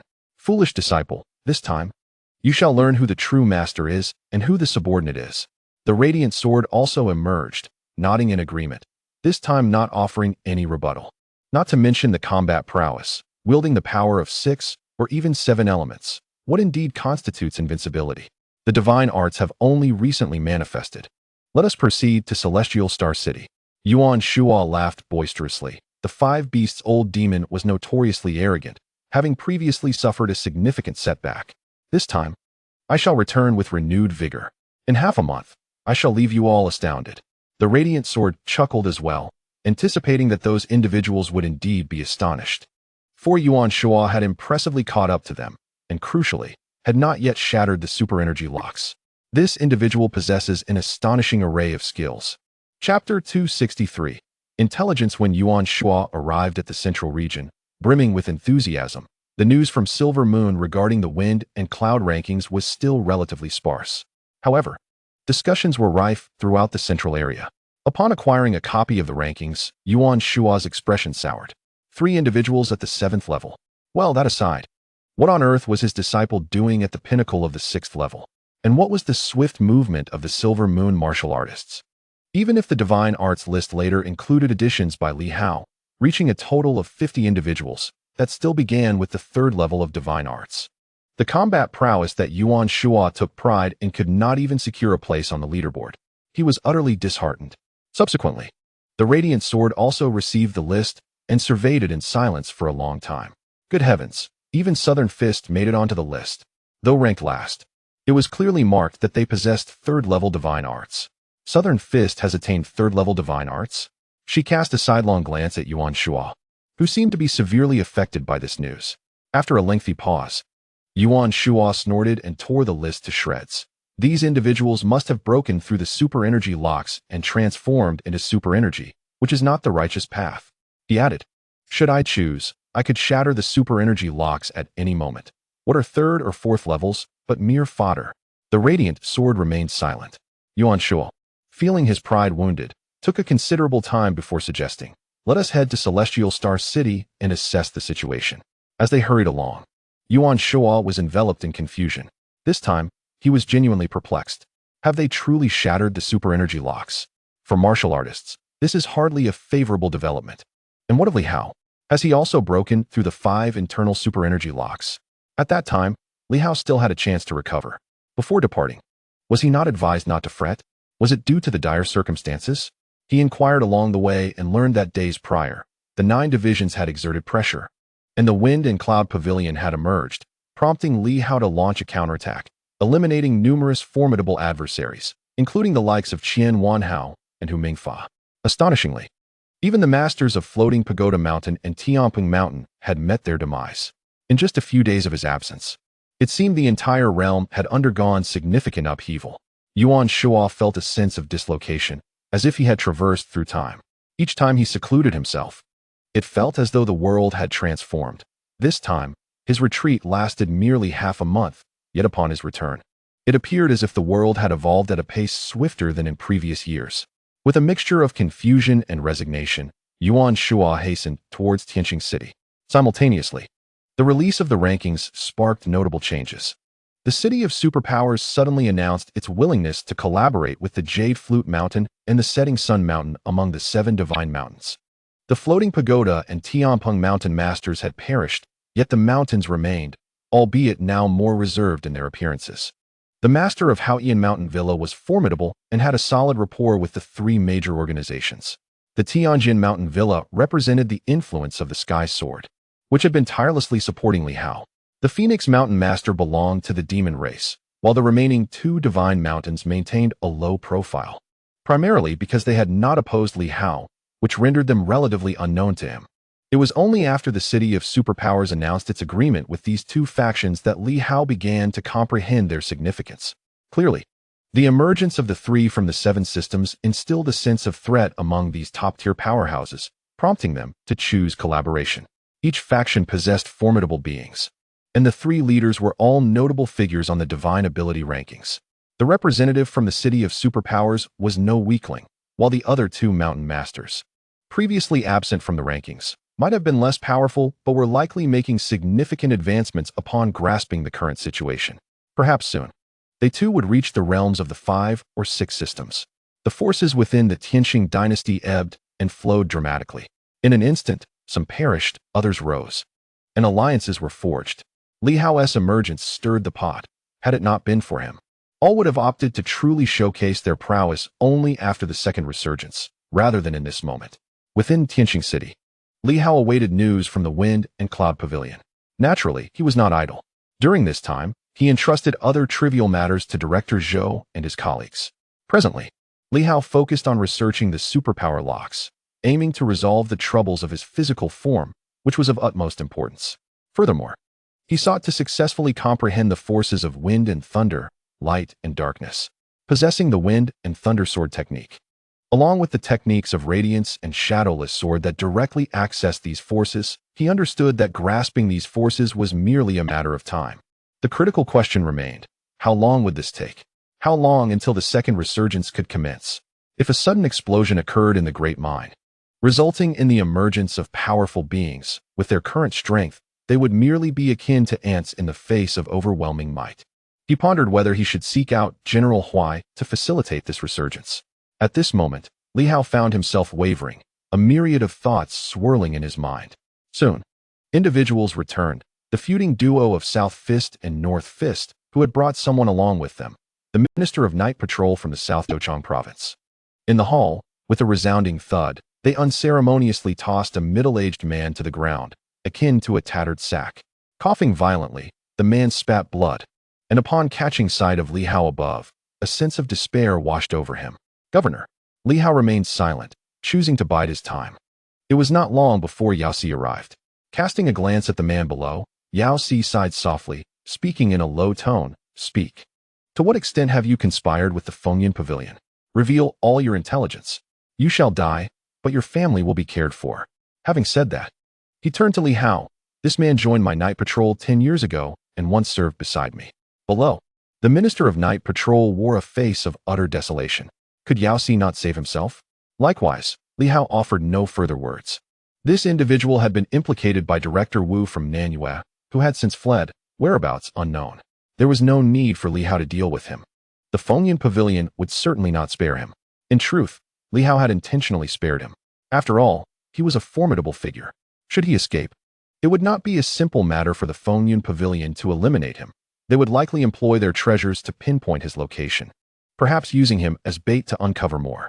As for his current location, it mattered little. When the battle erupted, Li Hao, now in command of the Central Night Patrol, would swiftly receive news, aided by the Inspection Division, making it an uncomplicated task.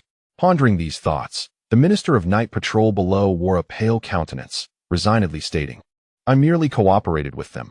I did not pledge allegiance to the Fengyan Pavilion. Yet Yao Si replied coolly, no need for explanations. I understand your character. You are cautious and would not recklessly ally with a power unless you deemed them stronger than me, stronger than the Night Patrol. They must have had formidable individuals present, perhaps even led you to their lair.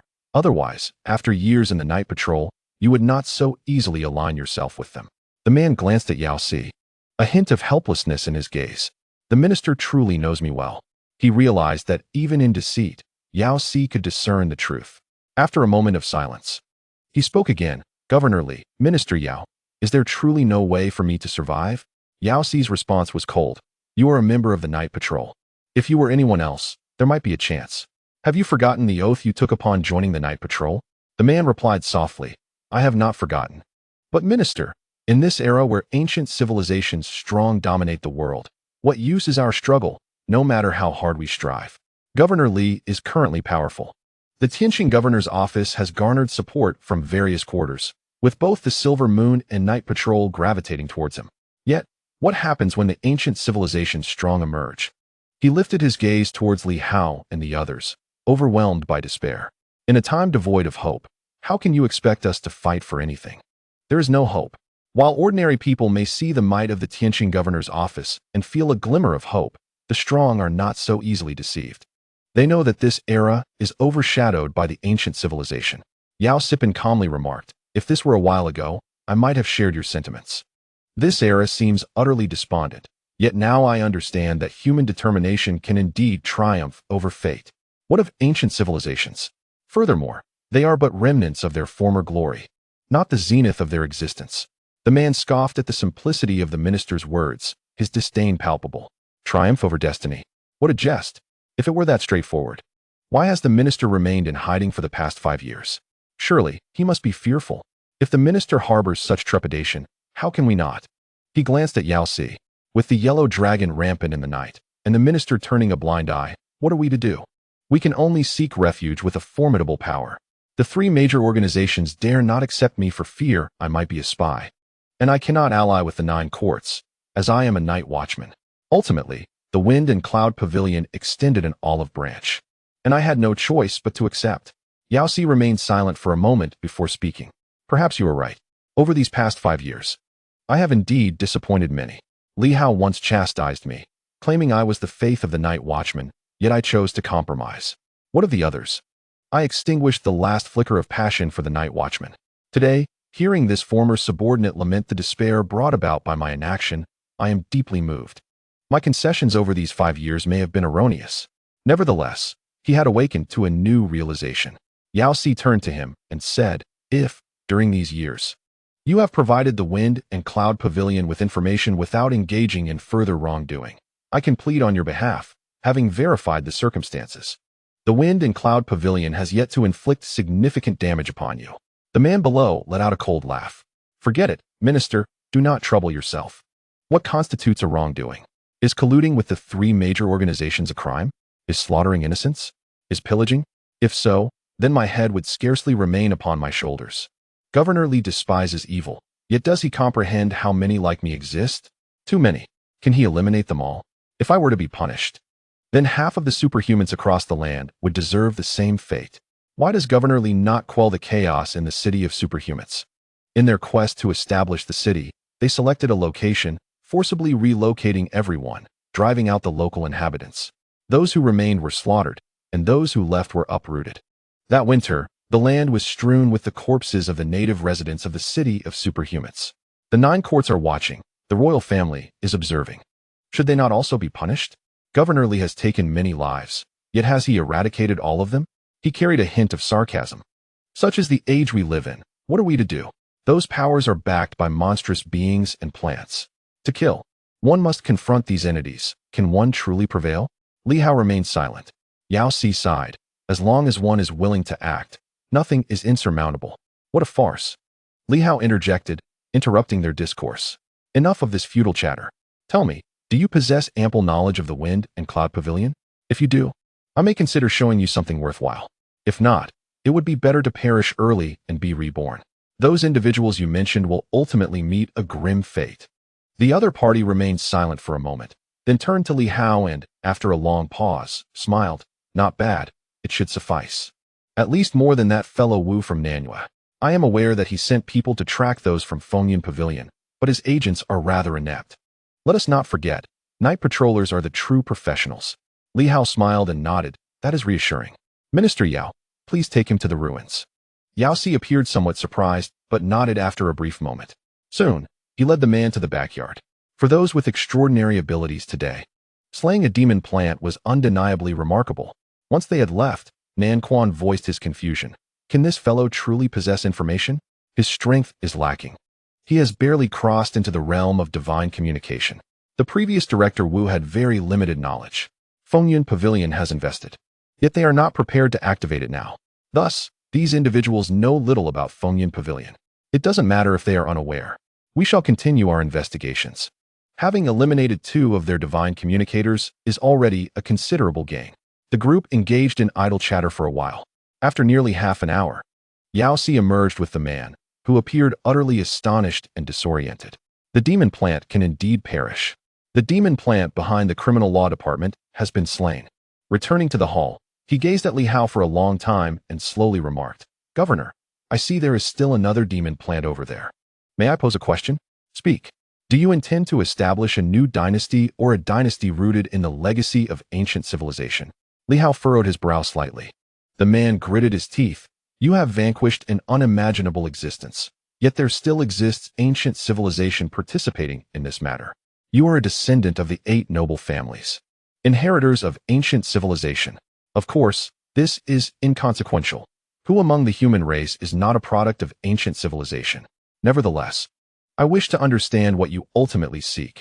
A new dynasty belonging to this era or a vassal reliant on the formidable ancient civilization of Silver Moon? Li Hao chuckled. That question is rather intriguing. Without much contemplation, he replied, it is undoubtedly a realm belonging to the new era. We shall merely collaborate with the ancient civilization, utilizing each other. I admire their spirit, but it is impossible to allow them to continue controlling this time.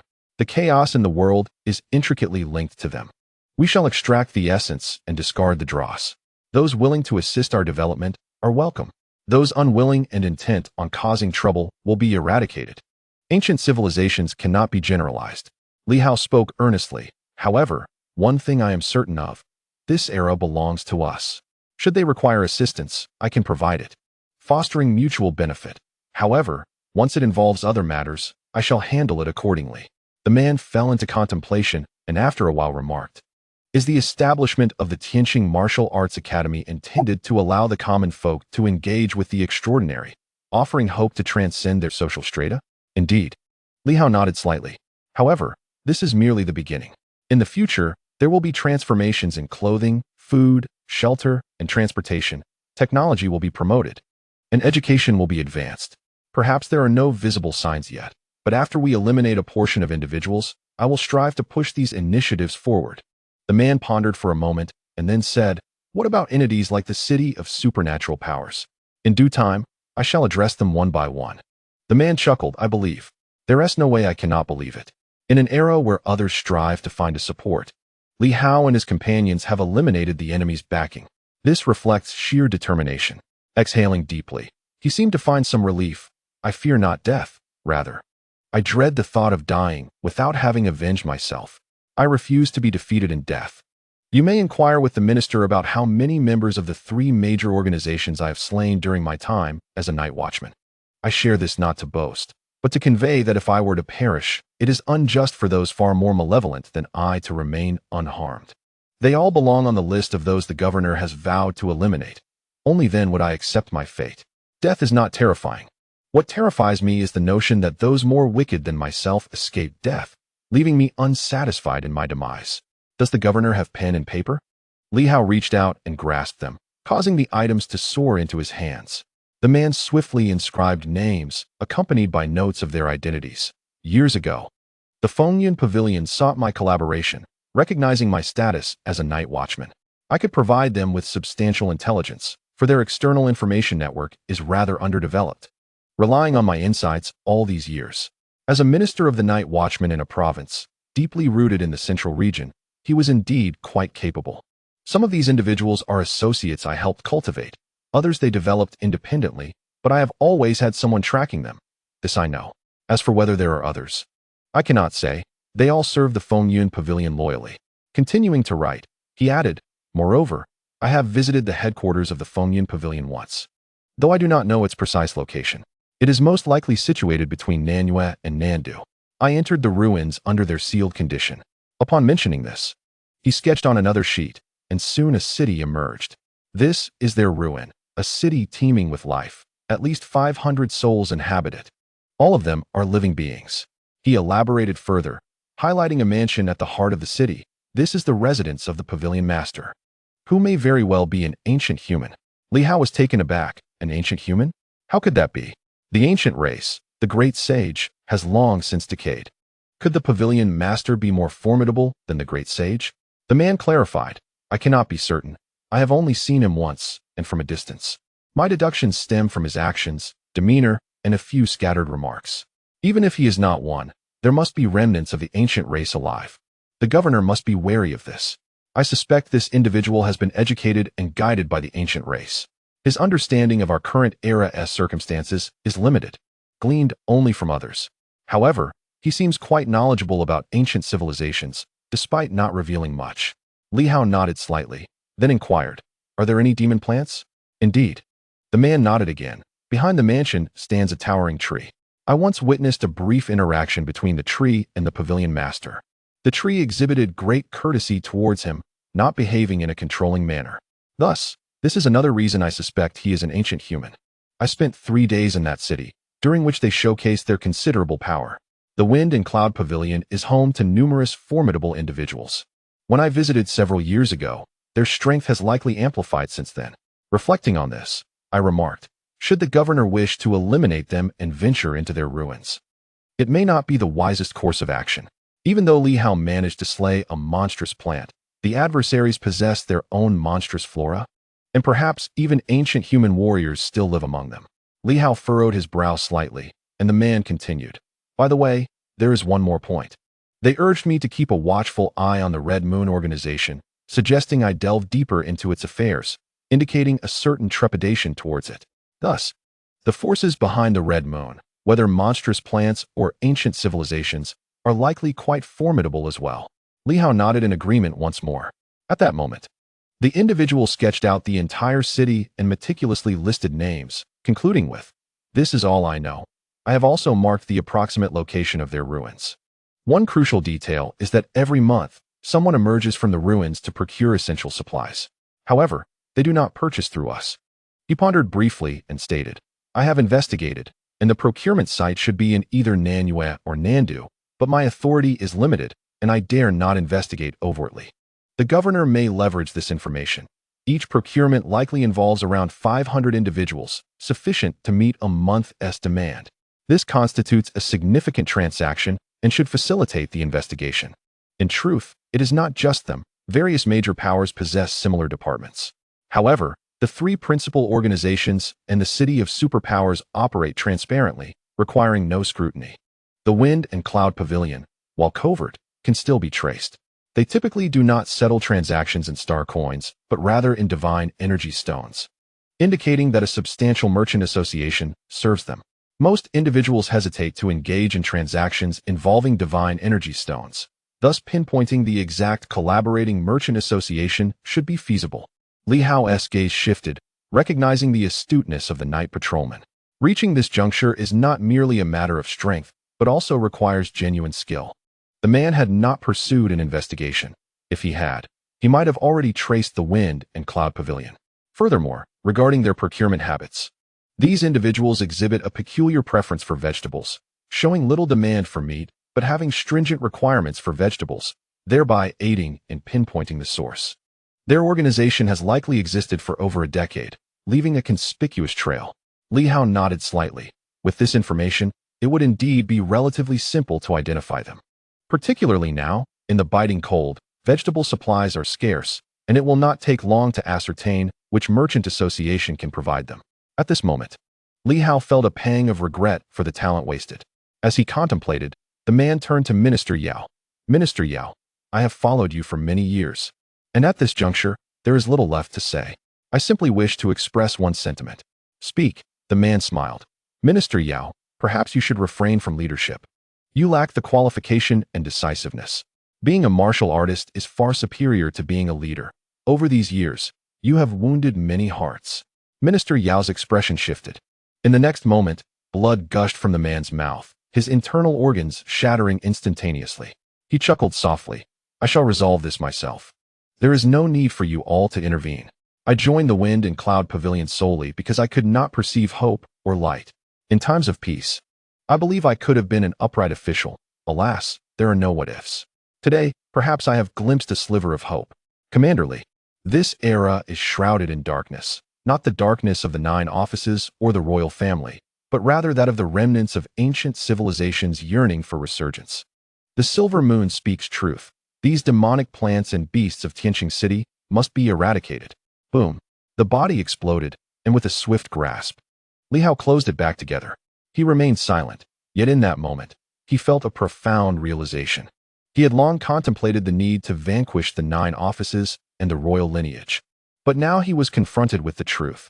The root of the turmoil lies not with them, but with these monstrous entities and the humans of ancient civilizations. They are the true culprits, manipulating the 9 offices and the royal family. They are the ones who deserve death. Li Hao closed his eyes, while Yao Si, equally troubled, remained silent for a long time.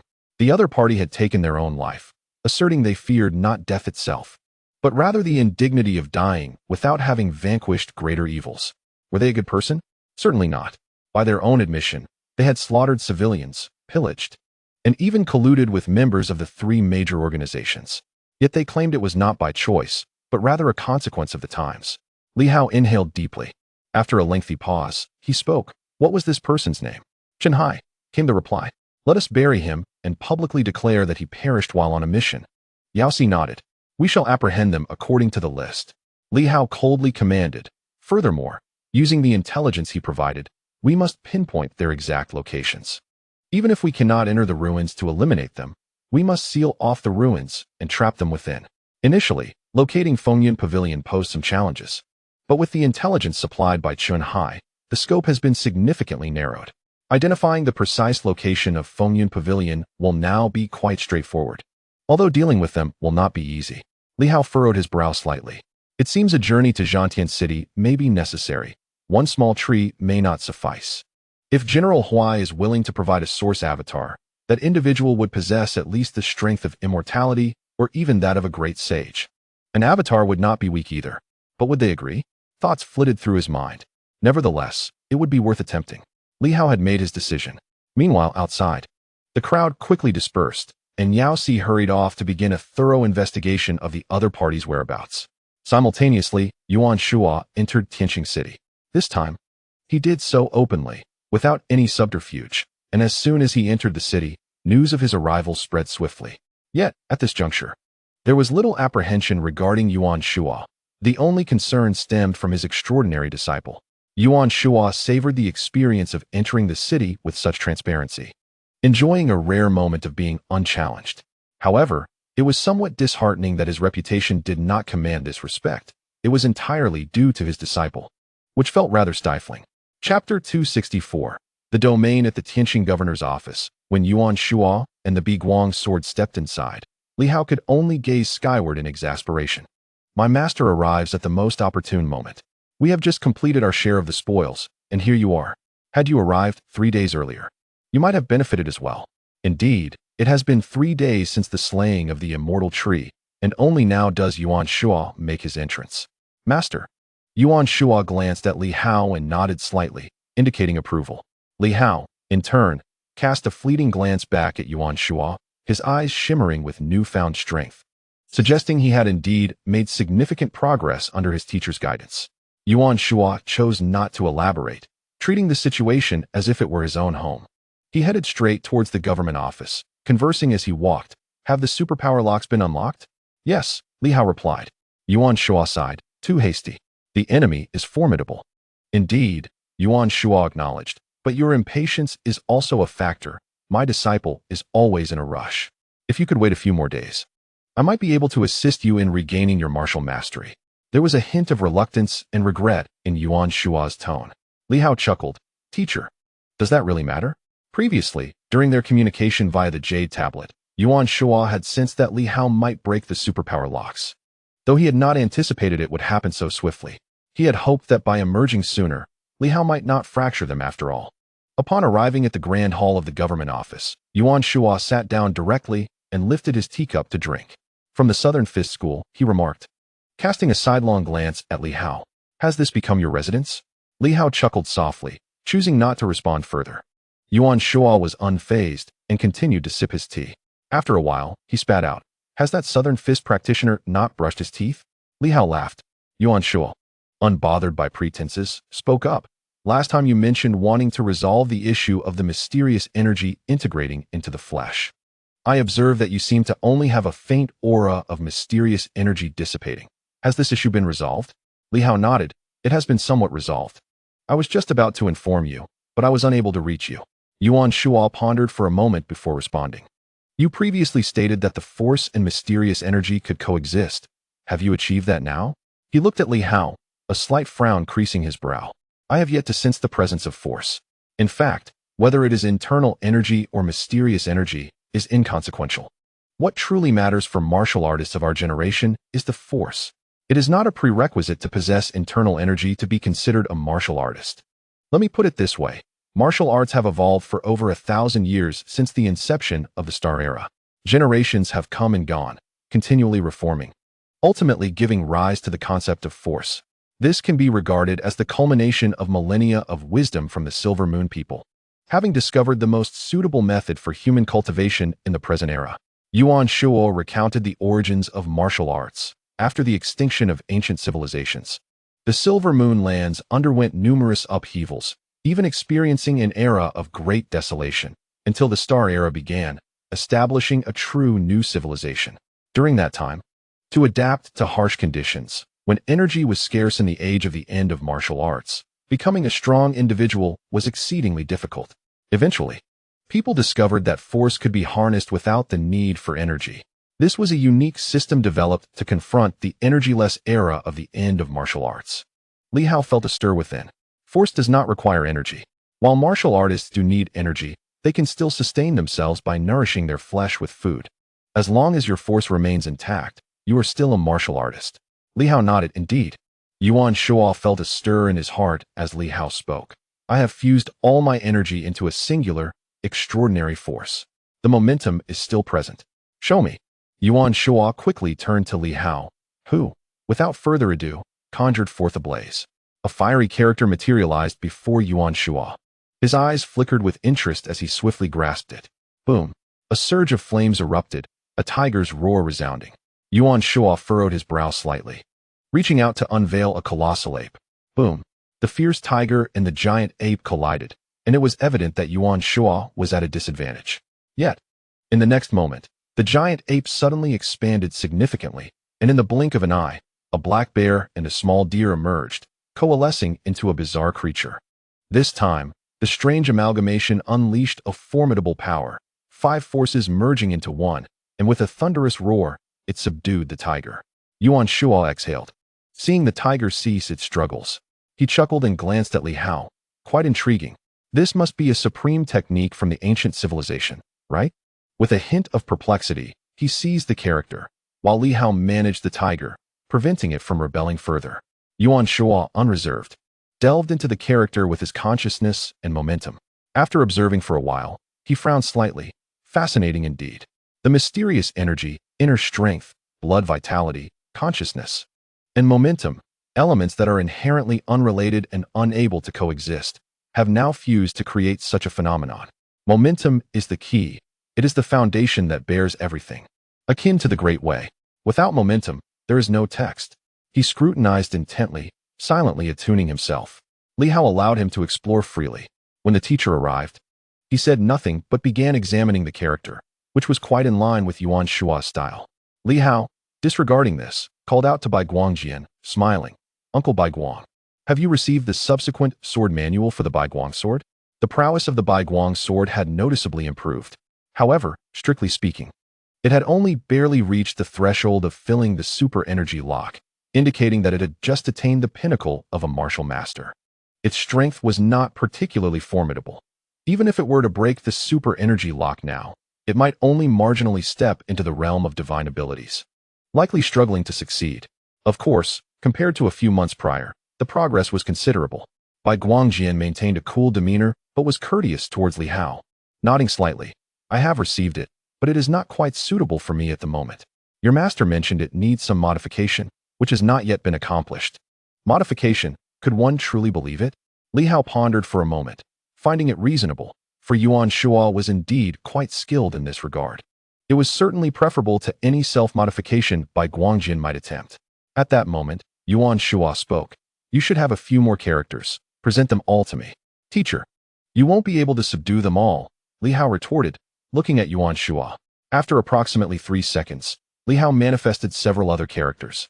And Yuan Shuo gritted his teeth, fiercely retaliating against the weakened characters, releasing his pent-up frustration. Li Hao chuckled, choosing to ignore it, and began sipping tea with Bai Guangjin. The two engaged in light-hearted conversation, avoiding any serious matters, while Yuan Shuo resumed his exploration. The characters were quite straightforward, for someone of Yuan Shuo's caliber. He should have been able to see through them instantly. Yuan Shuo remained engrossed, his purpose elusive. Li Hao, having gained considerable knowledge, lacked extensive experience. Yet he refrained from interrupting Yuan Shuo, pondering whether his teacher was contemplating a change. Yuan Shuo meticulously examined the divine script, even forcing his own essence into it, a sensation that was quite discomforting. The divine script is, in fact, an embodiment of one's essence. Yuan Shuo's imposition felt somewhat shameful, leaving Li Hao feeling helpless. What was the teacher doing? Yuan Shuo, like a bird claiming another's nest, unleashed his 5 essences upon a fierce tiger, nearly provoking it to retaliate. This won't do. Yuan Shuo frowned. With your approach, for every essence you wield, how many must you comprehend? After a moment of reflection, he suggested, if you wish to advance rapidly, I recommend discarding the other essences, retaining only one. Transform one essence into myriad essences, just as Master Hong does. This method is quite flawed. Yuan Shuo quickly cautioned. I merely spoke in jest. Such a course of action is wholly inadvisable. Li Hao nearly contained his amusement, recalling Yuan Shuo's earlier suggestion to discard the other essences. Nevertheless, the teacher's notion bore resemblance to Hong Yitong's methods, which brought a smile to Li Hao's face.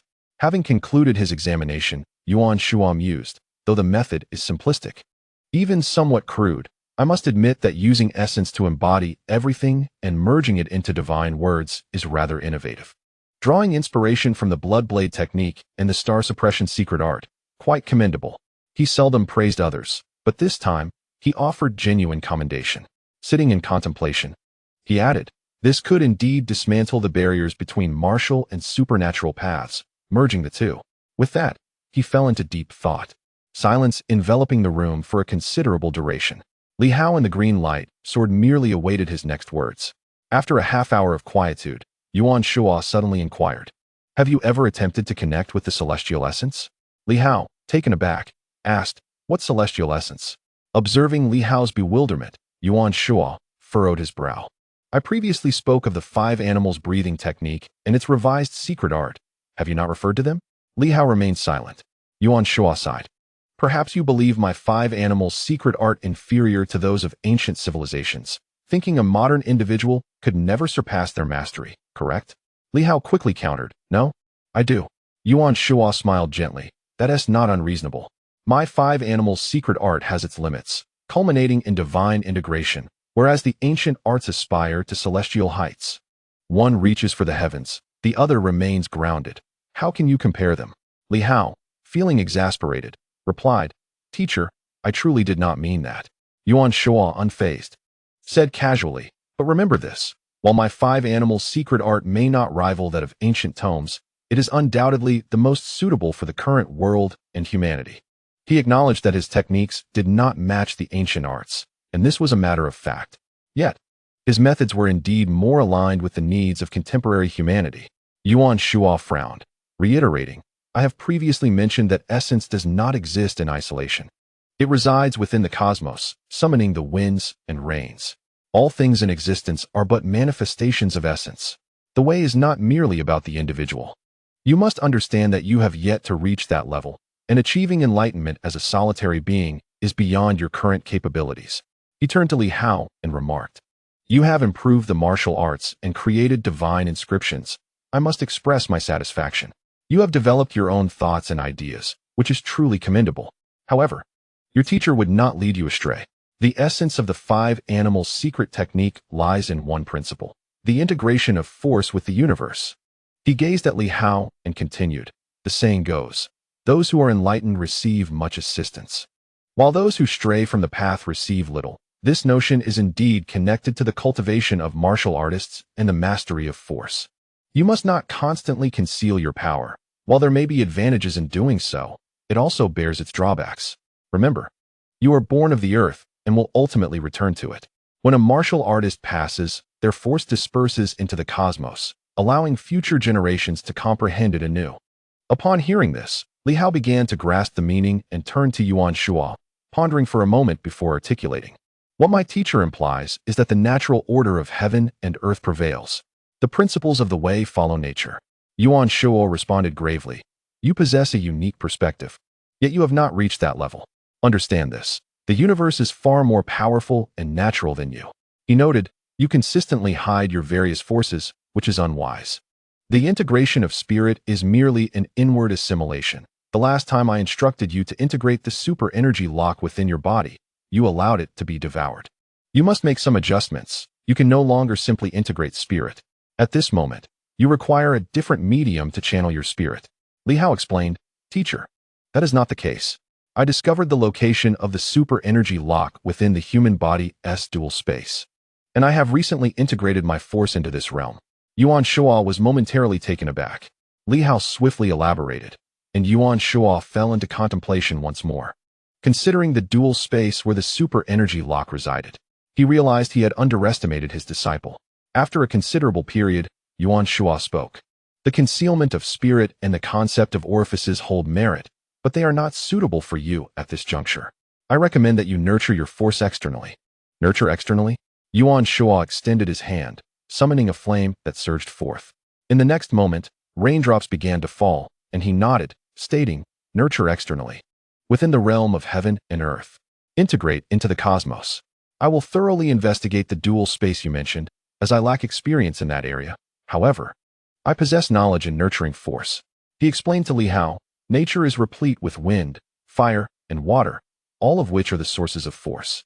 The grand force of the universe is the mightiest, while your force is merely a fragment of this vast power. You must immerse yourself in this understanding, merging it into the whole, transforming it into a part of the cosmos. Especially now, it is an opportune moment." He smiled. "You have remarkably merged into divine inscriptions. This not only simplifies the nurturing of force, but also allows for the cultivation of others. Yet, your force still lacks strength. How do I merge?" Li Hao still found himself perplexed. Yuan Shuo elucidated. "When you first comprehended the earth's force, did you sense the vibrations of the land, a kind of rhythm?" Li Hao nodded. "Then it is simple. Enter that state once more, go with the flow, and allow your earth force to merge into this rhythm. From that moment forth, you will become one with the earth." After saying this, he summoned an aura of battle, exclaiming, "Behold, this is the force of gold. Recently, my essence has seamlessly merged with the universe. Previously, when I imparted the 5-animal breathing technique, I briefly mentioned it, albeit somewhat vaguely at the time. You, my friend, did not seem to take it seriously."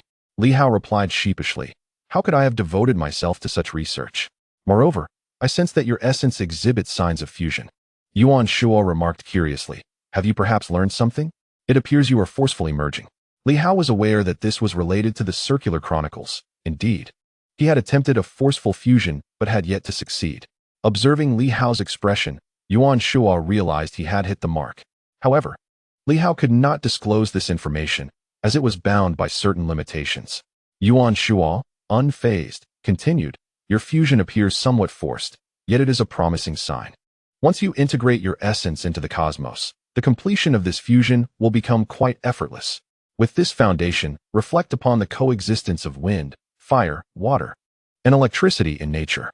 How do these natural forces coexist? Immerse yourself in the cosmos. You must learn to envision yourself as the universe itself. How would you harmoniously integrate these natural elements within?" Li Hao nodded continuously. Yuan Shuo, rolling his eyes, said, "What are you nodding for? You should try it." Li Hao felt a bit awkward. His teacher had not been in the best of moods lately. Nonetheless, he contemplated the idea. He glanced at the 5 divine characters, the earth character perhaps being the most fitting. merging with the cosmos to comprehend the Earth's vibrations? He pondered, recalling his initial understanding of the Earth essence, and closed his eyes, sinking into deep contemplation. Gradually, the Earth character began to resonate, drawing upon the Earth itself.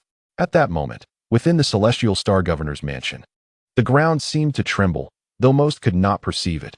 Only certain martial artists, those attuned to the essence, seemed to sense something amiss. The ground oscillated rhythmically. Meanwhile, Li Hao appeared to witness a peculiar sight. The Earth quivered as if it were breathing. Yet, where should he conceal his divine character for nurturing? Once again, Yuan Shua's voice echoed, "Follow the Earth's vibrations. Your divine character is part of this, and it too will resonate. By following the vibrations, you will naturally integrate your divine character within." Li Hao contemplated this, and soon, the divine character began to resonate. Time passed, and the vibrations of the divine character and the Earth intertwined.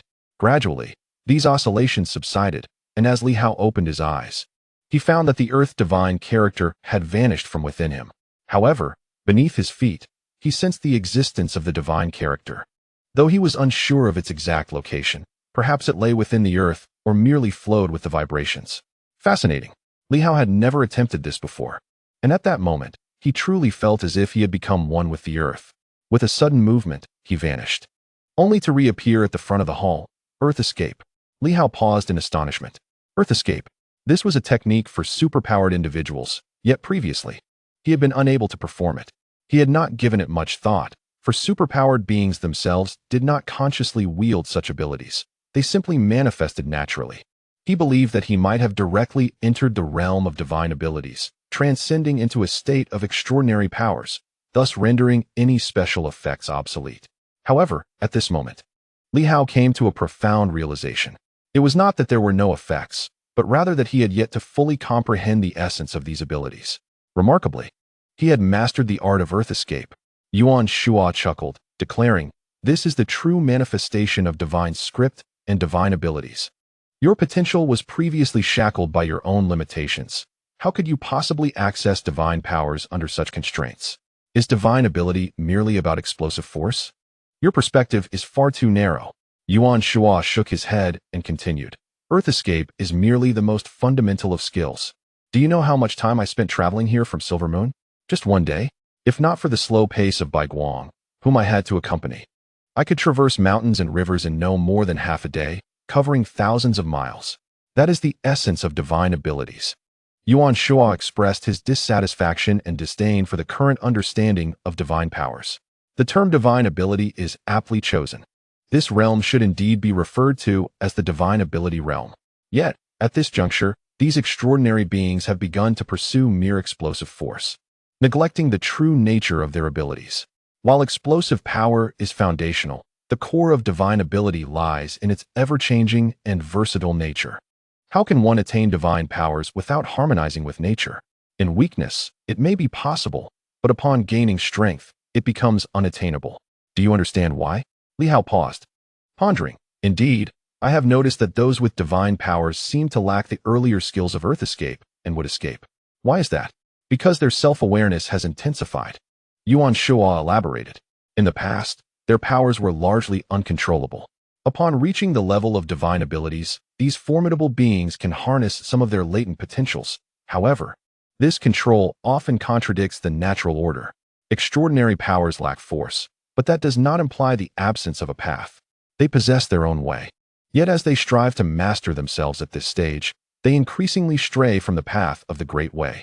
Li Hao nodded in understanding. Suddenly, he smiled and asked, "Teacher, does that mean if I fully integrate, I could become infinitely versatile? Provided that you master countless forms of force." Yuan Shuo replied with a grin. "Try experimenting with other divine scripts, and once you have integrated them, attempt to merge them naturally.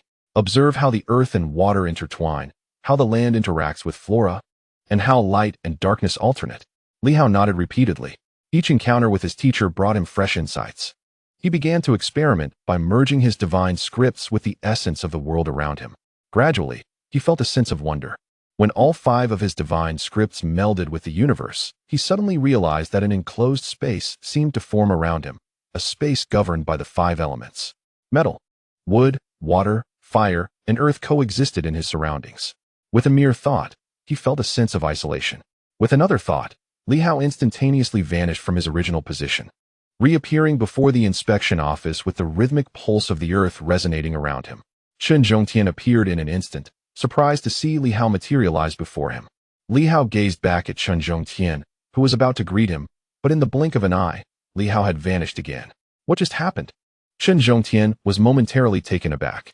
A spatial phenomenon? No, that is not right. He furrowed his brow, sensing the situation with confusion. Earth escape? I don't quite understand. Has Li Hao made another breakthrough? At this moment, Li Hao returned once more to the Celestial Star Governor's mansion. Yuan Shuo had already begun to sip his tea. Li Hao, however, was still somewhat perplexed. Teacher, this is rather strange. After the integration of the 5 elements, there are certain realms. Yuan Shuo chuckled. Do you feel as though you are trapped within a small universe? Do not overthink it. This is the realm as I perceive it. In my eyes, this is my exclusive domain. Inner domain. Li Hao murmured to himself. Yuan Shuo paused for a moment, then shook his head. It is not an inner domain. I have heard of it. It is the path of the ancient kings. What we have here can only be considered an outer domain. You are so weak. How could you possess an inner domain? If you could create your own universe, you would not be a weakling, but rather an ancient king. You may call it an outer domain or a realm. By merging your force with the universe, you construct your own domain and gradually expand it. This is the process through which your power grows. One day, when your force can dominate the entire universe, transforming it into your own, then it shall be an inner domain. Li Hao was somewhat shaken. Dominate the entire universe? Is that even feasible? Yuan Shuo laughed. Why not? That is the objective. Though it does not mean you must achieve it immediately. Just strive towards that goal. He merely set a target. There was no insistence on truly conquering the entire universe. Yet, Li Hao felt a sense of disorientation. Inner domains, outer domains, realms, and the duality of human existence. At this moment, a multitude of complex thoughts surged within him. Yuan Shuo continued, you must aim for this goal. For instance, your light divine script can one day transform into the sun of the universe. Your dark divine script can evolve into the moon, your fire divine script into the seeds of fire in the cosmos, your wood divine script into the trees of the universe, and your earth divine script into the very essence of the earth. Li Hao's mind was in turmoil. Could this truly be possible? The ancient kings were said to have created inner domains, and his teacher's words seemed to carry some truth. Yuan Shuo elaborated. Your divine script path is intriguing and creative. You must explore its potential. Mere accumulation of divine scripts does not equate to strength. If you do not even comprehend the current functions of your divine scripts, how can you hope to develop further? Your foundation must be solid. Do not rush to create new divine scripts. The 5 elements are but a modest foundational cycle. First, ensure this foundation is robust, and you will discover that even amongst the 5 elements, you can surpass those of the 7, 8, or 9 elements. At this moment, Li Hao could not restrain himself. Teacher, what level of existence can you combat now? I have merely completed the small 5-element cycle, Yuan Shuo replied without boasting. However, I am still confined to the super energy lock and the integration of the 5 forces. In terms of strength, I am only at the saturation of the 9 meridians, roughly at the same level as when the lights soared and the others had yet to break their meridians. Nonetheless, I do not fear ordinary divine abilities. In truth, he had managed to fend off divine abilities before, feeling that his strength had not significantly advanced. Yet when he claimed to be merely at the saturation of the 9 meridians, Li Hao was taken aback. Previously, Yao Si and the others had reached the saturation of 11 meridians without unsealing, barely managing to contend with some divine abilities. Yuan Shuo added, however, you have inspired me. The path of martial arts is just so. As you progress, I too shall progress. We all advance together, absorbing each other's strengths, creating a greater space for improvement. Yuan Shuo pondered for a moment and said, I shall endeavor to try. My approach may not mirror yours, yet it is worth attempting. Li Hao nodded, feeling a hint of excitement. The concept of a domain. At this moment, he was no longer concerned whether his teacher would attempt it. After all, he was present, and none would dare to provoke the teacher. He was more eager to experiment with merging the 5 forces to see if he could create a minor domain capable of ensnaring a powerful adversary. As for the fusion, the teacher had mentioned that with sufficient comprehension, he would discern how to combine them, and perhaps the amalgamation of the 5 forces could be achieved swiftly. Teacher, he inquired, what of my sword force? Yuan Shuo chuckled. Are you worried that the sword force has become obsolete? Do not overthink it. You are still far from the emperors of ancient civilizations. The sword force remains highly effective. It emphasizes offense. One sword, one world, one sword, one domain. It can ensnare, slay, and defend, developing comprehensively. I believe it suits you splendidly. Li Hao nodded continuously. The crucial matter now is still the physical body, he remarked. Yuan Shuo agreed, indeed. My 5 animals breathing technique can enhance the physical form, yet at this stage, the progress is too slow. The concept of a second spatial realm within the human body may be pivotal. I require time to contemplate and validate this. Having said this, Yuan Shuo added, I shall remain here for a while. Provide me with 500 drops of the fountain of life, and I shall endeavor to conduct my research. Li Hao chuckled wryly. Teacher, your appetite is quite substantial. Yuan Shuo responded with a smile. Research is indeed costly. Typically, it suffices, but reflecting now, you have squandered considerable resources on those Southern Fist fellows. It would be wiser to invest in my research, as it may yield superior results. Li Hao was left speechless and nodded. I will procure the 500 drops as swiftly as possible. This fellow truly possesses considerable wealth. Yuan Shuo silently criticized. What a fortunate individual. Having once been impoverished, how has he amassed such riches? I hear you are eager to take action against the Wind and Cloud Pavilion.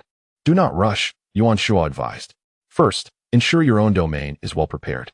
Should you succeed, your chances will be significantly greater. Furthermore, once I have successfully attempted my own, call upon me when you strike. I wish to partake as well. Li Hao chuckled and nodded. The master and disciple engaged in such discussions, and once concluded, Yuan Shuo felt a parched throat and recalled another individual. He turned to the radiant sword and instructed, for the next few days, allow Li Hao to assist you in saturating your internal superpower locks.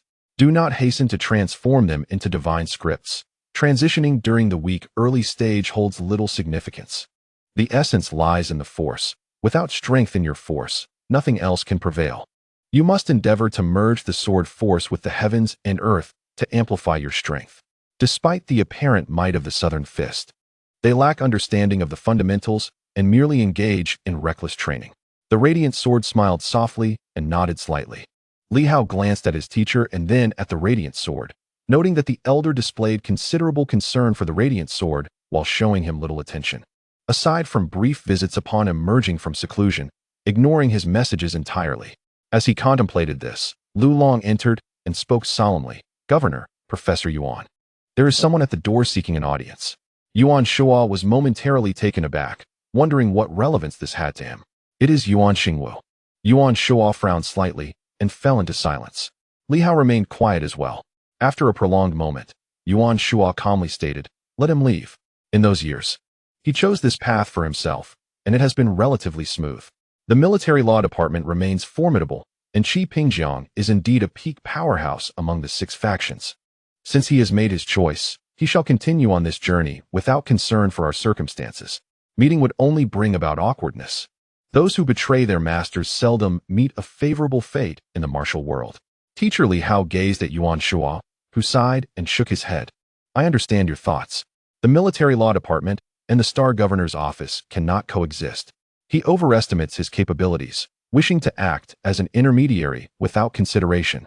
Each individual's path must be tread alone. I shall only offer reminders and suggestions. Even you, when you embark on your own journey, need not regard my presence. I am merely your teacher, not your parent. Even as a parent, I would not interfere with your choices. With that, he chuckled, take me to the ruins. I shall cultivate there. Regarding the matter of slaying the demon plants, Li Hao had indeed mentioned it earlier, or else he would not have mentioned the need for 500 drops. He did not display any shock. Perhaps Yuan Shuo thought that as Li Hao had created the divine script, such a reaction was expected. Li Hao nodded in acknowledgement. Lu Long refrained from further inquiries and soon departed. At the entrance of the governor's office, Yuan Xingwu heard the response, sighed softly, slightly bowed, and turned to leave. His master was unwilling to meet him. He had hoped to negotiate with both his master and junior brother through his own efforts, but it seemed futile. He glanced back at the Star Governor's office with a complex expression. Among the 9 divisions, the military law department is relatively just and fair. He believed that if his junior brother allied with the military law department, they might more suitably eliminate the royal family. as the military law department also harbors a plethora of powerful individuals from the common ranks. However, it appeared that neither his junior brother nor his master shared this perspective. Li Hao brought Yuan Shuo into the ruins, not concerning himself with how Yuan Shuo interacted with the small tree, for the teacher possessed experience in such matters. As for the Bai Guang sword, Li Hao merely provided a few resources for cultivation. The sword seemed more inclined to align with its master's intentions and was reluctant to shift its divine script at this moment, which Li Hao did not contest. At this moment, Li Hao began to delve into the realm of research. It was quite intriguing. Each time, the teacher could unveil delightful surprises. The five energies fused with the heavens and the earth, and within this cosmic expanse, the elemental energies appeared to be at his command, albeit within a limited scope. Moreover, Li Hao discovered that when the five elemental divine scripts formed a domain, enveloping the surroundings, it created a sensation akin to that of the ruins, as if severing all else and possessing the potential for explosive power. Soon, Li Hao located Director Zhou. Recently, Director Zhou had been quite occupied and somewhat unwell, grappling with the limitations of spatial strength while continuously resisting spatial cuts. Director Zhou, come closer. Somewhat puzzled, Director Zhou complied and approached Li Hao. In the next moment, he looked around, astonished. Everything remained unchanged, yet he felt as if he had entered the ruins. What was this situation? The space no longer fragmented around him. Li Hao, too, sensed something peculiar. Indeed, the ruins seemed to impart a sense of spatial isolation. Of course, this was due to the formidable nature of ancient civilizational powers or the ruins themselves. In the next moment, the diminutive domain began to constrict, ensnaring Director Zhou, who furrowed his brow slightly. Director Zhou cleaved through it. Zhou Chuan, shedding all pretense, unleashed a powerful punch, resulting in a resounding crash. Despite the emptiness surrounding him, the sound of shattering metal resonated in the air. A surge of elemental energy erupted forth, and Director Zhou exhaled, once again experiencing the sensation of spatial severance. Meanwhile, Li Hao, having sensed the situation, frowned slightly. The five energies had yet to converge, leaving some gaps, rendering the domain susceptible to destruction. However, he remained undeterred. Once the fusion was complete, Li Hao believed that this modest domain alone could ensnare Director Zhou. At that moment, he felt as if he had acquired a new toy. Vanishing swiftly to continue his experimentation, Director Zhou observed his departure and glanced towards the backyard, realizing that Yuan Shuo must have uttered something. With a sigh of contemplation, he felt a pang of nostalgia. This master and disciple, one daring to dream and the other bold enough to act, had once again conjured a novel approach. To stand against them as an adversary was indeed a terrifying prospect. Though physically frail, if that recent construct could serve as a protective shield, the issue of his corporeal weakness would be temporarily resolved. Thus, with Li Hao outside, he would be nearly invincible. This was not merely a simple divine weapon for defense. It was a natural barrier formed by the forces of heaven and earth, capable of thwarting spatial severance. Consequently, Li Hao could unleash his full strength, while others would need to withstand the force of space. Even those of the seven systems would find themselves suppressed. In combat with Li Hao, he would almost certainly prevail over anyone. How much time had passed? Director Zhou mused, realizing that now, the only entities capable of posing a threat to Li Hao were those remnants of ancient civilizations. Simultaneously, in the outskirts, at Yuanping Wuke University, the figure in black armor gazed skyward, as if piercing through the fabric of reality to glimpse the outside world. After a long moment, he slowly remarked, "Has he grown stronger once more?" Li Hao seems to have perfected yet another path, though this path still appeared feeble in his eyes. The external realm seemed to exhibit subtle, albeit distinct, changes. How intriguing! The figure in black armor smiled silently, contemplating the dawn of a new era, wondering just how far this age might ultimately progress. Chapter 265.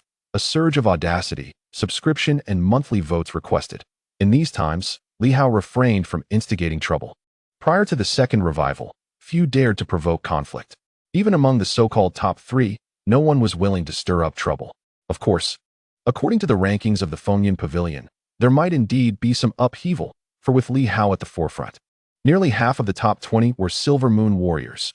Who would not fear that? Yet now, Li Hao, at the pinnacle of the six systems, seemed to evoke little dread.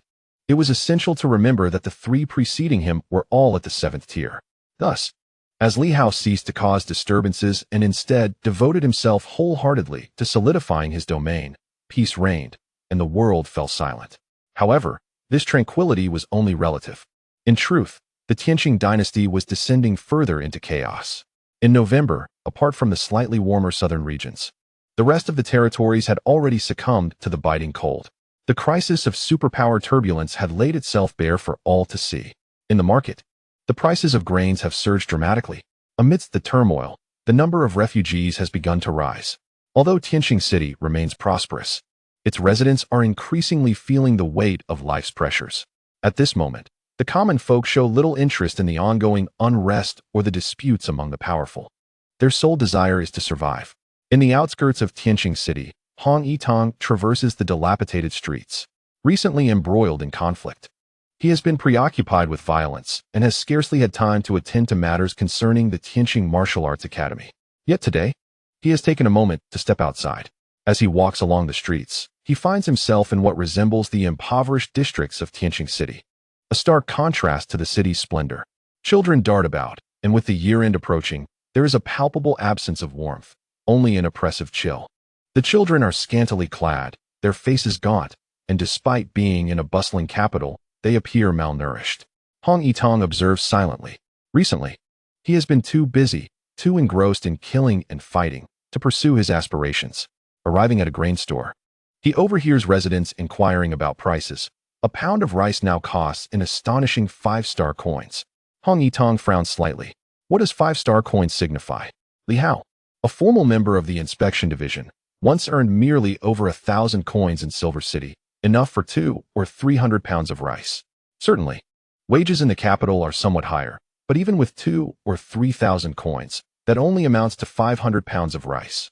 Living in the capital entails more than mere sustenance. Can such wages suffice for a family of 3? Without considering anything else, even food alone might be barely sufficient. In such circumstances, merely managing to fill one's belly would be a stroke of fortune. Hong Yitong furrows his brow at the alarming rise in grain prices. Recently, he had not paid much attention, but now, it astonishes him that the price has soared to 5-star coins per pound. Others, perhaps oblivious to the gravity of the situation, continue to utilize their life-giving stones and divine springs, seemingly immune to hunger. As Li Hao has not eaten in quite some time. However, the ordinary people do not share such luxuries. Hong Yitong muses that this is still the capital. What about other regions? They must be suffering even more. Reform must be accelerated. Li Hao can no longer indulge in reckless violence. Ideas begin to take shape in his mind. While everyone is preoccupied with the notion of a second revival, it is imperative to take action to prevent any missteps. Otherwise, too many will find it impossible to endure this winter. There is a need for technology, for superpowers, for demonic plants. Thoughts race through his mind. Superpowers must be harnessed to construct sturdy shelters. Technological innovations are essential to ensure that everyone has enough to eat. Demonic plants are needed to rapidly cultivate grains and quality seeds, while superpowers must be employed to expedite production. Previously, the thousands of superpowered individuals from the Heavenly Punishment Army may have been able to contribute, but it was not enough. Perhaps they could seize the City of Superpowers, where the number of superpowered beings reaches into the millions. This is the current hub of extraordinary powers within the Celestial Star Dynasty. Once these individuals are subdued, it would suffice not only for sustenance, but for all endeavors. 1,000,000 superhumans, idling away their time, would be better utilized in agricultural pursuits. With the light, life, and 5-element systems collaborating, one could potentially witness 3 harvests within a month. What purpose does it serve to maintain a multitude of superhumans? Some matters cannot be resolved instantaneously, yet these tasks can indeed be accomplished swiftly. The prerequisite for reform within the Celestial Star Dynasty is that everyone must be well-fed and warmly clothed, educated to read, and a rapid educational transformation must ensue. Li Hao now possesses sufficient strength to solidify his position. Following the second revival, chaos may ensue, and it is imperative to delay this resurgence. Numerous thoughts flitted through his mind. His arrival in Celestial Star City was, in truth, for these very matters. He must confer with Li Hao regarding the early opening of the Celestial Martial Arts Academy to attract the elite of the realm, pondered Hong Yitong. At that moment, a ragged child, appearing to be around 10 years of age, approached Hong Yitong. At first, Hong Yitong paid little attention, but soon looked on with curiosity. The child, pale and emaciated yet undaunted, inquired, "Are you the dean, Director Hong?" Hong Yitong furrowed his brow slightly, then smiled and nodded. The child, undeterred, continued, "I am Yun Yuming, the brother of Yun Yuqi. The dean has compassion for the suffering of the world, and I sense that you possess the light of the holy path. Therefore, I hope you can convey to Commander Li what? That Commander Li should establish a research institute." Yun Yuming's expression was earnest. "This year, a great calamity is certain, a snow disaster, a cold disaster, possibly even an ice age, leading to crop failures. I had thought Commander Li would eventually establish the institute. Yet he remains inactive and fixated on pursuing the Fengyun Pavilion, which fills me with concern." Yuming expressed his dismay. "Only by establishing the research institute can we acquire more technology, swiftly promote and develop it. This is essential to withstand natural disasters. One must remember, the world is populated not only by superhumans and martial masters, but also by billions of common folk." Hong Yitong regarded him silently for a while before asking, "Who are you?" Yuming had just introduced himself. Yet at this moment, Hong Yitong felt compelled to inquire again. "Yun Yuming." Hong Yitong pressed further, "Who are you?" Yuming, with a furrowed brow, replied, "I am indeed Yun Yuming, perhaps just a bit more perceptive. At times, my memories present a jumble of chaotic fragments. But I am certain that I remain Yun Yuming. Perhaps some remnants left by my grandfather have influenced me, yet I am undeniably Yun Yuming. If one were to delve deeper, it might even be considered a legacy of the demon race's bloodline." Yun Yuming turned to Hong Yitong and remarked, "It is precisely due to the rumors surrounding your actions in Silver Moon that I sought you out, Dean. I fear that my insignificant stature renders me inconspicuous. Even Governor Li is reluctant to meet me. Your sister and your aunt are over there. Why not seek them instead?" A trace of bitterness flickered across Yun Yuming's smile as he continued, "My influence is negligible. My aunt is merely a captain in the demon-hunting army, and my sister is engaged in trivial tasks. Governor Li is a deity who appears only momentarily." "No." Hong Yitong shook his head vigorously. "Your aunt was brought out from Silver City by Li Hao, making her one of his most trusted confidants. The fact that you were able to locate me indicates that you are aware of your aunt's capacity to wield influence. Even if she cannot act directly, she can relay messages through Lu Long." After a brief pause, he added, "Moreover, how did you know I would be here? My arrival was spontaneous. Did you deliberately wait for me, or did you foresee my coming? You are quite astute. What is your connection to Lu Jin?" Yun Yuming sighed in resignation. "There is truly no significant relationship. If one were to consider any connection, fragments of my memory suggest that Minister Lu is the ancestral master of the owner of those memories." "Lu Jin's disciple?" Hong Yitong pondered. He was not entirely familiar with Lu Jin, but he recalled that Li Hao had mentioned him before. Apparently, Lu Jin's daughter had been a teacher to the human king during the era of ancient civilization, placing him in the lineage of the human king. Thus, this young individual before him, who had absorbed remnants of spiritual energy, might, by virtue of lineage, belong to the same generation as the human king. Such a status and identity were not insignificant. He was among the remnants of spiritual energy that had revived within Lu Jin's research institute. However, whether he was an ancient being from that civilization or the modern Yun Yuming remained ambiguous. There was some merit to his assertions. Perhaps it was a form of bloodline inheritance from the demon race. It was evident that he had acquired certain memories, if not abilities, from that individual. "What is your aim in requesting Li Hao to open the research institute?" Hong Yitong inquired with earnestness. Yun Yuming replied earnestly, "I bear no ulterior motives. Dean Hong, please trust in the integrity of a researcher and have faith that in this new era of martial prowess, as long as one is not a traitor, they possess a heart that cherishes the people. I have merely discerned that the Tianxing dynasty is on the brink of calamity. If we do not prepare in advance, dire consequences will ensue. When the superpowers descend into chaos, who will still have the heart to care for billions of civilians? It will be a time of great suffering and loss. I understand the thoughts of certain overlords. They desire a world of peace and prosperity. How to rejuvenate a decaying realm, and how to rise from the depths of despair." Yun Yuming shook his head. "No, it is not as simple as that.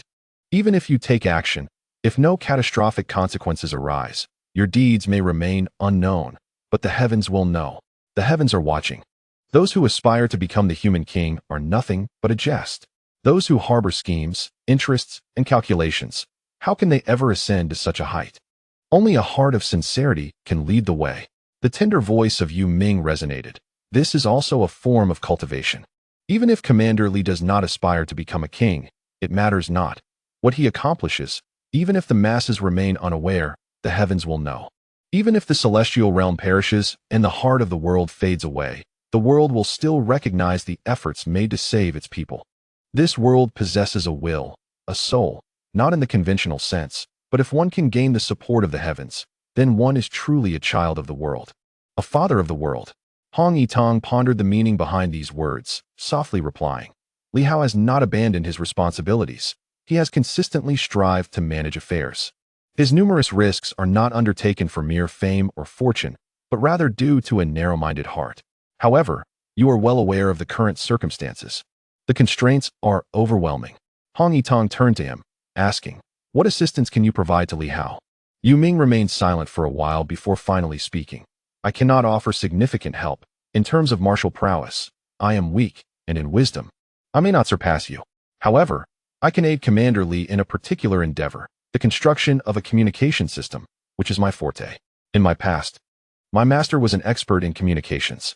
He looked at Hong Yitong. I heard from my sister that Commander Li has brought a group from the Jiulong Pavilion. Yet they have not been assigned any real tasks. I believe it is because the commander is too occupied to manage these matters, and others may not fully comprehend the situation. Therefore, I wish to recommend myself to join the commander's office as the supervisor of communications and information. Yu Ming stated earnestly, in this era, what is most feared? It is the delay in relaying information, which may take days or may even fail to be communicated at all. With extraordinary abilities and martial artists, coupled with technology, we can swiftly establish a specialized communication system within the dynasty, the Sky Canopy system. The Sky Canopy? Hong Yitong inquired, puzzled. Yu Ming elaborated. This was a unique system from the new martial era, a fusion of technology and martial arts. Utilizing projections, commands can be disseminated across the dynasty at any moment, requiring only the projection in all directions. It can instantly relay all information throughout the realm, wherever there are people. The Sky Canopy can be found. In the past, the military's armor communication system actually borrowed from the Sky Canopy. But the version used by the military was an internal one, not the public version. Yu Ming continued, I sought out Dean Hong precisely because I am aware of your plans to establish the Tianxing Martial Arts Academy, recruiting some of the teachers and students from the ancient academy. Thus, I surmise that you may also harbor intentions of reviving technological reforms. Therefore, I wish to join. Hong Yitong furrowed his brow slightly, feeling somewhat uneasy about this individual. It is said that this child was once treated as a test subject by his grandfather and had undergone modifications, drawing upon the spiritual power within certain relics. It remains uncertain whether he is now Yu Ming or merely a remnant of ancient consciousness. Now, does he truly wish to join the Tianxing commander's office to improve the lives of others, or does he harbor ulterior motives? The ability to discern that he would come here suggests he possesses some unique capabilities, perhaps a formidable spiritual force and a degree of precognition. This is quite normal. Hong Yitong himself possesses considerable spiritual strength. Although he cannot foresee the future, he can sometimes predict the next move of others. The mental fortitude of the other party may indeed be more formidable. Li Hao from the Lusian Research Institute had long refrained from unlocking this place, aware that doing so could lead to complications, particularly with the involvement of certain psychic resurrection methods, which could prove even more troublesome. It could potentially unleash some terrifying entities. Moreover, such an act might provoke a direct confrontation between the 9 divisions and the royal family, swiftly leading to a siege against Li Hao. Hong Yitong pondered this repeatedly, ultimately exhaling a sigh. Then I shall take you to find Li Hao. Speak with him directly. Perhaps this is the outcome you desire. Additionally, for someone of your age, you ought to be a touch more spirited and cheerful. You hardly resemble a child. Yu Ming chuckled and nodded. Like a child? Do I not? That is precisely what I am. He sensed that Hong Yitong had misunderstood him, yet he found it inappropriate to clarify further. At the Tianxing governor's office, Li Hao was engrossed in crafting his domain. Suddenly, he opened his eyes, as if he had glimpsed a radiant light. A divine brilliance flickered in his gaze. And in the next moment, he saw 2 figures. He glanced past Hong Yitong and focused on the child. In that instant, it seemed something emerged in his eyes. The light appeared somewhat mixed and murky. This was the first time he had encountered such a peculiar circumstance. Li Hao's eyes glowed faintly red as he turned his gaze back to the child, and after a considerable pause, he smiled. "Welcome, esteemed elder. I apologize for not having greeted you properly." Yu Ming, feeling a bit exasperated, introduced himself. "I am Yu Ming. Pleased to meet you, Governor. I am aware of your identity." Li Hao nodded slightly, looking at him with a smile. The mingled psychic energy, one could say, has usurped the child as consciousness. However, this child is inherently somewhat simple-minded. You have merely bestowed upon him a measure of wisdom. But are you considered an ancient soul or a contemporary being? "A contemporary being," Yu Ming replied, utterly vexed. "You must trust me, Governor." As he spoke, he regarded Li Hao with curiosity, marveling at his keen powers of observation. Furthermore, he sensed an unusual quality in the surrounding void, as if there were some independent space present. Yu Ming quietly absorbed this, feeling both intrigued and perplexed. What an impressive individual. It is not merely strength, but rather a collection of unique methods, quite extraordinary. In the era of ancient civilization, Li Hao's prowess amounts to little. Any random master of 10,000 would not be weaker than him, but rather stronger. At this moment, Yu Ming recounted the conversation he had just had with Hong Yitang. The celestial canopy? Li Hao mused to himself, pondering whether this individual intended to assist him in establishing a celestial system. As for those he had previously summoned from the Jiulong Pavilion, he had indeed not assigned them any tasks, primarily due to the ceaseless battles that had ensued, fearing they might venture out and not return. Now, this fellow had taken the initiative to approach him, even expressing a desire to unlock the Lusion Research Institute. Was this a blessing or a curse? Li Hao sank into contemplation. Earlier, the deceased Chun Hai had inquired whether he wished to unlock the dynasty of ancient civilization or usher in a new era. Li Hao had replied, "A new era." The new martial arts of yesteryear, no matter how powerful or splendid, belonged to the figures and entities of that time. The contemporary must, of course, initiate a new era, learning from the past without being shackled by it. Thus, Li Hao, in his current state, harbored a measure of trepidation and caution towards these ancient beings, artifacts, and demons. Were the ancient beings and demons of the Silver Moon truly benevolent? Perhaps not. In the era of the new martial age, can we truly deem those deemed virtuous as paragons of goodness? Perhaps not. Xiaoshu remarked that this Silver Moon land was once inhabited by deities, the indigenous people, who were ultimately eradicated by the new martial forces. So, do Li Hao and his companions qualify as the original inhabitants or mere outsiders? While the new martial faction may have no qualms concerning their own, a chasm remains between them and Li Hao. Turning his gaze back to Yu Ming, Li Hao remarked with a smile, "I welcome your intentions. Yet what is required for this endeavor?" Yu Ming replied, "Divine stone, along with certain machines and equipment, which are essential components from the Research Institute. Though it is feasible to produce them now, it would require considerable time. The Institute possesses a sky fabrication device capable of generating countless celestial canopies, and there exists a substantial inventory. However, for external entities to develop, a minimum of 10 years is necessary. Ultimately, the hope remains that Li Hao might unlock the Research Institute." Li Hao fell into contemplation, and after a prolonged silence, he spoke, "Consult your aunt. If she deems it necessary to open it soon, I shall consider it." Yu Ming felt utterly helpless. After a long pause, he replied, "I have spoken with her. Yet she dismissed my concerns, insisting that it is best left sealed forever." Li Hao chuckled. Yunyao had never mentioned this to him, and it seemed she had encountered Yu Ming, deeming the suggestion implausible. "So, what is it that you truly wish to accomplish?" "To be candid, I will ponder it." Yu Ming, resigned, confessed, "I have spoken nothing but the truth. However, within the truth lies a small omission.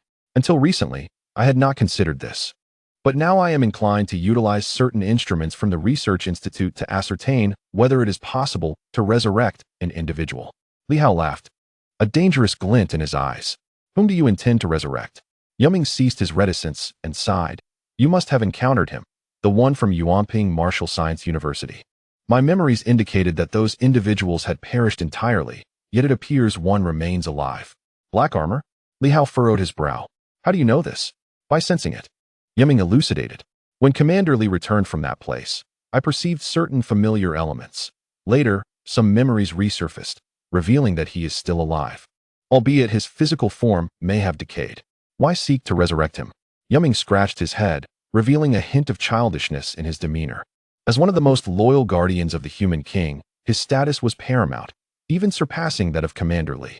If he were revived, perhaps he could once again unify the 8 great cities, preventing any discord that might arise from their revival.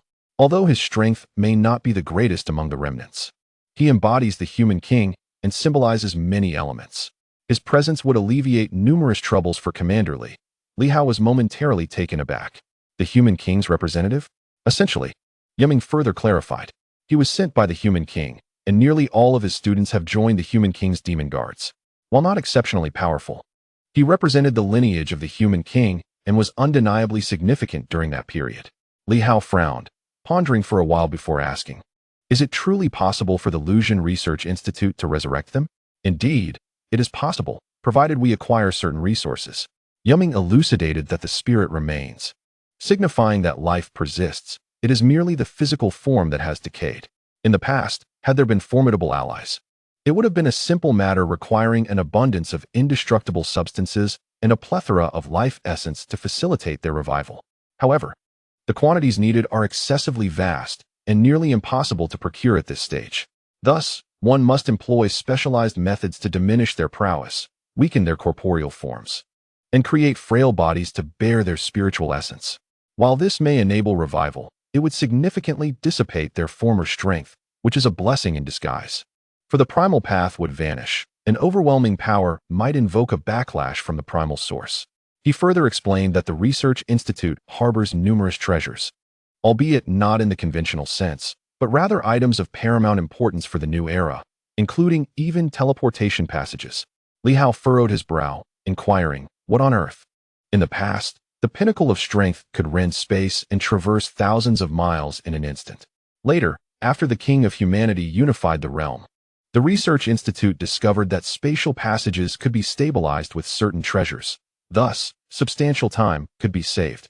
In the latter stages of the new martial era, a unique teleportation system has already been established. Ordinary individuals travel by plane or car, while the strong utilize teleportation passages, and the military employs these as well.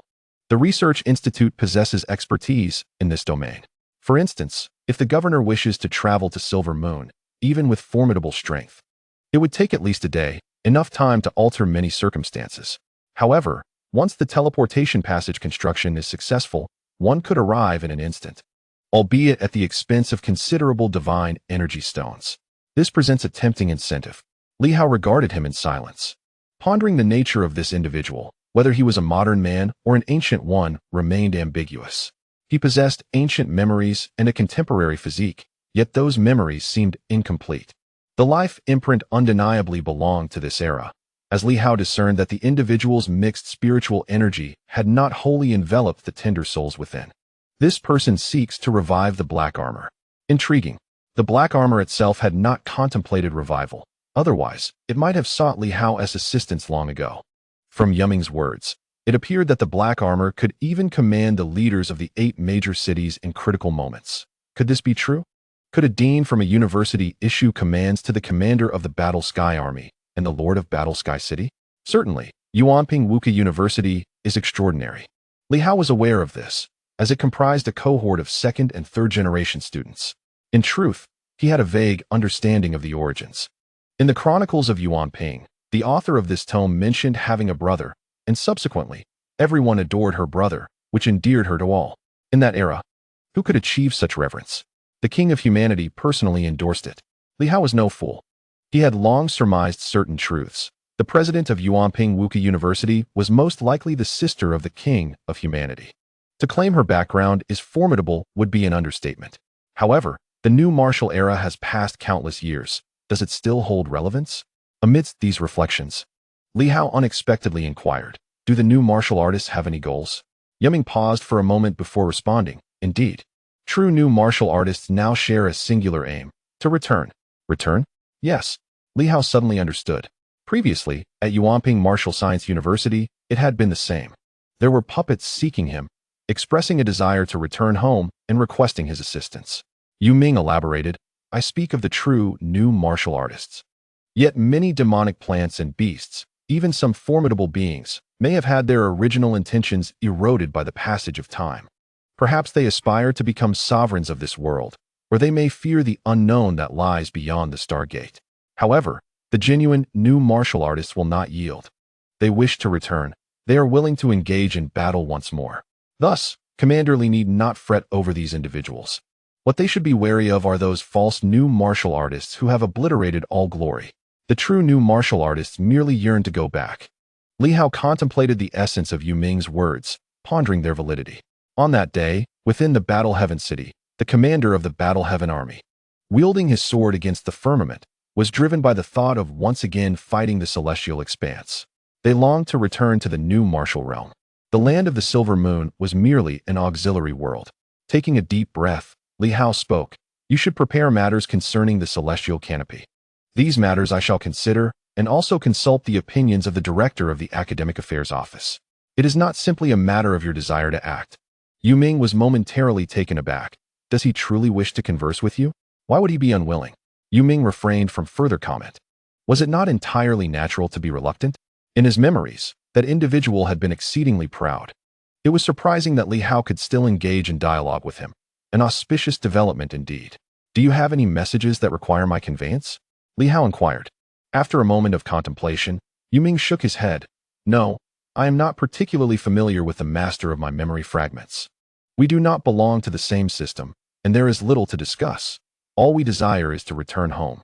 "Very well." Li Hao found himself at a loss for words. At this moment, he had made a decision.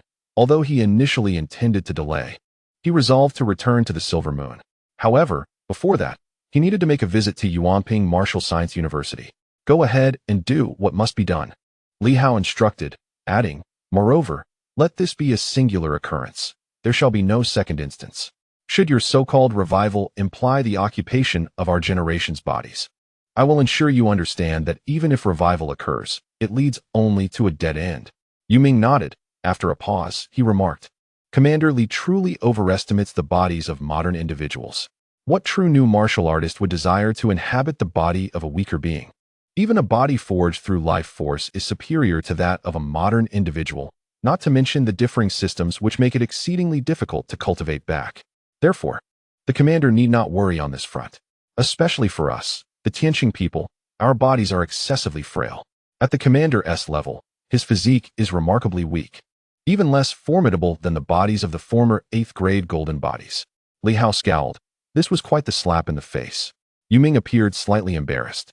"This is not my opinion, but rather some thoughts from the depths of memory." Li Hao, growing impatient, said, "Enough. You should go and find your sister and aunt." The commander chuckled. Yu Ming turned to leave, and Li Hao, feeling displeased, also did not wish to linger in his presence for long. The current Li Hao exuded a considerable aura of pressure. Once the others departed, Hong Yitong spoke softly. "On your end, there's no need for excessive concern.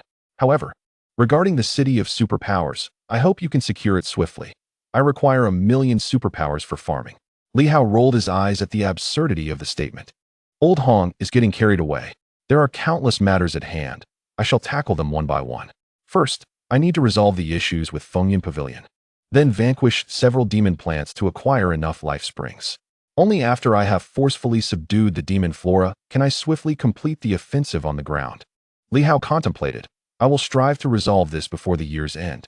During my return, I hope that the formidable demon plant in Jiusi City can assist me in agriculture, cultivating sufficient food to at least survive this winter." Hong Yitong felt that Li Hao was getting ahead of himself. "I merely desire 1,000,000 superpowers for farming, yet you aspire to have General Huai cultivate for you. That is quite presumptuous."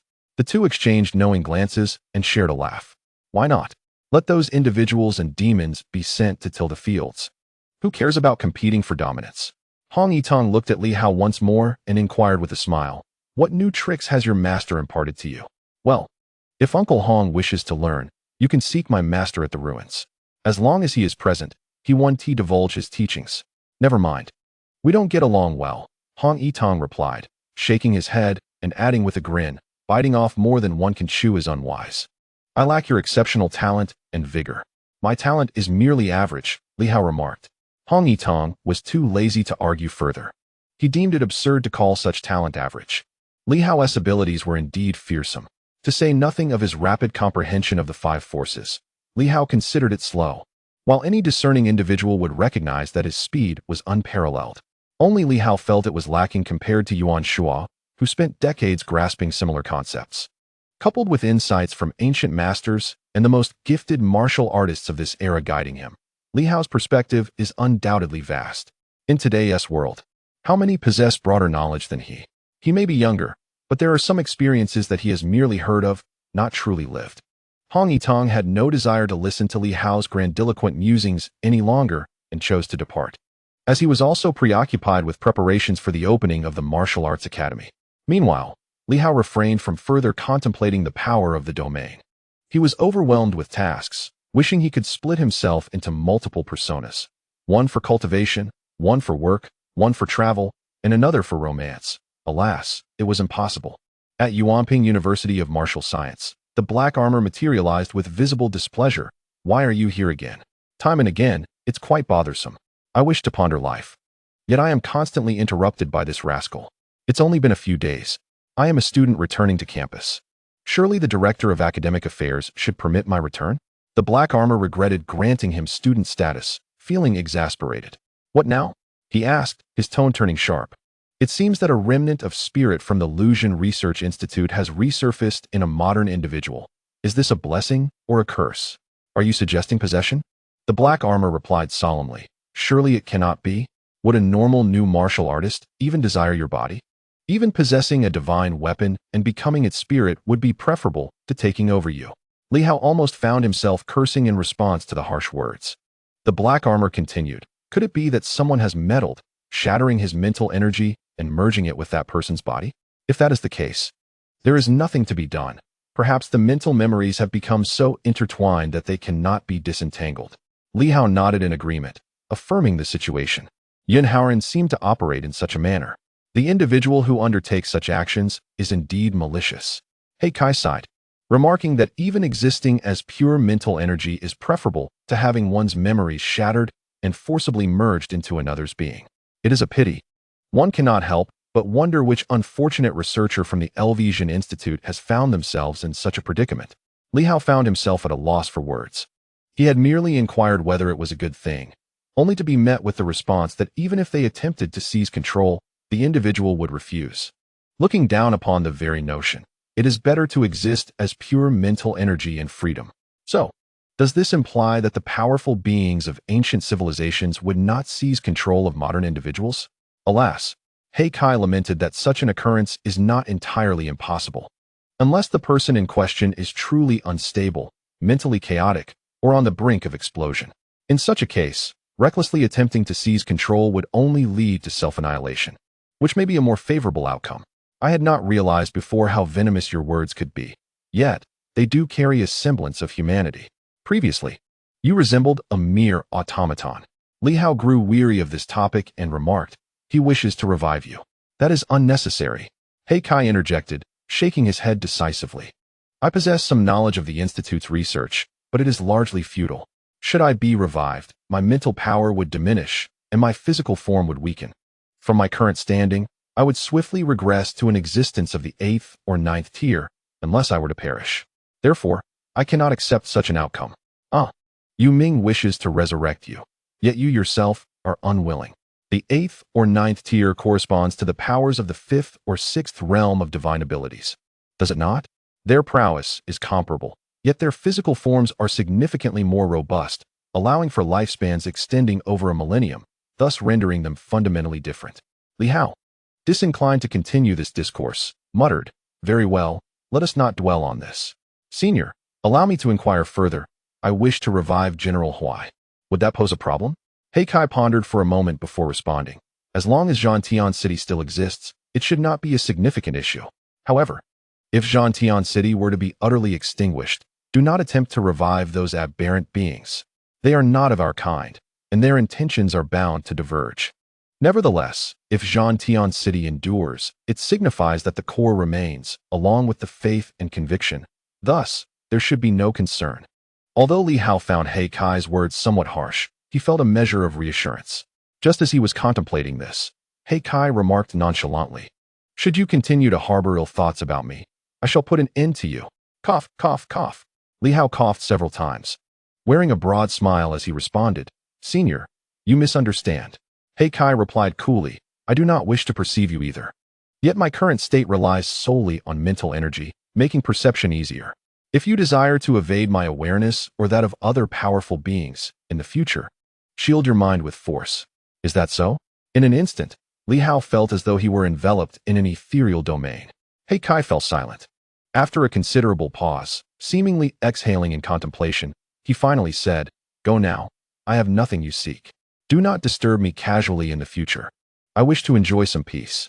Li Hao chuckled softly, thinking to himself, what a stubborn individual, yet I shall insist on my visit. Although he grumbled inwardly, He Kai showed no reaction, and Li Hao felt a surge of delight, realizing that he truly could not be sensed.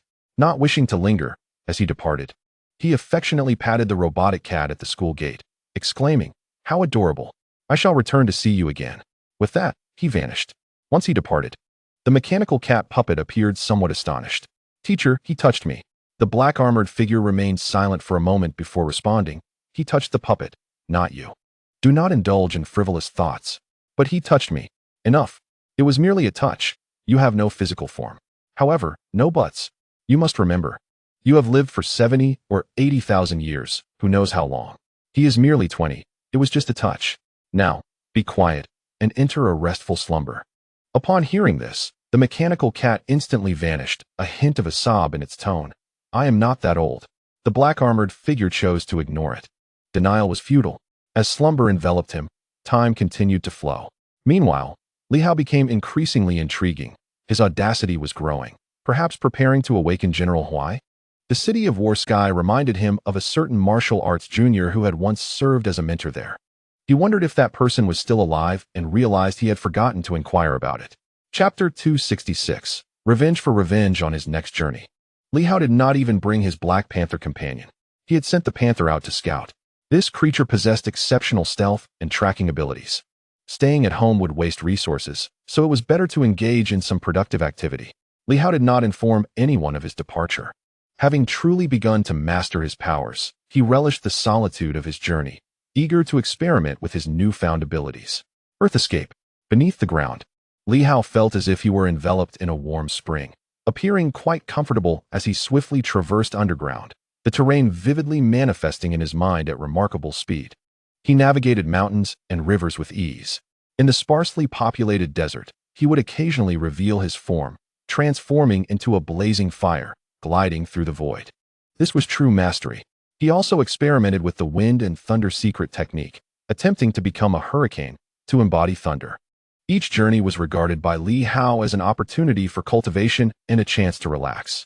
In desolate places, where no eyes could witness him, he soared freely like a child, relishing the joys of cultivation. Cultivation was indeed pleasurable. However, being compelled to cultivate solely for the purpose of killing was not the outcome he desired. That was not the essence of cultivation. Whether as a martial artist or an extraordinary being, to Li Hao, it was all about exploring the mysteries of the human body.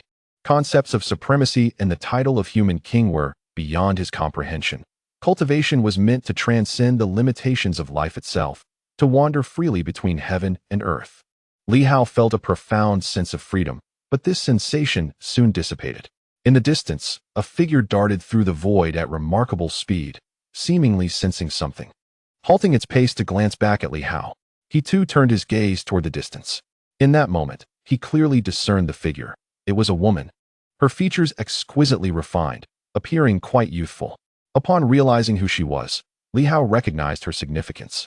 In this world, women with such power were scarce. She was Li Hao, the Lord of Super Energy City, known as the Flying Sword Immortal of the Flying Sword Pavilion. Yet this individual was not the Flying Sword Immortal he had encountered previously. Since it was not her, it must indeed be Li Hao of Super Energy City, reputed to be a descendant of an ancient family, who had ascended to the position of city lord at such a young age. Li Hao appeared remarkably youthful, seemingly not much older than 30. Though Li Hao was not entirely sure, having only heard rumors. Nonetheless, she dominated the various families of the superpowered city, ascending to the position of its ruler. One could not deny her formidable strength and capability. Clad in a long dress of emerald green, she did not resemble a martial artist from a distance. Li Hao did not anticipate encountering her here. In that moment, a flicker of murderous intent emerged in his eyes as his thoughts raced. What a coincidence. Just days prior, the superpowered city had announced a collaboration with the Jade Flute Mountain and the Setting Sun Mountain among the 7 divine mountains. This was the route heading north, suggesting that she might be en route to the Jade Flute Mountain.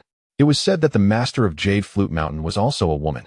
Yet both Jade Flute and Setting Sun Mountains maintained a low profile, leaving Li Hao unfamiliar with their leaders. Was she indeed bound for Jade Flute Mountain? Contemplating this, Li Hao made no effort to be polite and vanished in an instant. Thunder rumbled. In the distance, Lin Hongyu's expression shifted slightly, though she remained undaunted. She had not anticipated encountering the renowned Li Hao in this desolate wilderness. They had never crossed paths before. Although Li Hao had previously eliminated several formidable beings from the superpowered city, the city had accepted this without displaying any animosity towards the celestial star governor's mansion.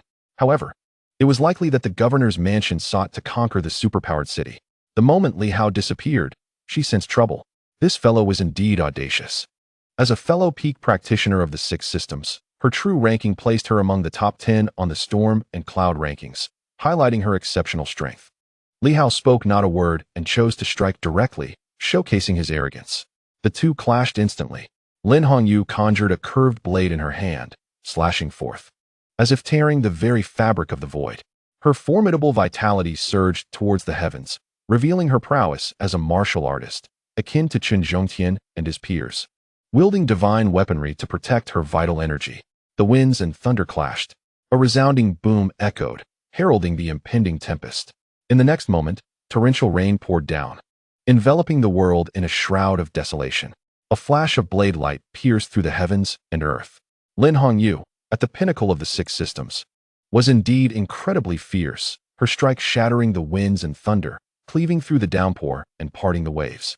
Meanwhile, Li Hao extended his hand, summoning flames to rise between heaven and earth. Golden sword aura traversed the expanse. At that moment, the vast desert roiled, forming a colossal giant. As shifting sands coalesced into a titan, delivering a mighty punch towards Lin Hongyu. Their encounter was devoid of words.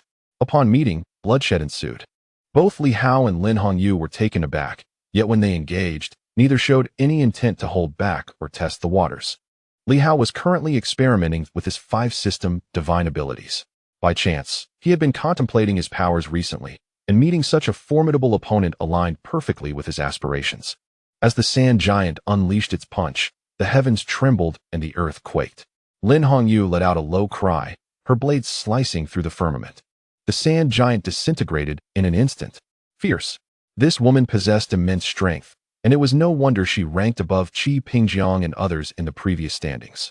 Lin Hongyu held the 5th position on the true leaderboard, with Li Hao, Ying Hongyue, the Heavenly Star King, and the director of the administrative office above her.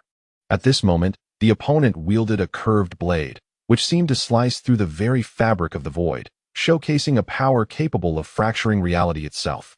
However, Li Hao remained unfazed, closing his eyes as a tempest began to howl. Thunder rejoiced.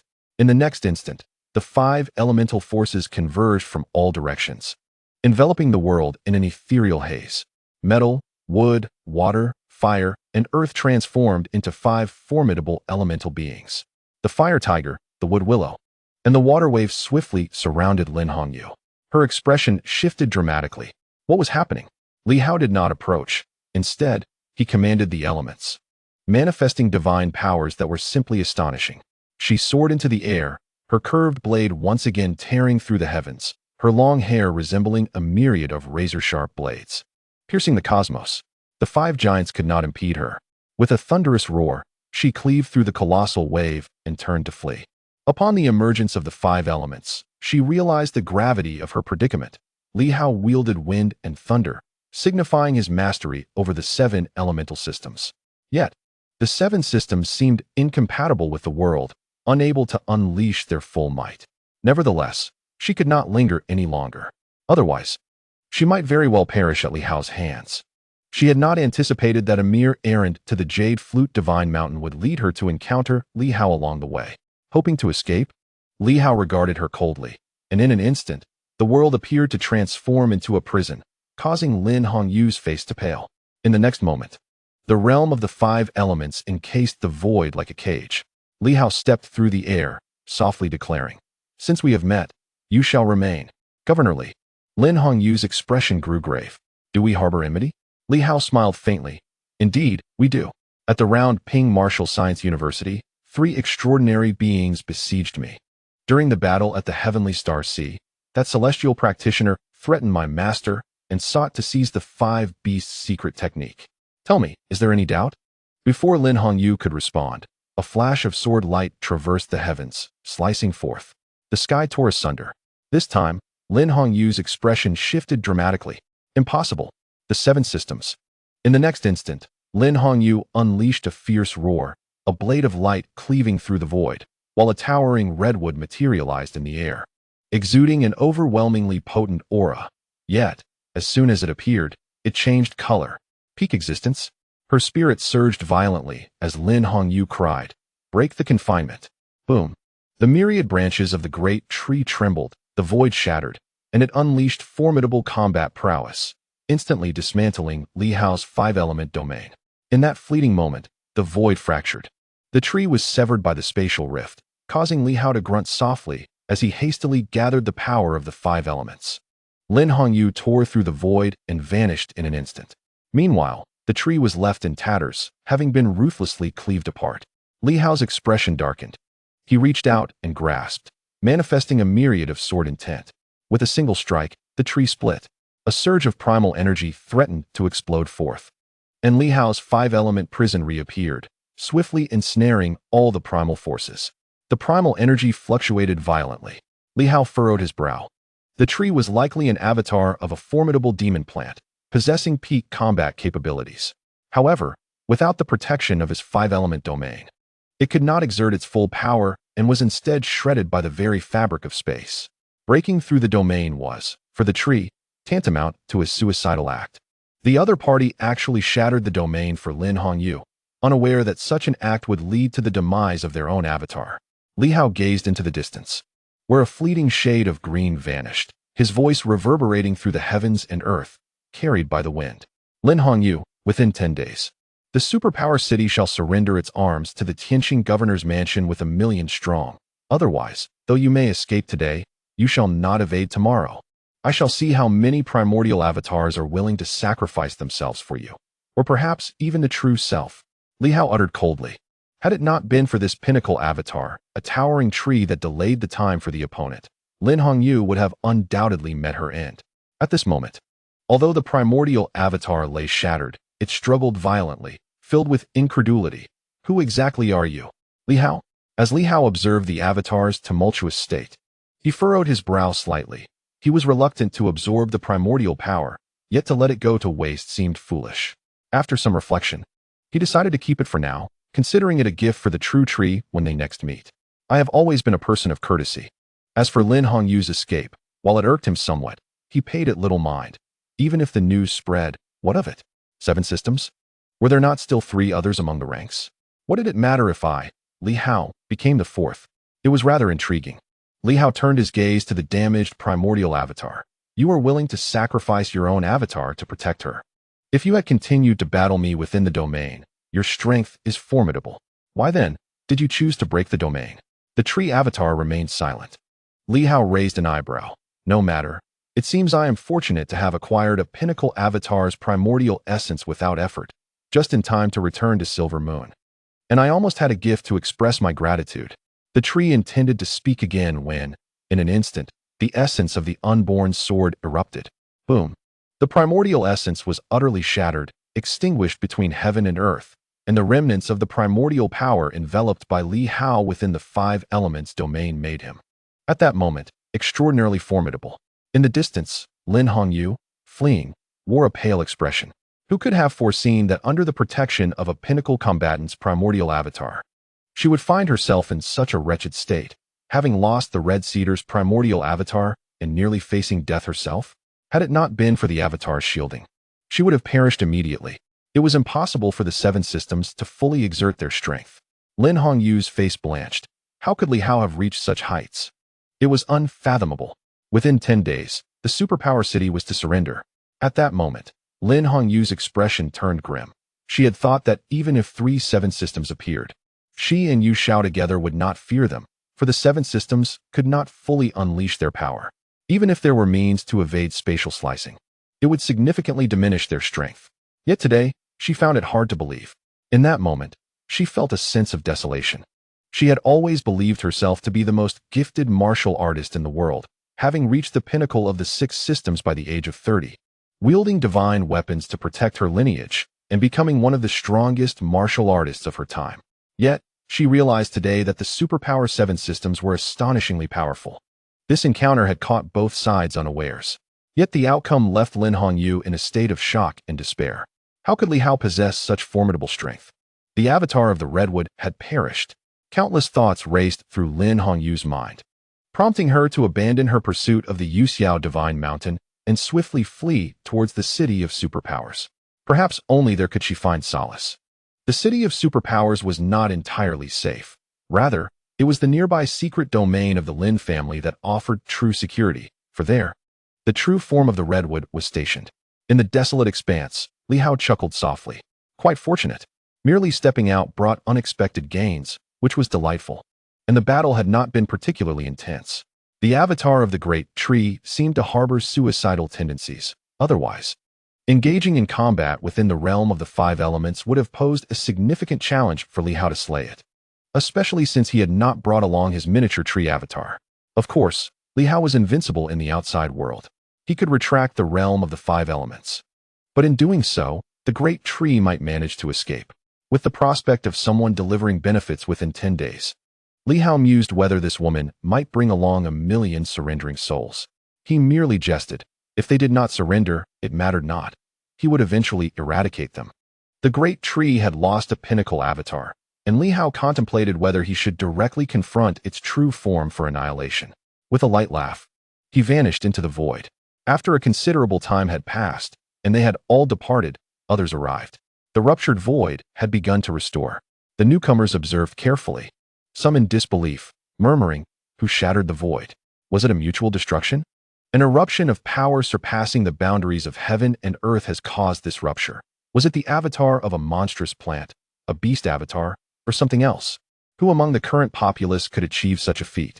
The 3 on the ranking list of the 7 systems seemed to remain dormant in their lairs. Silver Moon. Li Hao moved with astonishing speed, a velocity that seemed almost unfathomable. In a state of elation, his journey was remarkably pleasant. He did not venture to White Moon City or any other location, but headed straight for Cathead Mountain. In an instant, the ruins of the Imperial Palace opened up. The true form of the miniature tree swayed. Perplexed, "You have returned? Where's my avatar?" Unbeknownst to the little tree, the occurrence at the other end could only be revealed upon the avatar's return. Li Hao smiled. "I have returned, bringing you some delightful treats." As he spoke, a powerful surge of primal energy emanated forth. The little tree was astounded. Just en route, it had encountered a redwood avatar and had effortlessly slain it.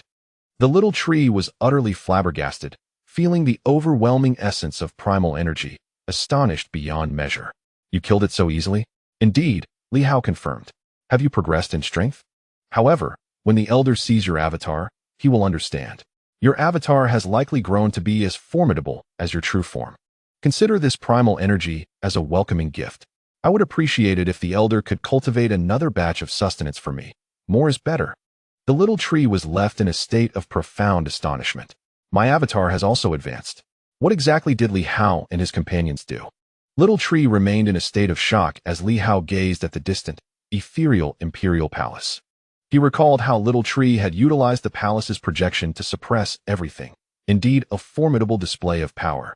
This imperial palace likely harbored the remnants of a great emperor's essence. Even in the absence of any treasures, it remained a site of immense value. Noticing Li Hao's fixation on the palace, Little Tree unexpectedly felt a surge of anxiety. Yes, anxiety. It feared that Li Hao might covet the palace. At this moment, Little Tree found it impossible to gauge Li Hao's true depth, especially after he casually mentioned slaying a pinnacle avatar of the Red Cedar, which heightened Little Tree's trepidation. It had not anticipated that Li Hao could grow so formidable in such a brief span. "Rest assured, my esteemed senior." Li Hao smiled. "I am merely observing, harboring no ill intentions. Whether the imperial palace or the human king's palace, to me, They are but ancient artifacts, devoid of significant value. His power may have been modest, but his perspective had certainly elevated. After all, it was merely a palace. If it were a true imperial palace, perhaps he would have entertained a modicum of interest. My esteemed senior, please cultivate more sustenance for me.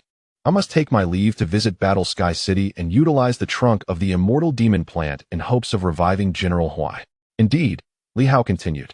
A few days prior, in collaboration with your avatar, I vanquished an immortal demon plant, one of the 10 guardian demon plants from the past at Star Town. A coconut tree of golden palm. Little Tree was utterly astonished, even gripped by a tinge of fear. How is that possible? You killed the immortal entity itself. In the next moment, Little Tree's spirit trembled. Li Hao, it said that the outside world cannot accommodate the pinnacle? Indeed. However, I can. Very well. Little Tree fell silent, perplexed as to how this was possible, no longer daring to inquire further. At that moment, it was consumed by shock and an inexplicable dread. Li Hao's prowess was evolving at an alarming rate, instilling a sense of fear within it. My esteemed senior, I shall take my leave now. Is the fountain of life still unnecessary? Little Tree's spirit oscillated. With such an abundance of primal energy, I can provide you with some of the fountain of life. No need. Li Hao replied with a smile. My esteemed senior, focus on cultivating sustenance. If General Huai is revived, the transition will be expedited. If not, your avatar is over there, and even now, the transition speed is swift. With that, Li Hao vanished from sight. Little Tree suddenly felt a rush of urgency. I seem to have lost my significance. As for the avatar, it knew little of its condition. Li Hao had departed without bringing the avatar along, a testament to his unwavering confidence that he would remain unharmed without it. Indeed, on the journey, he encountered a pinnacle avatar, easily dispatching it on the spot. It was terrifying. What should be done? Moreover, if he were to revive General Huai, would there be any room left for its own affairs? Little Tree grew frantic. It had painstakingly clung to Li Hao, even sacrificing half of its primal essence. Yet now, with his swift advancement, that very essence might become obsolete. This filled it with a sense of urgency. Throughout history, perhaps only during the era of the human king have there been individuals with such opportunities and talents. Perhaps even faster. Little Tree's trepidation was beyond Li Hao's awareness. His words carried an air of intimidation, intended to deter those peculiar plants from harboring ulterior motives. With the potential for a second resurgence looming, he was keen to engage in dialogue with both familiar and unfamiliar entities, especially those with whom he had previously collaborated and assisted. He wished for no other thoughts to arise. Before long, Li Hao arrived at the Hengduan Gorge. Outside the gorge, there were still sentinels stationed, but the atmosphere had quieted significantly. As Li Hao ventured forth across the realms, the silver moon had become much calmer, with ordinary supernaturals no longer daring to approach. Winter had descended, blanketing the gorge in pristine white snow. The remaining supernaturals had grown somewhat lax, for there had been little activity in the silver moon of late. When a figure appeared in the void, the onlookers were momentarily taken aback, first feeling a surge of tension, then quickly shifting to excitement and reverence. Minister Li. Li Hao smiled and nodded, acknowledging their efforts. You have worked hard.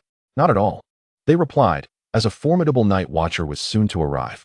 This so-called strongman was merely a Yong, Li Hao recalled, a deputy minister of the Night Watchers. Minister He, a water-type supernatural. Minister Li, are you entering the ruins? Indeed. This time, Li Hao chose not to conceal his intentions, smiling as he added. No need to inform anyone else. I shall depart shortly. Understood.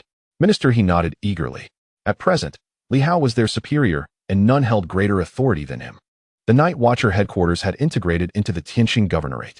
As the crowd observed Li Hao entering the ruins, a sense of nostalgia washed over them. Li Hao had only recently departed from Bai West City, and yet upon his return, he soared to unprecedented heights, instilling fear across the dynasty and vanquishing countless powerful foes. As divine abilities fell like rain, an outcome that astonished all. In Jiusi City, Director Wang sensed something amiss and appeared near the city gates in an instant. In the distance, a silhouette materialized. Li Hao glanced up at the colossal locust tree, far larger than any coconut palm, its apex lost to sight. General Huai, I shall enter the city first and will seek you out later. Having said this, Li Hao strode forward. General Huai remained unresponsive, perhaps lost in a deep slumber. As Li Hao stepped inside, he swiftly approached the city gates, surprising the three captains with his speed. Back already? Director Wang, clad in golden armor, radiated divine light. Indeed. Li Hao smiled. Director, it has been a while. Has it? Director Wang appeared puzzled. It hasn't been long, perhaps a month? About that, Li Hao replied. Is such a short time considered long? Director Wang scrutinized Li Hao, but discerned nothing amiss. Upon entering the ruins, Li Hao fully retracted his 5 elemental abilities. Stepping into the second spatial realm, it seemed much like before, albeit now with only 2 elemental powers. The last time Li Hao had visited, he possessed similar strength, and he appeared unchanged this time. Yet, Director Wang sensed something different about this individual. Li Hao exuded greater confidence and strength than before. After assessing Director Wang, he gauged that the latter's past prowess was either at an apex or immortal stage, but now, his strength seemed diminished. The earlier sense of invincibility stemmed merely from the relative weakness of others. In hindsight, it appeared that Director Wang was barely at the peak now. It bears a resemblance to the great tree that was slain previously, albeit somewhat diminished in vigor. In that moment, Li Hao's eyes suddenly sparkled with divine light as he glanced towards the city, raising an eyebrow slightly. He smiled and said, "Esteemed elder, please do not gaze at me so intently. It makes me quite uncomfortable." Director Wang, taken aback, inquired, "What do you mean by that?" He did not address him as director. A moment of realization struck Wang, and indeed, a voice resonated from the void. "You have truly surprised me." Li Hao slightly bowed. "Your praise is unwarranted, esteemed elder." At this juncture, Director Wang was filled with astonishment, turning his gaze towards the Turtle Tower. The guardian spirit had spoken to Li Hao. What was transpiring? "Director, please open the city gates. I wish to enter." Director Wang was at a loss for words, utterly bewildered. The image of the venerable elder he had projected seemed to dissipate swiftly. The individual before him appeared to regard him with a touch of disdain. What was happening? As the city gates swung open, Li Hao glanced up at the words "War Heaven." His heart stirred. Perhaps this time he would glean something of value. War Heaven was inscribed by the emperor of an ancient civilization, embodying the essence of imperial wisdom. Previously, he had failed to comprehend its significance, merely witnessing illusions. Yet this time, he felt he might perceive anew, perhaps even gain insights. If he could transmute those 2 characters into his own divine script, it would undoubtedly yield immense benefits. Li Hao strode into the city, and the 3 commanders appeared in an instant. The light of revelation shone in Li Hao's eyes as he regarded them, sighing inwardly. This time, he discerned the truth. The souls of the armors. The 3 commanders had indeed perished, transformed into weapon souls. Previously, the black armor had mentioned that true new martial artists would rather seize the souls of weapons, becoming weapon souls themselves, than usurp the bodies of the human race. In this moment, Li Hao believed it wholeheartedly. Despite the influx of martial masters and superhumans from the outside, if they truly sought to usurp, why would they transform into weapon souls? It seemed these genuine new martial artists possessed their own convictions and pride. "It has been so long, my 3 commanders." The trio was equally bewildered. "So long?" "It has not been that long." Oh, indeed, it has been a while." They were all somewhat disoriented. When had Li Hao become so audacious? Yes, audacious. Not quite. Rather, he was imbued with an unparalleled confidence, one that emanated from the depths of his being. It was not that he could now dominate War Heaven City. Rather, after vanquishing a monstrous plant, he felt a diminished fear towards these ancient civilization beings. He no longer viewed the ancient civilization as an invincible force. That was a notion of the past. Now, he considered, I too can slay ancient civilization monstrosities. Director Wang was equally astonished, remaining silent for a while. Meanwhile, Li Hao gazed towards the Turtle Tower within the city. He had just sensed a hint of spiritual energy probing. It seemed this Turtle Tower was extraordinary. Could it be the soul of an ancient divine weapon? Such a powerful ancient divine weapon. It was worth noting that even a sage's weapon was merely average. His own stellar sword did not seem to exhibit any formidable power. Yet this Turtle Tower was indeed remarkable. Was it a treasure of War Heaven City? The Wang family's turtle? Previously, he had believed that the Xuangu imprint was one of the 8 divine weapons. Could it be that he was mistaken, and the true Xuangu imprint was this Turtle Tower? Thoughts surfaced one after another. Yet Li Hao did not hasten to speak further. Instead, he smiled and said, "I have just returned, and I must first report to the military camp and meet with the commander. I shall visit the director shortly." Everyone was bewildered, not long ago. This fellow seemed averse to entering the military camp. Today, however, he has returned, heading straight for the barracks. Does he no longer fear the commander? Quite peculiar indeed. Director Wang had little to say in response, merely nodding. Very well, you may proceed with your report. With that, Li Hao had already departed. He truly went to the military camp. What an odd fellow. Director Wang muttered to himself when suddenly the voice of Old Turtle reached his ears. This young man has gained something extraordinary. I sense a certain essence within him. Not long ago, he may have slain a formidable foe. Director Wang paused in surprise. He wondered if it was indeed the original or merely a projection. Yet it seemed he had taken down a powerful adversary. He could sense the lingering aura of battle, coupled with the bitterness and resentment of a formidable opponent facing their demise. This must have occurred recently, for it was unmistakably evident. Director Wang could hardly believe it. How is this possible? In the next moment, a thought struck him. Could it be the Imperial Palace Guardian? There was a projection that followed last time. Yet, perhaps not. Old Turtle offered no further commentary. It had not sensed the aura of the Imperial Palace Guardian, suggesting that this entity may not be tied to Li Hao. Within the military camp, a group clad in red armor saluted Li Hao, and even the commander held a position of authority. Li Hao made his way directly to the headquarters of the 9th Division. At this moment, he felt a surge of excitement. My nightmare is about to conclude. The commander of the 9th Division, a former pinnacle of strength, how much power does he still possess? The day he struck me down with a single punch has come again. Li Hao strode forward with confidence, entering the building and bellowing before the office door. Li Hao, commander of the 12th Regiment of the 9th Division, reporting for duty before the commander. His voice resonated loudly, echoing throughout the hall. The office door swung open without a breath of wind. Inside, the golden commander, always seemingly engrossed in work, looked up, his eyes gleaming with a golden light. You shout so loudly. Do you feel bolstered in confidence? Li Hao snapped to attention, legs together, and declared, as a soldier, one must project a strong voice and uphold proper etiquette. Those who speak softly are akin to cowards. Commander, I am here to report. The golden commander regarded Li Hao for a moment before responding. Very well, I understand. You may leave. Yet Li Hao did not budge, raising his voice again. Commander, I wish to restore my rank as general. The commander was momentarily taken aback. Li Hao continued. As a scion of the Li family, and in accordance with your words from before, I am deserving of the general's title, yet it has been withheld. Commander, I believe it is time for my rank to be restored. The commander of the 9th Division nearly laughed in disbelief. On what grounds? Li Hao's voice boomed. Tradition. This is the custom of Battle Heaven City. As a member of the Li family, I am entitled to this privilege. The commander scrutinized Li Hao, chuckling. Filled with self-assurance, are we? Perhaps you've slain some powerful foes outside and now feel invincible, growing arrogant and complacent. Do you think I am like those of the Wang family? Li Hao faltered. The commander then rose, exuding a sense of cold detachment. A soldier should not be so self-satisfied. Li Hao, do not presume yourself to be strong. Remember, you are still but a weakling. In that instant, Li Hao felt as though the very heavens were collapsing around him. The 5 elemental divine texts materialized instantaneously, while the 7 divine abilities erupted forth. Yet, in that moment, an overwhelming sword intent emanated from the 9th commander. At the city gate, Director Wang was taken aback.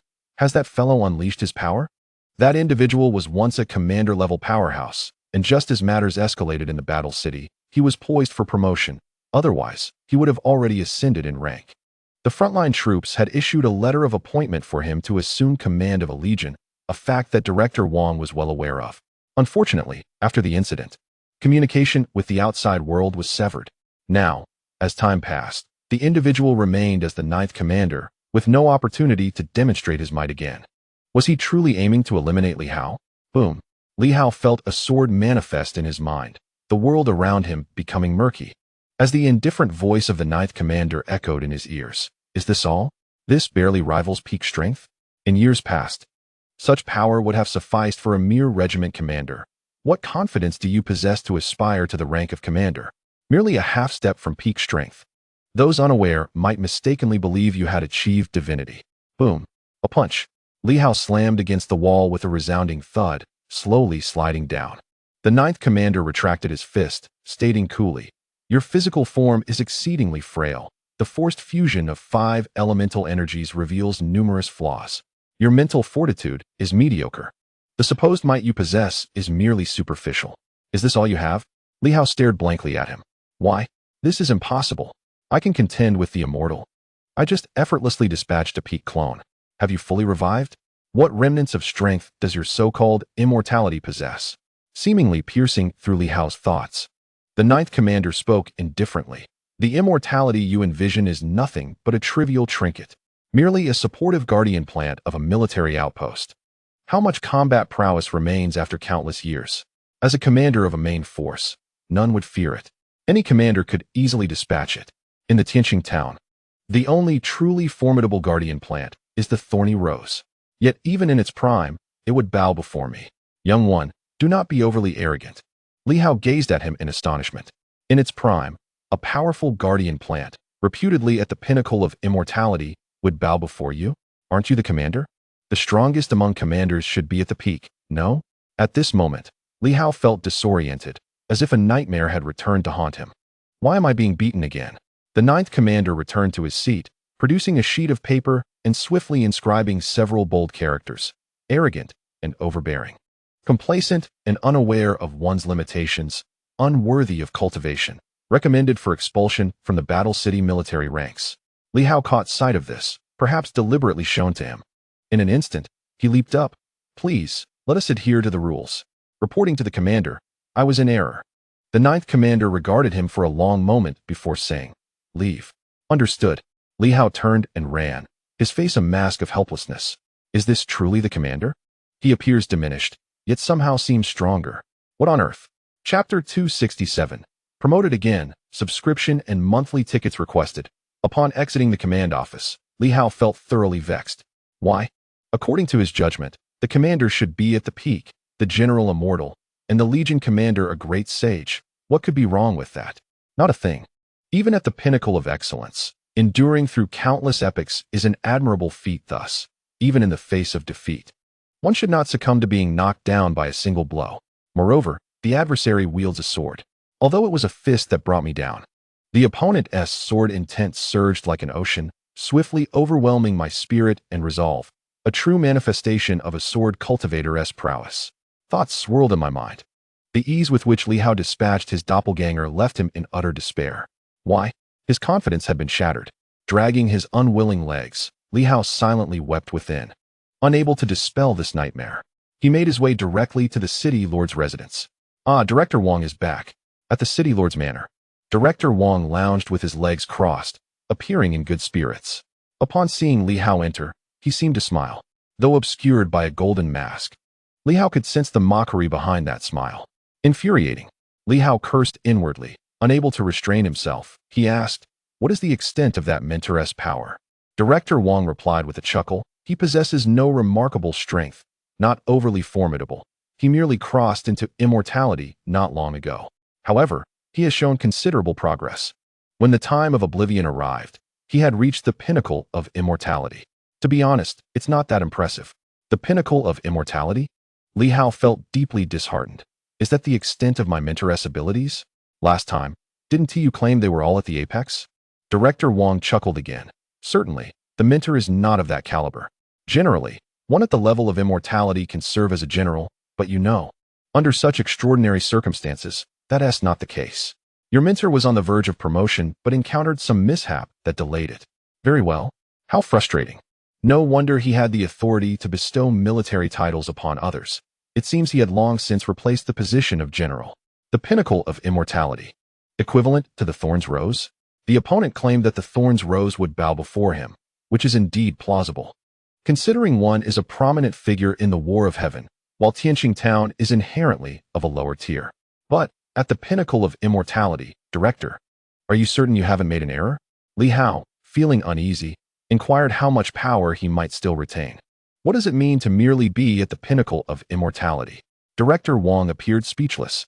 The extent of retained power depends on whether his mental fortitude has strengthened or weakened over the years. The essence of oblivion may not have impacted him significantly. Why? Li Hao asked, puzzled. Director Wang smiled, and then abruptly halted his words, clearing his throat. It's nothing. Let us not discuss this.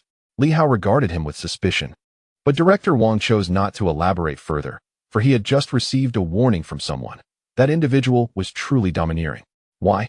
Because the path he walks is not purely of the essence, but rather a convergence of myriad laws, with one bridge, 3 gates entering my belly.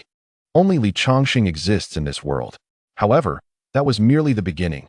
Later, it was not just the sword sovereign of longevity, unity of all laws. The dissolution of the essence has a limited impact on them. With myriad paths, not everyone follows the essence. It is merely this lineage that is physically frail.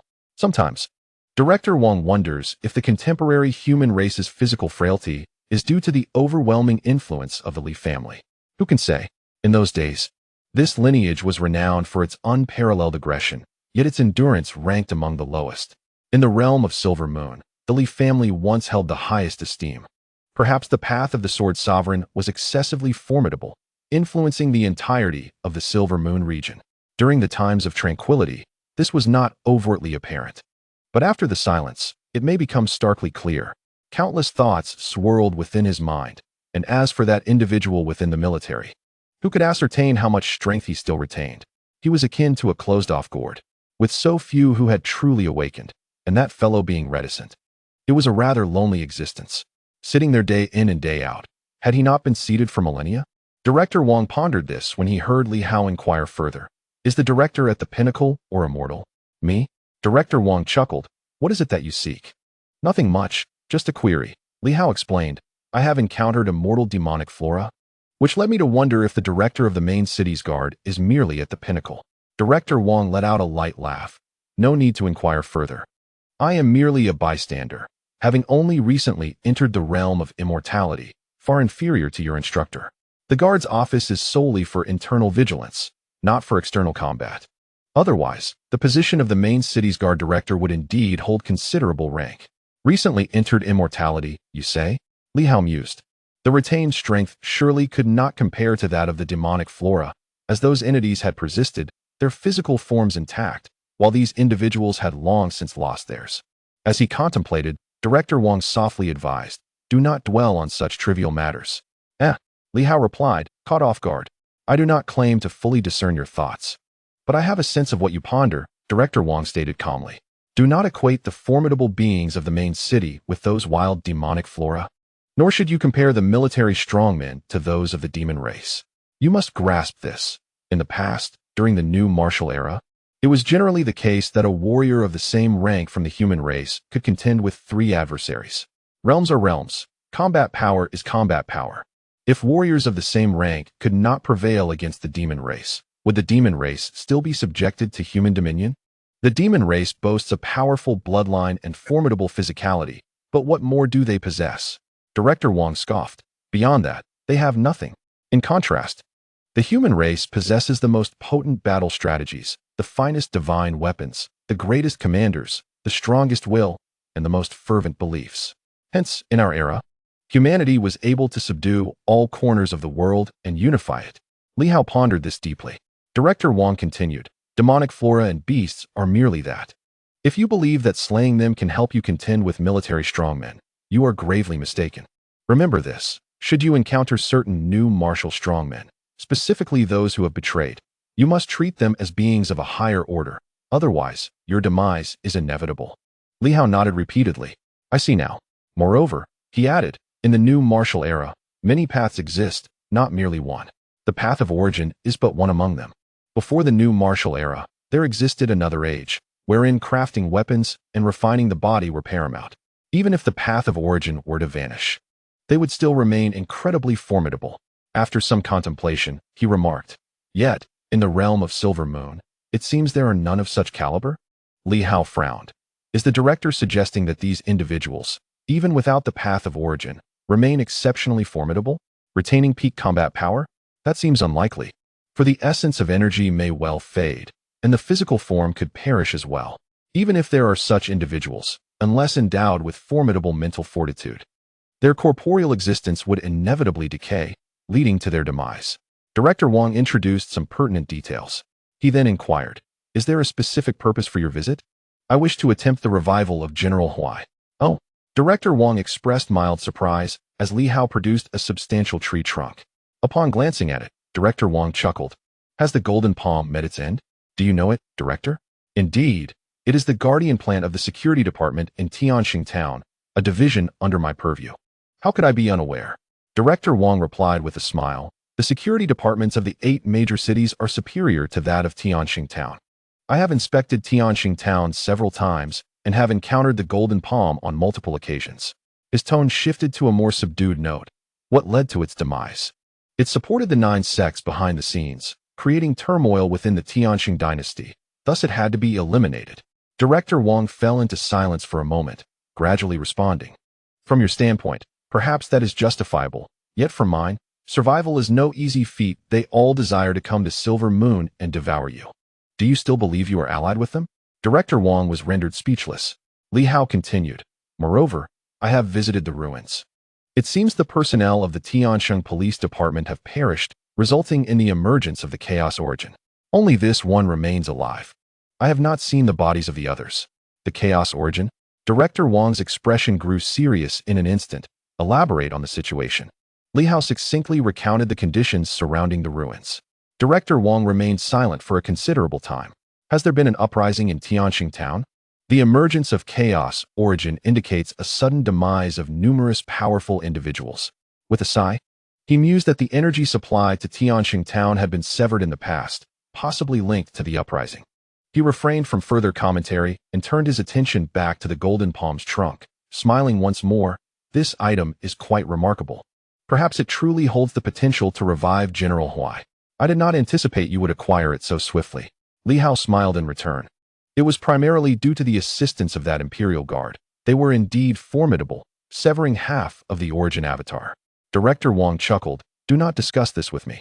I lack the authority. You should convey it to General Huai. Li Hao's intentions were clear to him. The conversation had shifted toward the benefits. Yet, he genuinely had no say in the matter. Li Hao felt speechless. After a moment's contemplation, he queried, Director, are you familiar with the Round Ping Martial Science University? The head of the academic affairs there is a being of the great sage tier, and now that he has revived, does he stand as the only great sage in Silver Moon? Director Wang paused momentarily. Not only he, but at that instant, a figure clad in golden armor materialized. The voice of Commander Jiu cold and detached. Are you suggesting that there are survivors there? Indeed. Li Hao nodded. The head of academic affairs, donned in black armor, bears the insignia of a cat's head. He internally lamented that this individual had been eavesdropping all along, which was quite impressive. Is this behavior appropriate for a soldier? Were there no evacuations? Commander Jiu appeared slightly taken aback. The presence of few individuals and the absence of civilians made evacuation straightforward. Why, then, did they remain? Director Wang spoke in a low voice. He has not left. At that moment, an elderly voice echoed in everyone's ears. Perhaps it was too late. The abrupt closure of the Stargate may have coincided with an unforeseen crisis. He might have delayed his departure, missing the timely escape. Li Hao listened in silence. It appeared that the director of the academic affairs held a considerable position. Commander Jiu glanced at Li Hao and after a long pause said, You mentioned that there was an uprising in Tianxing Town? Indeed, Li Hao replied. You can now complete one of the 3 tasks you accepted. The situation in Tianxing Town counts as fulfilled, and you may collect your reward from the military supply office. Li Hao recalled the reward of 10,000 military merits. However, truth be told, he found himself somewhat indifferent to that sum. Should he exchange it for 100,000 energy stones? Or perhaps for a commander's title? Yet, the title seemed of little use. He already possessed the golden armor, which offered merely adequate defense. Beyond that, nothing else seemed particularly beneficial. The void sword technique, however, caught his attention. It required precisely 10,000 merit points. Pondering further, Li Hao added, By the way, there is another matter. It is said that the deputy commander guarding the great mine is still alive, diligently defending it against the encroachment of the thorned rose and other monstrous plants. Oh, Commander Jiu seemed unconcerned about this. While Director Wang chuckled, As long as he is alive, that is sufficient, though he truly is a blockhead. Li Hao was taken aback. Why such a judgment? The man was still protecting the great mine, which was commendable. With such unwavering loyalty, why did these two seem to regard him with disdain? Director Wang explained. Given that an uprising occurred in Tianxing Town, something must have gone awry. Why continue guarding the mine? What purpose does that serve? it would have been more prudent to detonate it, ensuring mutual destruction. After years of toil, surviving without purpose is pointless. This blockhead clearly fails to grasp the essence of the new martial spirit. All major mines are equipped with explosive devices capable of instant detonation, obliterating the entirety of Tianxing Island. If he had perished, it would have been one matter. Yet, he remains alive. He seemed reluctant to say more. Commander Jiu added coldly, "Survival does not equate to righteousness. Why did he not destroy the great mine? This raises questions. Had he detonated it, we would at least have sensed the explosion, allowing for potential rescue or other actions. At least we would have known. The fact that the mine remains intact leaves us in ignorance regarding the situation in Tianxing town, causing us to miss the optimal time for rescue. If you encounter him, exercise caution." Is that truly the case? Li Hao began to comprehend that, in the eyes of these two, the failure to detonate the mine was perceived as a dereliction of duty. To be honest, he admired the perseverance of those still guarding the mine. Was it wrong to uphold one's responsibilities? Yet, these new martial artists did not share that perspective. They believed he should have destroyed the mine. Director Wang reassured him, "Do not fret too much. Perhaps unforeseen circumstances prevented him from acting, or the explosive devices were damaged, which is also possible. However, if they were indeed damaged, it signifies his failure in duty, as that is the very essence of safeguarding the great mine." Was he truly afraid of having the energy mine stolen? Very well. Engaging with these ancient mines seemed futile. They possessed their own standards of judgment and conduct, which Li Hao found difficult to grasp. Neither of them mentioned Li Hao's concerns, nor did they inquire about the source of his newfound strength. Although subtle hints were perceptible, they chose not to elaborate. Each had their own paths, and Li Hao's progress was a testament to his capabilities. The ninth commander refrained from pursuing the subject further, merely advising Li Hao, "If you visit Yuanping Military University again, convey my regards to that individual." After a moment of silence, he added, "Inform him that the Zhantian army remains ever vigilant, not having completely relinquished hope." Li Hao felt a pang of confusion. Why express such sentiments?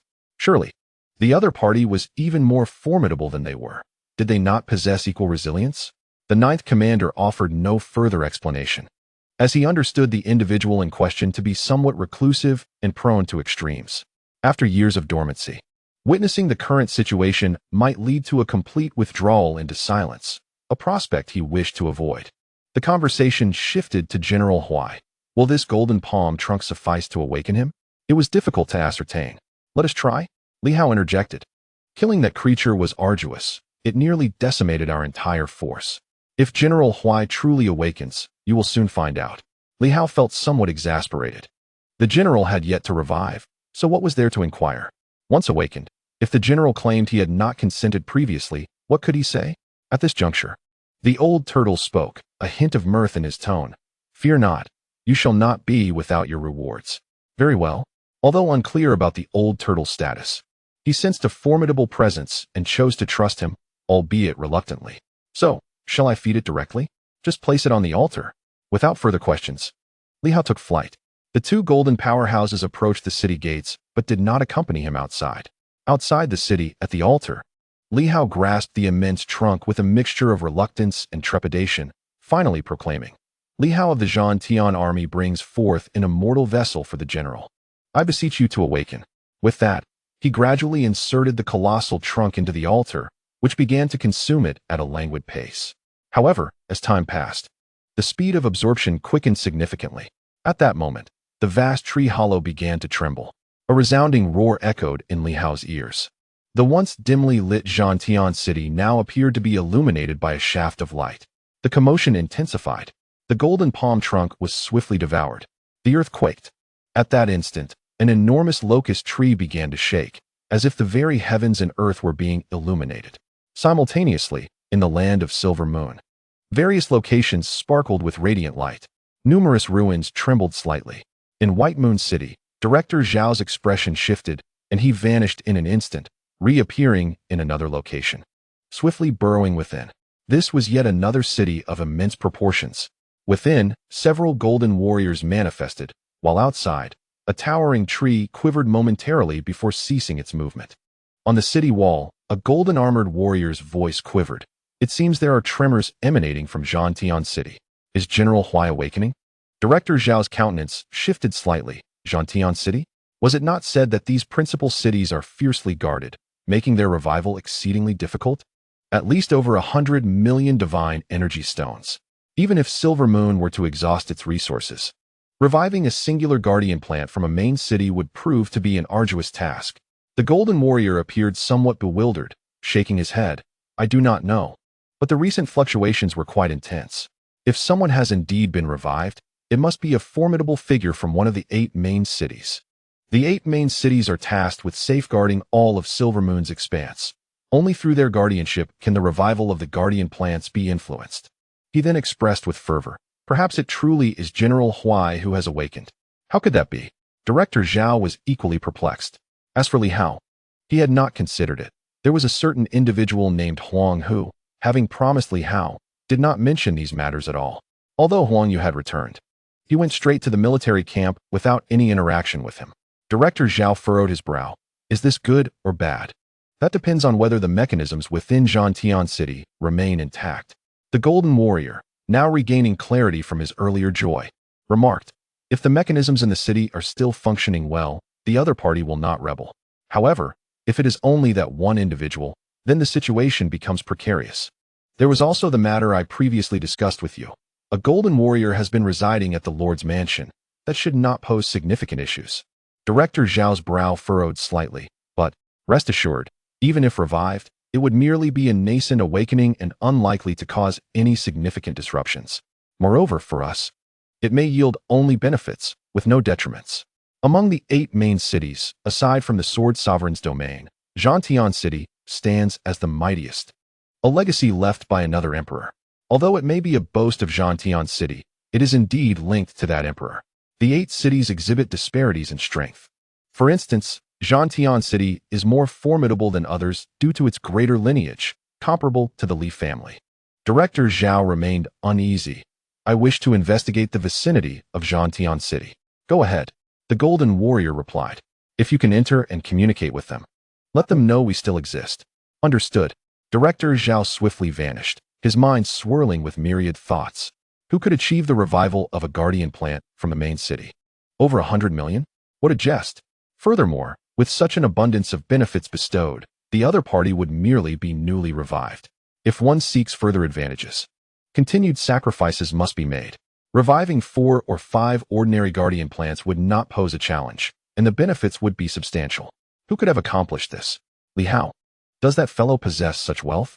Although it was said that he acquired considerable advantages last time, it was not mentioned that he exchanged everything for the Fountain of Life to enhance those around him. Otherwise, how could he have rapidly reached the pinnacle of 6 elemental affinities, with Nan Quan and the others advancing at a remarkable pace? At the same time, tremors were felt across various ruins from all directions. In Tianxing City, beneath the palace, the thorned rose transformed into a shadowy figure, gazing quizzically towards the north. After a long moment, she remarked, strange, there was a fluctuation in the heavens and earth just now, seemingly emanating from the direction of the 8 main cities. The distance was too great, yet there was a faint whisper of a sensation. Has someone been revived? The thorned rose's expression tightened. If a guardian plant from the main city had indeed revived, it would spell considerable trouble. Let us hope it is not. It swiftly glanced towards a distant grand mine entrance, furrowing its brow further. The second revival had yet to commence, and at present, it could not venture forth. As for sending a clone, it held little significance. Any manifestation in the ruins could hardly contend with the true powerhouses. The act of splitting a clone bore considerable risk. For now, one could only hope for the swift onset of the second revival. Damn it, had it not been for that individual persistently obstructing the process, and the lack of cooperation from several others, it would have commenced long ago. The night is long and fraught with dreams, making it susceptible to unforeseen events. At the headquarters of the Red Moon, Yue was in deep meditation when her eyes abruptly snapped open. The ethereal silhouette of her crimson cloak re-emerged. Disturbances had arisen in Battle Heaven City. Perhaps Li Hao had returned, supplying a substantial amount of energy. And General Huai might have revived. Yue's brow furrowed in response. Where could he have acquired such treasures? Although the various factions had contributed significantly last time. As you mentioned, the revival of the formidable beings from Yuanping Martial Science University likely depleted much of it. He had also been relentlessly enhancing his own power. How could he possess so many divine energy stones? It remained unclear. The Crimson Cloak was unaware as well but remarked, "Fortunately, the commotion is not overly significant. Even if a revival occurs, it would only be a meager one. Should it genuinely reach the point of activating Battle Heaven City, that would be terrifying. Yet such a scenario is nearly impossible now. Nevertheless, it asserted, we must endeavor to eliminate Li Hao. Otherwise, we will face considerable trouble. This individual has continuously contributed to the revival of Battle Heaven City, which ranks as the second principal city among the 8 great cities. Not inferior to the Li family in its prime. Ing Hongyue felt an acute headache. Eliminate? How? The Crimson Cloak fell silent for a moment before stating, "You are capable of achieving it." Ing Hongyue scoffed coldly. "Am I capable? How can I accomplish that?" The Crimson Cloak remained silent again, then continued, "You need not be wary of us. You ought to focus on resolving the issue of Li Hao. Our objectives align. Your continuous concealment of strength stems from the fear of our intentions, does it not? Such concerns are unwarranted." The Crimson Cloak ceased its elaboration, merely advising, "Allowing Li Hao to grow unchecked poses a threat to us all, including yourself. Do not forget, you are his greatest adversary. You have always been so. Be cautious not to nurture a tiger that may turn on you. Some matters are understood by all. Ultimately, be wary of your own downfall." "I do not comprehend your words." The Crimson Cloak chuckled. "If you do not understand, so be it. Perhaps you harbor your own thoughts. However, the danger will be shared.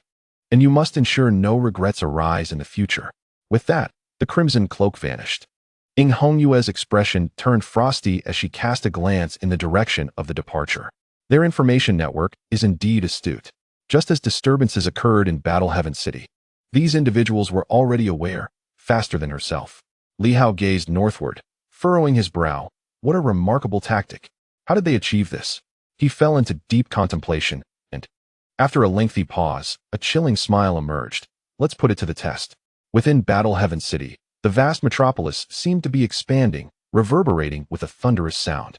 A towering tree, once silent, now emanated a faint golden glow, a formidable aura gradually materializing, so overwhelming that it left Li Hao breathless. Exiting the hollow of the tree, he tilted his head upwards, finally able to glimpse the skies above. A somewhat barren tree is undergoing a remarkable rejuvenation, sprouting leaves larger than a human. An aura of vitality sweeps through the surroundings, yet it poses no harm to Li Hao. It merely diffuses into the air. It has been a long time. A voice, ancient and weary, resonates softly. "Old turtle, I have returned to life." In the city, a faint glow emerges from the turtle tower. The voice of the old turtle follows. "Indeed, it has been quite some time. I thought you would never awaken. I nearly perished 20 years ago. Had I not consumed some energy, I would not have survived to see this day. There are far too many miscreants in the Silver Moon domain, and the spoils they leave for me are woefully scant," the tree laments. "Elsewhere, it is tolerable, but in the Silver Moon domain, a multitude of strong beings and formidable plants vie for survival. They cannot all perish without absorbing what they need. They have drained the Silver Moon dry." At that moment, a visage of a middle-aged man materializes upon the massive trunk. His hair is a brilliant white, yet his face does not bear the full weight of age. It seems as though he has emerged from the ethereal realm, stepping forth from the trunk to stand before Li Hao, a smile gracing his features. "Young one, you have done well." Li Hao, baring his teeth in a cautious grin, quickly responds. Li Hao pays his respects to the general. "Your efforts are commendable." The white-haired elder acknowledges with a nod, his gaze drifting towards the city, filled with nostalgia. "To behold Battle Heaven City once more, I thought I had lost all hope." At that moment, another elder appears, leaning on a cane, almost reminiscent of a tortoise. "Old Huai, congratulations." "Congratulations indeed." The white-haired General Huai offers a faint smile. "Yet, the revival is insufficient. I have barely regained my intellect, and the Silver Moon domain lacks any energy to absorb. It is still an improvement." The old turtle chuckles. "At least it is better than others." "That is indeed true," General Huai concedes, casting a glance at Li Hao. "Captain Li, your contributions have been monumental. I am fortunate to share in your glory. It is my duty." Li Hao beams brightly, hastening to add, "I merely vanquished an immortal plant. Though it was perilous and we nearly perished, we succeeded. A few injuries are inconsequential. We are all soldiers of Battle Heaven City. In total, we expended a mere 1 or 200 million energy stones and thousands of drops of the fountain of life, leaving some with indelible scars. Li Hao sighs, such trifles. The General's revival is worth any sacrifice. A hush falls over them. In that moment, General Huai remains silent, and the old turtle vanishes without a trace. As if it were of no concern to him. The white-haired elder contemplates briefly, nodding slightly. I understand the hardships you have faced. It is nothing, truly. Li Hao shakes his head. It is all part of our responsibility. The general need not be so modest. Previously, the palace guard suggested that I allow the golden palm tree trunk to absorb energy, promising 2,000 drops of the fountain of life in return. Yet, I thought to myself, how could that be acceptable? Li Hao furrows his brow. To condense a single drop requires 300 energy stones. Therefore, 2,000 drops would amount to 600,000 stones, or 60 million energy stones. However, reviving General Huai requires 100 million. Would that not be a loss? Li Hao chuckled. Moreover, I am the leader of the War Heaven City, not the leader of the Imperial Palace. General Huai fell silent for a moment, slowly responding. I have just awakened. I find myself somewhat powerless. Li Hao nodded in agreement. That is indeed understandable. You must take some time to rest. Is it merely a matter of rest? General Huai pondered internally. He then heard Li Hao continue. I will slay a few more immortal demon plants for you to replenish your strength. They are all nefarious beings, so do not dwell on it too much. As for the dangers involved, there is no need for you to sever an immortal source avatar for me. That would inflict too much harm upon you. Did I ever mention this? Li Hao pressed on. However, we are rather susceptible to injury. We still require some life springs, as they facilitate a swifter recovery. I have heard from the Imperial Palace guards that the stronger the demon plant elder, the faster they can convert life springs with minimal consumption. It takes 300 units to exchange for a single drop. I have been told that at your level, merely 100 units will suffice. I currently possess several million units. Over 3 million, so I kindly request your assistance in converting them into 30,000 drops of life springs. Once I venture out, I will once again summon formidable allies to join forces against our foes. A profound silence ensued. After a considerable time, General Huai finally spoke. Did you hear this from the Imperial Palace guards regarding the exchange rate of 100 units for 1 drop? Indeed, Li Hao confirmed. General Huai fell into silence once more, then slowly inquired, was it that little fellow who came last time? Yes. Is it still over at the Imperial Palace? Yes. Please inform it that when the heavens and earth can accommodate us, I shall pay it a visit. Li Hao cleared his throat. When I return, I shall convey your message. General Huai, feeling helpless, eventually said, hand over the energy stones. The consumption is not negligible. In the past, you could have as many as you desired, but now, my internal reserves are nearly depleted. If you provide me with 3 million energy stones, I can offer you 10,000 drops of life springs, but it will take 3 days. Times have changed. It was not as if he were on the verge of starvation, and where would he find energy to subsidize Li Hao? Nonetheless, although the energy would pass through his body with little profit, it would still nourish his parched trunk, signifying a revival of sorts. Li Hao inwardly scoffed. Isn't this akin to the little tree? However, the speed of recovery was indeed much improved. 10,000 drops could be gathered in just 3 days. The little tree, on the other hand, could not convert that much in such a short time. It would take nearly 30 days, unless it disregarded consumption, which would result in over triple the cost. Indeed, the prowess of the strong was impressive. Their conversion was far swifter. Li Hao, undeterred by the prospect of the other party absconding with the stones, directly poured forth a substantial amount of divine energy stones. He still retained over 30 million stones, leaving some aside for the little sword to consume. Though the Starry Sky sword had recently shown reluctance toward such sustenance, it was better than nothing. General Huai waved his hand, and all the divine energy stones vanished without a trace.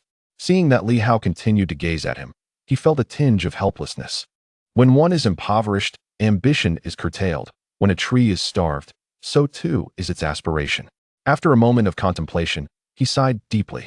In an instant, a translucent branch, shimmering with brilliance, fell from the immense trunk. This object was the core essence of my being, condensed into the heart of the tree. Indeed, it was merely an ordinary branch. Within the city, the faint voice of the old tortoise could be heard.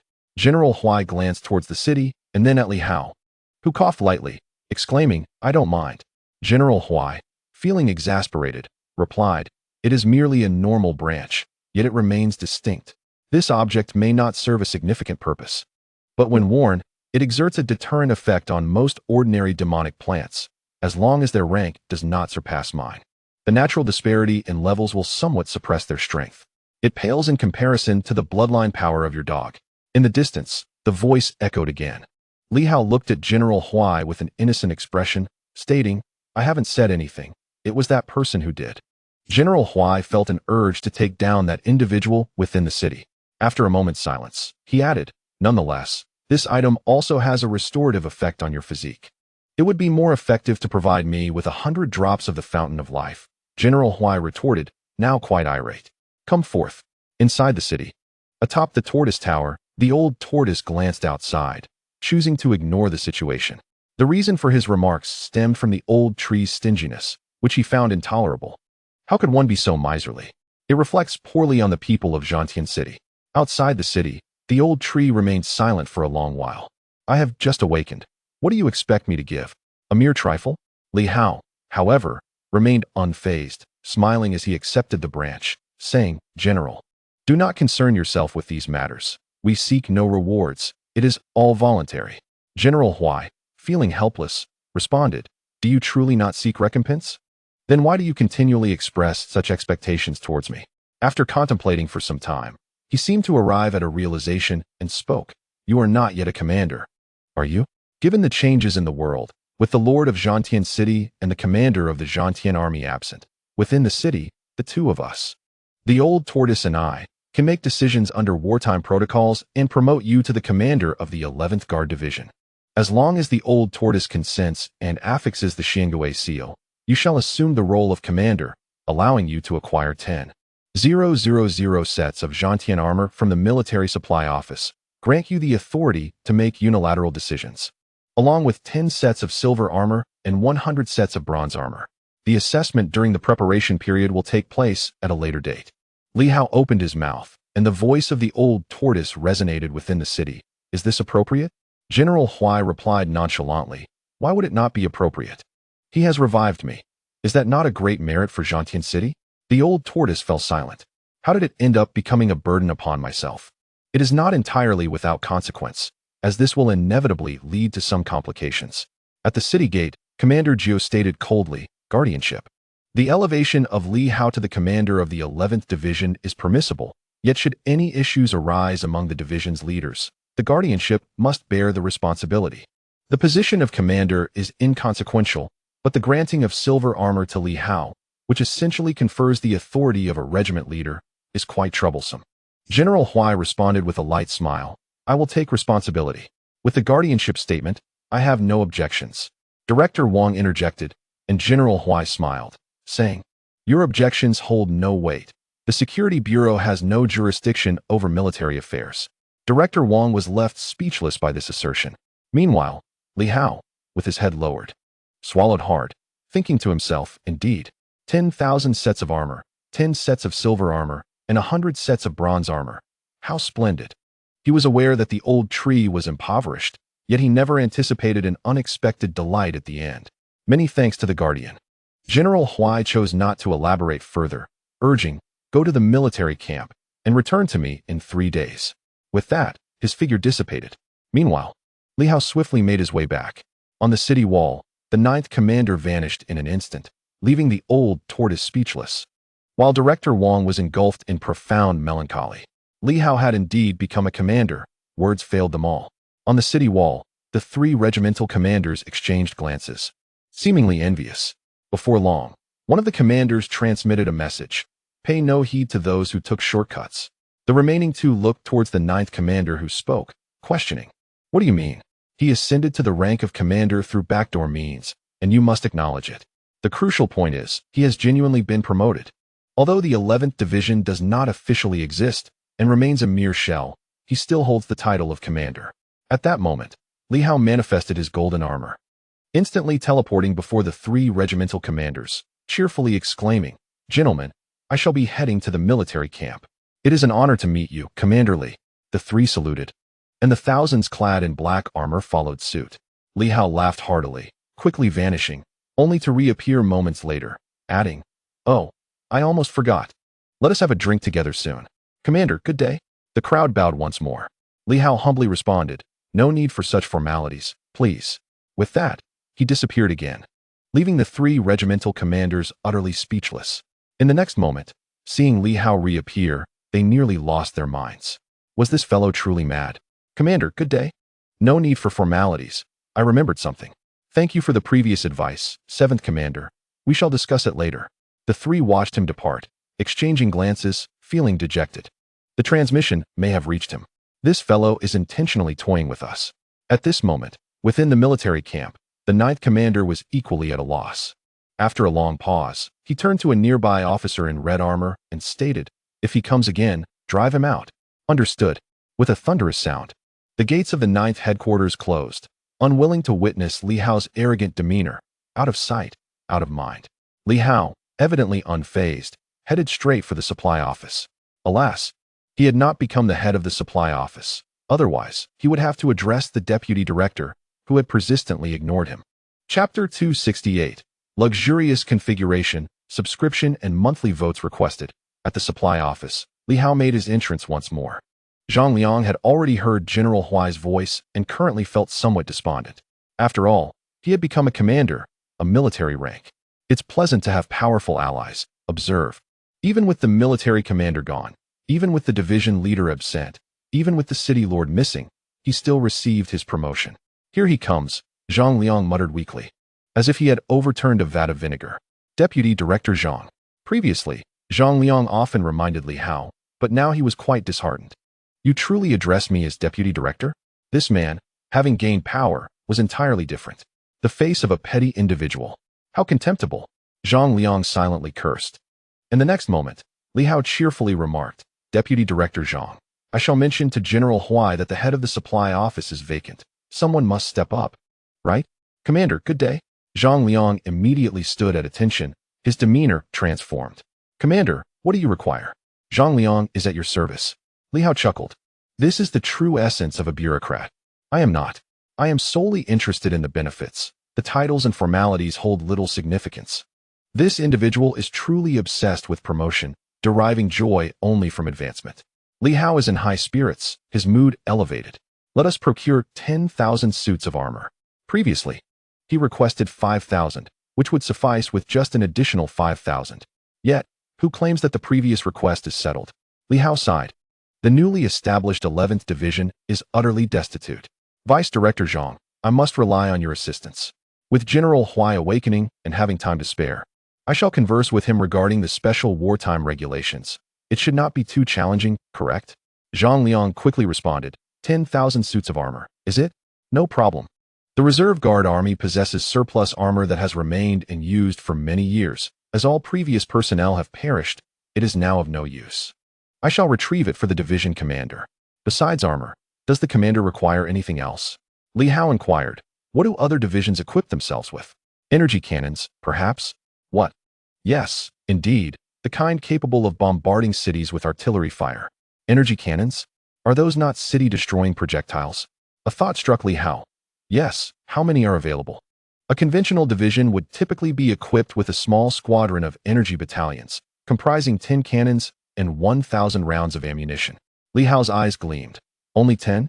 But this is a new division. There are no depreciation quotas? Zhang Liang, lacking teeth, would have been pained to death had he possessed them. After a moment of contemplation, he muttered, "If so, shall we then allocate 12 cannons to the commander, along with 1,200 rounds of ammunition?" Indeed, Vice Director Zhang is truly a good person. Zhang Liang, bemused, acknowledged that these requests fell within the realm of regulations and did not constitute favoritism towards Li Hao. In addition to these, what else does a standard division possess? Zhang Liang promptly replied, under typical circumstances, a newly established division, aside from armor and energy cannons, must also consider its functions. However, many resources within the city are currently inoperable, and some are simply unavailable. I shall mention what is accessible. He quickly conducted a mental tally and stated, the newly established division will be equipped with 10 radiation towers, capable of expanding communication ranges tenfold, reaching 1,000 miles, or rather, 3,000 miles. Thus, under the radiation towers, communication can extend to 10,000 miles, with each regiment receiving one. Radiation towers.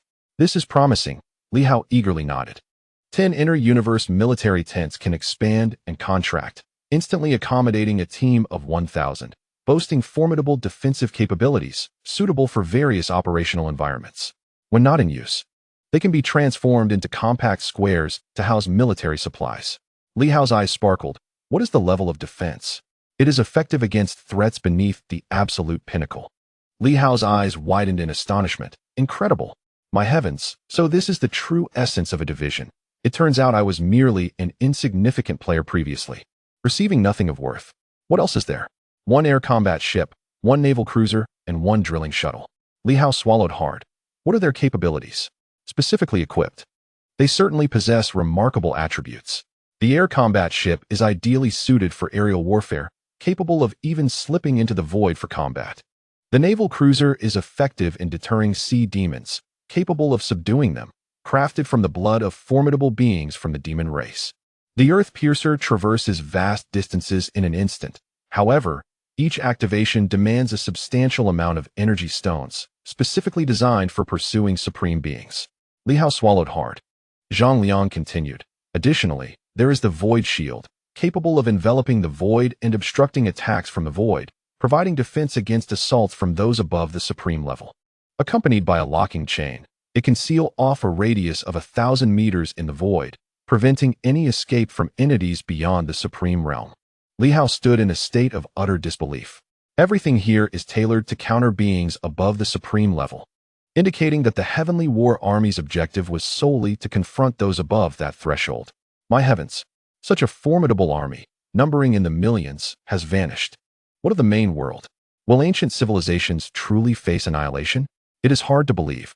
A division could undoubtedly suppress any supreme being, even the immortal ones. They were entirely equipped with various war machines aimed at confronting those above the supreme level. How terrifying. They possess all of this. Indeed, Zhang Liang nodded, but soon appeared troubled, stating, these can be allocated to the division commander, but there is a lack of energy supply. What does that mean? These weapons consume a significant amount of energy. Since the connection with the Heavenly Star Town was severed, the energy within the city has been depleted, leaving only a scant few energy stones for cultivation, insufficient to adequately equip the division commander. The consumption is immense. Indeed, according to the standards of your era, any weapon requires at least over 100,000 divine energy stones for a single activation, at a minimum. To maintain functionality, even more is needed. Li Hao opened his mouth, suddenly alarmed. Oh no, I had over 30 million divine energy stones, nearly all given to General Huai. Now I have merely a few million left. Is divine energy stone truly so valuable? Without energy stones, do these become useless? Not entirely useless, Zhang Liang replied. For instance, the military tents can still be utilized, albeit their defensive capabilities have significantly diminished. Isn't that obvious? Li Hao felt a pang of frustration. What a money-consuming monster. If the Heavenly War Army were to engage in a full-scale battle, how much energy would be consumed? It's no wonder their strength waned significantly after the energy was exhausted. While Li Hao felt the sting of loss, he recognized the necessity of these resources, not a single piece less. Is there anything else? No, Zhang Liang shook his head. This is the entirety of the configuration. There were once additional items, but the storeroom is now empty. I have provided everything I could. Very well, Li Hao lamented. For although they are costly, they are treasures nonetheless. Unable to contain himself, he inquired, what else was once equipped? With so much already, is there anything more? Temporary fixed teleportation passages, emergency void-breaking talismans, and forbidden-breaking divine needles are all standard configurations for frontline legions. No need for explanations. Li Hao recognized what those were and felt a twinge of envy. Zhang Liang continued, this is standard for frontline legions, the true core forces, which would also include other treasures, such as the world-subduing divine weapon, which under military control can unleash power rivaling that of sages or even those beyond. The first army of the Heavenly War Army was equipped with one. Our reserve defense army does not possess such. Very well. Li Hao had become numb to it all. One can only say, with wealth comes indulgence. Upon reflection, Li Hao remarked, by the way, I have completed a task and earned 10,000 military merits. What do you think I should exchange them for? Perhaps the void-breaking sword technique? The Round Ping Martial Science University offers it, but I lack the qualifications for that.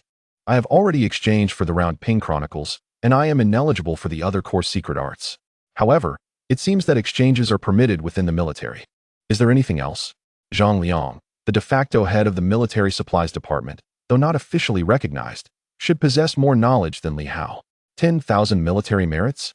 This time, unlike the previous occasion, Zhang Liang did not simply toss a pamphlet at him.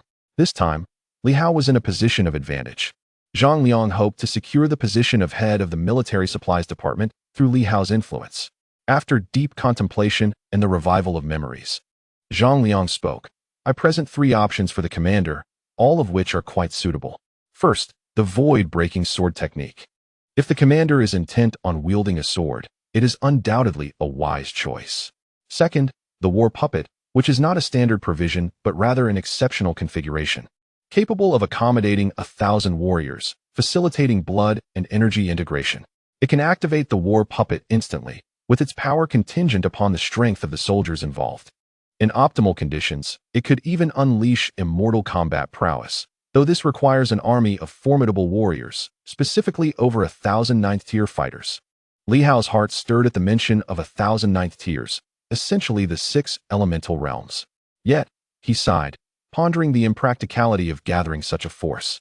Besides, their previous encounters had already claimed an immortal. It was clear that the version being referenced was the complete one, representing peak power, not the incomplete variant like that of the Great Tree. Moreover, he and his comrades, including the likes of the Little Tree and Director Zhou, were significantly stronger than mere ninth tiers. Zhang Liang glanced at Li Hao and suddenly fell silent. Li Hao, taken aback, urged him, "Come on, speak up, Director Zhang." "What is the third option?" Zhang Liang's voice wavered. Will the commander truly approach General Huai about this? Of course. Are you deceiving me? Absolutely. After a moment of silence, Zhang Liang added, "Then the commander must swear by the honor of the Li family that he will indeed speak to General Huai about promoting Director Zhang." Li Hao rolled his eyes dramatically. "Do I really possess such a tarnished reputation? That's uncertain." Li Hao, exasperated, finally said, "Is the third option truly significant?" "Indeed." After pondering, Li Hao declared, "I swear by the honor of the Li family that I will discuss with General Huai the matter of Director Zhang as promotion, though I cannot guarantee success." "That suffices." Zhang Liang nodded in agreement. As for the likelihood of success, that was secondary. The real concern was that no one had mentioned it, leaving General Huai and his associates oblivious to his existence, which was truly disheartening.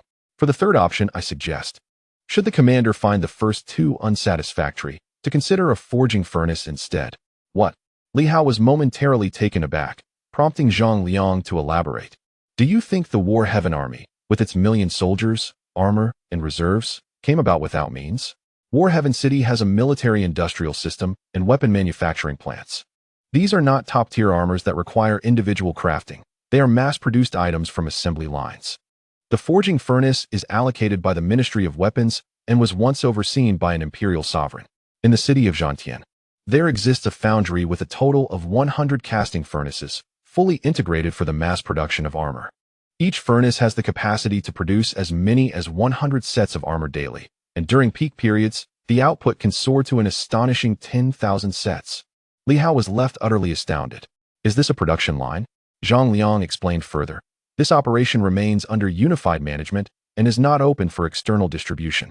However, it does require energy stones and raw materials." As the city progressed, resource shortages became apparent. To encourage individuals to overcome challenges, permissions were granted for certain commanders to exchange resources, seek assistance, or engage in battles, thus allowing for the timely replenishment of damaged armor. Currently, the ability to exchange remains available and has not been revoked. Li Hao's eyes sparkled with excitement. Is the manufacturing process complicated? Not at all. It's a foolproof operation. The only challenge lies in sourcing the necessary materials. What kind of materials are needed? Zhang Liang pondered for a moment. Essentially, some conventional ores. If gold, silver, copper, and iron are unavailable, one can even smelt old armor. Remember when you provided me with some armor from other military units? They have all been reconstituted. Li Hao quickly interjected, The crucial aspect of armor lies in its operating system. Once manufactured, does it come equipped automatically?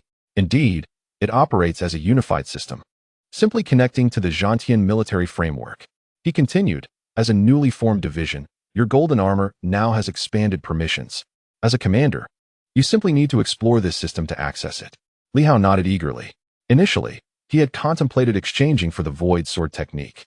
But now he considered that this option might be more beneficial.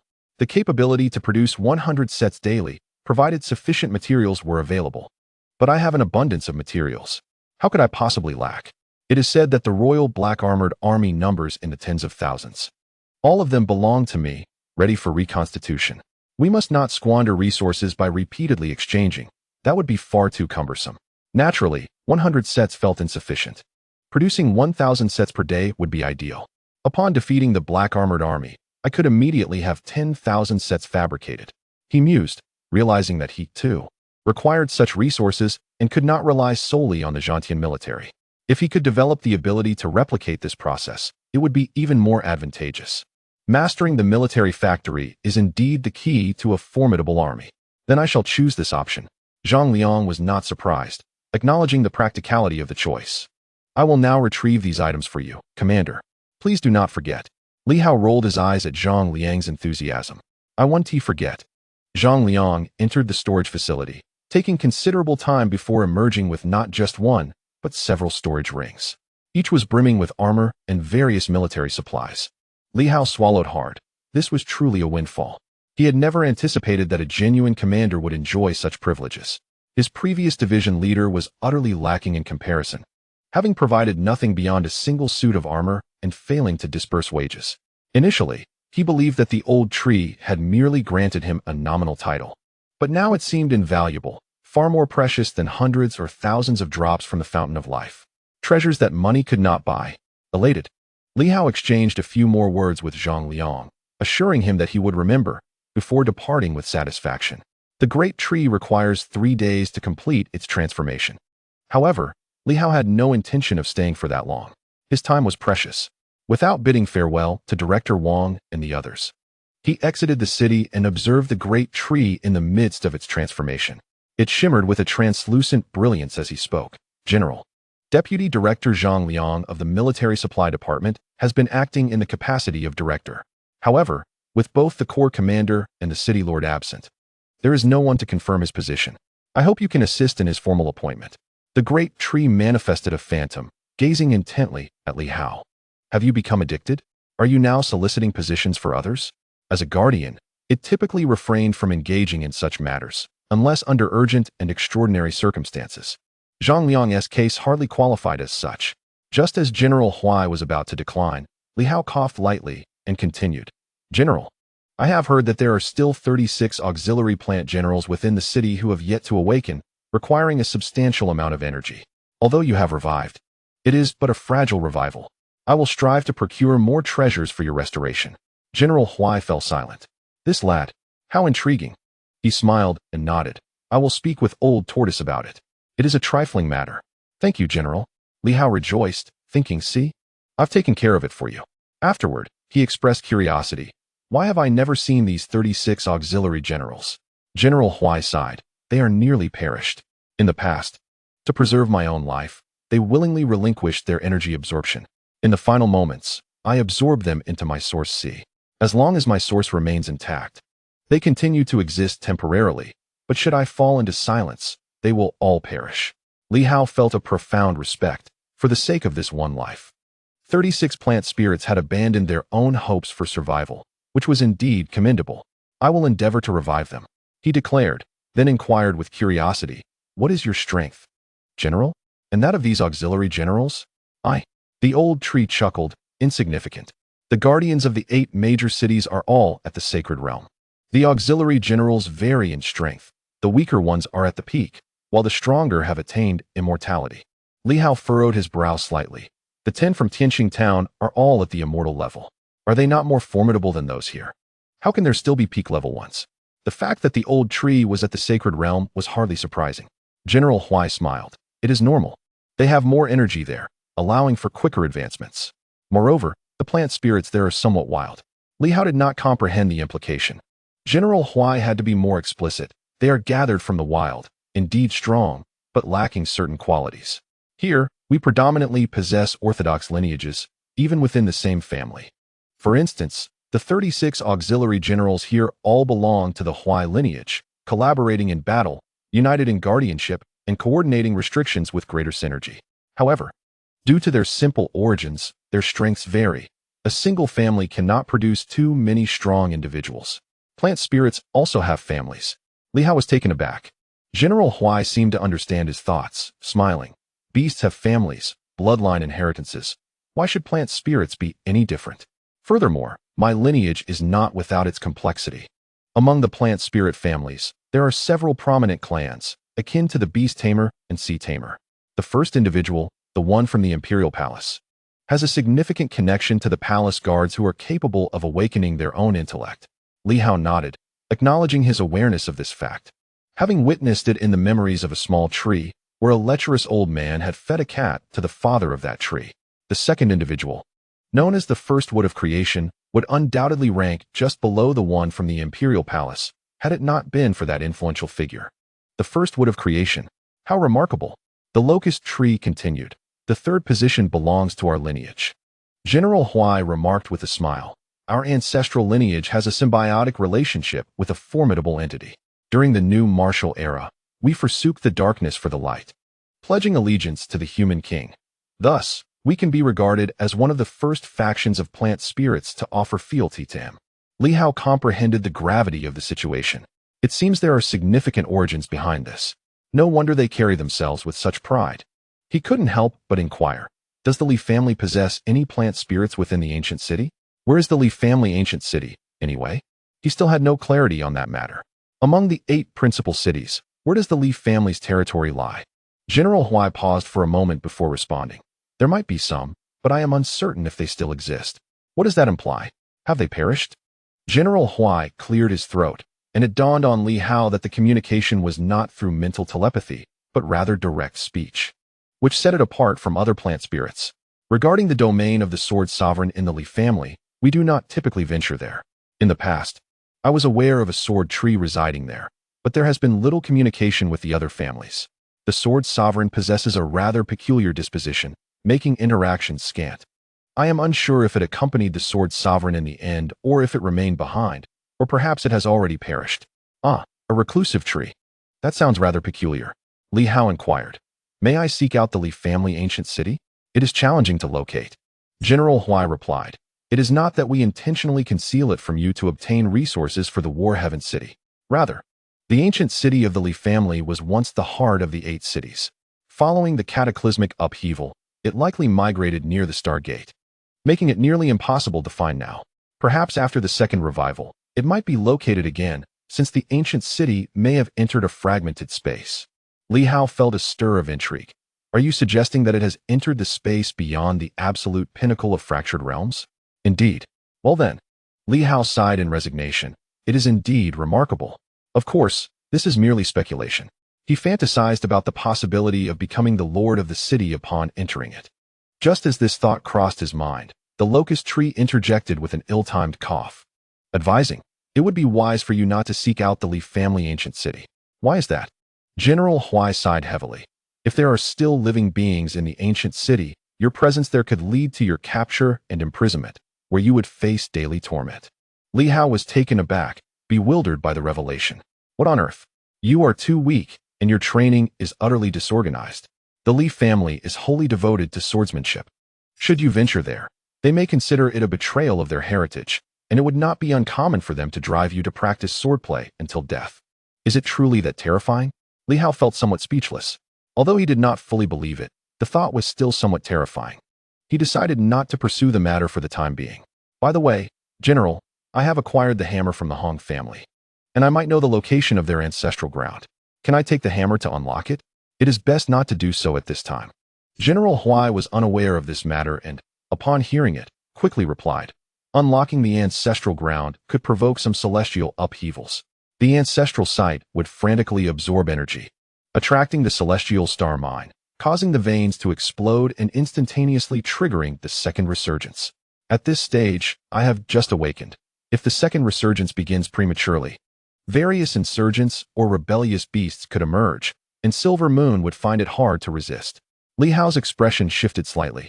Is that so? Now that I have an adversary, and also the divine weapons of the 8 great families, if he unlocks the ancestral ground, wouldn't that hasten the arrival of the second resurgence? It's Inghonghua. Indeed. General Huai continued.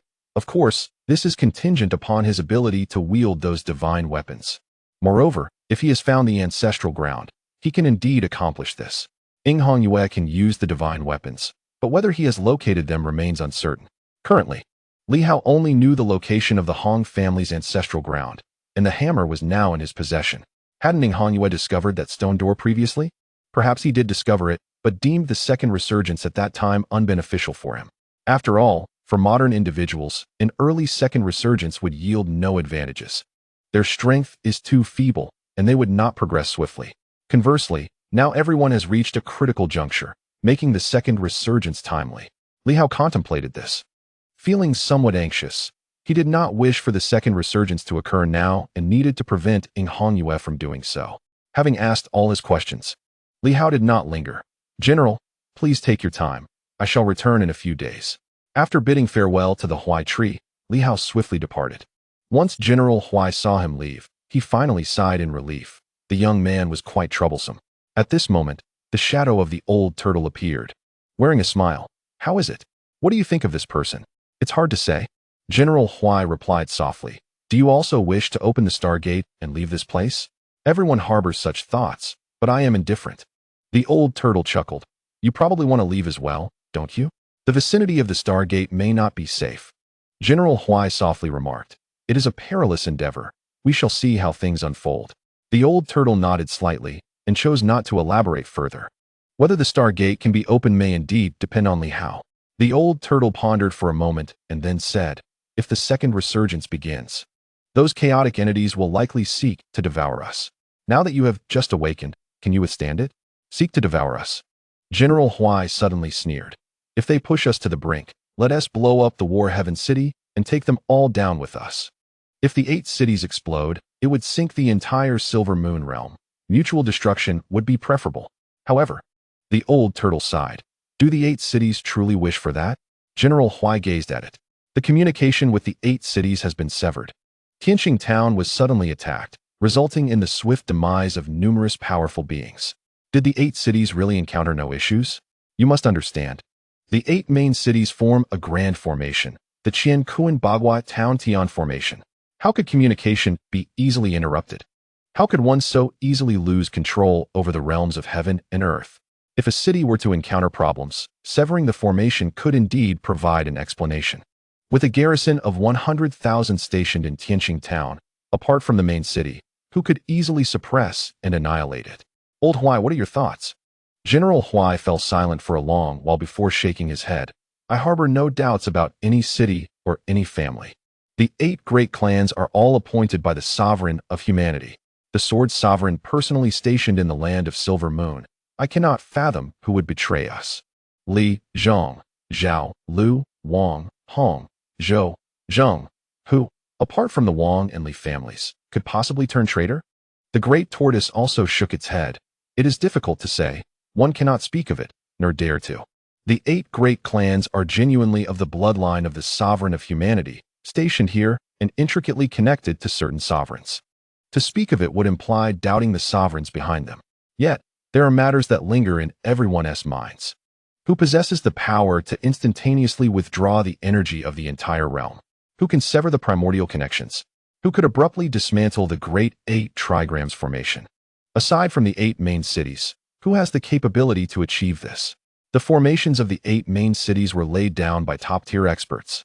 Only from within could one breach the connections of a city, thereby breaking through.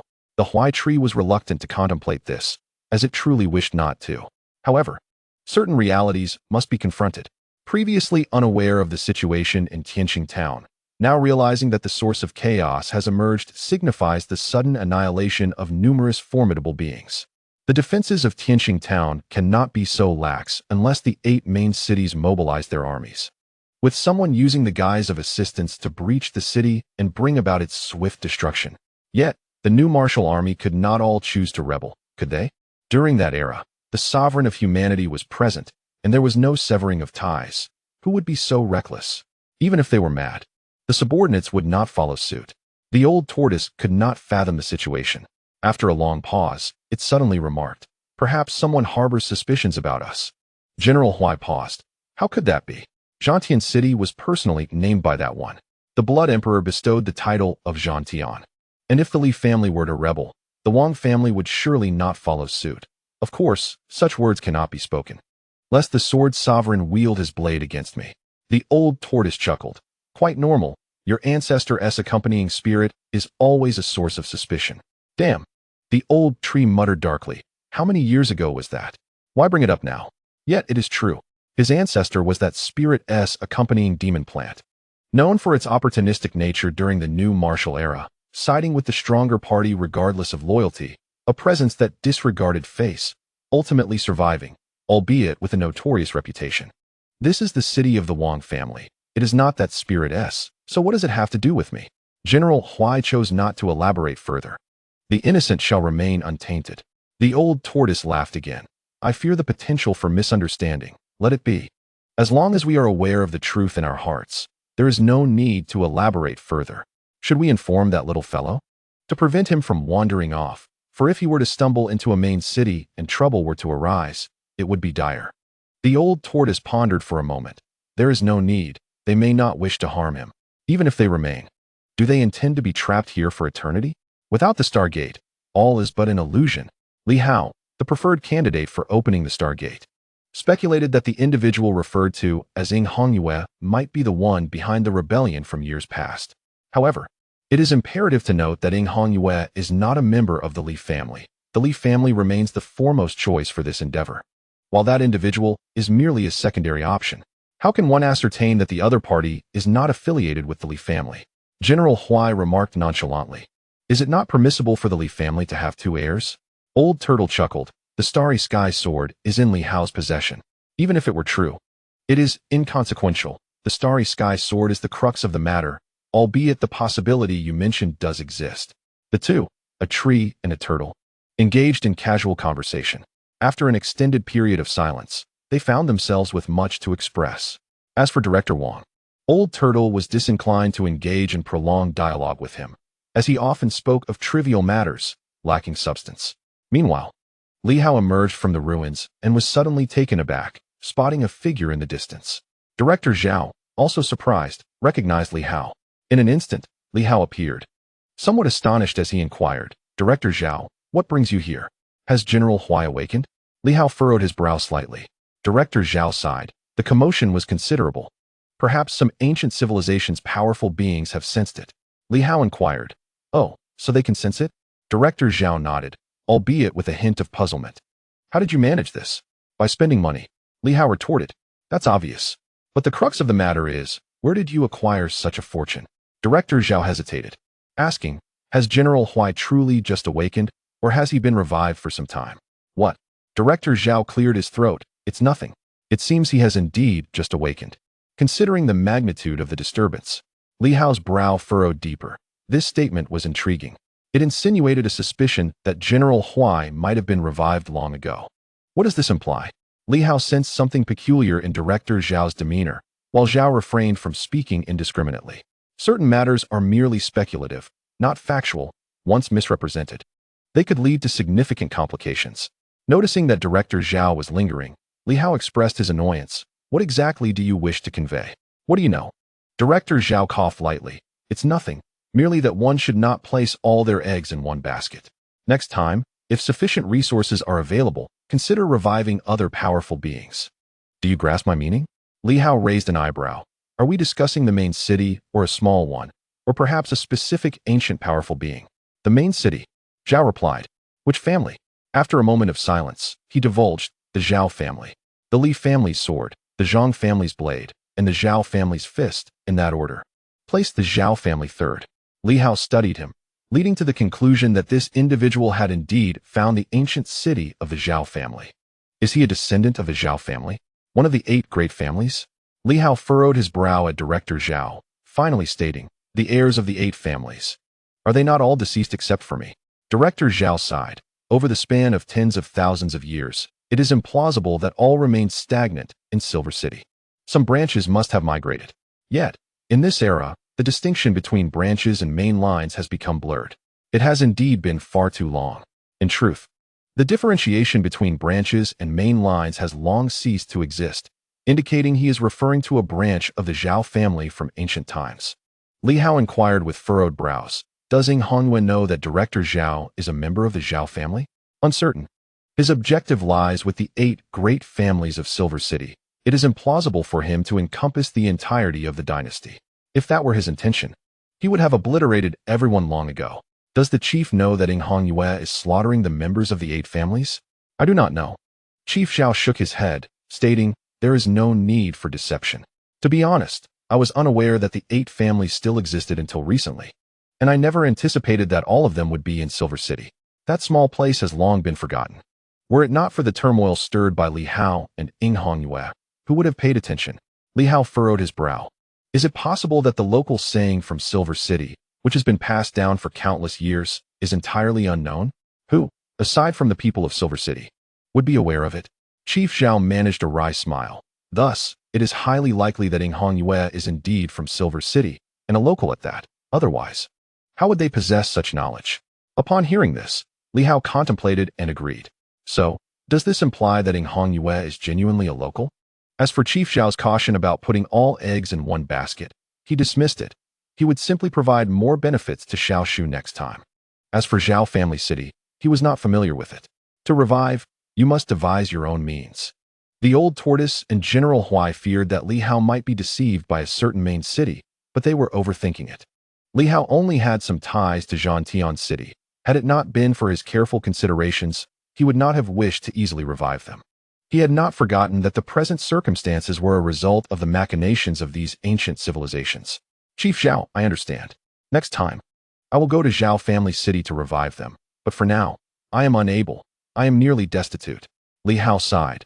This fellow has an insatiable appetite, devouring all my forthcoming cultivation resources. It is quite vexing.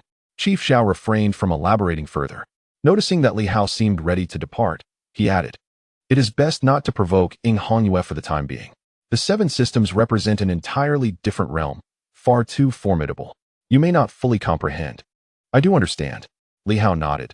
They are indeed impressive, comparable to the pinnacle of power. Rest assured, I am well aware. Chief, you need not worry.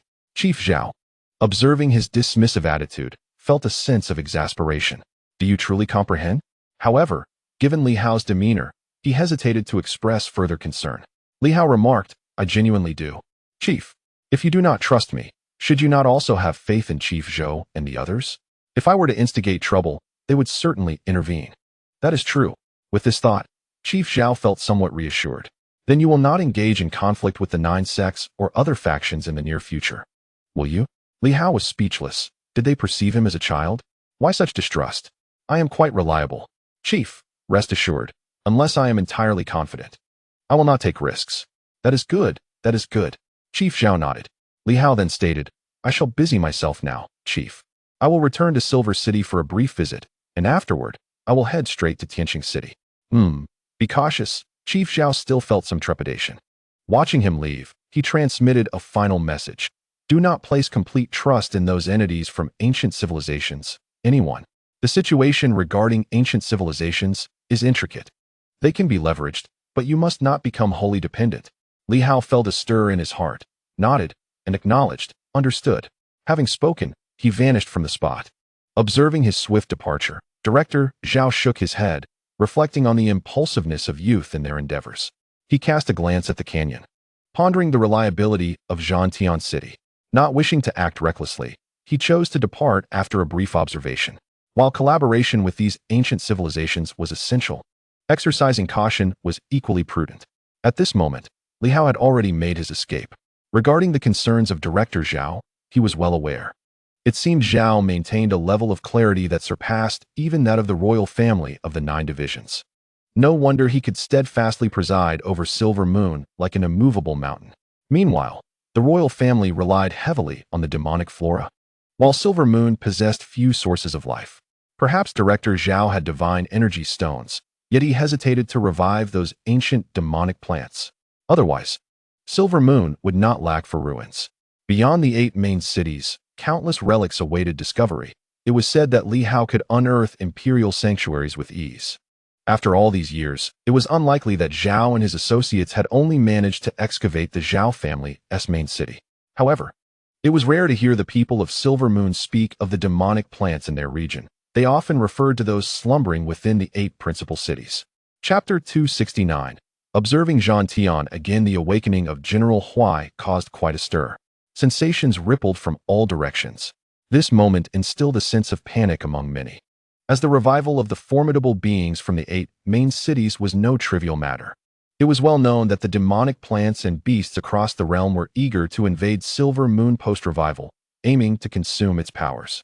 This assumption was predicated on the notion that these formidable beings would either fail to revive or would do so with delay.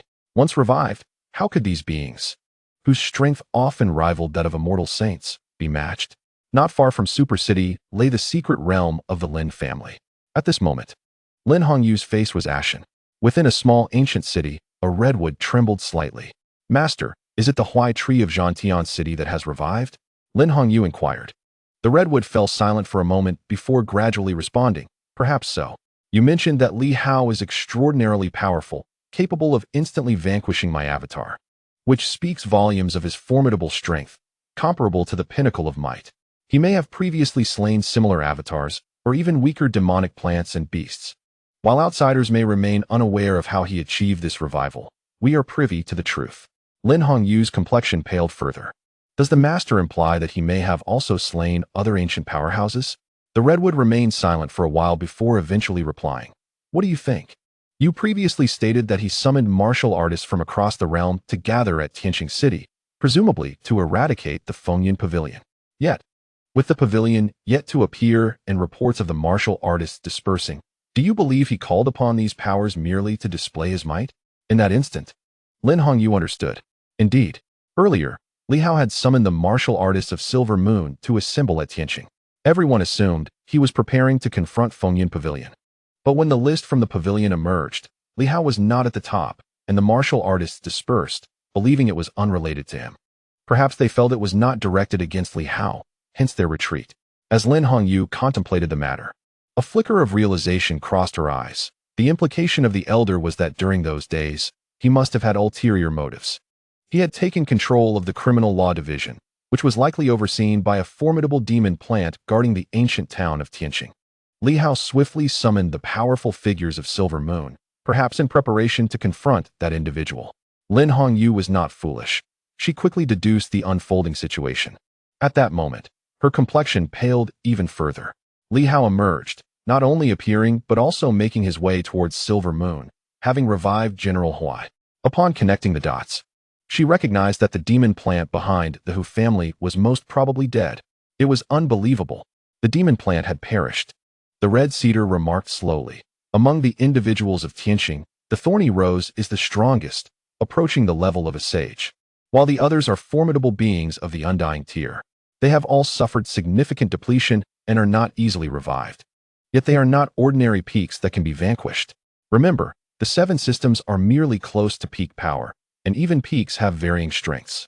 If Li Hao truly managed to slay such an opponent, it implied he possessed other undisclosed means." At this moment, Red Cedar was also taken aback and filled with emotion. It was hard to believe. After a moment of silence, it continued. "Li Hao did not pursue you to kill, but rather to compel your surrender. What do you think?" Lin Hongyu fell silent.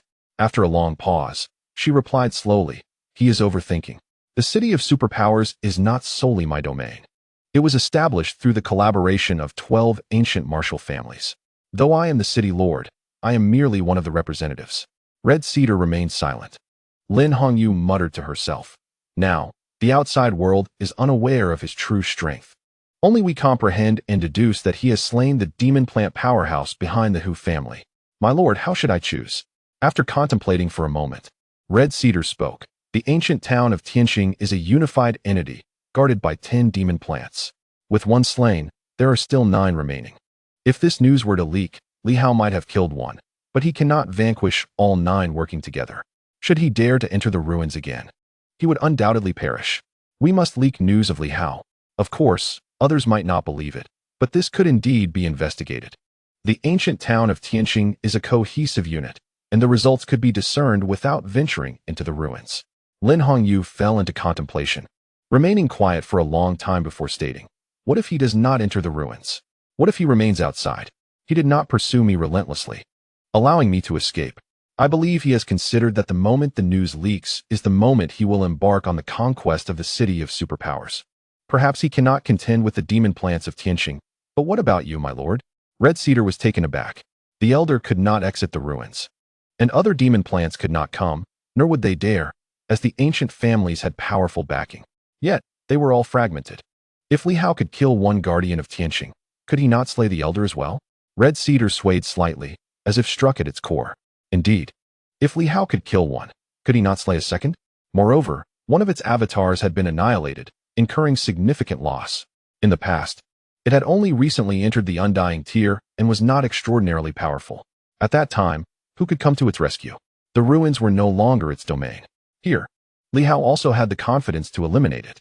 Hong Yu sighed, reflecting on Li Hao's astonishing progress. His advancement was not only rapid but almost unfathomable. This was not the crux of her concern. What truly perplexed her was that, even before the second revival, he had managed to unleash powers surpassing the pinnacle of the six systems.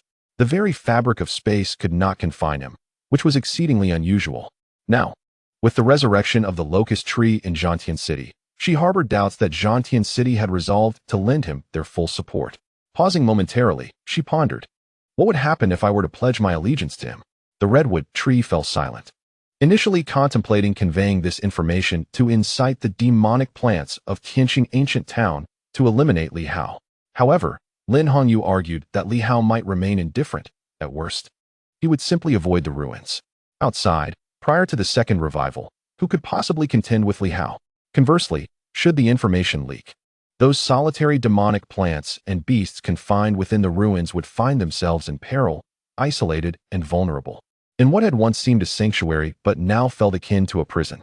If a formidable adversary emerged from the outside world capable of vanquishing them, they would have no sanctuary to flee to. Escaping would only result in being torn apart by the fabric of space, while remaining would mean enduring the inevitable confrontation. The redwood tree contemplated the pros and cons of siding with Li Hao. The advantages included a significant reduction in danger. Yet the downside was that Li Hao was not one they had nurtured. He was backed by Jiusi City and potentially other demonic plants. Long before, Li Hao had offered the fountain of life to others, and prior to that, General Huai had not yet revived. It was also possible that other auxiliary demonic plants from Jiusi City had awakened. Regardless, this indicated that Li Hao had more than one powerful ally. Aligning with him would mean taking a subordinate position. Furthermore, their ambitions lay with the formidable beings in the central region, specifically the powerful entities from Silver Moon and its legacy. As she contemplated these matters, Lin Hongyu interjected, "Sir, a decision must be made swiftly. Otherwise, if Li Hao frees himself, Super Energy City may very well become his primary target, with the Lin family being of utmost importance. I'm also pondering, if Li Hao is this formidable, what of the others? Can anyone else rival the Seven Systems? Super Energy City, with its 12 families, originally aimed to emulate Jiusi City and establish a new era of cultivation sanctuaries. I once believed I could achieve this, but I later realized that the number of powerful beings from Silver Moon made it impossible to become the sanctuary that Jiusi City had been. The sanctuaries of the new martial era are said to have birthed countless strong individuals, and even more than one emperor. Among them, several have reached extraordinary heights. And even among the emperors, they are immensely formidable. Any one of them could easily obliterate Silver Moon. Now, with Li Hao's rapid ascent, Lin Hongyu found her situation increasingly untenable. Confrontation was futile. Outside, she could not best him, and entering the ruins might not guarantee victory either. She continued, moreover, the other 11 families of Super Energy City wish to usurp my position, claiming it to be collaboration, yet ultimately, all 11 seek to interfere with the operations of Super Energy City. Not only them, but even the Lin family is not entirely obedient. A woman has swiftly risen to prominence, causing discomfort for many within an ancient martial arts family like the Lin clan. Yet, Her formidable strength has quelled much of the discontent. However, the other 11 families also harbor powerful individuals. Perhaps alone, none could rival her, yet united. They pose a significant challenge, especially considering the ancient demon plants or beasts that support them. The backing of demon beasts pales in comparison to that of demon plants, as the former cannot provide the fountain of life, even though ancient demon beasts are formidable entities in their own right. At this moment, Lin Hongyu felt a surge of despondency. Previously confident, she had believed that given a little more time, she could unite the Jade Flute and the two great mountains of the setting sun, along with 3 major factions. Even if Ing Hongyue and her associates joined the 7 systems, she would still dare to confront them. However, the entrance of Li Hao into the 7 systems filled her with dread. Ing Hongyue and her companions each had their own agendas, and they were unlikely to act impulsively or recklessly. In contrast, Li Hao's madness surpassed that of the 3 major organizations. Anyone who stood against him faced immediate annihilation, without a moment's respite. For instance, had he encountered Ing Hongyue on the road, they might have opted for negotiation or casual conversation rather than immediate violence. Yet, Li Hao launched an attack without hesitation.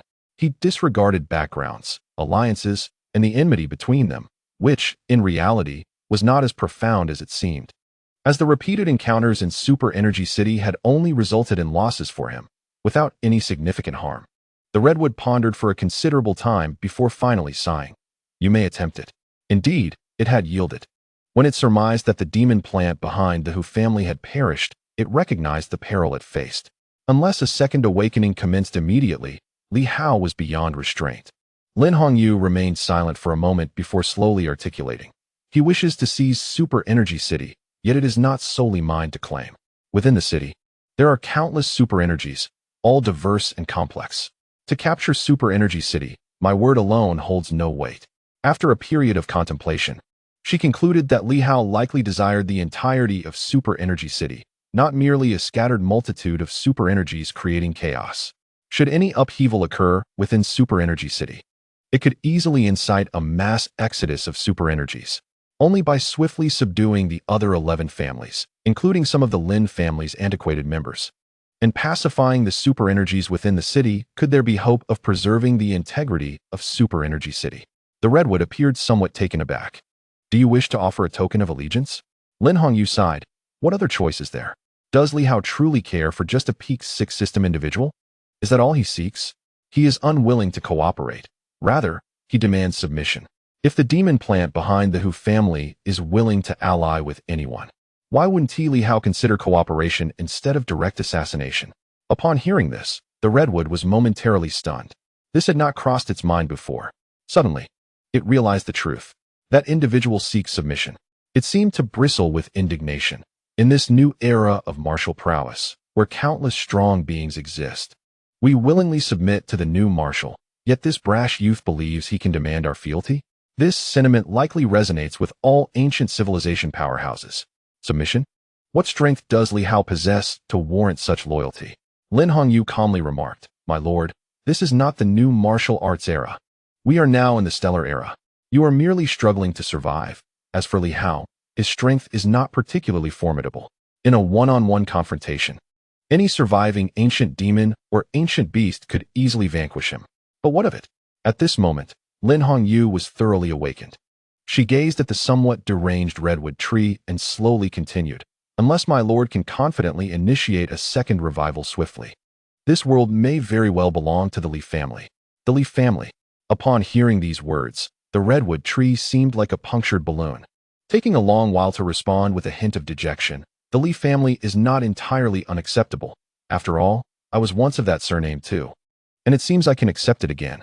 It was all about status, the heir of the Li family. In the past, Silver Moon also bore the surname Li. And even if the new martial arts era was represented by the Fong family, the fact that Silver Moon belonged to the Li family was a point that even the King of Beasts would not contest. This land was essentially the fiefdom of the Li family, though they would never openly admit it. It was also a form of compensation to the Sword Sovereign. As for why the compensation was granted, that was unknown. There was, however, another narrative from back in the day. The path of the Sword Sovereign was fraught with challenges, and the King of Beasts hoped the Sword Sovereign could advance further into true invincibility. Thus, This small world was gifted to the Sword Sovereign, hoping that he could establish a realm within, thereby remedying certain deficiencies. The specifics of this matter were beyond the understanding of those at the lower echelons. Now, with the Sword Sovereign missing and the Stargate closed, the heir of the Li family assuming dominion over the Silver Moon world seemed a plausible scenario. Hongyu, what do you intend to do? Lin Hongyu pondered. In this time of turmoil, the City of Superpowers is also somewhat unstable. I propose convening a joint meeting of the 12 great families. Moreover, powerful rogue cultivators in the city should also be invited. I wish to establish a new elder council. Anyone with significant strength may participate. To sway others through might, the council shall comprise 20 formidable individuals. Do you believe the strong from the 12 families will attend? Will the rogue cultivators in the city join as well? Do you truly wish to ensnare them all? But can you suppress them? Finally, how? At the mere thought of previous encounters, Lin Hongyu's complexion paled slightly. She had nearly perished at his hands with a single strike. At that moment, she had never felt such terror. His indifference was chilling, his gaze instilled fear. He may not care for her, but if a million superpowers were to scatter, it would spell monumental chaos. No matter how strong he was, he could not create countless avatars to extinguish the flames of disorder. The world would descend into total chaos. The City of Superpowers still held significance. At the very least, it kept a million superpowers in one place rather than having them disperse in all directions. Whether Li Hao aspired to be a king or an emperor, he desired a complete celestial star dynasty.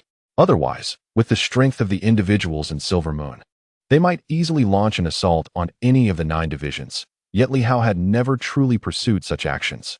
Time and again, he had only responded passively.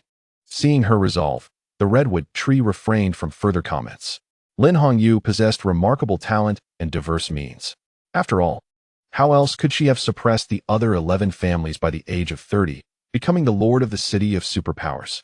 However, the redwood tree did not anticipate the resoluteness of its adversary. After a single defeat, this once ambitious genius, intent on establishing a sacred domain, chose to relinquish his dream and align himself with Li Hao, a decision that took everyone by surprise. The City of Superpowers boasts a multitude of formidable beings, as do the 12 prominent clans. Establishing such a foundation is no trivial feat.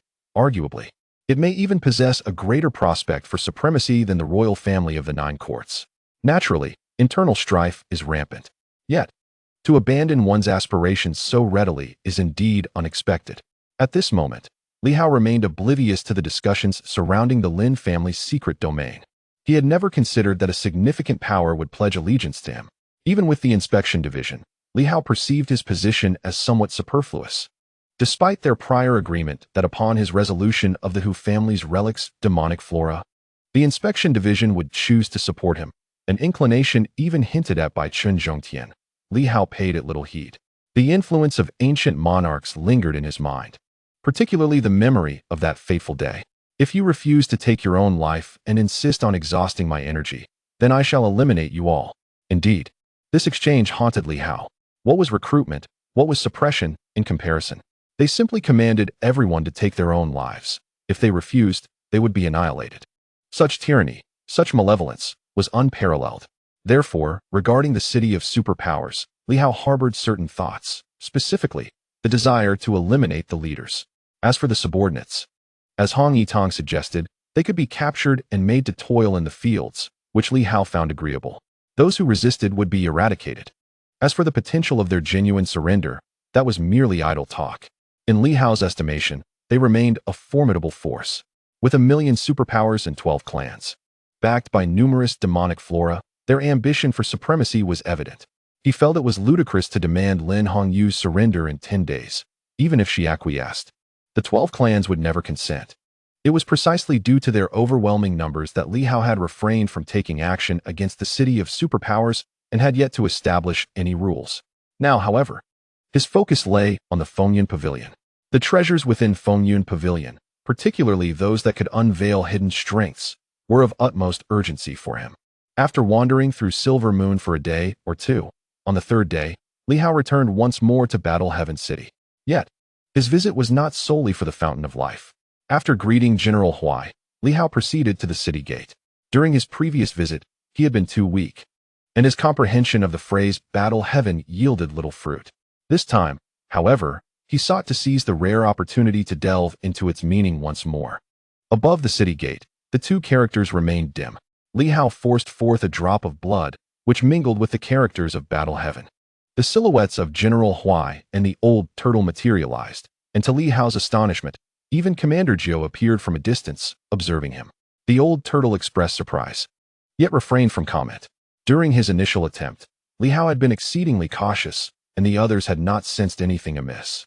This time, however, he openly meditated upon the two characters. General Huai was taken aback. Could he be comprehending the characters left by the emperor?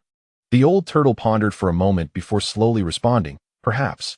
Tell me, do you think the emperor left behind something within these two characters? The others remained unaware. To comprehend the significance of the two characters for the Battle Heaven City, one must recognize their sanctity. Even in bygone years, the Wang family of Battle Heaven City dared not to tamper with these two words lightly, for they embodied the utmost supremacy of the city. These characters were a rare legacy left by the Blood Emperor during his singular visit. With the establishment of the 8 great family cities, the Li family was graced with esteemed guests, while the Wang family, albeit distantly related to the Blood Emperor, remained largely overlooked. No one anticipated that the Blood Emperor would descend in person, bestowing the name and essence of Battle Heaven upon the city, thus transforming it into a true bastion of imperial lineage. In those earlier days, had Li Hao dared to invoke these characters, regardless of his lineage, he would have been swiftly subdued. However, the present circumstances diverge significantly from the past. The Li family persists, while the Wang family exists only through the branch of Director Wang, who observed from a distance without any inclination to intervene. If he remained indifferent, the likes of General Huai would certainly follow suit. Unbeknownst to Li Hao, his thoughts were far removed from theirs. At that moment, as his blood merged with the grand characters, they reformed into a mesmerizing illusion. This time, the scenes were markedly different. It appeared that he was not alone. A figure bore a longbow and wielded a blood-red blade. Someone Li Hao recognized, albeit obscured in visage. This was the Blood Emperor, the formidable force behind Battle Heaven City. Yet, he was not solitary. Numerous presences lingered. The Blood Emperor was merely one among many. As Li Hao turned his gaze elsewhere, he sensed a tremor of sword intent, stirring his heart and evoking memories of his own ancestor, the sword sovereign of the Li family. Another figure emanated a gun intent so profound it seemed capable of rending the heavens apart. Li Hao felt a shiver of awe, recognizing the overwhelming power that might belong to the founder of the gun techniques passed down by Hou Xiaoqing. Yet another presence, despite the eons that lay between them, radiated an oppressive force that could shatter space itself, seated beneath the Blood Emperor. Who could this be? Above all, a faint specter lingered, seemingly unremarkable, yet devoid of any overt pressure. These 5 individuals filled Li Hao with profound trepidation. Were these all embodiments of the Emperor? Was the figure above an ancient king? What purpose brought them together? Could they impart any enlightenment to him? Their forms remained obscured, yet he caught glimpses of adornments, such as a sword that might be the celestial sword, restrained by the sword sovereign, poised to unleash its might at any moment. At that very instant, a voice resonated in his ear, seemingly echoing from a distant past, the voice of the King of Humans. If one does not offend me, I shall not offend others. The universe is vast, beyond my affection. I have no desire to embark on distant journeys or traverse the long and arduous paths. In the cosmic expanse, one may wander for centuries, and with a mere turn or glance, a fleeting moment may transform into a millennium as the world undergoes its cycles. I am not the sun god, wishing to traverse the grand cosmos, yet these sovereigns of heaven and earth, in their hubris, dare to invade and oppress the virtuous. I am a person of benevolence, harboring a profound aversion to murder. At this moment, Li Hao seemed to sense something amiss. The individuals below exhibited signs of agitation. The figure above, the king, appeared exceedingly displeased. Is this statement not erroneous? I am fundamentally a good person, forced into slaughter. My intentions are pure, and the heavens can bear witness. I merely wish to live peacefully, tending to my cats and walking my dogs. However, fate does not align with my desires. The sun god has returned, gravely injured, informing me that the opposing army has traversed the void, intent on seizing my realm of yin and yang. In light of this, I shall not hold back. From this day forth, I shall mobilize my troops and wage war against the vast expanse. All imperial sovereigns, from this moment, summon the armies, training day and night, to march forth with me, vanquishing all invading foes, crossing the cosmos, breaching their stronghold, shattering the firmament, defeating the seeds of their power, sweeping across the universe, and teaching those knaves that while they may provoke many, they must not provoke our esteemed individual. The aura of slaughter fills the air. Li Hao felt a sense of confusion, enveloped in a fog of bewilderment. He heard the voice of a sword-wielding warrior, perhaps an elder of his clan, resounding with intent to kill. Let us eradicate them all. I shall immediately proceed to the land of Silver Moon, training the Silver Moon army, preparing for battle. The Silver Moon remains unstable. As the heavens and earth begin anew, we must establish towns and cities. Several formidable beings engaged in vigorous discussion without hesitation, quickly deliberating on how to traverse the cosmos, annihilate formidable opponents, invade their stronghold, and seize the so-called seed of power. Li Hao did not fully grasp their words. Yet the general sentiment was clear. This ruthless assembly seemed poised to initiate an apocalyptic war, solely because the adversary contemplated invasion. Even before their arrival, these individuals were already strategizing to retaliate, aiming to eradicate the formidable foes within the chaotic cosmos, following the trajectory of their assault and striking back. Li Hao, lost in a haze, gradually noticed that the voices were diminishing and the crowd had vanished. After some time, a figure re-emerged before him. It was indeed the Emperor who conferred the name of Battle Heaven City. At this moment, the Emperor appeared to have shifted locations. Soon after, another figure manifested, the sword sovereign of the Li family. Master Li, he began, as we traverse the cosmos, while we fear no adversary. Once we depart from the realm of yin and yang, the chaotic void may bring unforeseen changes, especially in the land of Silver Moon, which, although detached from the main world, remains intricately connected to it. It could easily become severed, stripping away the power of the world. The sword sovereign pondered for a moment. I understand. You suggest severing our connection? Not entirely. I hope Master Li can incorporate the inner world, claiming Silver Moon as your own. I understand your concerns about weakening them by stripping away their world power, yet they will not be troubled by it. Otherwise, they would not have allowed you to maintain control over the land of Silver Moon. I will consider it. Indeed, I know Master Li has his own thoughts. I merely urge you to contemplate it further. Before Li Hao could fully comprehend the situation, the scene shifted once more. It was still the Blood Emperor, now seemingly present in a location familiar to Li Hao, the Silver Moon. Yet, it differed somewhat from his memories of Silver Moon. The figure stood in the void, gazing down upon the world, employing the formation of heaven and earth to suppress Silver Moon, preventing it from gaining self-awareness and becoming the next seed world to escape the control of the main realm. The Blood Emperor murmured to himself, and in the next moment, a flash caught Li Hao's eye. He witnessed the Emperor draw his dagger, suddenly slashing down. The heavens trembled and the earth quaked, as the very fabric of reality was rent asunder, cleaving the silvery moon into 8 fragmented pieces. In the depths of Li Hao's incredulous gaze, the severed moon, under the intricate manipulation of another, restored itself to its original form, as if the rift in the world had never existed. Yet, within Li Hao's eyes, there was nothing left but the image of that infinitely powerful strike, a single blow that split the heavens, rendering the moon into disarray. A terror so unfathomable that it felt as if something had been left behind upon those 8 landmasses. Li Hao, unable to perceive what it was, could only watch as the moon reassembled itself. At that moment, he was utterly transfixed. Was this truly the Emperor's might? With a single stroke, reality itself had been torn apart. While he had previously witnessed his ancestor wielding a blade that seemed to rend the cosmos, it had only been a sensation. This figure had truly cleaved the moon. It was beyond belief. The overwhelming intent of the blade, the boundless vitality, the shattering of worlds that seamlessly mended. These images left Li Hao in a state of utter shock. His once proud strength now seemed insignificant in comparison. At this moment, the Blood Emperor suddenly turned, as if casting a glance at Li Hao, or perhaps merely looking around casually. He sighed softly. In this vast universe, each occupies their own corner.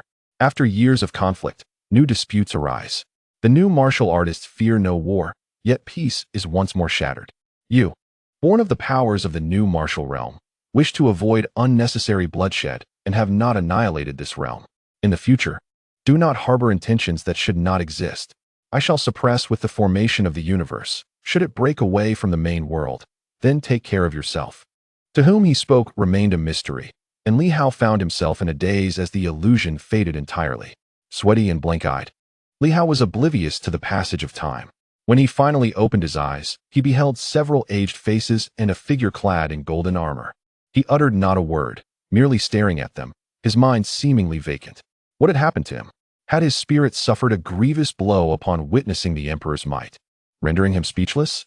Perhaps so. What should be done? Should they intervene?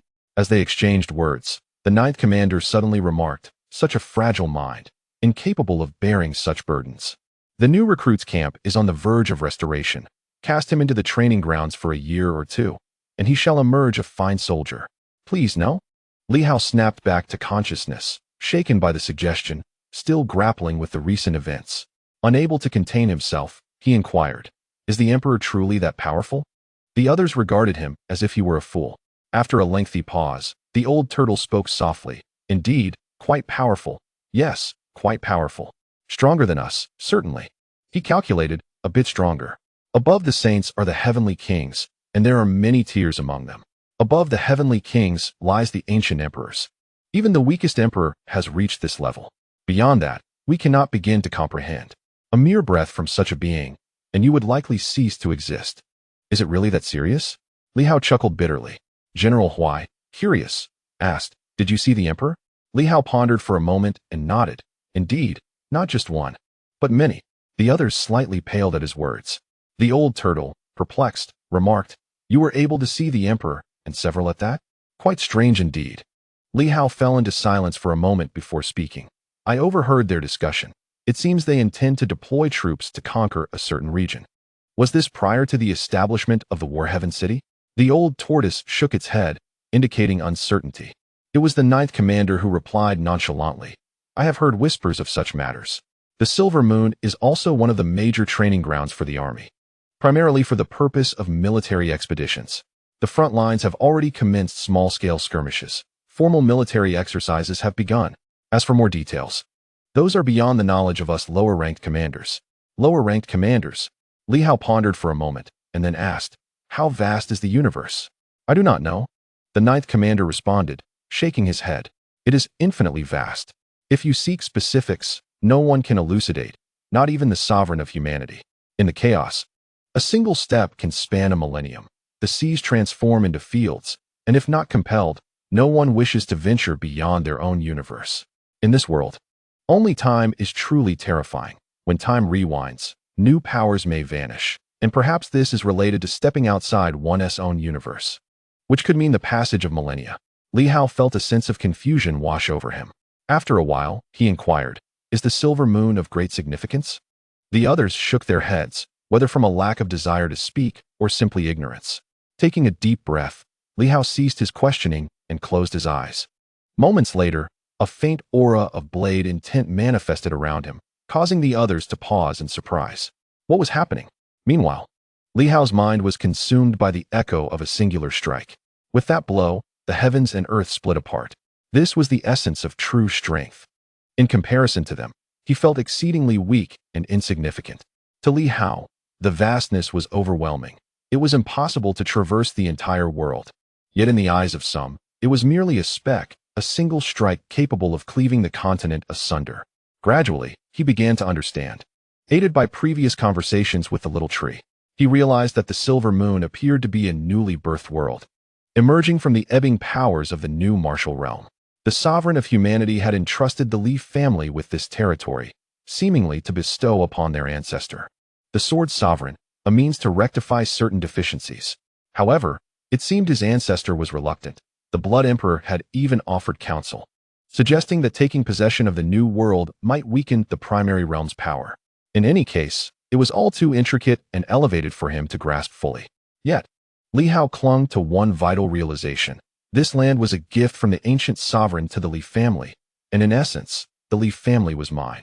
Thus, one could infer that this world, in truth, belonged to me. Li Hao mused. He finally unraveled the threads of connection. This world, it turns out, is indeed the Li family's. How enlightening it was to discover that I have always been the sovereign of this realm. No wonder I felt such an affinity for the silver moon. No wonder I felt anguish witnessing the suffering of humanity. It is, after all, my family's domain. As for the complexities beyond this, he chose not to dwell upon them. They were matters for the supreme beings to contend with. Now that the Li family's ancestor, the sword's sovereign, had vanished, the silver moon lay in disarray, and it was time for me to restore order. This revelation solidified Li Hao's resolve and conviction. Of course, these matters were not the crux. The essence lay in the fact that he seemed to have strengthened a few of his supernal locks. Within his corporeal form, certain supernal locks appeared to have been stimulated, significantly enhancing their potency. Not only that, at this very moment, an astonishing array of extraordinary locks manifested within his mind. Exuding a sharpness, Li Hao had not absorbed the fountain of life, yet the illusion seemed to have bestowed upon him a surge of stimulation, causing certain extraordinary locks to strengthen. Time slipped away unnoticed. When Li Hao reopened his eyes, the others remained present, and he took a deep breath. The silver moon belongs to the Li family. The others stared at him in bewilderment. He continued, thus, I shall reclaim the assets that rightfully belong to the Li family. The group was taken aback. What on earth? However, Commander Jiu remained remarkably composed, remarking softly, when a strong person speaks such words, it is confidence. When you say them, it is arrogance. Do not overestimate your own importance. Li Hao nodded, I understand. However, one must have dreams. Without any goals, how is one different from a salted fish? He chuckled. These two characters are quite intriguing. It seems that the esteemed emperor imbued them with some emotion, always revealing insights that broaden one's perspective, though they feel somewhat lofty and distant from me. The old tortoise nodded. Indeed, this emperor ranks among the foremost of all emperors. Li Hao, intrigued, asked, in ancient civilization, could my ancestors rank within the top 5? The others fell silent, glancing around. Could they? Who knows? Yet, it was highly unlikely, wasn't it? The sword of the Li family is formidable, but during that era, there were countless powerful individuals. Observing the situation, Li Hao felt somewhat speechless, realizing that it was likely not possible. Otherwise, these people wouldn't have such an attitude. Could it be that their ancestors were so unfortunate as to not even make the top 5? What about the top 10? The group remained mute. Who could say? Counting it up, perhaps they wouldn't make it. Li Hao rolled his eyes, surely not. Commander Jiu spoke in a deep voice. Does pondering these trivial matters hold any significance? You have already lingered here for 3 days, and with the previous 3, that makes a full 6 days. Are you not busy? 6 days. Li Hao was taken aback. Have I truly been cultivating for 3 days here? Of course. Li Hao was astonished. 6 days was quite a long time. Then I must leave immediately. General Huai, my fountain of life. General Huai said no more and handed him a massive water jar. Li Hao took it in his hands, glanced inside, and his divine sense swept over it, revealing nearly 10,000 drops. This was perhaps the greatest quantity of the fountain of life he had ever encountered. Previously, after slaying the coconut tree, he had only obtained around 5,000 drops. Thank you, General. With that, Li Hao stood up. Esteemed seniors, I shall take my leave. There are numerous matters awaiting me outside. As he prepared to depart in haste, Commander Jiu appeared somewhat displeased, solemnly stating, one must approach tasks with a calm demeanor. In the face of significant events, one must remain composed. Even if you witness something, do not concern yourself with it. It is unrelated to you. The realm of the strong is still far beyond your reach, and do not abandon the sword's momentum. You must understand one thing. In this world, the sword is paramount. Li Hao felt a stirring in his heart. The sword is paramount. The master of the master? Thank you, Commander Jiu. With that, Li Hao vanished in an instant. Commander Jiu? Commander Jiu was momentarily startled. Adding a 9 altered the meaning entirely. This young man was speaking to him as an equal within the same tier. He serves as the commander of the 11th Division. While I hold the position of the 9th Division commander, he nearly suggested that we are equals now, and that we should treat each other with a degree of civility moving forward. The 9th Division commander found himself at a loss for words. After a lengthy pause, he let out a scoff. Once the others departed, he spoke in a low tone. What could he possibly perceive within the writings of the emperor? It is rather peculiar. Perhaps the emperor intentionally allowed him to see it?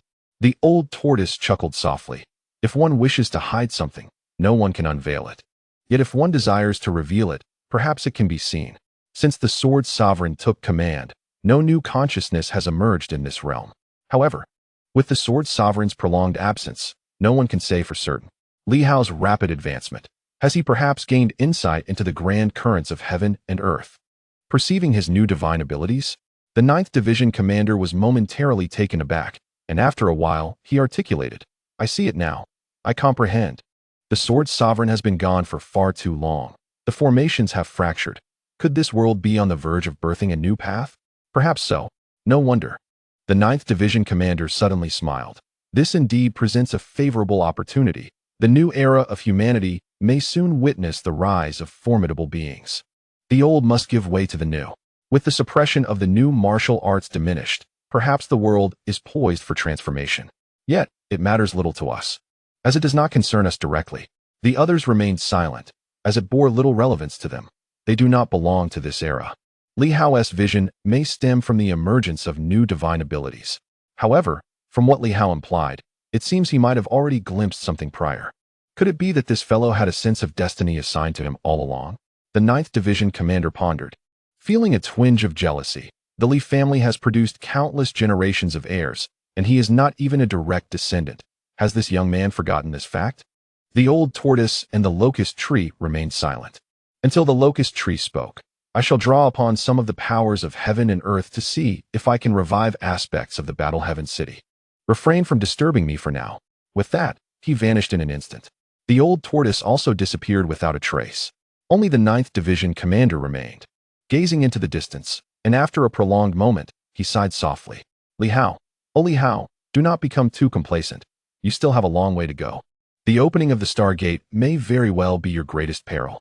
Chapter 270. Monsters and Spirits in the Northern Sea.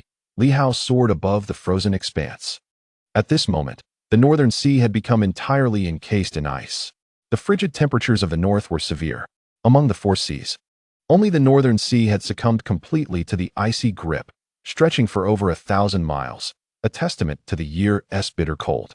Not only that, but even amidst such extreme conditions, there were still individuals traversing the icy surface, fleeing from the north towards the central regions.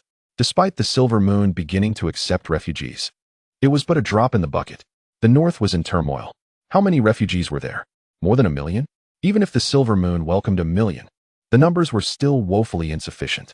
Li Hao looked towards the Northern Sea, contemplating that if only there were 100,000 superhumans capable of invoking the winds and altering the weather, it might defy the natural order. But at least it would prevent so many from perishing in the harsh winter. At this moment, Li Hao infused the elemental divine scripts into the void, intending to dispel some of the coldness. However, upon witnessing the multitude of people on the ice, he opted to abandon the endeavor. If the ice were to melt, it would present a significant dilemma.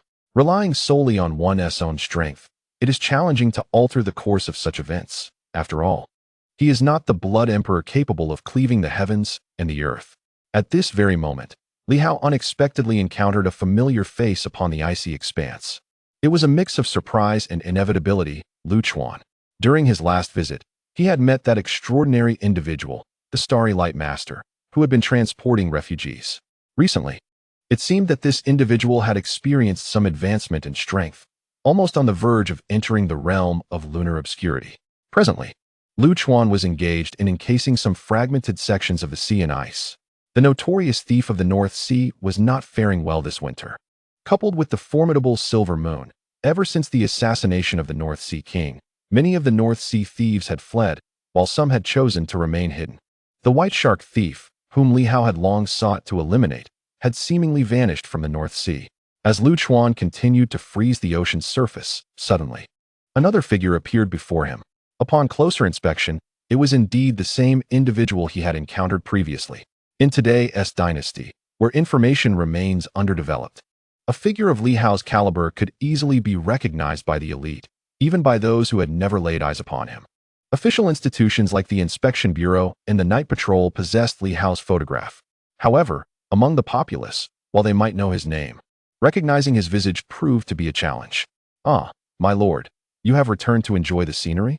Lu Chuan inquired, feeling a tad more at ease during this second encounter. Previously, he had been quite apprehensive about Li Hao's intentions, which had turned out to be unfounded. Li Hao smiled and shook his head. "Not at all, merely passing through. How have you been of late?" "Me?" Lu Chuan appeared puzzled. yet he managed to smile. Quite well, indeed, better than before. The North Sea thieves have diminished in number recently. Previously, turmoil reigned across various regions, but with the onset of colder weather, unrest has subsided. In Tianxing City, the Tianxing governor's office has been established to eliminate the disruptive extraordinary beings, leading to a noticeable decrease in their audacity. As long as the Tianxing governor's office stands strong, we might enjoy a period of tranquility. The impact was palpable. Although Li Hao had not yet commenced a formal purge of the unruly extraordinary beings, inspection units and night patrols across the land had intensified their vigilance. After all, a new authority had taken charge. While the Inspection Bureau had not undergone a change, it had recently issued numerous directives.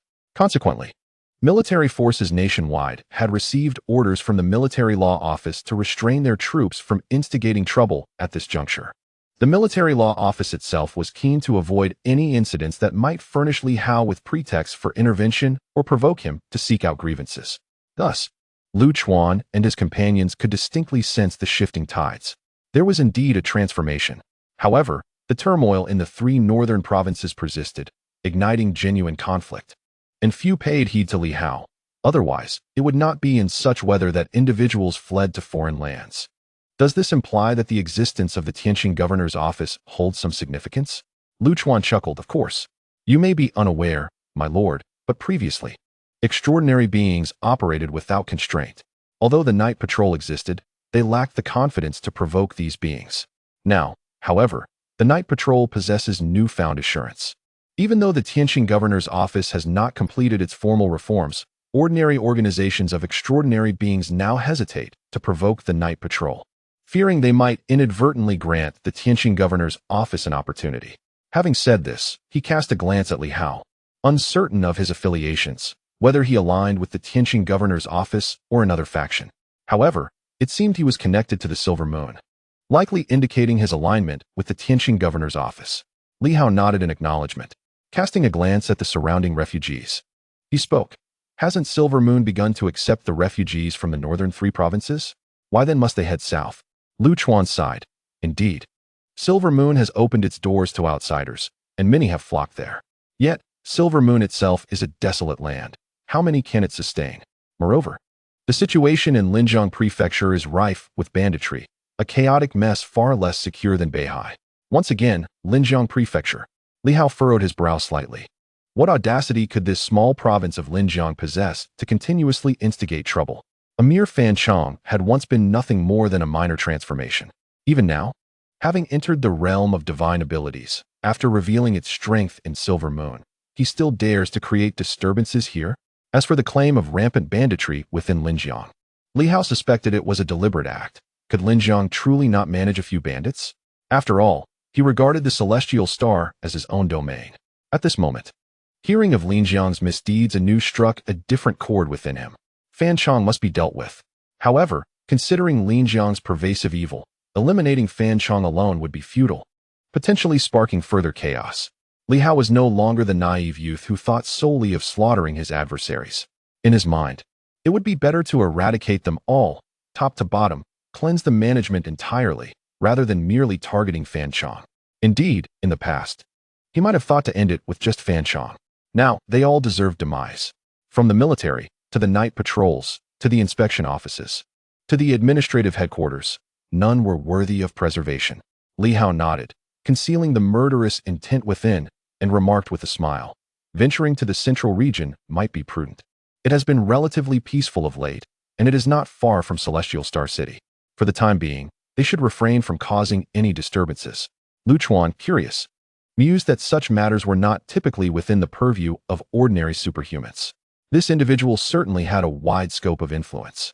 You speak wisely, he was about to add, when he suddenly cast his gaze to the distance, momentarily entranced. There, a figure emerged, seemingly always present, yet appearing suddenly. It was a woman, strikingly beautiful. She wore a white brocade robe that exuded a touch of grandeur, blending seamlessly with the ice and snow, resembling a celestial being. Lu Chuan recognized that she was likely a formidable presence. Just as he contemplated this, he heard the person beside him chuckle. Once we conclude our business here, I recommend you pursue further studies at the Celestial Star Martial Arts Academy. They are in need of talent, and I believe you would excel there. Lu Chuan was somewhat taken aback. But I am not a martial artist. That is of little consequence. It seems the promotion is insufficient. The Martial Arts Academy welcomes all, not exclusively martial artists. Li Hao exchanged a few words, glancing at the woman not far away, smiling, his eyes glinting with a fierce intent. In that moment, it felt as if the falling snowflakes in the world had frozen in time. Not far off, Lin Hongyu silently observed, choosing not to speak.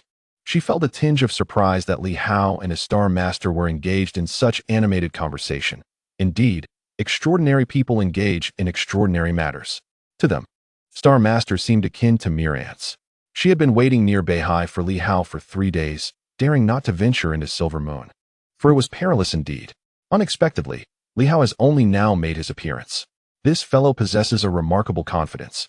Seemingly unbothered by the possibility of someone usurping his stronghold and capturing the celestial star governor's mansion, Lu Chuan cast a glance at the woman in white, then at Li Hao, surmising that these two might be acquainted or perhaps even allies. Noticing Li Hao's gaze directed at the woman, he chose not to linger. Thanks to your esteemed recommendation, once I am done here, I shall seek opportunities in Celestial Star City. Li Hao nodded with a smile, exuding an amiable demeanor. This side of Li Hao was unfamiliar to Lin Hongyu. Their only previous encounter had nearly cost her her life and resulted in the loss of a demon plant avatar. In her eyes, Li Hao was the embodiment of true malevolence. Yet now, this very fiend was capable of smiling. Lu Chuan departed swiftly, glancing back after a short distance, only to find the two drawing closer. He couldn't help but wonder if the woman was there to retrieve her husband. There was a certain feeling about it. Yet it seemed off. Indeed, she appeared to hail from a noble family, as evidenced by her attire. Apologies for disturbing you, Governor Li, Lin Hongyu stated gracefully. Betraying no fear, Li Hao chuckled and approached her. Could it be that you have brought an immortal avatar this time? Mayor Lin, you are quite audacious. I have yet to encounter someone so fearless. At that moment, the world around them seemed to shift. The heavens appeared to tilt, enveloped by a potent force of the 5 elements. The icy surface remained steadfast, unyielding. Li Hao's radiant smile was now tinged with wariness. Her audacity was indeed remarkable. Lin Hongyu returned his smile. Why must the governor display hostility upon our first meeting? Did you not proclaim that within 10 days, I should bring the City of Superpowers to surrender?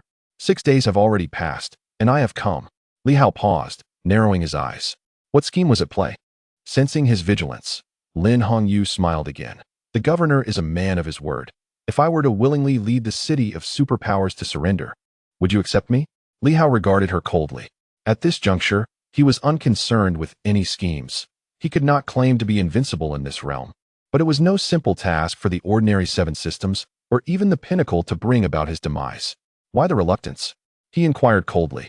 Are you truly the one making decisions? He continued. If not, then I have come seeking your assistance. Lin Hongyu smiled at him. This is not a suitable place for conversation. If the governor is inclined, let us find another venue to enjoy some tea and engage in light banter. The winter chill at sea is rather biting. Li Hao chuckled and nodded. Just as Lin Hongyu was about to speak, she suddenly felt the world shift dramatically. The scene before her became a vast expanse. A surge of elemental power manifested instantaneously, leading her to believe Li Hao intended to strike. Fear surged within her, but in the next moment, her expression altered as she beheld a colossal ship before them. At that moment, the great vessel was cutting through the ice. She was momentarily astonished that Li Hao could teleport such a distance, but the next instant, a cacophony of screams erupted from the ship, as countless fine swords swept through the deck like harbingers of doom. In the blink of an eye, the great ship fell silent. Li Hao smiled and said, "Let us board the ship and converse. It is winter, and even pirates are not idle. Why venture out in this frigid weather? The warmth of the ship awaits." Lin Hongyu's gaze shifted subtly as she ascended into the vessel alongside Li Hao. Within the ship's hold, they were greeted by a sight of countless frozen corpses, blood congealed by the cold, rendering the scene devoid of gruesomeness. In the blink of an eye, Li Hao had dispatched hundreds, if not thousands, of souls aboard this grand vessel. He was a man of duality, sometimes benevolent, sometimes cruel, impossible to decipher, truly a fearsome character. Li Hao reached out, and with a wave of his hand, furniture flew about the cabin. Barrels of wine cascading onto the deck. Flames flickered to life in his palm, swiftly warming the chilled liquor. "Please, take a seat." He gestured toward the chairs. Lin Hongyu chuckled and complied. Li Hao settled down as well, producing 2 goblets, which filled themselves with the steaming wine. This place has its charm, he remarked with a grin. Do you think these extraordinary beings find themselves idle? In this biting winter, wouldn't it be better to work on the mainland, tend to fields, or perhaps cultivate a greenhouse rather than languish aboard, plotting robbery? Before Lin Hongyu could respond, he continued with curiosity. It is said that the city of the extraordinary boasts a population exceeding 1 million, all remarkable individuals. I have some inquiries I hope Lord Lin would not mind addressing. Please, speak your mind, she replied. With so many extraordinary beings residing within the city, how do they earn a living? Earning a living? Lin Hongyu paused, contemplating her response. Each has their own path. Not all remain within the city at all times. They engage in trade and sparring, and often venture outside. What do they do outside? Li Hao pressed.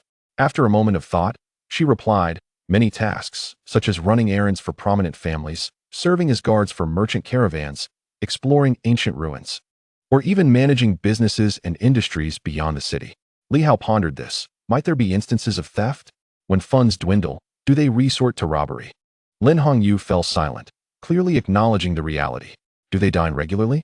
He inquired. Of course, she answered. Then what sustenance do they consume? And where does the money come from? Lin Hongyu found Li Hao's questions increasingly difficult to address. She had anticipated inquiries about the strength of the city of the extraordinary, its 12 families, and the dominant rogue factions, yet his focus remained on seemingly trivial matters. It is said that the city of the extraordinary is home to numerous academies, such as the Supernatural Academy, along with 3 major organizations and 9 departments that recruit extraordinary students. Upon graduation, many join these organizations, correct? Indeed, Lin Hongyu nodded slightly. This was a consensus reached early on. Otherwise, despite the strength of the 12 families, they would find it challenging to muster even a single soldier and establish a foothold in the center. Li Hao chuckled, sipping his wine before continuing. It is rumored that during the city's foundation, some unwilling indigenous inhabitants were slain, and countless others perished during their flight. Is this true? Lin Hongyu's expression shifted as she responded after a moment. There is some truth to that. However, what you might not know is that the city was not constructed by all 12 families together. Rather, a few families initiated its construction, later inviting us to join. We essentially occupied a place that was not ours to begin with. Li Hao reflected for a moment. It seemed someone had indeed uttered such words. However, that was of little consequence. What truly mattered was the fact that many lives had been lost back then. To drinking. Li Hao raised his glass and chuckled, saying, I am rather surprised to see you before me a second time. I waited for a while, probing my surroundings, but detected no other presence, nor sensed any formidable opponents. I had anticipated perhaps a few individuals of the 7th tier, or even some at the peak of the 6th tier, yet none appeared. You have misunderstood, Commander. Lin Hongyu sighed. I am genuinely loyal. I am not attempting to be enigmatic. Li Hao laughed dismissively. How could that be? Do you take me for a fool? In these times of conflict, each faction has its own backing. Surrendering is not so simple. Moreover, the City of Superpowers has suffered little loss. Merely a few divine abilities, and they may not even be from the Lin family. Would a dominant figure like Lin Hongyu choose to capitulate over a single defeat? I cannot believe it. If it were me, I would never do so. Lin Hongyu recognized his skepticism, but chose not to elaborate further, simply stating, Does the commander wish to take control of the City of Superpowers? Indeed, she continued, 3 days hence, I shall convene the leaders of the 12 families and the masters of the scattered cultivators within the City of Superpowers to discuss significant matters and establish the Elder Council of the city. If the commander seeks to seize the city, this presents an opportunity. Capture or eliminate the powerful factions within the city, take down those scattered masters, and seal off the city, preventing millions of superpowers from entering or exiting. Swiftly deploy the demon hunting army to establish a presence in the city, and I will have the city guard cooperate to pacify the superpowers within. Only then can we successfully take the city. Otherwise, it may incite major upheaval. Lin Hongyu added quickly, the challenge is formidable. The commander might also wonder if it is a trap. After all, the 12 families have stood resiliently, possessing a considerable number of strong individuals. While there may not be any top-tier existences, each family will likely have no fewer than 5 at the divine ability level. Just imagine the sheer number of divine abilities. Furthermore, they may possess demonic plant avatars, beast blood, world-shaking weapons, along with scattered cultivators who have significant opportunities. On that day, the number of divine abilities could easily exceed 100. She turned to Li Hao with a smile. Does the commander dare to go? She too was curious to see how Li Hao would respond. Would he dare? He was already aware of Li Hao's strength. If traps were laid in secrecy, how would Li Hao counter them? Moreover, the city might also harbor the 9 divisions, the 3 major organizations, and the formidable powers of the 7 divine mountains. Li Hao stroked his chin thoughtfully. Lin Hongyu assumed he was hesitating, but to her surprise, Li Hao inquired curiously, will they truly gather together? Really? Is it that favorable? Li Hao appeared astonished. Do not deceive me. This opportunity is too splendid. Usually, these powerful individuals are scattered, but to gather in one place presents a remarkable chance to ensnare them all. As for traps, danger does not concern me. I relish adventure. The congregation of people is precisely the outcome I desire. My demon hunting army may play a significant role this time. Coincidentally, my 12 disciples have just been established, and the treasures I acquired have yet to be utilized. Perhaps I can test their efficacy. Is the commander not worried? Lin Hongyu chuckled lightly. The commander is strong. Yet surely you have not reached the point of disregarding demonic plant avatars, have you? Li Hao exuded confidence, yet his arrogance was excessive, a fact that Lin Hongyu deemed potentially detrimental. In this era, aligning oneself with a faction necessitated careful consideration, especially if Li Hao acted recklessly. Such individuals were prone to burying themselves in their own hubris. With a grin revealing his pearly whites, Li Hao remarked, perhaps you may turn the tables on me? I thrive on excitement. Whether your allegiance is genuine or feigned matters not. In 3 days, once everyone is gathered, do inform me. Do you think I would be unprepared?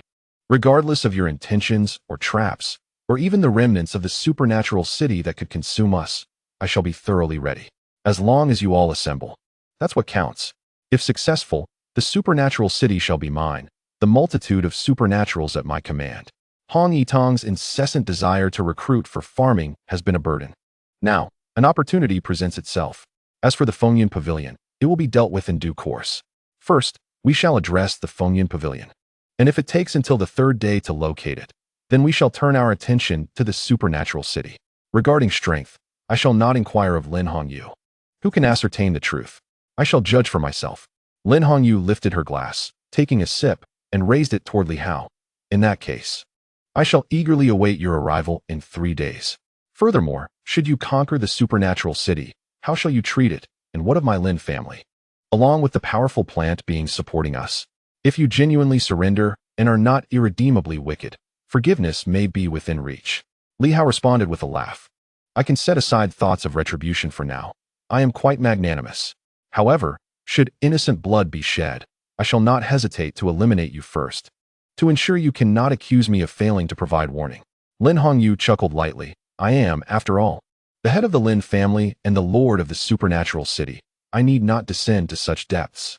That is preferable. Li Hao mused over his drink. I have my own plans for the people of the supernatural city. With so many supernaturals indulging in debauchery without attending to serious matters, what purpose do they serve? The so-called supernatural city is merely a haven for criminals. Its existence is hardly necessary. Lin Hongyu's expression shifted slightly. Li Hao continued, as for you, whether you choose to enjoy a peaceful retirement or join the Tianxing governor's office, I would welcome additional formidable allies. Regarding your supporting plant beings, he chuckled. If cooperation is possible, then let us work together. If not, they should remain dormant. Should they dare to protest, I shall deal with them swiftly. The governor's notion of collaboration entails assistance in cultivating crops or providing the fountain of life, say, exchanging 5,000 divine energy stones for a drop, which is quite reasonable, provided they do not become excessively greedy. The profits are already substantial. Those plant beings collaborating with me typically do not charge fees, selflessly aiding in the consolidation of 5,000. Lin Hongyu felt a pang in her heart. Would the Red Cedar react negatively to such terms? At this stage, isn't the starting point usually 50,000? Li Hao smiled. If they can agree, let them. If they cannot, they should quietly lie in wait for the so-called second resurgence. However, if I am unwilling to grant you the favor of Lord Lin Cheng, I shall seal it if I can. If not, I will have no choice but to eliminate it. How domineering. This is truly my first encounter with such an exceedingly arrogant modern powerhouse, confronting the ancient civilization's formidable beings. Lin Hongyu could not help but inquire. Is it the same with General Huai of the War Heaven City? Li Hao chuckled. For that individual, I provided 30 million divine energy stones, and within 3 days, it condensed 10,000 drops of the fountain of life for me. Were it not for the lengthy duration, I could have requested as many as I desired. Thus I do not lack for cooperation or assistance from a demon plant. Lin Hongyu was incredulous. How could this be? The other side also requires energy for revival. Wouldn't that result in a total loss? How could it be? Li Hao laughed. Am I not incurring any costs to revive it? Is that not counted? Lin Hongyu was rendered speechless. She felt that if Li Hao wished to reach an agreement with the redwood tree in such a manner, it would be quite challenging, as the offering was truly insufficient. Moreover, the redwood was not revived by Li Hao. She could only state, other matters are negotiable, but the demon plant is undeniably a powerful entity from the ancient civilization. Now, it relies on the demon plant to generate the fountain of life, enabling secure cultivation. Perhaps the governor does not lack it. But there are far too many in the world who do. Li Hao frowned. Ancient humans are rare. Ancient beasts are few. Yet ancient demon plants are abundant. Just in War Heaven City, there are a full 37 who are unwilling to cooperate. If they cause trouble, they shall be eliminated. Why indulge these ancient demon plants? Lin Hongyu felt overwhelmed. But are you not concerned that they may refuse? Li Hao chuckled. Fear not. If you are worried, leave it to me, and I shall persuade them. That would likely not be ordinary persuasion, would it? Lin Hongyu remained silent for a moment before sighing. I will do my utmost. She refrained from saying more. After a moment of contemplation, she added, there is one more thing I must inform the governor. Unbeknownst to him, the ancient clans truly descend from ancient civilization, either inheriting relics from long ago or continuously passing down their lineage, with certain families possessing world-shattering divine weapons. Stronger than the 9 offices? That is hard to say. Lin Hongyu explained. The 9 offices likely possess weapons of saints, as do ours, perhaps not too dissimilar. In the outside world, they are all mere scrap metal. Li Hao was not overly concerned. Saintly weapons in the outside realm hold little power if they are not revived. The weapon of the Qin family had been shattered by his sword long ago, already consumed by the little sword. Of course, precautions must still be taken. The 12 ancient family legacies. Li Hao recalled an individual, no, a serpent, and inquired, do you consider yourselves all the ancient clans of the dynasty? Approximately so. Has anyone ever guided the serpent of Qishan? Lin Hongyu paused slightly, recalling something, and shook her head. No, I do know of the serpent of Qishan, but it has existed there for over a century. At that time, people spoke of a dragon at Qishan. The Lin family has records of this. In that era, the serpent was already quite powerful. An ordinary martial artist would not dare to provoke it, let alone attempt to communicate or guide it. Li Hao was taken aback. Yet he remembered that the Qishan serpent had mentioned being guided by someone. Could it be a member of another family that the Lin family is unaware of? Moreover, it appears that the individual in question did not just emerge in the past 2 decades, but rather has established a presence in Qishan over a century ago, making them a rather seasoned player. Contemplating this, I chose to remain silent. Thus, let us conclude today's discourse. Li Hao was reluctant to engage further with this person, as their true intentions, whether they were genuinely seeking allegiance or merely fabricating a trap, remained uncertain. In 3 days, clarity would undoubtedly emerge when the governor arrives. Lin Hongyu also refrained from further comment, vanishing instantaneously from sight. Li Hao cast a glance, noting their formidable strength, likely on par with Qin Zhongtian, also a martial master, possessing divine prowess. Truly, the embodiment of peak power across 6 realms is indeed formidable. Intriguing. After finishing his drink, Li Hao reached out, shattering the ice, and caught a large fish in his grasp, chuckling. What do you seek to observe? The fish thrashed violently, emanating powerful energy fluctuations, yet was swiftly subdued by Li Hao. Its body crushed, letting out a tortured scream. In the next moment, a mental wave emerged. Please spare me, my lord. I am merely following orders. Whose orders? Those of the sea-suppressing envoy. Li Hao laughed heartily. Such audacity, such boldness. If I recall correctly, during the ancient civilization era, the king of beasts bestowed titles upon the 2 sovereigns of the demon clans, one to manage the land beasts, and the other the sea creatures. Who possesses such audacity?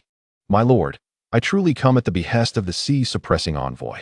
Just as Li Hao furrowed his brow, ready to extinguish this little demon's life, his expression suddenly shifted. At that moment, the sea seemed to plunge into silence.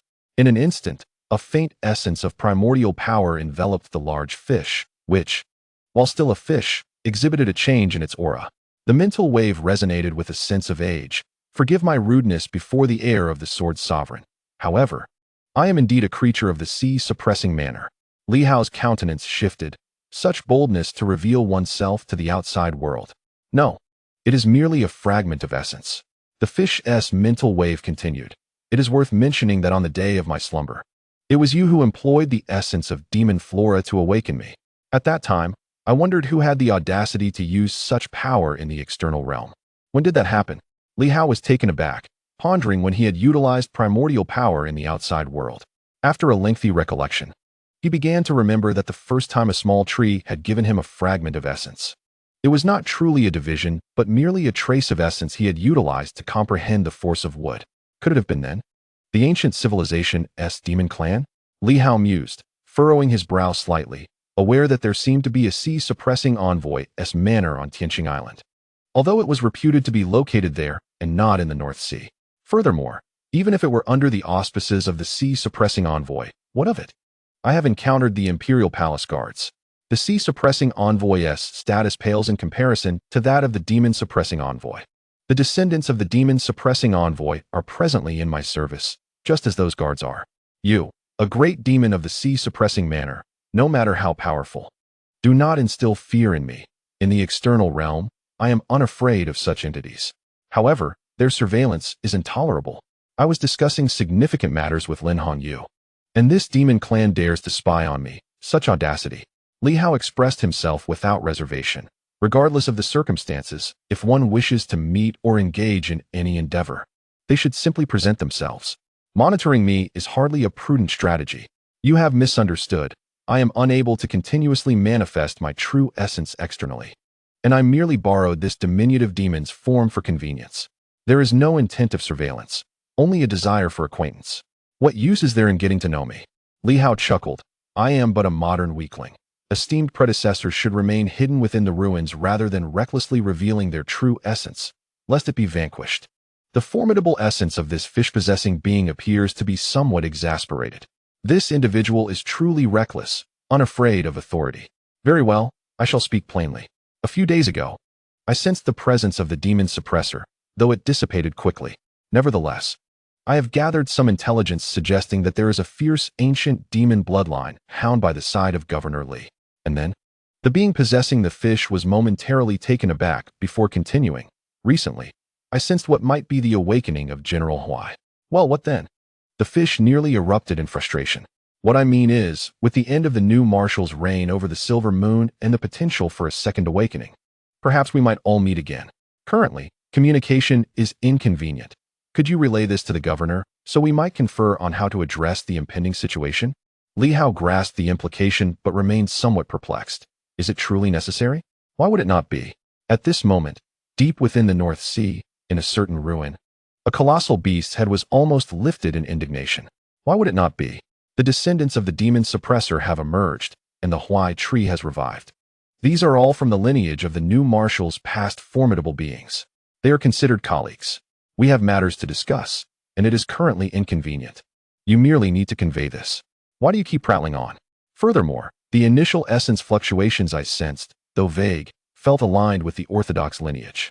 It was because you, Li Hao, are capable of contacting various parties that I sought you out. Otherwise, do you think I would willingly approach you? I have pressing matters to discuss with them, ones of significant consequence. What matters? The fish opened its mouth, evidently on the verge of anger. Li Hao smiled. Very well. I shall relay your message. By the way, esteemed elder, what is your name? I would not want to mention you without them knowing. Li Fuhai. Li Hao noted it down, pondering the peculiar name. It sounded quite strange for a demon. On his return journey, he encountered a series of odd individuals. First Lin Hongyu, followed by a powerful figure from the sea suppressor's estate. When did I become so sought after? Nonetheless, Li Hao took note of the fact that there existed formidable demons in the sea, capable of exuding their essence from a considerable distance, which was indeed alarming. It should be noted that those demon plants could only linger within 100 meters of the ruins. Where is this individual estate? It must be no less than 10,000 meters away from here, perhaps even farther. This indicates that this mighty demon possesses extraordinary strength, possibly on par with that of a sage. To discuss matters with General Huai and the others, this is of great significance. Li Hao had just inquired cautiously when he sensed the other's rising ire, prompting him to shift his query. Esteemed elder, are there many demons in the sea? I mean ancient demons. Quite a few. As the mighty sea was stirred, he did not inquire further but broached the topic with a certain candor. Through the great fish, he warned, exercise caution when venturing into the ocean, for it seems that turmoil has arisen across the four seas. The once restrained tributaries of the Forbidden Sea appear to be in rebellion, cutting through the realm of the silver moon and transforming into dark rivers. The reason for this upheaval eludes me. It is not a matter to be trifled with, and it bears relevance to this affair. Li Hao's gaze shifted subtly. The Forbidden Sea. He was aware of its significance, having heard of missions within the military regarding the influx from the Forbidden Sea. On that fateful day in Songshan, he encountered several formidable demons and witnessed Hong Yitong seize a portion of the celestial lotus, reputed to be a specialty of the Forbidden Sea. That small lake nestled within the mountain might very well be an outlet of the Forbidden Sea, transformed into dark rivers, cutting across the realm of the Silver Moon. Was it referring to the Silver Moon province, or perhaps the entire world? Most likely the latter, as the ancient civilizations often referred to the Silver Moon in a broader context. Is there a problem with this? Li Hao was not privy to the intricacies of the matter, but he deemed it worthwhile to take note. He spoke, very well. I shall relay the information to all parties involved. Do you have any further matters to discuss, esteemed elder? Additionally, I require some energy for revival. Ahem, esteemed elder. Perhaps you might seek assistance elsewhere. I find myself rather impoverished at present, having expended all my resources to revive General Huai. The great fish remained speechless. It pondered. Given my status, surely a collaboration with a lesser being would yield some benefits.